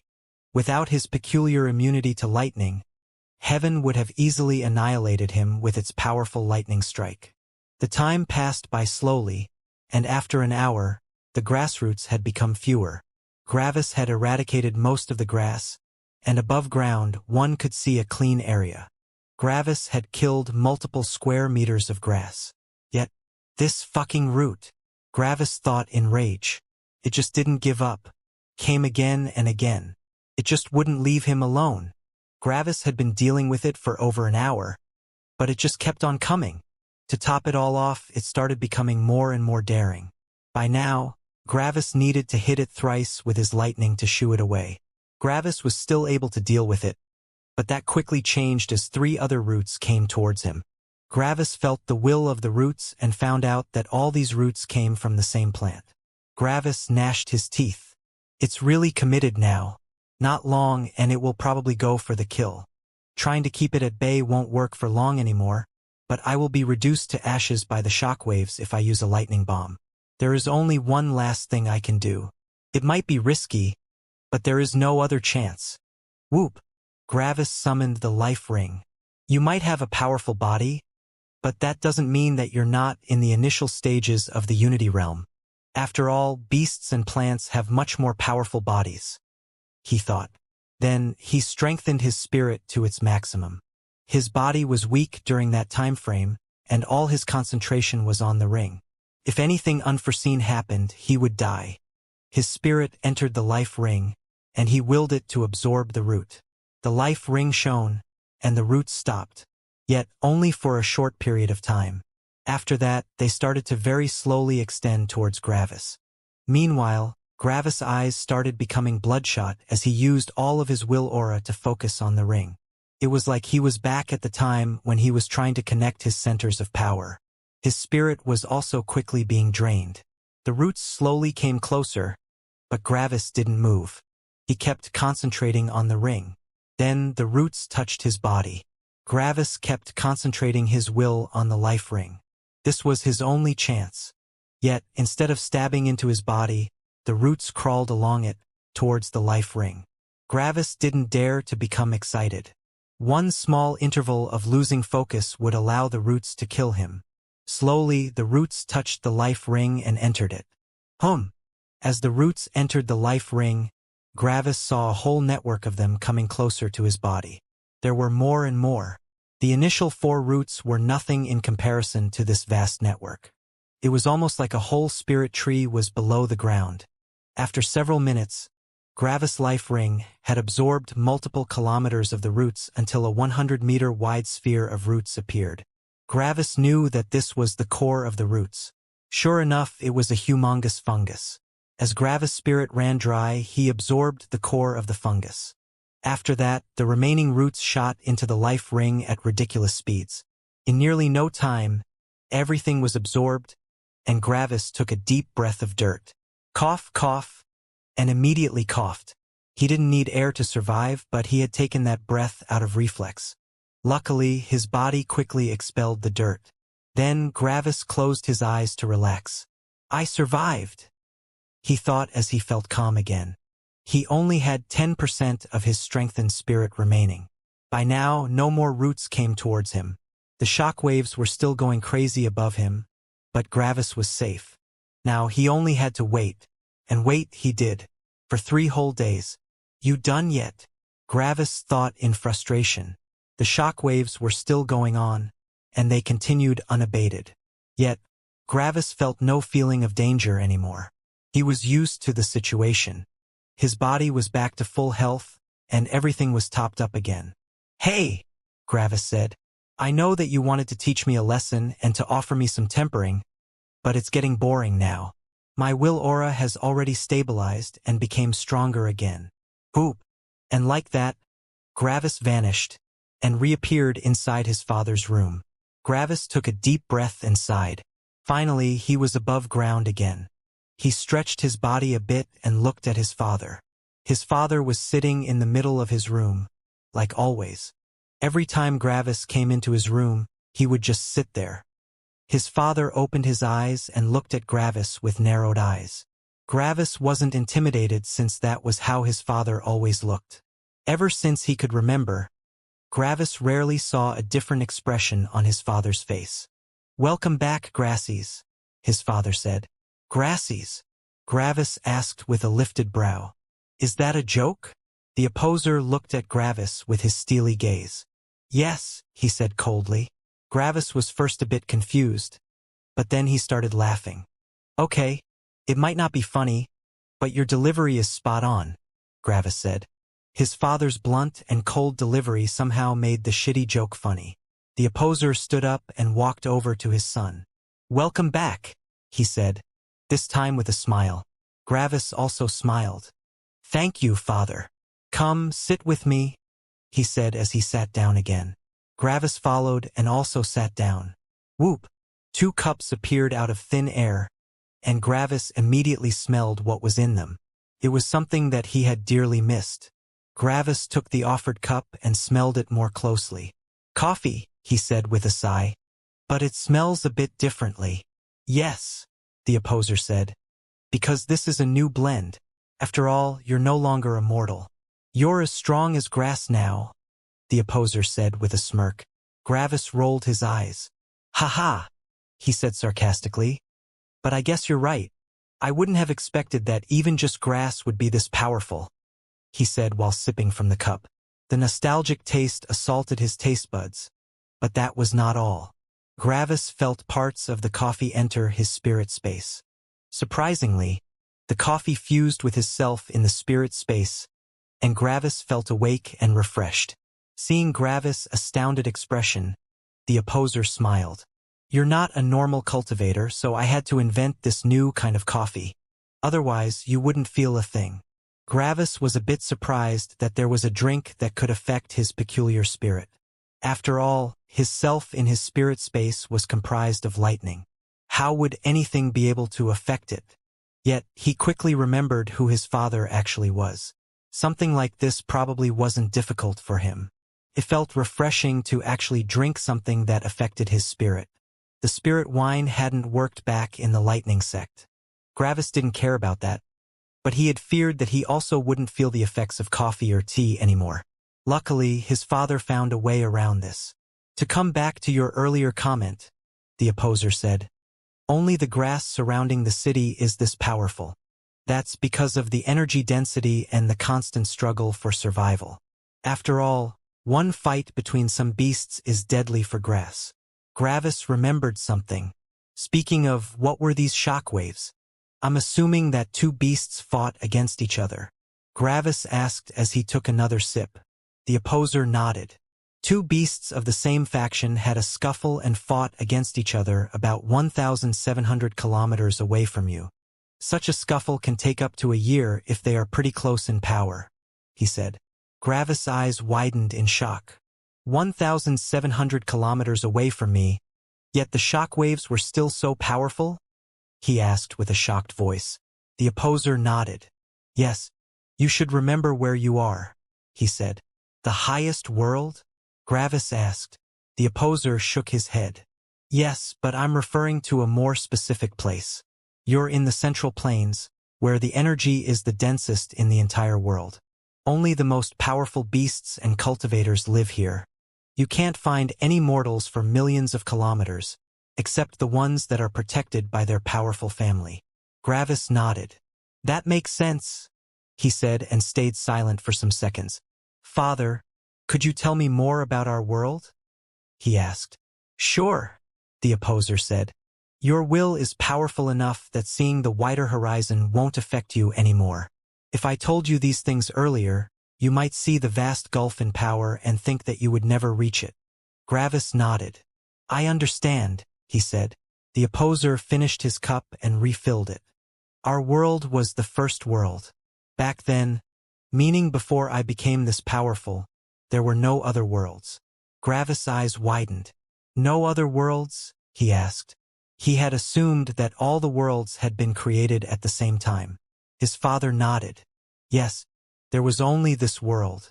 The old bastard only decided to create the other worlds to expedite the gathering of cosmic energy after he saw that I became a threat.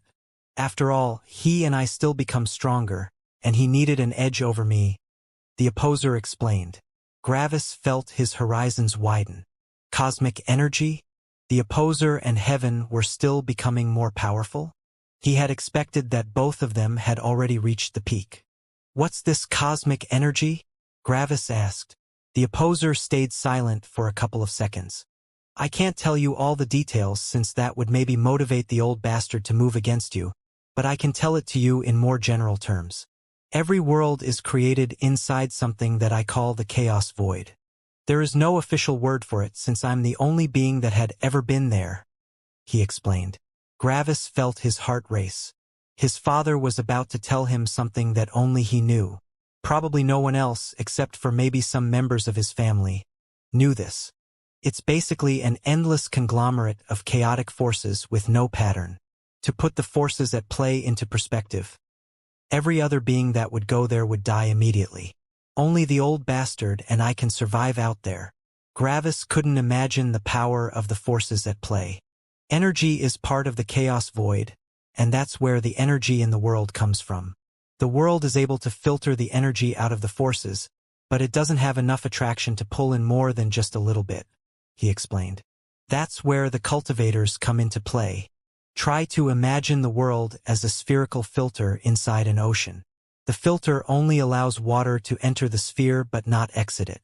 Obviously, the sphere has the same density and pressure inside as outside, right? The opposer asked as he drank more coffee. Gravis nodded. Right, and in order to get more water into it, the water inside the sphere needs to be compressed to make room for more. After all, you said that no water could exit it, Gravis said. The opposer nodded. Exactly. The water is obviously energy in this analogy. In order to compress the energy, you would need to use more energy. Like this, you only have a small gain of energy since you already used a lot of it to compress it. On top of that, it requires more energy the further you compress it. The opposer finished his cup. That's where cultivators come into play, the opposer said. By becoming stronger, they automatically compress more and more energy into themselves and pull in more from the surroundings.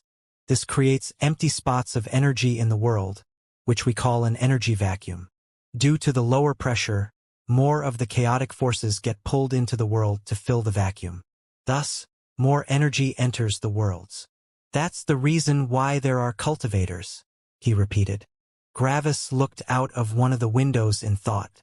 The reason why there was cultivation was one of the central philosophical questions that every human had.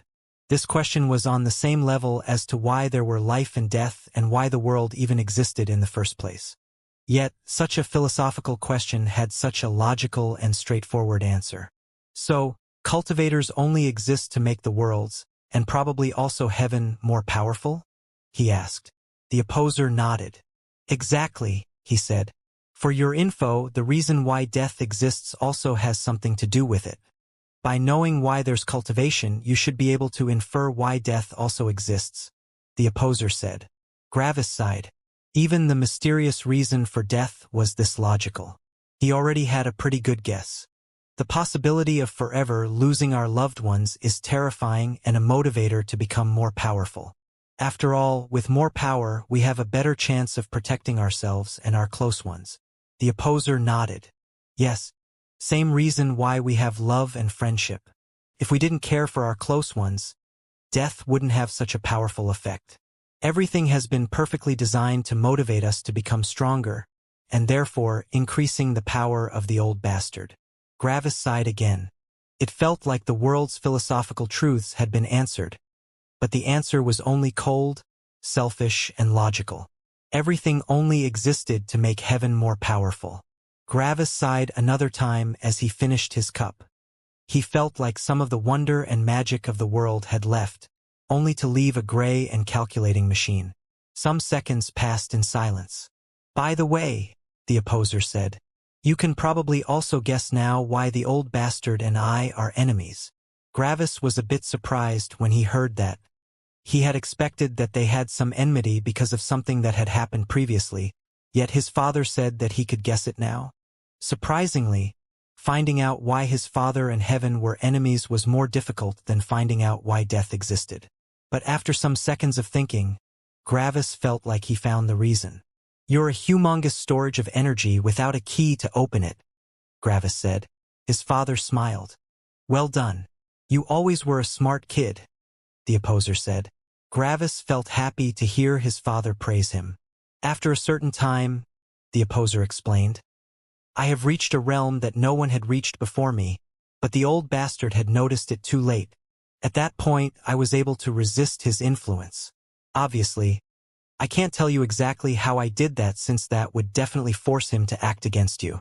So, after I was able to resist his influence, I became the strongest magnet for energy in the whole world. Yet, since the old bastard can't kill me, he can't access my energy. As you said, I'm a huge storage room of energy that the old bastard can't access. So, he tried to kill me with everything he had. This created our enmity. Honestly, though, the opposer said while furrowing his brows, I don't know if the old bastard is truly unable to defeat me or if he is only acting like he can't. After all, I am an incredible source of attraction for cosmic energy. It could also be that he can kill me but just wants me to become fatter. Gravis' insides shivered. He couldn't hear worry from his father's voice, but he was pretty sure that he felt his father worry. This was the first time in his life where his father appeared like he didn't have full control over everything. That possibility hadn't even crossed his mind. The opposer sighed something that Gravis hadn't seen before. Actually, around 5 days ago, I felt like I fell into the old bastard's scheme. What do you mean? Gravis asked with worry. The opposer looked deeply at Gravis. That was the time when you reached the spirit-forming realm, he said. Oh, right, Gravis said. I totally forgot about the time dilation. It actually feels bizarre that 6 years have passed for me while only 2 days have passed for you. By the way, what happened back then? He asked. When you adapted your spirit to lightning, you have opened a tunnel for lighting to enter you, the opposer explained. Energy doesn't have a will, but lightning does. Yet, without a spirit or soul, lightning can't become conscious. So, as soon as it entered you, it became conscious, and it did what it could do best: destroy. Your spirit was too weak to resist the overwhelming power of lightning, so you died. Gravis sighed shakingly. He had expected that he had died back then, but hearing it from his father made the truth have way more impact. The lightning took over your being and started summoning and absorbing more lightning. The old bastard hadn't noticed it since you were too weak for him to care about, But I had, he said. You should know that the manifestation of lightning would have absorbed all the lightning in your lower world in a couple of seconds. Then, it would have ascended and would have repeated this process until it reached the highest world. At that time, it would already be too late for the old bastard. The old bastard decided that around 50% of his power would be in lightning, and if the manifestation absorbed that, the old bastard's power would fall to 50% while the manifestation had the other 50%. At that point, I could have just killed the old bastard and then the manifestation. After all, I'm more of an all-rounder. Lightning is only a small part of my power. Like this, I would have finally achieved what I've wanted to achieve for 50 billion years, he said. Gravis felt his insides shake. An enmity that had existed for 50 billion years, or the life of only one of thousands of children. In Gravis' mind, he guessed that he would have chosen the enmity. The opposer sighed. But I didn't want to lose you, he said, his sad and warm tone shaking Gravis' insides again. I fell to the schemes of heaven and had love dictate my judgment. I always believed that following heaven's schemes, and by extension, his created emotions, would result in my death, but I did it anyway. Heaven has created love to make us stronger. But now, the same thing I have avoided to feel for my entire life has affected my judgment. I wanted to sacrifice your life for heaven's death, but I just couldn't. Gravis felt a complex mix of emotions. On one hand, he felt happy that his father loved him this much. But on the other hand, he felt guilty that his father wasn't able to achieve his goal. Maybe it would have been better if he stayed dead back then. The opposer put a hand on Gravis' shoulder and looked deep into his eyes. Don't feel guilty, Gravis, he said strongly. I have made my decision, and I don't regret it. Don't forget that if you didn't exist, this possibility wouldn't have even existed in the first place. Gravis remained silent as he looked into his father's eyes. It isn't that you have committed a mistake or injured me. My decision to choose your life over my enmity just made everything return to how it was before. Don't forget that this all wouldn't have happened if you didn't exist. Then the opposer smirked. Also, it's not like we didn't gain anything out of this. After all, you have an unprecedented affinity towards lightning because of this. If anyone ever reaches my realm, they can only be weaker or equally as strong as me since we followed the same path. But you are different. If you reach my realm, you will be immune to the old bastard's strongest weapon while keeping your full strength. So, while there is a possibility that you won't be stronger than me, you will definitely be stronger than the old bastard. After all, you're the perfect counter to him. Tears came out of Gravis' eyes. He had never felt much fatherly love from his father. But everything had changed today. His father had chosen him over his lifelong goal. He had often doubted that his father even loved him, but today he was proven wrong. His father might not have shown his love, but he obviously deeply felt for him. For the first time in a long while, Gravis felt genuinely happy. His victory against the lower heaven had made him feel excited, but it hadn't made him feel happy. Thanks, father, Gravis said with some tears. His father smiled warmly at him. Don't mention it. You're my son, and I'm incredibly proud of you. They remained silent for a minute as Gravis enjoyed the closeness to his father. After all, the opposer said with a smirk, you managed to kill one of the bastard's children without ascending. No one has ever managed to do that before, he said with a laugh. Gravis laughed a bit. No one? He asked. Well, there have been cases where someone from a higher world killed a heaven from a lower world due to enmity, but a stronger heaven quickly annihilated them. Gravis sighed. So it had been done before. But that's only because you protected me, he said. Gravis was only still alive because someone stronger than him had protected him. This irked Gravis to no end. He didn't want to rely on anyone else. That's wrong, the opposer said, surprising Gravis. I know the old bastard pretty well, and I'm also pretty sure that he wouldn't kill a person that managed to kill a heaven. Then the opposer lifted a finger. As long as they didn't ascend to a higher world before killing it. So, the opposer said with a smirk, even without me, the old bastard wouldn't have killed you for killing one of his children. He values strength above everything else. If one of his children isn't able to kill someone in their world, Even though they have the whole world as their weapon, he would find them useless. Thus, since he believes that weakness is wrong, they deserve to die. Gravis was surprised, but he also felt better about killing the lower heaven now. The highest heaven is this fair? He asked. I thought that after the situation with Stella and with the lower heaven's disgusting conduct, that the highest heaven would also be like that. The opposer sighed. Well, I don't like the old bastard, but I have to say that he is actually pretty fair. Of course, only if it doesn't involve me. He only acts like a dick towards our family and me. Everyone else, though, he treats pretty fairly. Shenanigans like Heavenborn or the suppression of powerful talents doesn't exist in the highest world. Gravis was a bit surprised. There are no Heavenborn? His father shook his head. No, why would he need them? He knows that he is in full control, except for me, of course, so why the need to create something like the Heavenborn? If he doesn't like something, he can just change the rules or get rid of it. Also, having some heaven-chosen people around would make the normal cultivators hate heaven due to envy. The opposer shrugged. The old bastard has a pretty solid reputation in the highest world. Sheep that follow willingly are easier to manage than sheep that dislike you. In the people's eyes, I am the antagonist. I mean, they're not wrong. I probably killed way more people than the old bastard. Gravis had never seen his father act and talk so casually. Gravis felt the gap between him and his father close further. The cold distance between them was slowly vanishing. Anyway, you wanted to know more about the highest world, the opposer said as he summoned more coffee for himself and his son. We kind of went off topic there for a while. Gravis drank his coffee with a smile. Do tell, he said. Gravis nodded. Yes, please tell me more, he said with interest. Finally, he would know more about his homeworld. The opposer drank more of his coffee. You are currently inside Opposer City. Pretty straightforward name, isn't it? His father said with a smirk. Gravis had never heard the name of his home city, but it actually made sense. Still, Gravis looked at his father with a complicated expression. Hey, don't look at me like that, his father said. I wasn't the one who gave the city its name. No one actually intended to build this city. It just grew out of nowhere and the name stuck.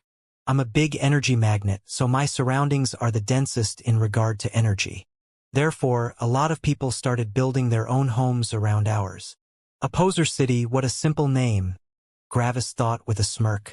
Anyway, Opposer City is located in the Central Plains. As the name suggests, this is the middle of the entire world. Nearly all of the peak sects are located in these plains, and you can find the absolute elite of cultivators and beasts here, his father explained. You could compare it to the core continent in your lower world. Yet, the Central Plains are much, much vaster than the entire lower world. To put it into perspective, the Central Plains are many times bigger than thousands of lower worlds combined. Thousands of lower worlds? Gravis asked with shock. The Central Plains are that huge? The opposer nodded. Similar to your lower world, the further away you go from the center, the less energy there is. There are no barriers or anything significant between the areas, and the energy doesn't just get cut off. It simply becomes less and less. You could liken the highest world to an onion. We are inside the core, but the further out you go, the more layers you will see. Just like in your lower world, the further out you go, the bigger the areas get. The areas outside are bigger than the Central Plains? Gravis asked. The opposer nodded. Yes, the massive size of the highest world can't be compared to any other world. The highest world has existed for the longest time, so it also had the most time to expand. On top of that, it also has, by far, the most energy, so its expansion is also more rapid. The opposer scratched his chin in thought. You could say that all other worlds combined are about just as big as the highest world. But aren't there billions of worlds? Gravis asked. The opposer nodded again. Yes, but that's just how vast the highest world is. The grass outside the city, for example, is the most powerful common grass that you can find. It doesn't even have spirituality and, therefore, can also not be counted as a spirit plant. It's just really hard grass. No wonder killing the grass was so easy, Gravis said. According to its physical power, Every stalk of grass would need to be at the Unity realm. I might be powerful in the Unity realm, but killing thousands of cultivators in my realm? That seems a bit too much. Yes, the grass has a body in the Unity realm, but nothing else. It only acts on instincts and can't do anything else. That's also why the grass just attacked you without relenting. Every beast or spirit plant would have already fled from your lightning, the opposer said. Gravis remembered something. Speaking of, what is this new lightning that I gained after absorbing Heaven's lightning strike? And why was I stunned when I absorbed it? Gravis asked. It's punishment lightning, the opposer said. Normally, cultivators can only use it way later in their cultivation journey. That's because you need to comprehend some laws in regards to lightning to wield it. Bzzz. Gravis summoned a small, white ball of lightning and looked at it. But I can use it just fine, he said. The opposer nodded. Because you understand its laws. Gravis' eyes widened. I do, he asked. Your spirit is adapted to lightning, so it has a very deep connection to it. When you absorbed the punishment lightning, your spirit started combining with it. It was like the punishment lightning was telling your spirit all its secrets and what it was. Though, the opposer said, laws are very complex, and it is a long process trying to understand them.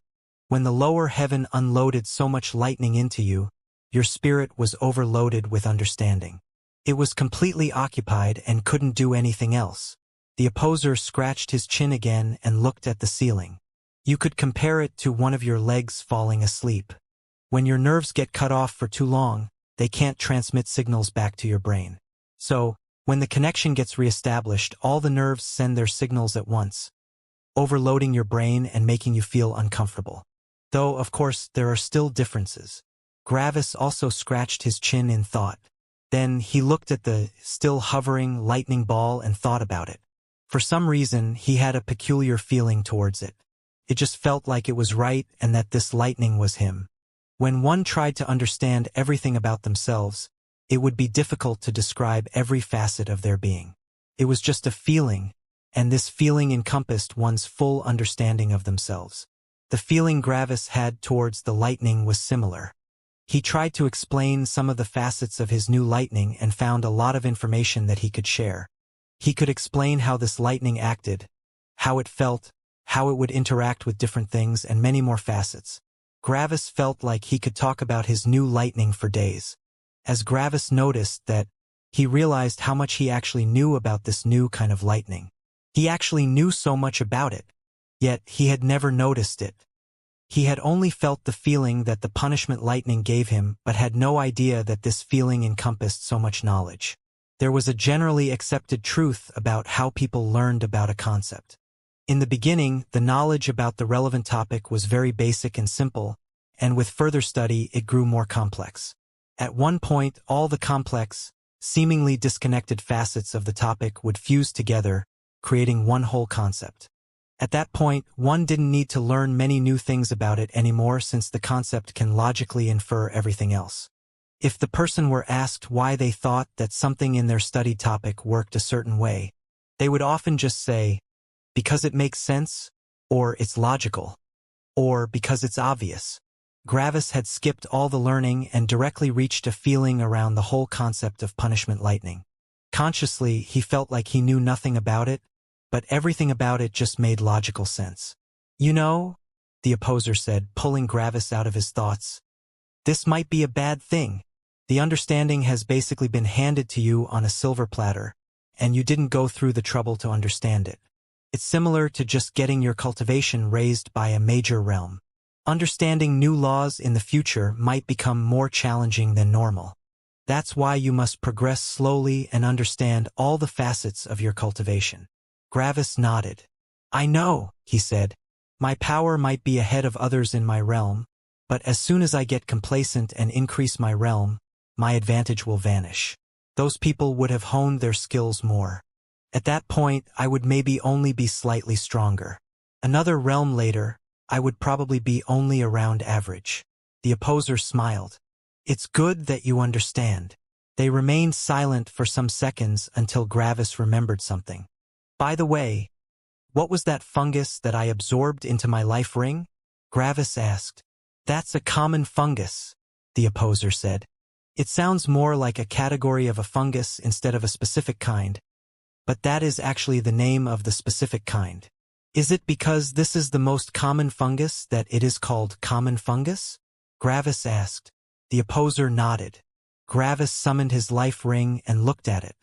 His awareness entered the life ring, and he saw an area hundreds of kilometers wide with some common grass. There was also some water and air, but nothing else was special about the area. It was merely the bare minimum to keep living things alive.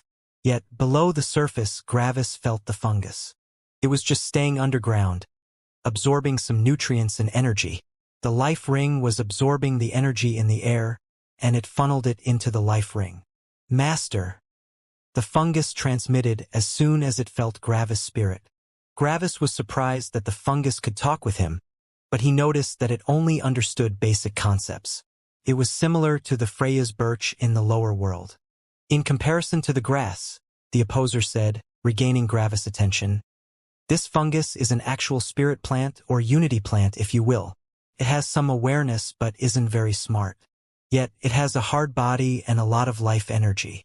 Sadly, it's very slow and mostly lives underground. It's not useful in a fight since everyone can just run away. What if they don't? Gravis asked. The opposer smirked. Then it can be very troublesome since it's tough and robust. It's like that bramble bush from that clan where that little girl comes from. Gravis was a bit confused about what his father meant, but then he realized what clan he was talking about. The Freya clan? Gravis asked. Yeah, that was the name, I think, the opposer said, unsure. If cultivators attack into it, even several might die to it. It can just wear them down with its hard body and constant regeneration. Gravis I shone a bit as he looked at the life ring. This could maybe come in handy in the future, but his father's words reminded him of something else.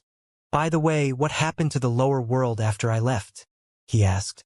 Gravis had been back in his homeworld for a little over 3 days. This meant that around 10 years had passed in the lower world. He really wanted to know what had happened to the lower world. Would it get a new heaven? Would it be doomed to die? As I said, the opposer said, you might be the first one that has killed a heaven without ascending, but there have been cases of people killing a heaven after returning from the highest world. Every world that has its heaven destroyed gets equalized. Equalized? Gravis asked, some nervousness appearing inside his voice. That sounds ominous. No, it's nothing bad, the opposer said. The world stays heavenless. Yet, since there is no heaven to oversee things, the world just continues running on its own without any interference. This means that all the karmic luck gets evenly distributed across all humans. The parent heaven also keeps up the ascension process, but that is everything that happens. Only those two things are being taken care of by heaven. Everything else is up to the world and its inhabitants. Gravis scratched his chin. So, theoretically, everything can happen? Yes. There is no favoritism and no higher power to stop things threatening to destroy the world. There have been worlds where techniques had been created to siphon the life out of mortals to increase one's cultivation. Due to greed, some of these worlds had the human population go extinct. If a heaven oversaw the world, something like this would never happen. Gravis felt some guilt inside of him. The lower world had a chance of being destroyed because of his enmity with heaven. But, the opposer said, there have also been worlds where the general power of cultivators soared. There were also worlds where cultivation completely died out since all techniques had been lost. A world without a heaven could become a wasteland, a paradise for mortals, a paradise for cultivators, or anything else. It depends entirely on the world. When one of his children dies, the old bastard just accepts it and complies. They want a world without heaven? Sure, here you go. Then, he lets the world just take whatever course it wants. Whatever happens, happens. Now, Gravis didn't feel so bad anymore.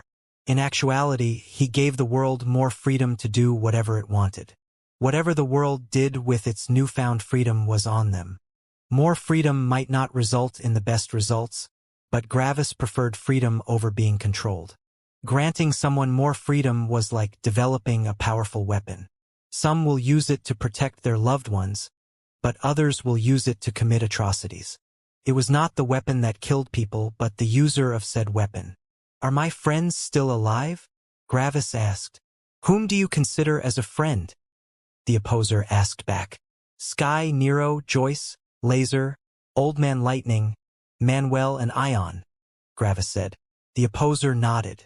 Everyone is still alive, the opposer said, making Gravis release a sigh of relief. But that Ion fellow has it pretty rough right now. Gravis grew a bit worried. What happened to him? Nothing that you didn't go through. The whole world is basically shunning him for being a former heaven-born. The world is hunting him, and he is constantly on the run. Luckily, the old bastard has given him a ridiculous amount of karmic luck, and, with your warning, he had been able to condense a will aura before the heavenly pressure vanished. Gravis sighed again. So, the highest heaven is really preparing to make all my friends become powerful, so that it can use them as hostages if I ever become a threat? Gravis asked. The opposer nodded. Possible, but that's not certain, he said. Gravis furrowed his brows. What do you mean? He asked. The old bastard might just genuinely want to reduce your hatred towards what he had done in the past. He might have killed your closest friend in your childhood, but if he can make all your other close ones become powerful, that might count as some repayment. Honestly, I'm not sure. Could be both, either of them or neither of them, the opposer said. Gravis sighed again. Not even his father knew what the highest heaven was planning. Whoop! Something appeared around one of Gravis' fingers suddenly. It was the obsidian ring that he had lost in the lower world. Don't lose it this time, otherwise you can't enter the city, the opposer said. In the middle world, you can just keep it inside your spirit space. Gravis was a bit embarrassed that he had lost his ring. Sorry for losing it, he said. No big deal.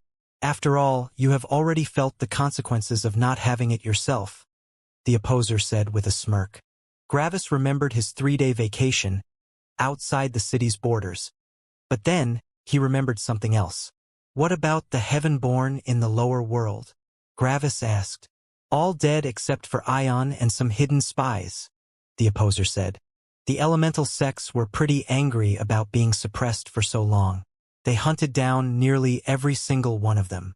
Since there is no heavenly pressure anymore, nearly every heaven-born is completely helpless. Gravis nodded. He had expected that something like this happened. What about Jamie? Gravis asked. Who? Asked his father. The guy that stabbed me in the Proxy Lightning Guild, Gravis answered. Oh, that guy, his father said. Also dead. Right after he was done with you, he fled the guild with his younger brother. The lower heavens saw the supreme tempering that he gave you, got mad, and annihilated them both. Gravis nodded again. That was what he had guessed back before he went to the core continent. This really fit the lower heavens' behavior. What about my research adept emblem? Gravis asked. What about it? The opposer asked back. Don't I need it to go to a middle world? Gravis asked. Normally, yes, the opposer said. But you're my son. I'll just send you there myself. Just consider your loss of the emblem as being fired from your job. You might not get the credentials, prospects for a lucrative job, or eventual payment from it, but these things are not your goal anyway. Gravis nodded. I just want power to be free. With enough strength, I can have all of these things. The opposer smirked. That's the right mindset. Whoop! The coffee vanished. I think that covers all the topics that are not related to your cultivation, he asked. Gravis thought for a bit and nodded. Yes. All my other questions are regarding my future cultivation journey. The opposer also nodded. Then you should first speak with your mother before we talk about that. After all, bottled-up emotions can be a distraction in cultivation. I'm not good with emotions, so I can't help you with that. Your mother is more in tune with her emotions. Talking with her will help you, he said. Gravis' insides shivered a bit. He knew that he couldn't run from his emotions forever. He was decisive and cold when necessary, but he wasn't an emotionless machine. Even though he didn't want to admit it, Gravis knew that many things didn't just go past him. Worry for his friends and companions' life, Joyce's heartbroken crying, the many grieving mortals that he had created, the death of some companions, and some other things weighed on his mind. He always shoved these worries away and focused on becoming stronger. Yet, was that the right decision in the long run? It might work out for now, but if some higher realm required something like being in tune with oneself, this might become a problem.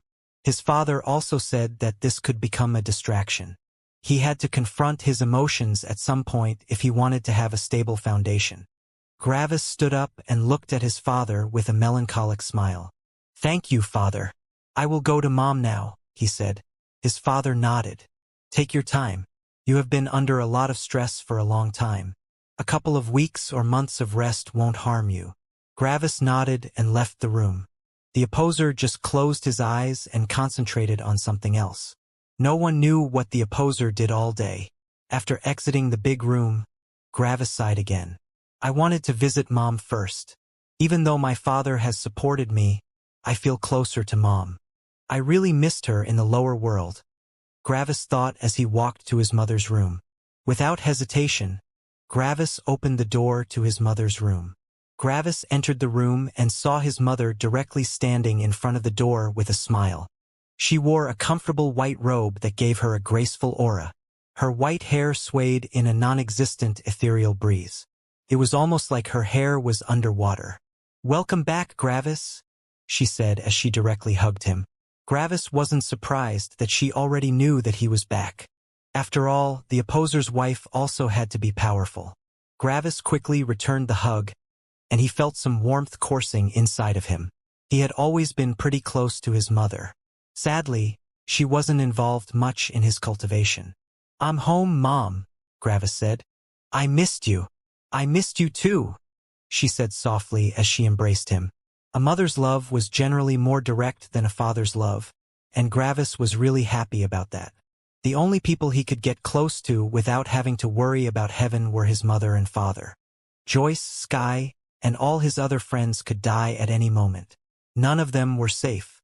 Even if heaven wanted to increase their power to use them against him in the future, it only increased their karmic luck. Even with karmic luck, people could still die. After all, every person that Gravis had ever killed had more karmic luck than him. Yet, that didn't hold true for his father and mother. His mother was powerful and was also protected by his father. As long as the highest heaven didn't manage to kill his father, his mother would also be safe, and if his father died, Gravis would probably also die very quickly. Without his father, there wouldn't be anyone to stop the highest heaven from just directly annihilating him. Because of this, he could forget all his worries as he hugged his mother. The fear of the emotional backlash when someone died wasn't there when he was with his parents. Like this, he could ultimately lower his emotional guard. Though controlling one's emotions was hard. Even though he hugged his mother, he only felt some warmth course through him.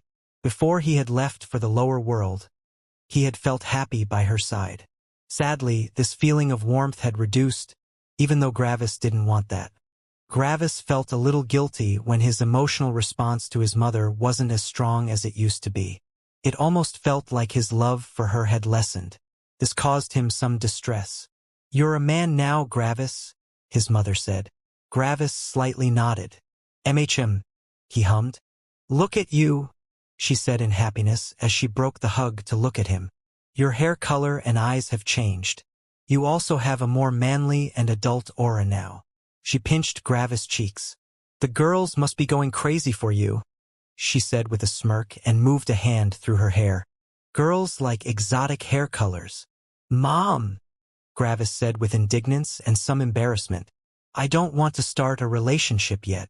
His mother raised an eyebrow but still smiled. "Why not?" Gravis sighed. "Because the chance is too high that my significant other would die." "So?" she asked. Gravis shook his head a bit in confusion. "What do you mean with so? Don't you understand?" he asked. His mother slowly shook her head with a smile. "We all die. At some point, your father and I will also die. Shutting yourself away from the feeling of love just because you fear their eventual death is nonsense. What of all the mortals? They have a way shorter life, yet they still love. Gravis released a sigh. It's different for mortals, he said. No, it isn't, she said back, placing her hands on his shoulders. Mortals have an even more fragile life than cultivators. Bandits, wild beasts, disease, cultivators, wars, battle, famine, and many other things can kill them or their loved ones at any time. If everyone were afraid of the pain that much, we wouldn't have any more humans. Yes, you're right, but I'm not required to have a child, Gravis explained. His mother hummed while tapping her chin with her slender and long fingers. That's true, she said. But people don't get into relationships because they need to make children. They do it because they love each other, his mother explained. Gravis released a shaky sigh. And what do I get out of love? He asked. His mother shook her head and walked over to her bed to sit down. Then, she patted her lap for him to sit down. When Gravis saw that, he felt more embarrassed. Sometimes, he thought that his mother got a little too carried away in her role. Mom, I'm bigger and heavier than you, he said. Oh, come on, she said with a pout. You were always happy when you could sit in my lap. Yeah, when I was like 10. I'm 22 now, he said unamused. His mother shook her head again. Whoop! Gravis reappeared on the bed without him noticing. In no time, he saw himself laying on his back, his head on his mother's lap. Gravis immediately wanted to shoot up out of embarrassment, but his mother slowly pushed his head back down. Hey, no one's watching. You don't need to act all tough and prideful in front of me. I'm your mother, and if you don't want to do it for yourself, do it for me. Okay? She said slowly. Gravis released a sigh but let his head lay on her lap. Look at how dirty your hair is. Aren't cultivators supposed to be clean? She said with mock frustration as she went through his hair with her fingers. Gravis wasn't sure what she was talking about. My hair isn't dirty, he said. His mother sighed helplessly. You might not notice, but other girls will. It's not just dirt that makes something dirty. You have knots in your hair, and it has grown wild without any reason or pattern. It just looks like you didn't touch your hair in forever, she said, criticizing his hair. Gravis thought back as his mother was fixing his hair. I think I've never touched my new hair before. PFF, his mother snorted. No wonder it's this messy. I'm going to fix it in no time, she said with a motivated smile. Gravis sighed again. What's the point of that? Looking good doesn't really help me in my journey, he said. His mother shook her head again. It might not, but it feels good to look good. It has something to do with self-confidence and having self-respect. After all, it's your body, and it's a part of you. You might pride yourself in your smarts and your will, but why not also pride yourself in your body? Well, my smarts and will help me in cultivation. Looking good doesn't help, Gravis said. And what's the goal of your cultivation? She asked, still fixing his hair. She snipped off a lot of hair with her fingernails. A scissor or blade wasn't necessary. As someone in the Unity realm, Gravis' hair was powerful enough that a single strand could lift many tons. But his mother had no issue in clipping it. To gain freedom, Gravis answered. After putting away his embarrassment, he started to feel way calmer. There was something inside of him that radiated a calm energy, like the gentle waves of a lake. And what do you get from freedom? She asked. Gravis furrowed his brows. Wasn't freedom the reward in and of itself? I don't get what you mean, he said. I'm asking what you're getting out of freedom. Why do you want freedom? She asked again. Because I don't want my loved ones or myself to die, he said. But if you don't have loved ones, except for your father and me, of course, what's the point of freedom? She asked with a smile. Gravis furrowed his brows a bit. When I have freedom, I can search for people that I care about, he said. His mother sighed. Yes, but will you find them? She asked. For some reason, Gravis felt a bit nervous. What do you mean? His mother looked a bit sadder now. When you have lived thousands, millions, or billions of years alone, will you still be able to feel love? At that point, you will still know the concept of love, but can you actually feel love? Gravis' insides shook a bit. Was that a possibility? I also noticed your reaction when we hugged, his mother said, making Gravis feel nervous. Even after not seeing me for 6 years, you were still happy to see me, but you also felt more distant. It was almost like I was a stranger to you, she said. By now, she had fixed his hair and just caressed his forehead. I'm sorry, Mom, Gravis said with a shaky voice. Hey, don't worry, she said. I understand. You haven't seen me for 6 years, so, of course, you'll feel estranged. It's normal, but that's what I'm trying to show you. You already feel estranged after only 6 years. How will you feel after thousands? She asked. Gravis wasn't sure how to answer. If you don't want your goal to feel empty and pointless, you need to learn how to love again. Imagine the time when heaven dies, and you're finally free. What then? What will you do then? She asked. Gravis thought about this for a while, but it was very difficult to find an answer. I don't know, he said. Some seconds passed in silence. That's the thing, his mother continued. When you become the most powerful cultivator, you won't have any enemies left and no goal. No one can threaten you, so what now? What's the purpose of becoming even more powerful? Gravis released another shaky breath. It feels lonely, he said. His mother nodded. It is lonely, she said, and then she furrowed brows. Gravis, I'm going to tell you some things about your father and me. Your father won't be happy, but he'll just have to deal with it, she said. Gravis also furrowed his brows. Isn't that bad? He asked. His mother snorted. So what? He's the strongest and is already going rampant in the whole world, but what about it? Life isn't an easy road where you never get hurt and always get whatever you want. Your father should know that. He'll just have to suck it up this time, she said with a smirk. Gravis was a bit astonished at first but then chuckled. I guess not even father is safe from you, he said. He sure isn't, his mother said with a smile. People have different outlooks and priorities. Your father looks at the world differently from me. But so what? Am I supposed to follow your father's every word?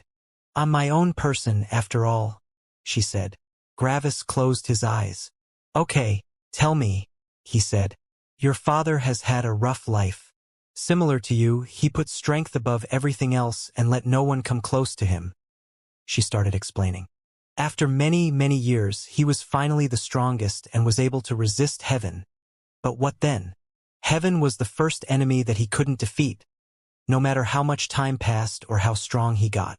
Gravis remained silent as his mother told his father's story. One could say that your father already has freedom. He can basically do whatever he wants. Heaven isn't against most things. It only wants to keep the cultivators cultivating, and, even though people say something different, he isn't a heartless slaughterer. He doesn't just kill people without reason. So, heaven is not in your father's way. Heaven is even happy about our growing family, more powerful cultivators, and such. Your father can do whatever he wants, but what now? What can he do now that he is at the peak? He still strives to beat his last enemy, but when he accomplishes that, he will have no more goals left. Imagine living for billions of years without a goal. You just keep on living with no dream or desire remaining. What's the point of this life? You just see millions of years pass, yet it just felt like a moment. Nothing excites you anymore, and nothing will stay in your memory since it has no impact on you anymore. Gravis sighed. That's a sad life. Luckily, my father has us, Gravis said. His mother's hand stopped caressing, and Gravis opened his eyes to look at her. Right now, she had a worried frown on her face. What is it? He asked. Yes, he has us. But is that really relevant if he doesn't feel anything for us? She asked. Gravis grew even more nervous when he heard that. But he does, he said. His mother sighed. Do you remember when I told you that you might forget how to love? I wasn't making a hypothetical then. Your father had forgotten how to love for a long time, she said. Gravis jerked up into a sitting position, looking at his mother in shock. Could you elaborate? He asked, nervously. His mother's furrowed brows didn't leave her face. You're an adult now, so I can tell you these things, his mother said, not making Gravis any calmer. How do you think your father and I met? She asked. I don't know. I imagine that you were some peerless talent from some sect or something. Gravis asked. This slow explanation made him feel anxious. His mother shook her head. Your father and I didn't know each other before he became as powerful as heaven. His mother sighed. In actuality, I didn't even exist back then. So, you were born later? Gravis asked. His mother sighed again. I was born sometime after your father and heaven have concluded their fight. This was the most tragic fight in history. In order to suppress your father, heaven needed all the energy it could get, so it converted everything in the world into energy, she said. Gravis' eyes widened. He knew what that meant. Everything. His mother nodded. Everything. Every plant, animal, human, cultivator, land, sea, everything was converted into energy. After their fight, the world was only an empty, lifeless husk of its former self. Gravis looked down at the ground. This sounded so unreal. So, Father and Heaven were the last things that remained? He asked. His mother nodded. Yes, they were the only two beings that were left. Your father and Heaven had been exhausted from the fight, and only a small part of their energy remained. At that point, either both of them would die or none of them. After a talk, they decided to stop the fight. Yet, your father was still happy that he had achieved his goal. He wouldn't be suppressed by Heaven anymore, but when he saw the lifeless emptiness, he felt his goal to be empty. Nothing remained. What now? His mother continued explaining, and Gravis also felt sad for his father. Such a situation felt just tragic. The lifelong goal that he had chased only left a feeling of emptiness. So, your father left the world to search the chaos void for any other life. He searched for around 50 million years, but he never found anything. There was just nothing. At that point, he returned to our world, she said. After returning, he saw a world filled with life again, but it was different. The humans felt different and were weaker. After all, they hadn't even discovered cultivation back then. After seeing the whole world get destroyed and reborn, he started feeling a disconnect to life. Was there even a point to life if it could get destroyed and reborn like nothing had ever happened? I don't know the reason behind it, but after your father returned, Heaven did something, she said, but then paused. Gravis saw her eyes looking towards his father's room. On top of that, she was frowning like she was annoyed. She was obviously talking with his father. But, after some seconds, her frown changed into a victorious smile. Then, she looked back at Gravis. Where was I? Gravis felt anxious about his father's interruption. This didn't seem to fit his demeanor at all. Usually, he let things just happen, but this time he had actually involved himself. What had Heaven done back then that it had elicited an interruption by his father? You said that Heaven did something after father returned, Gravis said, gulping involuntarily. Oh, right, his mother said. I don't know the reason, but Heaven decided to accommodate your father. So, to give his life meaning, it created a perfectly compatible and powerful person to stay by his side, she said. Gravis' eyes widened. That person was me, she said. Gravis felt like time stopped. Heaven had created his mother? What did this mean? Why? You're a Heaven-born? Gravis asked in shock. His mother tapped her chin. You could call me that, she said nonchalantly like it wasn't a big deal. Heaven created me to be as compatible with your father as possible. In the beginning, your father wasn't very thrilled with me. He just thought that this was another one of Heaven's schemes. Gravis couldn't wrap his head around this fact. So many moral conflicts and implications appeared with that fact. Were you also created to love him? He asked, fearing the answer. His mother nodded. Of course. We were perfectly compatible with each other. So, I quickly fell in love with your father. This was the answer that Gravis feared. The fact that his parents didn't meet or fall in love naturally made a lump appear inside his chest. This didn't feel like love. It felt more artificial than that. And you never questioned these feelings, fearing that they have been instilled by someone else? Oh, I did, trust me on that, his mother said. I was unhappy, angry, and hated my life. It didn't feel like I was my own person. It felt more like I was a tool that had been created just to please someone else. I hated that feeling, she said. I stayed like that for a long time and mostly spent my time with the mortals. I have built a lot of relationships with them, but I always felt sad when they died of old age. In the beginning, our times together felt like an eternity, but as more time passed, their lives just seemed to become shorter and shorter. Back then, your father and I talked a lot. He was the only constant in my life. On top of that, I just didn't feel any love for any other man or woman. They all felt so fragile and distant. It was like we were living in different worlds. After a long time of talking, we became closer. Just like today, he always seemed to be busy with something and just sat inside his room, frowning all the time. His demeanor might not seem different from today, but I felt the difference. It felt like your father was lost, she said. Gravis gulped again. And even though heaven created you to fall in love with each other, you just went along with it? Gravis asked. His mother sighed. I guess we both felt lost.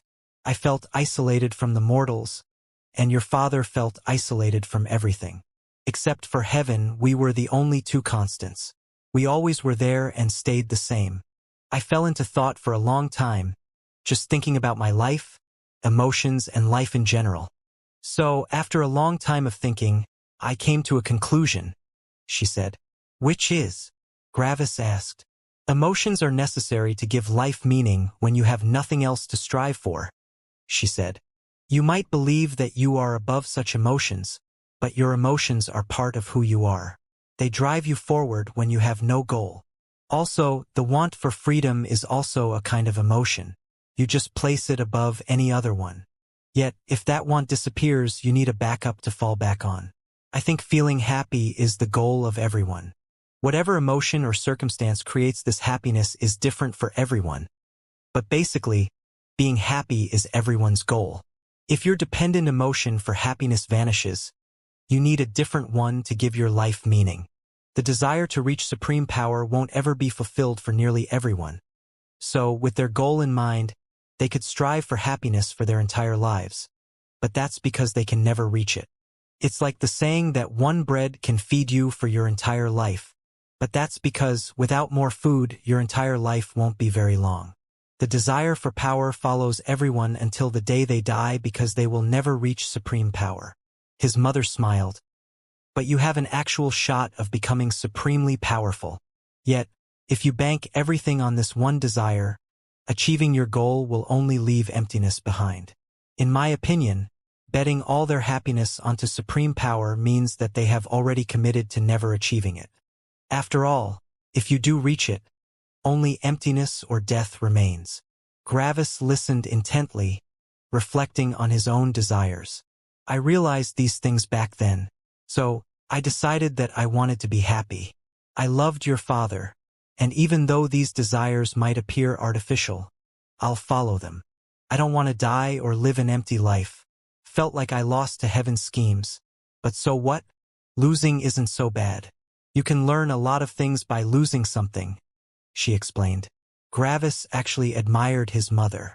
It surely wasn't easy to give in to what heaven wanted. Gravis felt like he wouldn't be able to do that.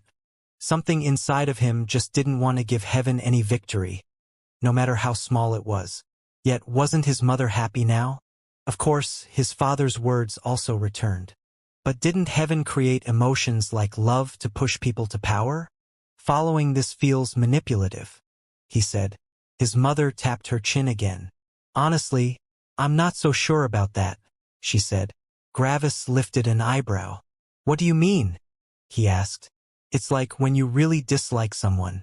You see that person commit a mistake and automatically think that this person is stupid. But if one of your friends made the same mistake, you would say that humans make mistakes and that it's normal. We automatically assume the worst of the people we dislike and often ignore their positives. What if heaven had been entirely different when it had created this world? What if it only wanted to create a happy world with love and closeness? Maybe it felt empty and wanted to see what people would make of these emotions. Maybe it wanted to grant the people a chance to decide their own happiness. She asked, imagine a world completely without emotions. We would only strive for our own survival and die at some point, but with enough intelligence and wisdom, we would realize how senseless this life was. What's the point of living? After all, we'll only die in the end. Gravis thought about these words. Was it possible that heaven hadn't created emotions just to force people to get stronger? What if heaven really had been different back then? Gravis noticed that his mother had said that heaven might have been different in the past. This meant that she acknowledged that heaven seemed cold and selfish right now. If she said that heaven currently was different, he wouldn't believe her. That just seemed delusional. Yet, by acknowledging heaven's current conduct, it actually opened up new possibilities for the past. People change. So heaven could maybe also change? Yet, Gravis realized that the most pressing question still hadn't been answered. You said that Father might not love us, Gravis said, bringing the original topic back. His mother remembered that this had been the starting point of everything. Ever since we got together, your father tried to regain his love. I helped him along the way, but it just seemed impossible for him.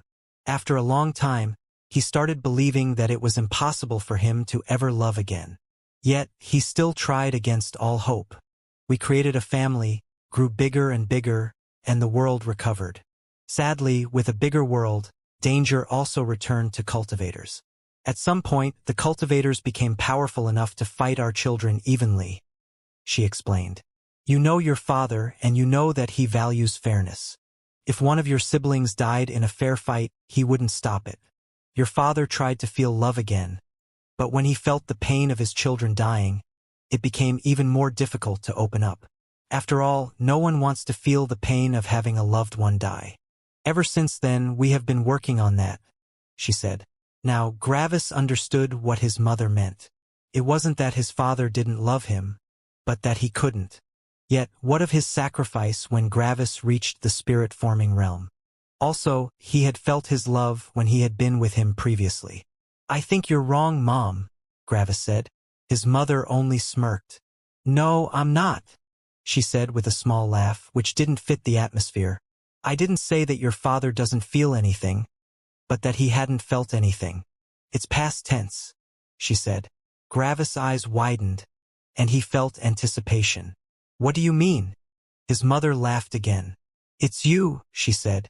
About 5 days ago, when you broke into the spirit-forming realm, your situation forced your father to decide between being emotional or emotionless. Just imagine it. On one side was the death of his only remaining enemy, while on the other was the life of his son. His mother smiled warmly and happily. At that point, he had realized his own feelings. He couldn't bring himself to sacrifice you. Why was that?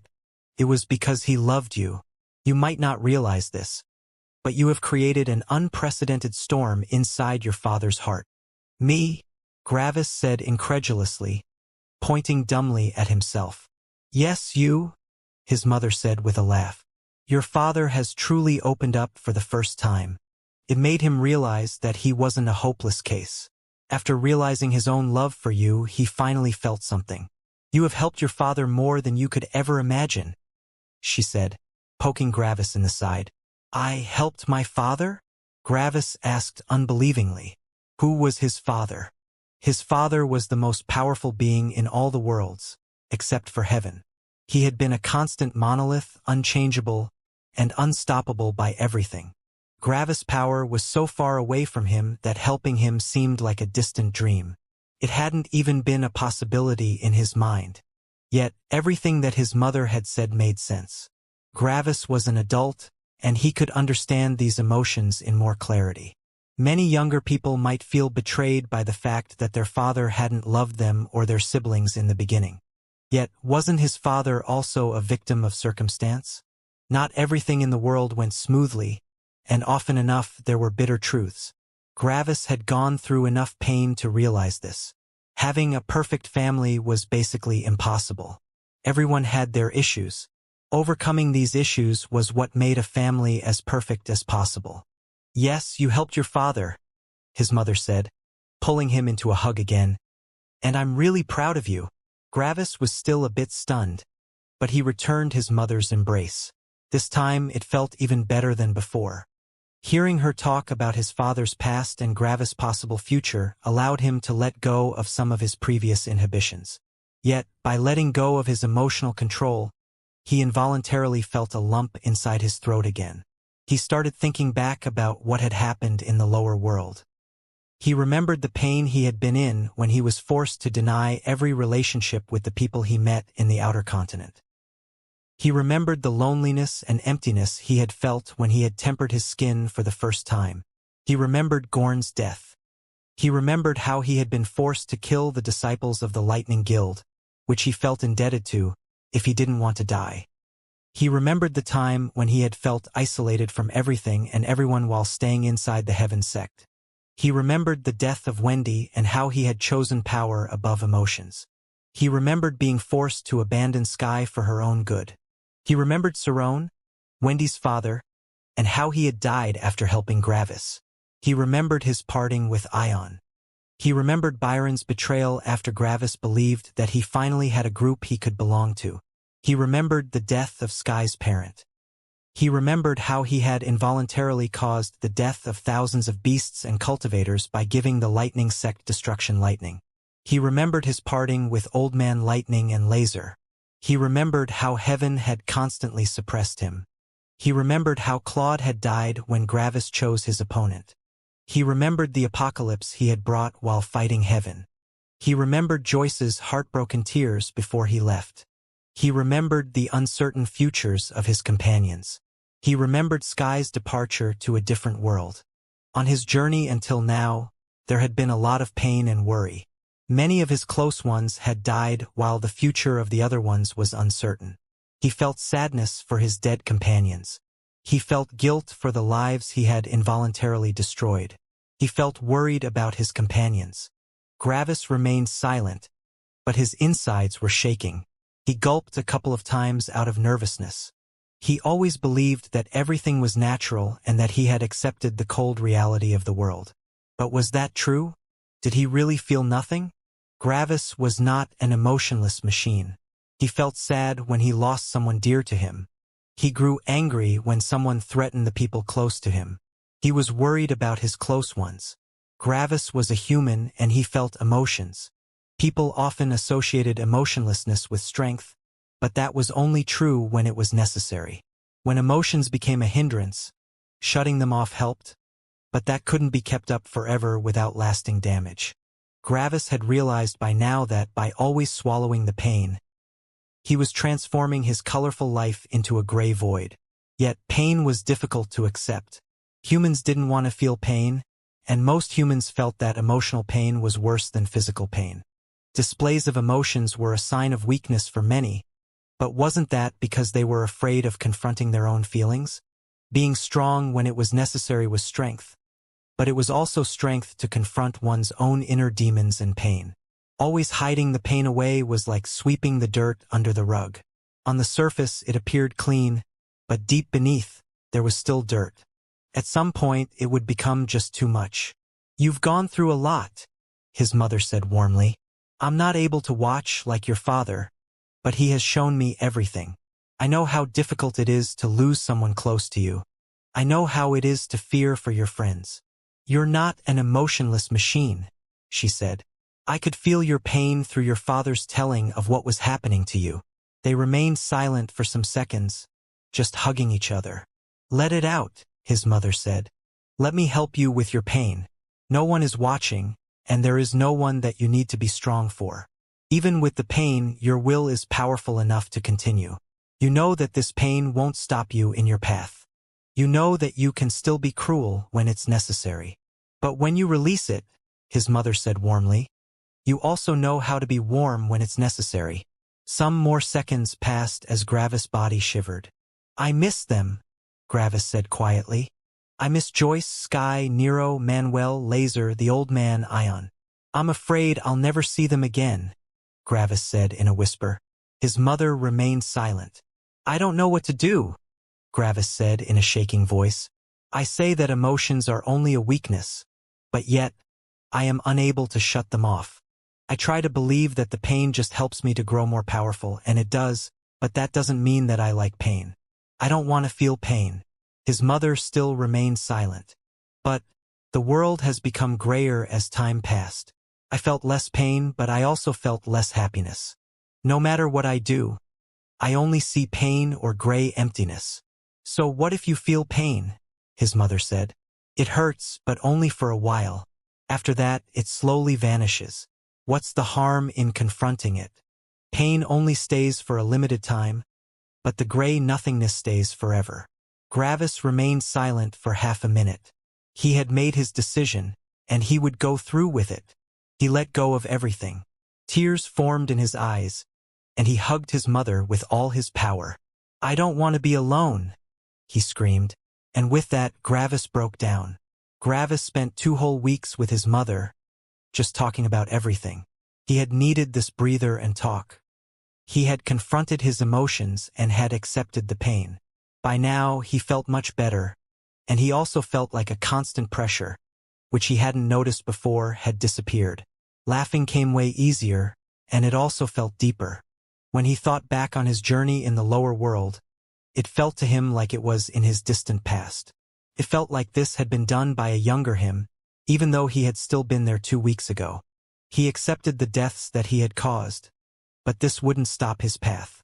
He didn't want to hurt innocent people, but he accepted that this was just a reality of becoming powerful. Sometimes, even if he didn't want to hurt or kill them, it just happened because of something that he was doing. Gravis wasn't some saint that wanted to keep the world pure. He just wanted to achieve his goal. If he could avoid it, he wouldn't implicate others, but that couldn't always be avoided. Gravis felt his path to power to be as clear and stable as never before. He would reach his goal no matter what it took. He also thought about all the pain he had caused by fighting heaven. Yet, if Gravis knew what his fight would have brought, he would have still gone through with it. His enmity with heaven was more important to him. After his long talk with his mother, Gravis visited his brother Orpheus. In comparison to his parents, Orpheus didn't know anything about Gravis' journey in the lower world, so he was very interested in Gravis' story. Gravis told his story to his brother, and Orpheus listened with bated breath. He said that a lot of things had been similar to his journey in his lower world, but there were also a lot of differences. When Orpheus had visited his lower world, he only had to deal with his lack of karmic luck. The heaven of that world didn't go after him. This made his journey still difficult, but not nearly as much as Gravis.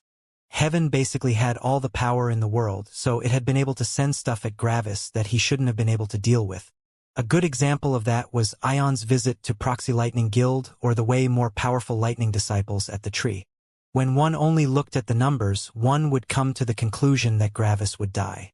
Yet, he had managed to squirm his way out of these situations. These situations hadn't required a powerful combat strength, but intelligence. If Gravis hadn't been able to simulate a heavenly pressure so well, Ion would have killed him, and if he hadn't kept an additional beast corpse ready, the lightning disciples would have killed him. Another such incident was Ion's meeting with Gravis at the wind wall. If Gravis hadn't planned everything beforehand, he would have also died then. Strength was the most important thing, but if one didn't have enough strength, they needed to find something else that allowed them to turn the tide. Luckily, Gravis had the required intelligence. The fight against Elder Red and the priest from the Heaven sect had been especially hard. In both cases, Gravis had a way higher chance of dying than surviving. Only his creativity with his power allowed him to win against these two opponents. If Gravis told these things to others, they initially might not believe him. It just seemed to be too insane. Yet, his powerful will aura gave credibility to his tales. If Gravis didn't survive so many mortal dangers, he wouldn't have such a powerful will aura. Orpheus especially praised Gravis' will aura. He said that it was the most powerful one he had ever seen in relation to his realm. Though, the circumstances of the lower and highest world also played a part in that.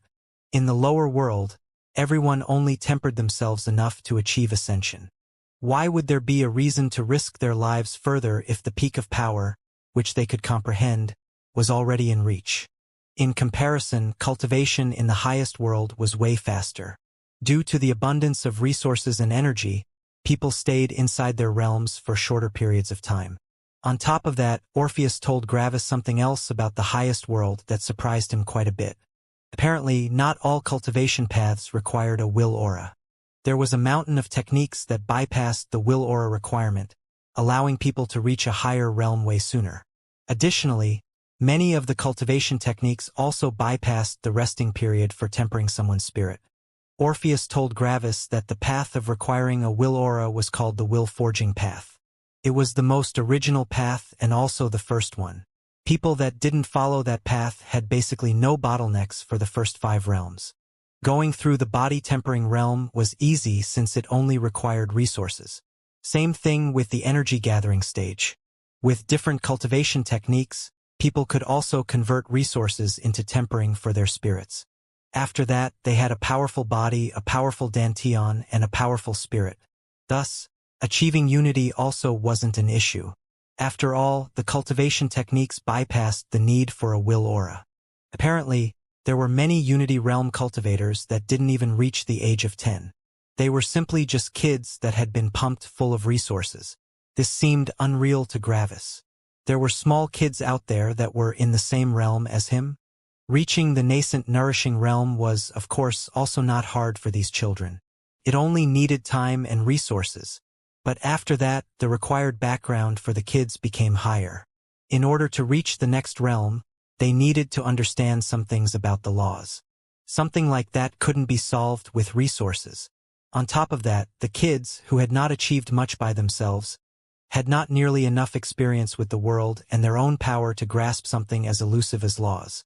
The only way to make them grasp the laws was to teach them slowly. Of course, different kids had different affinities for different things. So they couldn't just learn any law. It had to fit perfectly with them. So they needed a teacher that grasped these specific laws. Finding such a teacher was difficult and expensive. The further the kids progressed, the harder it was to help them. At one point, there was basically nothing that anyone could do. This meant that these people would never achieve another breakthrough again. They could theoretically temper themselves for a ridiculous amount of time to get back to the same level as someone that went through the will-forging path. But there was an issue. Tempering required genuine danger. The family had already invested so many resources, so it was impossible for these cultivators to temper themselves. Their family or organization wouldn't allow it. Of course, the good came with the bad. These people had an easy way to a relatively high realm, but they were very inexperienced in fights. On top of that, the lack of a will aura made them especially weak to one. Orpheus told Gravis that with his current will aura and realm, he could completely immobilize one of these cultivators in the middle stage of the nascent nourishing realm. This was a jump of 1.5 major realms, and it wouldn't even be a fight. Of course, there were some very elusive methods that allowed people to even become immortals, but that required a very powerful background. One shouldn't forget that even the opposer couldn't make someone become more powerful than the immortal emperor realm. Anyone else wouldn't even be able to push someone to that realm. The opposer was the only person that could make people reach the immortal emperor realm. Everyone else was stuck in the immortal realm. There was one realm between an immortal and immortal emperor, and it was called the immortal king realm. Only people in the publicly accepted highest realm in the highest world could make someone reach it. These were the rulers, hegemons, and deities of the highest world. They controlled everything. Of course, that was if one ignored Gravis' father. On top of that, there basically didn't exist anyone that had been pushed into the immortal king realm. The strongest people with the highest realm wouldn't be interested in someone like that, so why should they make someone reach that realm?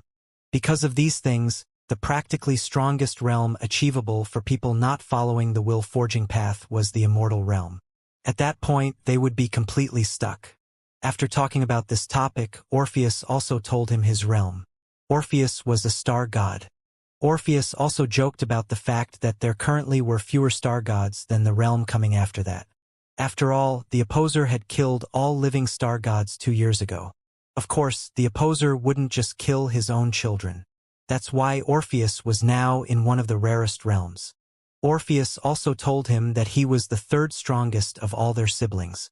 His power was also the reason why he was in such a high position inside his company. Speaking of our siblings, Gravis said, do they still not want to meet me? He asked, unamused. Back then, he had thought that their conduct had been understandable, but not anymore. His siblings were running from possible pain. Now, this seemed weak to him. When Orpheus heard that, he sighed. Well, I might not have told you the whole truth, he said. Gravis lifted an eyebrow. Yes? He asked slowly. Yes, a lot of them don't want to meet you because of your risk of death. But that's only about 10% of our siblings, he explained. And the others? Gravis asked. Well, when you have so many siblings, the feeling of family kind of vanishes. We are related by blood, but most of us don't care about our family, he said. Gravis was first a bit surprised, but after thinking about it for some seconds, he realized that it actually made sense. How big was his family? On top of that, how long did his siblings live? For the first 5 to 15 births, a sibling might be interested, but after that, at some point, it was just more of the same. At the same time, there wasn't much that connected them to their parents. Yes, the first couple of 100 years, they might still feel a connection to their parents, but after that, one had to remember that most of his siblings had been raised to the immortal emperor realm by his father. They would have their own families already, and the restriction of visiting their father only a couple of times could also estrange them. They would visit their father and mother, and nothing would have changed. His father continued sitting in his room while his mother also rarely left. His parents had lived for an incredibly long time. They had basically seen everything there is to see, so there was not much excitement for traveling. That actually makes more sense, Gravis said. Orpheus sighed. Sorry that I didn't tell you sooner. No, I get it, Gravis said. I was young, and that my family didn't care about me would have hit me pretty hard. Orpheus drank more of his own coffee. Gravis wasn't really interested in Orpheus' coffee, so he was the only one drinking. But you don't care anymore, do you? Orpheus asked with a smile. Gravis slowly shook his head. It makes sense, and I'm not a child anymore. If there is no love or companionship, the only thing that connects family is their blood.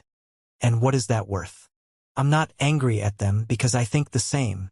Why should I feel the need to visit my siblings that don't care about me? That would be just an uncomfortable situation for both of us, Gravis explained. Orpheus sighed again. Don't think too badly of them. Many of them still keep in touch with our parents. It's just that many of them have been desensitized to their growing family. Our family is less like a family and more like a clan. Though, the difference to a normal clan is that we don't share the same troubles and living space. Bad experiences connect people, Orpheus explained. Gravis only nodded. Let's change the topic, Orpheus said. So, you're going to a natural world next? He asked. Gravis furrowed his brows. No, why would I? I'm more interested in the battle techniques of a battle world. Orpheus was confused for a second but then realized something. Oh, he said slowly. You didn't talk to Father about your cultivation yet? He asked slowly. Gravis felt like something was up. No, I didn't, he said. Orpheus laughed a bit. Seems like I took away some of the surprise, but I'm sure Father won't mind, he said while taking another sip from his coffee. Gravis looked skeptically at Orpheus. And I'm guessing you don't want to explain that to me? He asked. Orpheus shook his head with a smile. Father would explain it better. So, just be prepared for a surprise regarding your cultivation when you talk to him. Gravis smirked a bit. All right, I don't have a problem with surprises. They make life more colorful, he said. Orpheus also nodded, and they remained silent for some seconds. After that, Orpheus smiled again. Can you show me? He asked. Show what? Gravis asked. Orpheus snorted. I want to see Heaven's body, he said with a friendly tone. But Gravis heard the excitement in his voice. I've never seen a heaven before. Gravis also smiled. Sure, he said. Poop. A 1-meter-long black worm filled with eyes appeared on the table. Orpheus looked at it with interest. Wow, it looks completely different than I've imagined, he said. I thought they would be more human-like. Gravis put the body back into his spirit space. I thought the same thing.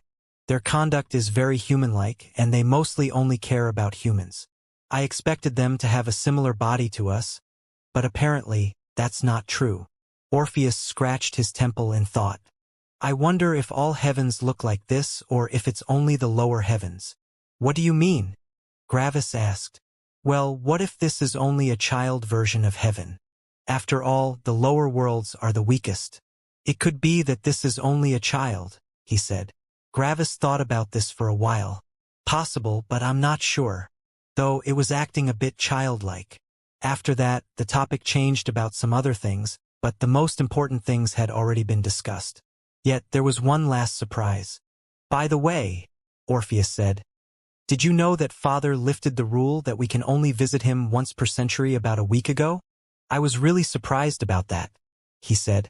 Gravis was also a bit surprised but quickly realized why. His father had finally realized some of his feelings, and growing closer to his children might help. Though Gravis didn't tell Orpheus. Realizing that one of their parents had never loved them is a hard blow. It was up to his mother and father to tell them. Orpheus noticed Gravis change in expression. You know something, he commented. Gravis nodded. Yes, but I shouldn't be the one to tell you why. You should ask Father when you visit him. It's his reason to tell, Gravis said. Orpheus snorted. Great. First, I keep you in the dark about your cultivation surprise, and now you keep me in the dark. Guess I deserved it, he said with a laugh and drank more of his coffee. Instead of smirking, Gravis only sighed. Orpheus wanted to lighten the mood, but this topic wasn't a light one. Of course, Orpheus also noticed that Gravis didn't go along with his joke, which made him furrow his brows. Apparently, the reason was not so simple. After they talked some more, Gravis left. It was about time that he spoke to his father about his cultivation. Though, a surprise waited for him when he came home. You should wait for a bit. Your father is currently talking to one of your sisters.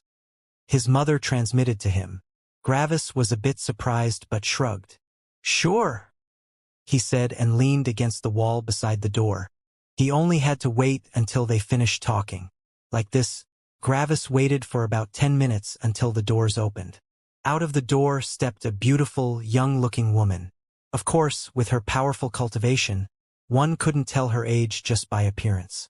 She wore a lot of jewelry and magnificent robes that radiated a kind of calm aura. All in all, she appeared to be a loving and kind woman. Tch! She spat with a sneer when she left, and just like that, all of Gravis' goodwill had evaporated. That disgusted sneer of hers had completely destroyed the calm and friendly image.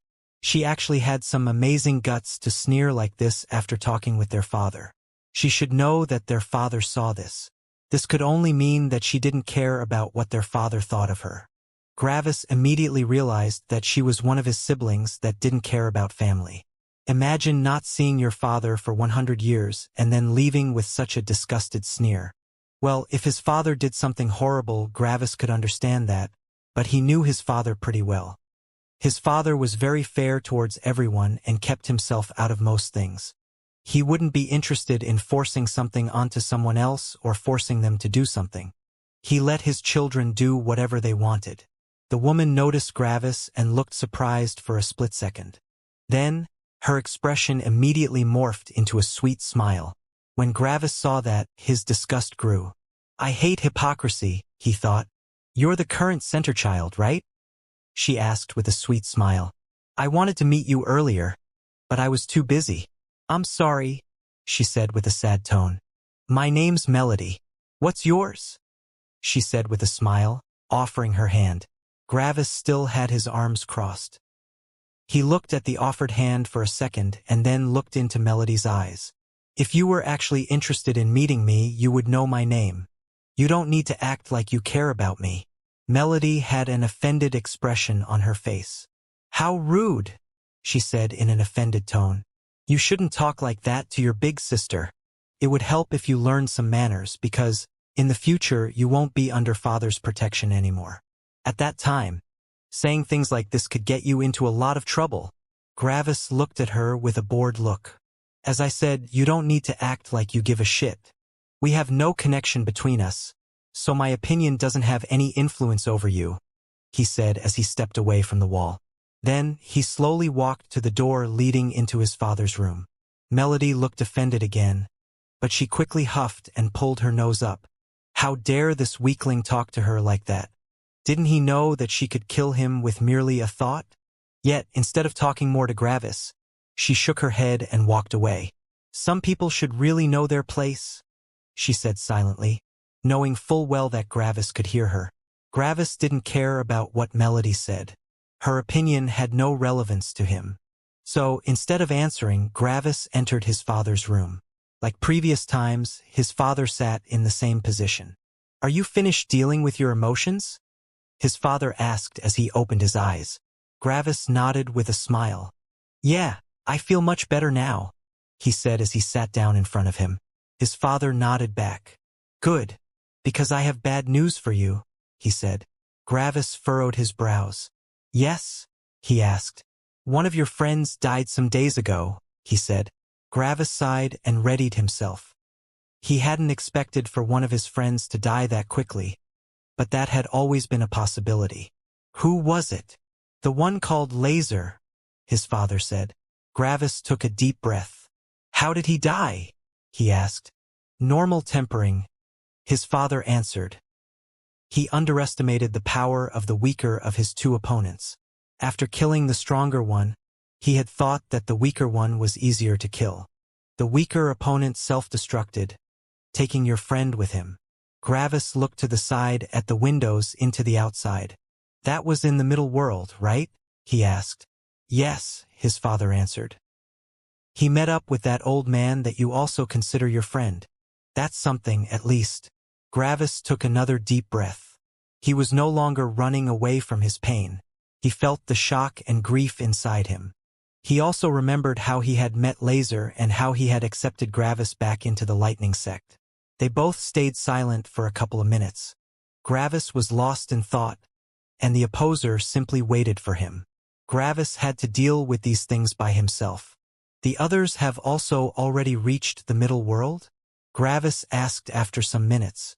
The opposer nodded. "Every person you consider as a friend is in the middle world now." Gravis had expected that already. He had been back home for nearly 3 weeks. With the time dilation, that would be over 50 years for the lower world. "The lower world is still about the same?" Gravis asked. "Nothing much changed except that there are many more people going through the 10th stage of energy gathering," his father said. Gravis had also anticipated that. The changes to the world would be very slow, except for the greater power of the elemental sects. With heaven no longer killing people with a will aura in the body-tempering realm, more powerful people would emerge.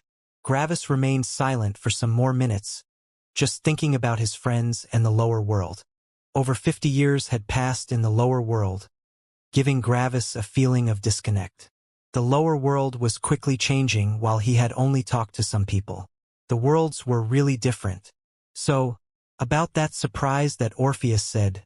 Gravis asked. "What surprise?" his father asked. "You didn't listen to our conversation?" Gravis asked back. "No, why should I?" his father said. "That's your thing, and you're not in danger inside the city." Gravis nodded. It made sense that his father didn't always listen in on his conversation or watch over him. He mostly did these things to protect him, and when it wasn't necessary, he wouldn't care. After all, listening to others talking for a long while would get boring eventually. "Orpheus assumed that I would go to a natural world next, but I said that I was more interested in a battle world. Then, he referred me to you regarding that," Gravis said.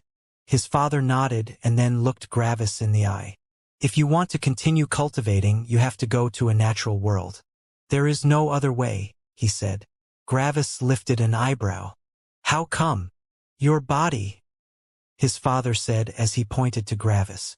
"It's too weak and not in sync with your lightning and spirit. You've noticed that by now." Gravis furrowed his brows. "Yes, I did. It feels like I am wasting my potential by having such a weak body. But what does it have to do with going to a natural world? I'm sure there are some resources that I can get to let my body reach the same level as my other centers of power." "No," his father said, surprising Gravis. "The difference is too vast and you're already in the unity realm. All your centers of power are connected. By strengthening one, you involuntarily strengthen the other ones too, increasing your realm in the process. Either you have to completely cut off the connection between your body and your other centers of power, losing your strongest weapon, or you will need to reach the peak of the nascent nourishing realm. At that point, you could increase your physical power exclusively, But there is another problem. Gravis still had furrowed brows. Which is, the higher your cultivation, the more synchronized your whole being becomes. Your whole being would have already gotten used to the current ratio of power. Increasing your physical strength at that point would be very challenging, costly, and time-consuming. There is a very high chance that you wouldn't be able to achieve it before your longevity runs out. Gravis' eyes widened. It would take that long? He asked in shock. The opposer nodded. I've taken your personality into account. Due to your drive, you have a slight possibility to achieve it before you die. Everyone else wouldn't even have that. On top of that, with the uneven ratio, you wouldn't be able to make use of the greatest weapon of the nascent nourishing realm. That would decrease your fighting strength tremendously. What is this weapon? Gravis asked. His father smirked. I can't take away all the surprises. You'll naturally know when you reach that realm or fight someone in it. Gravis sighed. Okay, he simply said.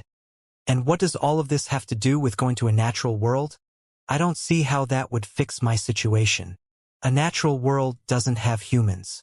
It's simply a breeding ground for beasts that will function as tempering for humans later. Therefore, when you enter a natural world, you won't be able to enter as a human. Gravis raised an eyebrow. Then how do I get there? He asked. Your spirit and lightning can go there, but your body can't, his father answered. As soon as you enter, in order to accommodate the rules of the world, your body will dissolve while your spirit and lightning will enter a fitting body. Gravis scratched his chin in thought. And since the bodies of beasts are way more powerful than humans, I would be able to deal with my issue? The opposer nodded. Exactly. Humans have the most powerful energy and spirit out of all living beings. Before you have reached the unity realm, you have tempered your spirit and lightning to the strongest possible level. Therefore, you need a body that is equally the most powerful in its category. Gravis sighed again. That sounds like it would break the balance. Humans have the most powerful energy and spirit, while beasts have the most powerful bodies. Having both the advantages without the drawback sounds too good to be true. Heaven probably won't like it when I break its balance, Gravis said as he looked out of the window. What balance? His father asked evenly. What do you mean with what balance? Gravis asked back. Heaven has created living beings like this, so it probably wanted to create some balance. Wouldn't breaking it make it act directly against me? I've killed a heaven before, but I'm not so stupid that I would think that I would be able to survive against the highest heaven. The opposer looked calmly at his son. I think you have the whole concept of balance backwards, he said. What do you mean? Gravis asked. The old bastard wants as many walking energy attractors as possible. He could create only humans that attract the most energy and no beasts, but then the humans would have to fight each other. He created the humans with weak bodies so that he could make fitting enemies that actually have a chance against humans. If the beasts were too weak, they wouldn't be able to function as tempering. Also, beasts require way less energy than humans, so it's easier to produce them in massive numbers. The old bastard doesn't care about you having a stronger body. He might even want that. After all, his goal is to create as many powerful humans as possible. Additionally, by going to a natural world, you won't kill any other humans during that time. The opposer looked at his son. So, there is no such thing as an intended balance. There is no such thing as justice and equal chances for everyone. The more powerful you become, the better. The fewer humans you kill along the way, the better. The old bastard doesn't care that you have an advantage over beasts and humans. He only cares about you becoming powerful. Gravis listened to his father and changed his thinking. Initially, he had believed that heaven had created the current situation so that everyone was equal, but apparently he had been naive. It was merely the most energy-efficient way to create powerful humans. Having a human abuse the system would only be a net gain for heaven, as long as the human didn't slaughter too many other humans. By now, Gravis had accepted that he would go to a natural world. His path was the most important thing, and he would keep advancing. Yet, it felt kind of weird and melancholic to give up the body that had followed him all his life. You don't care that I won't share any blood with you anymore? Gravis asked. No, why would I? His father said. Your spirit is you. The body, energy, lightning, and whatever else is just a weapon. As long as your spirit remains, you are alive, and you are my son. Your spirit is also what makes you a human. So, even if you have a beast body, you are still human. Gravis closed his eyes and took a deep breath. He felt himself resonate with these words. Hadn't he always seen his body as a weapon? Also, you've only been in this body for a couple of months. Might as well change it again, his father said. Gravis furrowed his brows. What do you mean? Remember the 5th trial in the Heavens trial? This is the body of your copy. Your old one has been left behind. Gravis blinked a couple of times in surprise. So, my original body is already gone? His father nodded. Huh, Gravis said. This feels kind of weird. I don't really feel any different. Yes, because your body isn't you, his father said. Same thing with a beast body. Didn't you say once that you are you, and that won't change no matter how much you change? Gravis was a bit surprised about that. I said that? He asked. Yes, after you talked to some boy about the death of the other green bird, his father said. Gravis scratched his chin in thought. That phrase actually sounded way too philosophical for his personality. Usually, he wasn't a fan of philosophical stuff since it didn't change reality. Apparently, his mind had been in a weird place at the time if he said something like that. I think you're right. It's weird having my own words thrown at me, Gravis said with a little bit of embarrassment. I thought it was a good phrase, his father said. Might be, Gravis answered. By the way, what body will I enter? Gravis asked. It depends on someone's path of cultivation, his father said. You obviously have an affinity towards lightning, so you will enter a body that also has an affinity towards lightning. Lightning is a peculiar affinity in regards to beasts. It's rarer than the other elements. Additionally, most beasts with lightning affinity only get that later in their lives. Though which body you enter depends on luck, his father said. So, be prepared for a bad one. Gravis sighed. Luck again, huh? He commented. Then, wouldn't that be putting everything on one card? The body could be useless or unsuited for fighting. That only matters at the beginning, his father said. You might not know, but the development of the body is not unchangeable. Gravis raised an eyebrow. Could you elaborate? He asked. Most beasts follow their instincts when they reach a higher realm. The instincts dictate which body they will choose. The important word is choose. They simply change the body into a form that is most comfortable and natural to them. Gravis' eyes shone. So, I can alter my body. Yes, but only when you reach a new realm with it, his father said. The alterations are also limited. Don't expect to immediately create a human body. If you want to return into a body similar to a human's, you would need several realm increases. For example, you could get an additional pair of legs or arms after reaching a new realm, but that is about as far as you can take it with only one breakthrough. Changing the outer layer of the body would also require a breakthrough. Gravis thought about this for a while. Why is the change so limited? After you enter the body, it's your body. It's perfectly compatible with you. Your spirit needs to acclimate to the body. Otherwise, it wouldn't be your body anymore. Only by slowly changing one part at a time can your body still be yours, even though it is completely different from your initial one. Makes sense, Gravis commented.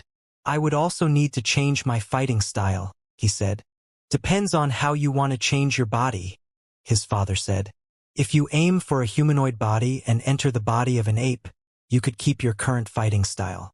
Though, if you enter a body very different from a human's, it would take a long time to change it into one. With my luck, I will probably enter a snake or frog, something completely different to a human, Gravis said. The chances are high, yes, his father answered. By the way, Gravis said as he remembered something, what happens if I enter a very weak body? He asked. You would fall out of the unity realm. You would need to reestablish your unity after your body has become powerful enough. Of course, reaching unity will be easier than the first time, his father said. Gravis furrowed his brows. All my centers of power had been boosted quite significantly after I reached unity. By falling out of unity and regaining it, wouldn't my spirit and lightning become even more powerful? The opposer shook his head. Your spirit and lightning don't need more of the waste that your body produces. They will stay the same while your body will rise to the same power as your other centers of power. Gravis scratched his chin in thought. This whole thing changes all my plans. Initially, I wanted to go to a middle world directly, but I'll probably need some preparation now. The opposer nodded. Smart. You realized that you won't be able to fall back on human technology anymore. Yes. No pills, formation arrays, weapons, cultivation techniques, battle techniques, and similar things. This will need some getting used to, Gravis said with a sigh. Pills shouldn't be an issue, his father said. You're past the part where pills are necessary. The lack of formation arrays is also more of an advantage than a disadvantage. After all, you never really used them. Like this, your enemies also won't have access to them. Gravis nodded. Cultivation techniques are useless to you anyway since your path is vastly different. Battle techniques are nice, but as soon as you reach the law comprehension realm, battle techniques are very specific anyway. Most cultivators just create their own at that point since everyone's comprehension is different. Gravis raised an eyebrow. Law comprehension realm? He asked. That's the realm after the nascent nourishing realm, his father answered. As its name suggests, that realm is all about understanding the laws and finding yourself with them. After that comes the self-transformation realm, also called the immortal realm. So, the immortal realm is the seventh one? He asked. His father nodded. Yes, when you reach it, you will come back home. In order to become immortal, you need to transform your body so that it can accommodate your law. Now, Gravis knew what he had to accomplish and what waited for him in the middle world. Yet, there was still one issue. The biggest issue is a weapon, Gravis said. I might be able to use my new teeth and claws, but that's only an addition. A weapon allows me to have a further reach. On top of that, a weapon is generally harder than some teeth. With fitting formation arrays, it can also unleash incredible power. His father nodded. Yes, I would suggest learning how to smith. You should be able to get the basics down in about a year or so. At that time, you should be able to forge equipment for the nascent nourishing realm. Gravis raised an eyebrow. That fast? I thought learning how to smith would take longer. Normally it would, but you're different, his father said. There are forging techniques that use lightning. With your high understanding and synchronicity with lightning, it won't be hard to control it finely enough. You only need to know the theory and do some basic practice. Gravis nodded and fell back into thought. But I don't think that I have enough resources to hire a teacher. Why would you need to hire a teacher? His father asked evenly. Well, I can't just read books. It would be better if someone taught me, Gravis said. Gravis, you already know someone that can smith better than anyone else. You don't need to hire a teacher, his father said. Gravis was a bit surprised. You mean the best forger in the world, Linus? I've talked to him a couple of times, but I don't think that I'm that close to him. Gravis, his father said with a tiny bit of annoyance. Gravis looked at his father. The opposer looked evenly at Gravis.